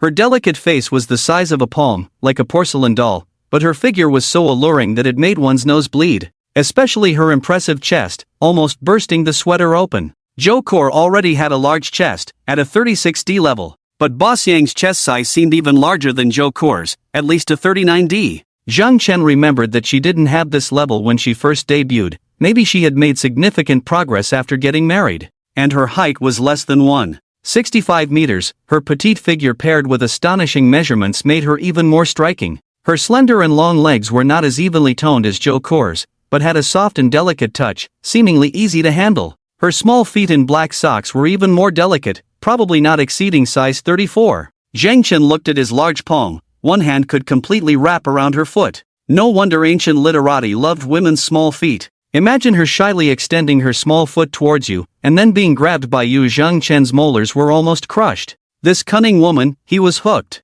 Boss Yang felt Zhang Chen's unabashed gaze and gently bit her lip. How could she not know what the man in front of her was thinking? But she also knew that since she chose to seek a man's protection with her beauty, she couldn't pretend to be reserved. She calmly sat down opposite Zhang Chen. Even though she was wearing a black sweater and leggings, her great figure made the clothes more imaginative than not wearing them. "Thank you for letting me in," she said softly with a cute accent. "What is your relationship with the owner here?" she asked cautiously. Boss Yang naturally knew Wang Ximing, but now she didn't see Wang Ximing. Instead, Zhang Chen presented himself as the owner, which surprised her. Zhang Chen didn't answer her question. He asked back, "Are you very familiar with Wang Ximing?" Boss Yang nodded gently. "In our circle, how many people are not familiar with him?" "Oh, so that means you have a good relationship with him?" Zhang Chen's smile was somewhat playful. Boss Yang hurriedly denied, "Not really. He is just a very famous person and comes from a wealthy family, so some activities will run into each other." She said somewhat self-deprecatingly, "Those young masters wouldn't really take us celebrities seriously." Zhang Chen raised an eyebrow and handed her a glass of water. "Then you don't need to worry about his problems. Just remember, the current owner of this place is me." Zhang Chen was not afraid of exposing the fact that he killed Wang Ximing. After all, true big shots wouldn't hide in their own safe havens. Whether billionaires or social elites, life was as light as a feather in the apocalypse. "Thank you." Boss Yang took the water and drank a sip. As she entered the room, with the rising temperature of her body, a nagging itch began to appear. After all, she hadn't taken a bath in a while. Boss Yang, with her small feet in black socks, asked, "Can I use the bathroom here?" Zhang Chen generously gestured towards the bathroom, saying, "Please feel free." Boss Yang politely thanked him, then turned and walked towards the bathroom. After she closed the door behind her, Zhang Chen silently picked up the remote control and turned on the 100-inch TV on the wall. Who would install surveillance in the bathroom? If the person was poor, we usually call them perverted. If the person was wealthy, we call it the playboy's interest, the rich man's hobby. Wang Ximing, as a famous lecher, excelled in this area, so he installed waterproof cameras in his own bathroom. Zhang Chen was a very polite person, so he didn't ask Boss Yan to undress and let him inspect her upon entering. But for safety's sake, even though he was very reluctant to do so, he had to carefully examine her to eliminate any potential safety hazards. Zhang Chen turned on the TV, lowered the volume, and watched as Boss Yang unhooked her bra, releasing the long restrained things. She took a deep breath. Zhang Chen couldn't help but take out a bag of potato chips, watching intently while snacking. In the bathroom, Boss Yang had no idea that every move of hers was being watched by a certain gentleman. The camera was 500 million pixels, able to capture distant scenes vividly even from miles away. She ran her hands down her perky buttocks, removing the last bit of cover, then lifted her right foot to take it off her leg and placed it in the nearby basket. The bathroom was spacious, over 80 square meters,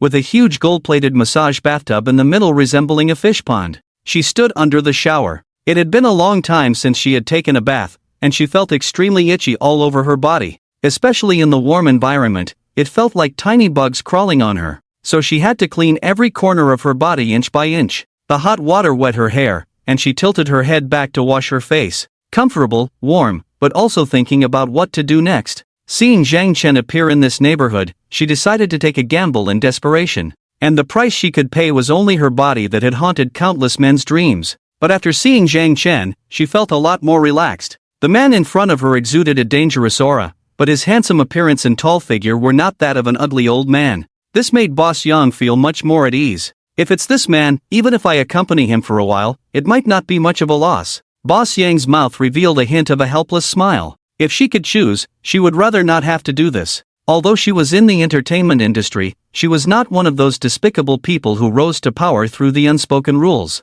The Yang family in the capital city is considered prominent, with a strong background. She was able to reach her current position solely based on her own abilities and family background. Even though she has been married once, both her body and spirit are clean. It's just a transaction, she murmured to herself. As she caressed her impressive body, she said, I just need someone to protect me, provide me with food and a comfortable place to stay. After the snow disaster passes, I will make it clear with him, Yang Mi said softly, her eyes becoming determined. In the living room, Zhang Chen heard her muttering clearly. He enjoyed the view while snacking, finding it delightful. She's a smart woman, which is good. Zhang Chen disliked foolish women, as they often acted sanctimonious, which annoyed him. A smart woman like Yang Mi, who knew how to use her body for survival conditions, made things easier for Zhang Chen. This way, he could avoid insincere discussions about feelings. What he needed was to fulfill his fantasies of a dream goddess through her and bring some life to the empty house. With Yang Mi and Zhou Kur, two intelligent beauties by his side, Zhang Chen's life would not be boring.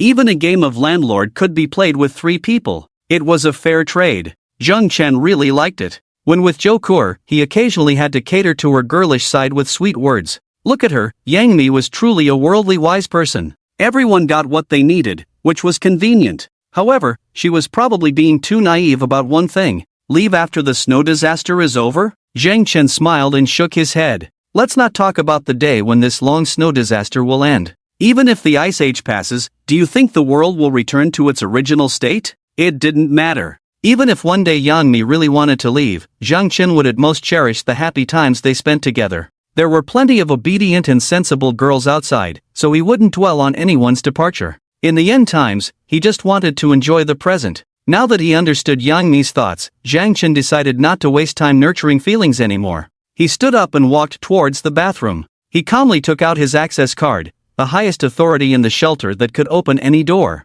Click! The bathroom door opened. Yang Mi was showering inside. Through the frosted glass, Zhang Chen could see her curvaceous figure, especially her ample bosom. Yang Mi noticed Zhang Chen coming in and covered her chest. Ah, how did you get in? I'm still showering. Zhang Chen smiled. I know, but can you reach your back by yourself? Come, let me help you wash your back. No need, I can do it myself. Yang Mi bit her lip, feeling a bit nervous despite being mentally prepared.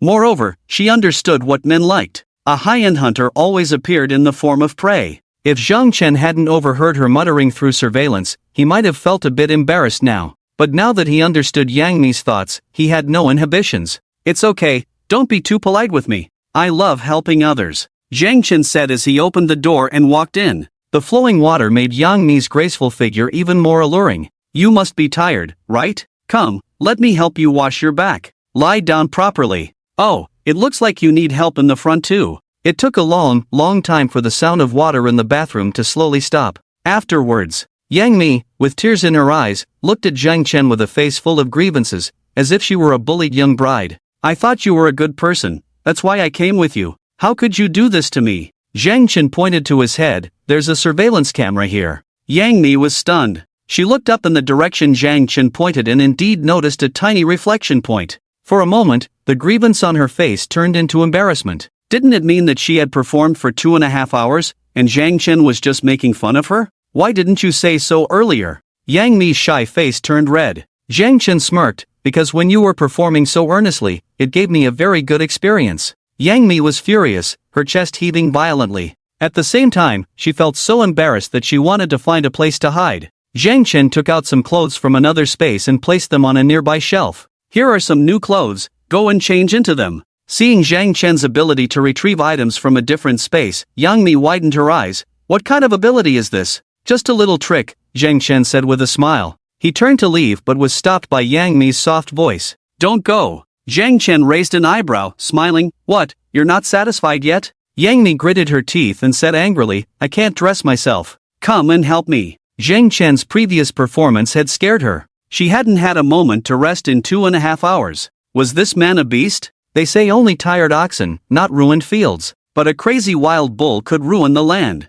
Later on, she couldn't even stand on her own and had to rely on Zhang Chen. Zhang Chen had been too focused on showing respect to his goddess that he forgot to consider her feelings. Upon hearing her words, he realized how much effort it took for her to stand straight. He quickly went over and gently helped Yang Mi put on her clothes. Shortly after, the two sat on the sofa in the living room. After Yang Mi freshened up, she regained her elegant demeanor. With her hair in a bun on top of her head, she exuded the aura of a graceful wife. Wearing a black off-shoulder dress, her ample bosom threatened to spill out at any moment, making one worry they might escape. Her legs were clad in black stockings from a Parisian fashion house, accentuating her slender calves and delicate feet. Zhang Chen lay on the sofa and set some rules for her. My house is quite big, having one more woman won't be a problem. I only have one requirement for you, and that is to obey. You're smart, you should understand what I mean, right? Yang Mi bit her lip, still feeling embarrassed about what had just happened. I understand. In our entertainment industry, this kind of thing is called an unwritten rule. Zhang Chen nodded in satisfaction. Very well, I've taken advantage of Yang Mi. He didn't have many demands for Yang Mi. Keeping her was like keeping a vase at home. When Zhou Kuer came back, the two women could share some household chores and take turns on duty every day, with not too much pressure. But this heartless boss, Zhang Chen, sometimes required them to work together. Thinking of this, Zhang Chen's brow furrowed. He muttered, I remember there were Luo Di Huang pills and Jinj in the medicine I bought with Zhou Hai Run. I hope we don't have to use them. Meanwhile, not far from him, Yang Mi suppressed her girlish shyness, proudly raised her chest, and began to negotiate terms with Zhang Chen. I can agree to your demands. But there are a few principles I hope you can abide by. Zhang Chen smiled and shrugged indifferently. Let's hear it. Yang Mi spoke in a firm and milky voice. First, our relationship is limited to the time during the snow disaster. If we ever part ways, I hope you won't reveal what happened here. After all, I am a public figure. If people find out what we did here, I can only fade into obscurity in the future.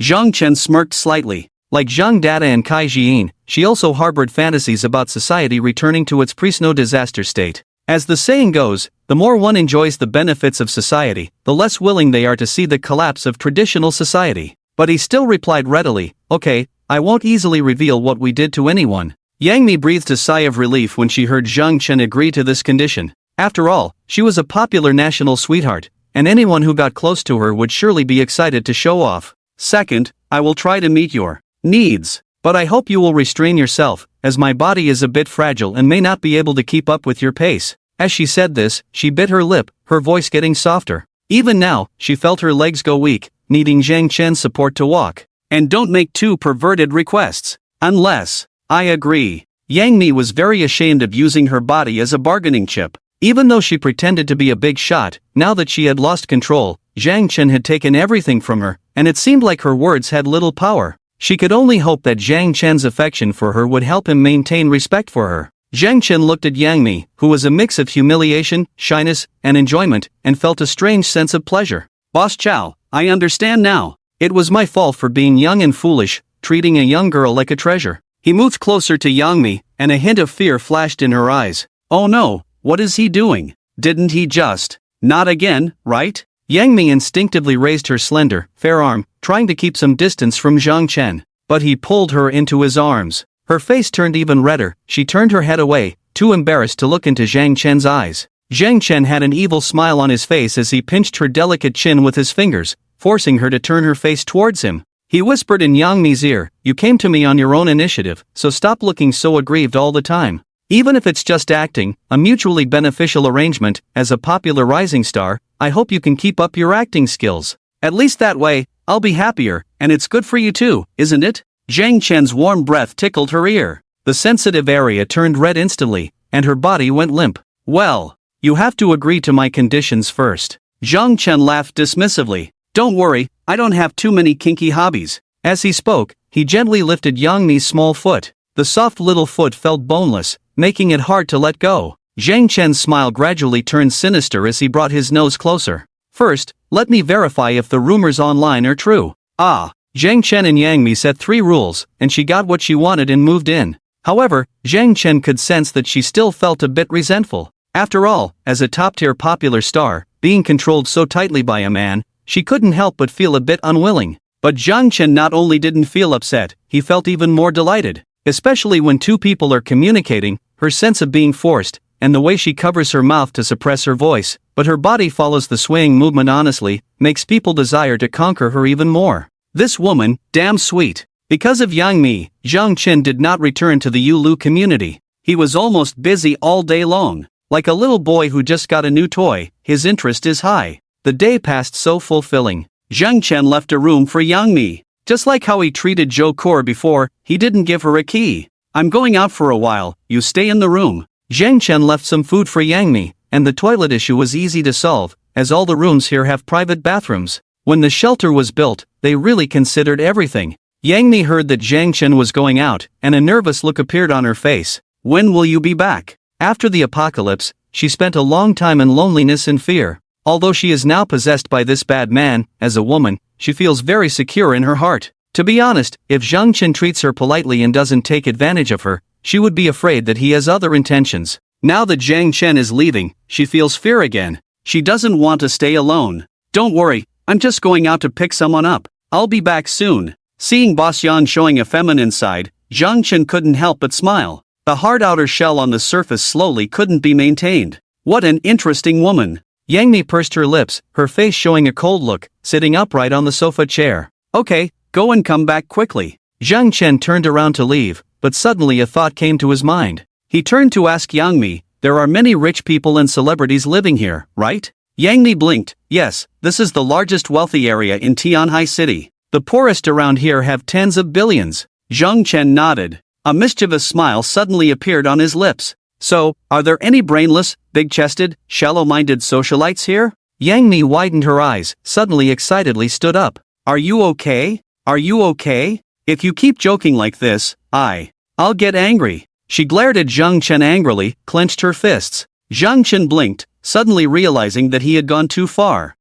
She does have the prominent feature of being big-chested, but not brainless. Zhang Chen explained with a smile, you misunderstood. I wasn't talking about you, but someone else. Yang Mi looked puzzled, covered her mouth in surprise and took 2 steps back. You pervert. How many women do you need to satisfy you? But his abilities are so strong that I alone can't deal with him. Oh, what am I thinking? He's a bad guy, a big pervert. Yang Mi felt a mix of shame and anger. Zhang Chen, on the other hand, was speechless. He admits he's a bit lustful, but not to the extent of seeking women everywhere. He needs a few sharpening stones to make his sword sharper. But too many sharpening stones will turn the sword into scrap iron, which is not good. If it weren't for his filter for Yang Mi from his youth, he wouldn't easily let her into this shelter. To be honest, even the 3 Koan he kicked out, purely in terms of looks, are not much worse than her. And their skills in that area are definitely better than hers. That's the case. I have a friend in my hometown who has been nice to me, but he was deceived by a bad woman emotionally, and now he needs comfort from the opposite sex both physically and mentally.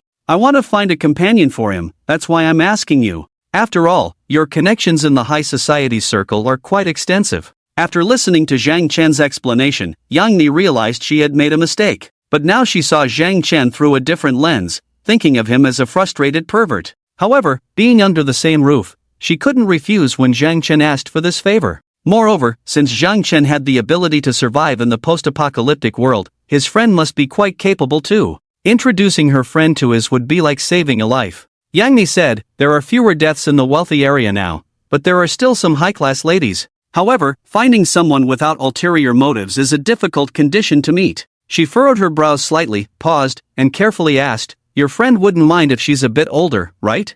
A bit older? That's great. Zhang Chen hoped to introduce Uncle Yu to someone mature, stable, and who knows when to advance and retreat. Not like that Xia Li Mei, who is always on the edge of recklessness. My friend is in his 40s, and he prefers women who are a bit more mature. Sorry, Uncle Yu. Even if you like 18-year-old girls, I can't introduce you to one. Young women are just too troublesome. Yang Mi breathed a sigh of relief. If that's the requirement, then it's easy. She looked at Zhang Chen and asked with a smile, you should know Zhou Haimei, right? When Zhang Chen heard this name, his pupils involuntarily contracted slightly. Zhou Haimei, she was his childhood goddess. Not to mention Zhang Chen, even Zhang Chen's father, when he was alive, particularly liked her. Back then, Zhou Haimei was known as the nation's sweetheart and had won many awards for film and television. Now in her 40s, she had started transitioning to playing motherly roles, but due to her high attractiveness, audiences often commented that she outshone the female leads. Or they would say, Mom, love me again. Or something similar. To be honest, even in her 40s, Zhou Haimei still looked stunning and had a voluptuous figure. Even Zhang Chen had to admit, upon seeing her, that she still had charm. Uncle Yu, this time I've done right by you. I've found you the best match. Zhang Chen immediately had Yang Mi contact Zhou Haimei. Before long, Zhou Haimei appeared at Zhang Chen's house. The once exquisite beauty had slimmed down a bit due to the snow disaster, and her face showed deep fatigue. But deep in her eyes, there was an excitement at the chance to survive. Yang Mi said to Zhang Chen beside her, I've spoken to her about the situation, and she has no objections. Of course, in the face of life and death, most people couldn't maintain their supposed dignity and arrogance. Zhang Chen gave Zhou Haimei some food. When she saw the food, her eyes lit up, and after thanking Zhang Chen with a hint of dignity, she sat on the sofa and devoured it. Zhang Chen waited for her to finish eating before saying, do you understand the situation? Zhou Haimei nodded. I know, you found me a home, right? Women in their 40s tend to view things more objectively. Perhaps people of their age don't place as much importance on love. Marriage and life together are about being a good match. As long as the conditions are met, they can be together. So when Yang Mi told her she could find her a long-term meal ticket, she agreed without hesitation. The only regret was that she had thought the man was Zhang Chen. With Yang Mi's groundwork, Zhang Chen saved a lot of trouble. Before they set off, he solemnly reminded the two about the need for secrecy regarding the safe house and shelter, emphasizing that they must not disclose it to anyone in any way. Otherwise, it is very likely to attract greedy people to come and plunder. If I find out who leaked the information here, she won't need to live anymore. When Zhang Chen said this, his tone was flat and indifferent, but his eyes carried a pure killing intent. Both women were extremely afraid and quickly expressed that they would not do anything stupid. Zhang Chen nodded and didn't say anything more. These two women were not young, and those who worked in the entertainment industry were not naive. They wouldn't do such stupid things. His instructions were just a precaution. After finishing the instructions, he asked Yang Mi to return to the room, and then prepared to return to the Yulu residential area with Zhou Haimei.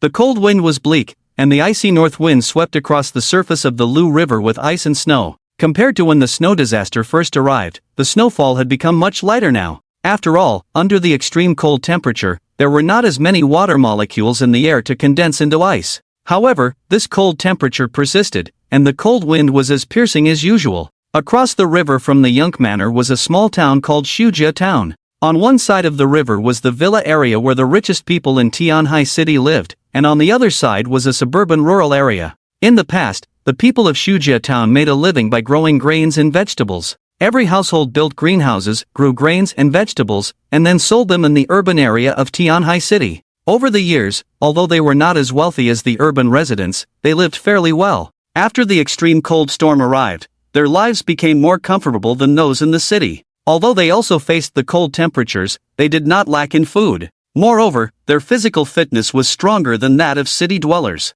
When the ice and snow came, they actually lived more comfortably, which was somewhat ironic. At noon, which was also the warmest time of the day, the temperature outside rose to -60 degrees, and the snowfall decreased slightly.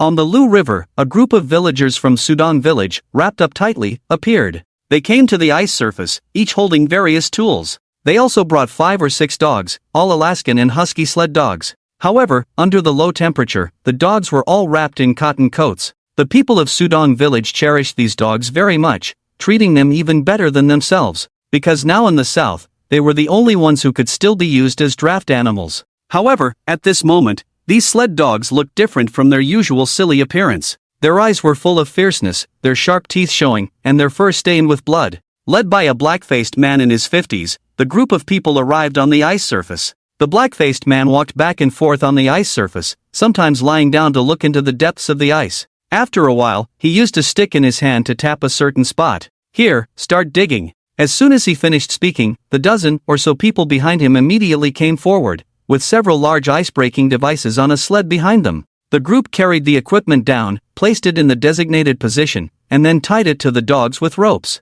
"Run, run!" The dog owners firmly held onto the dogs with ropes, shouted a few times, and the dogs started running forward, pulling the icebreaker to break the ice layer. With the draft power of the dogs, the efficiency of breaking the ice was very fast, and before long, a huge round hole was dug on the ice surface. "All right, we've hit the fish." The leading black-faced man beckoned, and the dog owners quickly pulled back the dogs. The group worked together to lift the icebreaker out, which was stuck in the ice layer. After the ice was broken, the oxygen concentration in the river decreased, causing the fish to swim up to the surface in search of oxygen. Although they did not find a breathing hole in the end, they died near the ice. This provided a good source of food for the fishermen of Shujia Town in this generation. As long as the ice was broken, frozen fish could be dug out from underneath. This also became their main source of protein. A group of people were busy as usual, led by Su Dahai from Sudong village in Shujia Town. In the past, he was just a fisherman with an average status in the village. However, after the apocalypse, he became the most important figure in Sudong village with his fishing skills. For example, when they went out to fish now, he only designated the location, while others were responsible for the physical work. A villager who raised dogs, Su Manjin, walked over and chatted with Su Dahai. "Uncle, it's so cold today. Are the people in the city freezing to death?" Su Dahai chuckled disdainfully at the words. "These city people don't even know how to grow crops on a regular basis. They rely on us farmers to feed them. Now it's probably difficult for them to even have a decent meal. I think most of them have already died."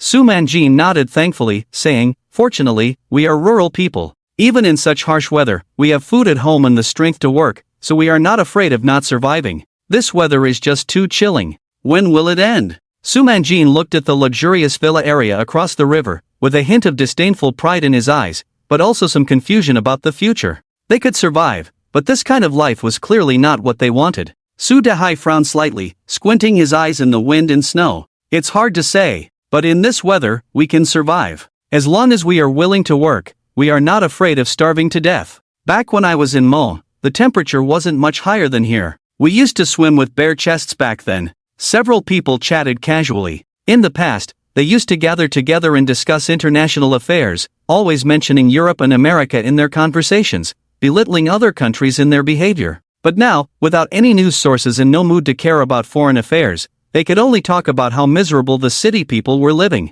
Suddenly, the sound of an engine came from a distance. It came from across the river. Although the sound was not very loud, in this silent world of ice and snow, it seemed particularly distinct. Su Manjin was stunned. Why do I seem to hear the sound of a motorcycle? Su Dehai listened carefully, his face full of astonishment. No mistake. This sound was just like the fishing boat he used when fishing. When did this happen? How come there are still vehicles? Aren't the city people all frozen to death? Everyone put down their work and looked in the direction of the engine noise. Zhang Chen rode a snowmobile with Zhou Haimei towards Yulu district. He drove along the riverbank, and under the snow-covered Lujiang River, there was a majestic feeling. However, compared to the ground, there was noticeably less snow on the ice. Lujiang connects to the East China Sea, with a high heat capacity of water, so the temperature changes more slowly. You could even see people catching fish on the ice. Zhang Chen looked at the scenery and felt a rare sense of human presence. But at that moment, a thought suddenly struck him. The fishermen? Have they adapted to this extreme cold? Zhang Chen found it somewhat unbelievable. During his month in Yulu district, he had seen firsthand how miserable those people were living. Yet across the Lujiang River in Shujia town, the villagers had already adapted to the low temperatures. But thinking about it, it wasn't surprising. Farmers work the land all year round, getting up early to work in the fields no matter how cold the weather. Their adaptability to the environment far exceeded that of city dwellers spoiled by air conditioning and heating. The adaptability of humans is truly terrifying. If it were me, I wouldn't know how to survive without air conditioning and heating in the room during winter. Zhang Chen sighed like this. But before he could sigh for long, a terrifying barking suddenly came from the icy surface not far ahead. Zhou Haimei in front screamed and pointed to the river, saying, "There are dogs." Zhang Chen had already seen it. 7 or 8 vicious dogs were barking wildly as they charged towards them. Behind them were 2 makeshift sleds, with 4 people standing on them. Zhang Chen's eyes became deep. He knew he was in trouble again. Not the trouble in front of him, but the trouble to come. Originally in his plan, the city dwellers would quickly perish in the snow disaster. He and the few people hiding in the shelter could survive until the end. But unexpectedly, the people in the rural areas outside the city had begun to adapt to life under the severe cold. These people would become potential threats. For example, eyeing his snowmobile. Hold on tight. Zhang Chen twisted the throttle abruptly, speeding up, not wanting to conflict with these people. After all, provoking one person could lead to involving a whole village. Zhang Chen raced on top, while on the river, the 8 dogs were also chasing with their tongues out. When they saw Zhang Chen, their eyes turned red, and the wildness in their gaze was chilling.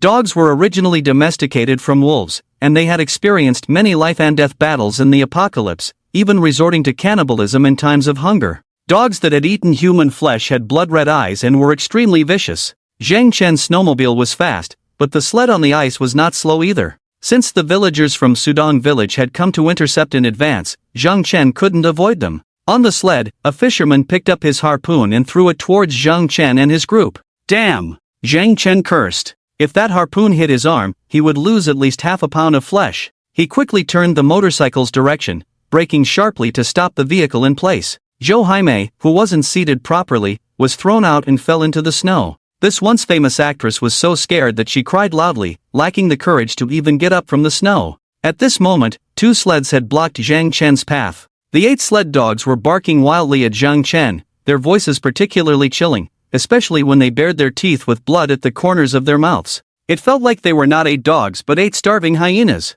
Zhang Chen's scalp tingled. He wasn't afraid of people, but he was somewhat worried when facing these mad dogs. Because people could be afraid, but dogs couldn't. The 4 people on the sleds held weapons and led the dogs towards Zhang Chen. "Leave the car and the woman, and get lost." One person held a machete and shouted at Zhang Chen. Zhang Chen looked coldly at them, taking note of the position of each person and each dog. Then he quickly pulled out his gun and aimed it at those people. "Brothers, make way. I don't want trouble, and you shouldn't come looking for death either." The dark gun barrel was evidently more intimidating than words. When those people saw the gun, they all instinctively stepped back. Zhang Chen pointed the gun to the side. Can you make way? The 4 villagers from Sudong village looked at each other, the hostility in their eyes undiminished. In the apocalypse, their hands were stained with blood, and they wouldn't be easily frightened. But they also didn't want to die in vain. A young man with a smug look asked, "Buddy, where did you get the car and the gun?" Zhang Chen sneered, "They're family heirlooms." Several people holding the dogs exchanged glances, as if discussing whether to retreat or not. However, when his eyes fell on the snowmobile and Joe Jaime's face, that strong greed reappeared. Snowmobiles are now top-notch transportation, much better than dogs. As for women, they are also very much needed. As the saying goes, when one's belly is full, one starts to think of lust. They have solved the food problem, so another primitive desire begins to occupy the mind. There are women in the village, but how can those village girls compare to Joe Jaime, a well-maintained star? The man with a smirk on his face, named Su Xingwang, patted Zhang Chen on the shoulder and said, "Buddy, this is our territory in Sudong village. If you want to pass through, you have to pay a toll." He pointed to the snowmobile and Joe Jaime. "You have to leave either the car or the woman." Zhang Chen didn't expect these people to be so wild. Did they think the gun in his hand was just for show? He frowned and asked coldly, "Can't you see that I have a gun in my hand?" The 4 men looked at each other, wary but not backing down. Who could survive until now and dare to bring out a dog? For the sake of food, they had fought countless times with the neighboring village, showing great courage. Another skinny man wearing a felt hat pointed at Zhang Chen and cursed, "Who the hell are you trying to scare? The 4 of us, 8 dogs, how many bullets are in your gun? Leave the woman in the car, and we'll let you live. Otherwise, try your luck." Zhang Chen's eyes grew colder. In his peripheral vision, he saw more people coming towards them on the river. The river here was less than 100 meters wide, with Xujia town on the opposite bank. If their people arrived, they would quickly surround Zhang Chen. He could protect himself, but the crazed pack of dogs might tear Joe Jaime apart. He took a deep breath. "You forced me into this." There was no need to talk any further. In an instant, a handgun slipped from Zhang Chen's left hand. Suddenly, he acted, aiming both guns at the heads of the 4 people and firing 4 shots in quick succession. The 4 men didn't even have a chance to struggle, their heads bursting into a spray of blood and falling to the ground. With no one to hold them back, the 8 dogs roared and charged towards Zhang Chen and Joe Jaime.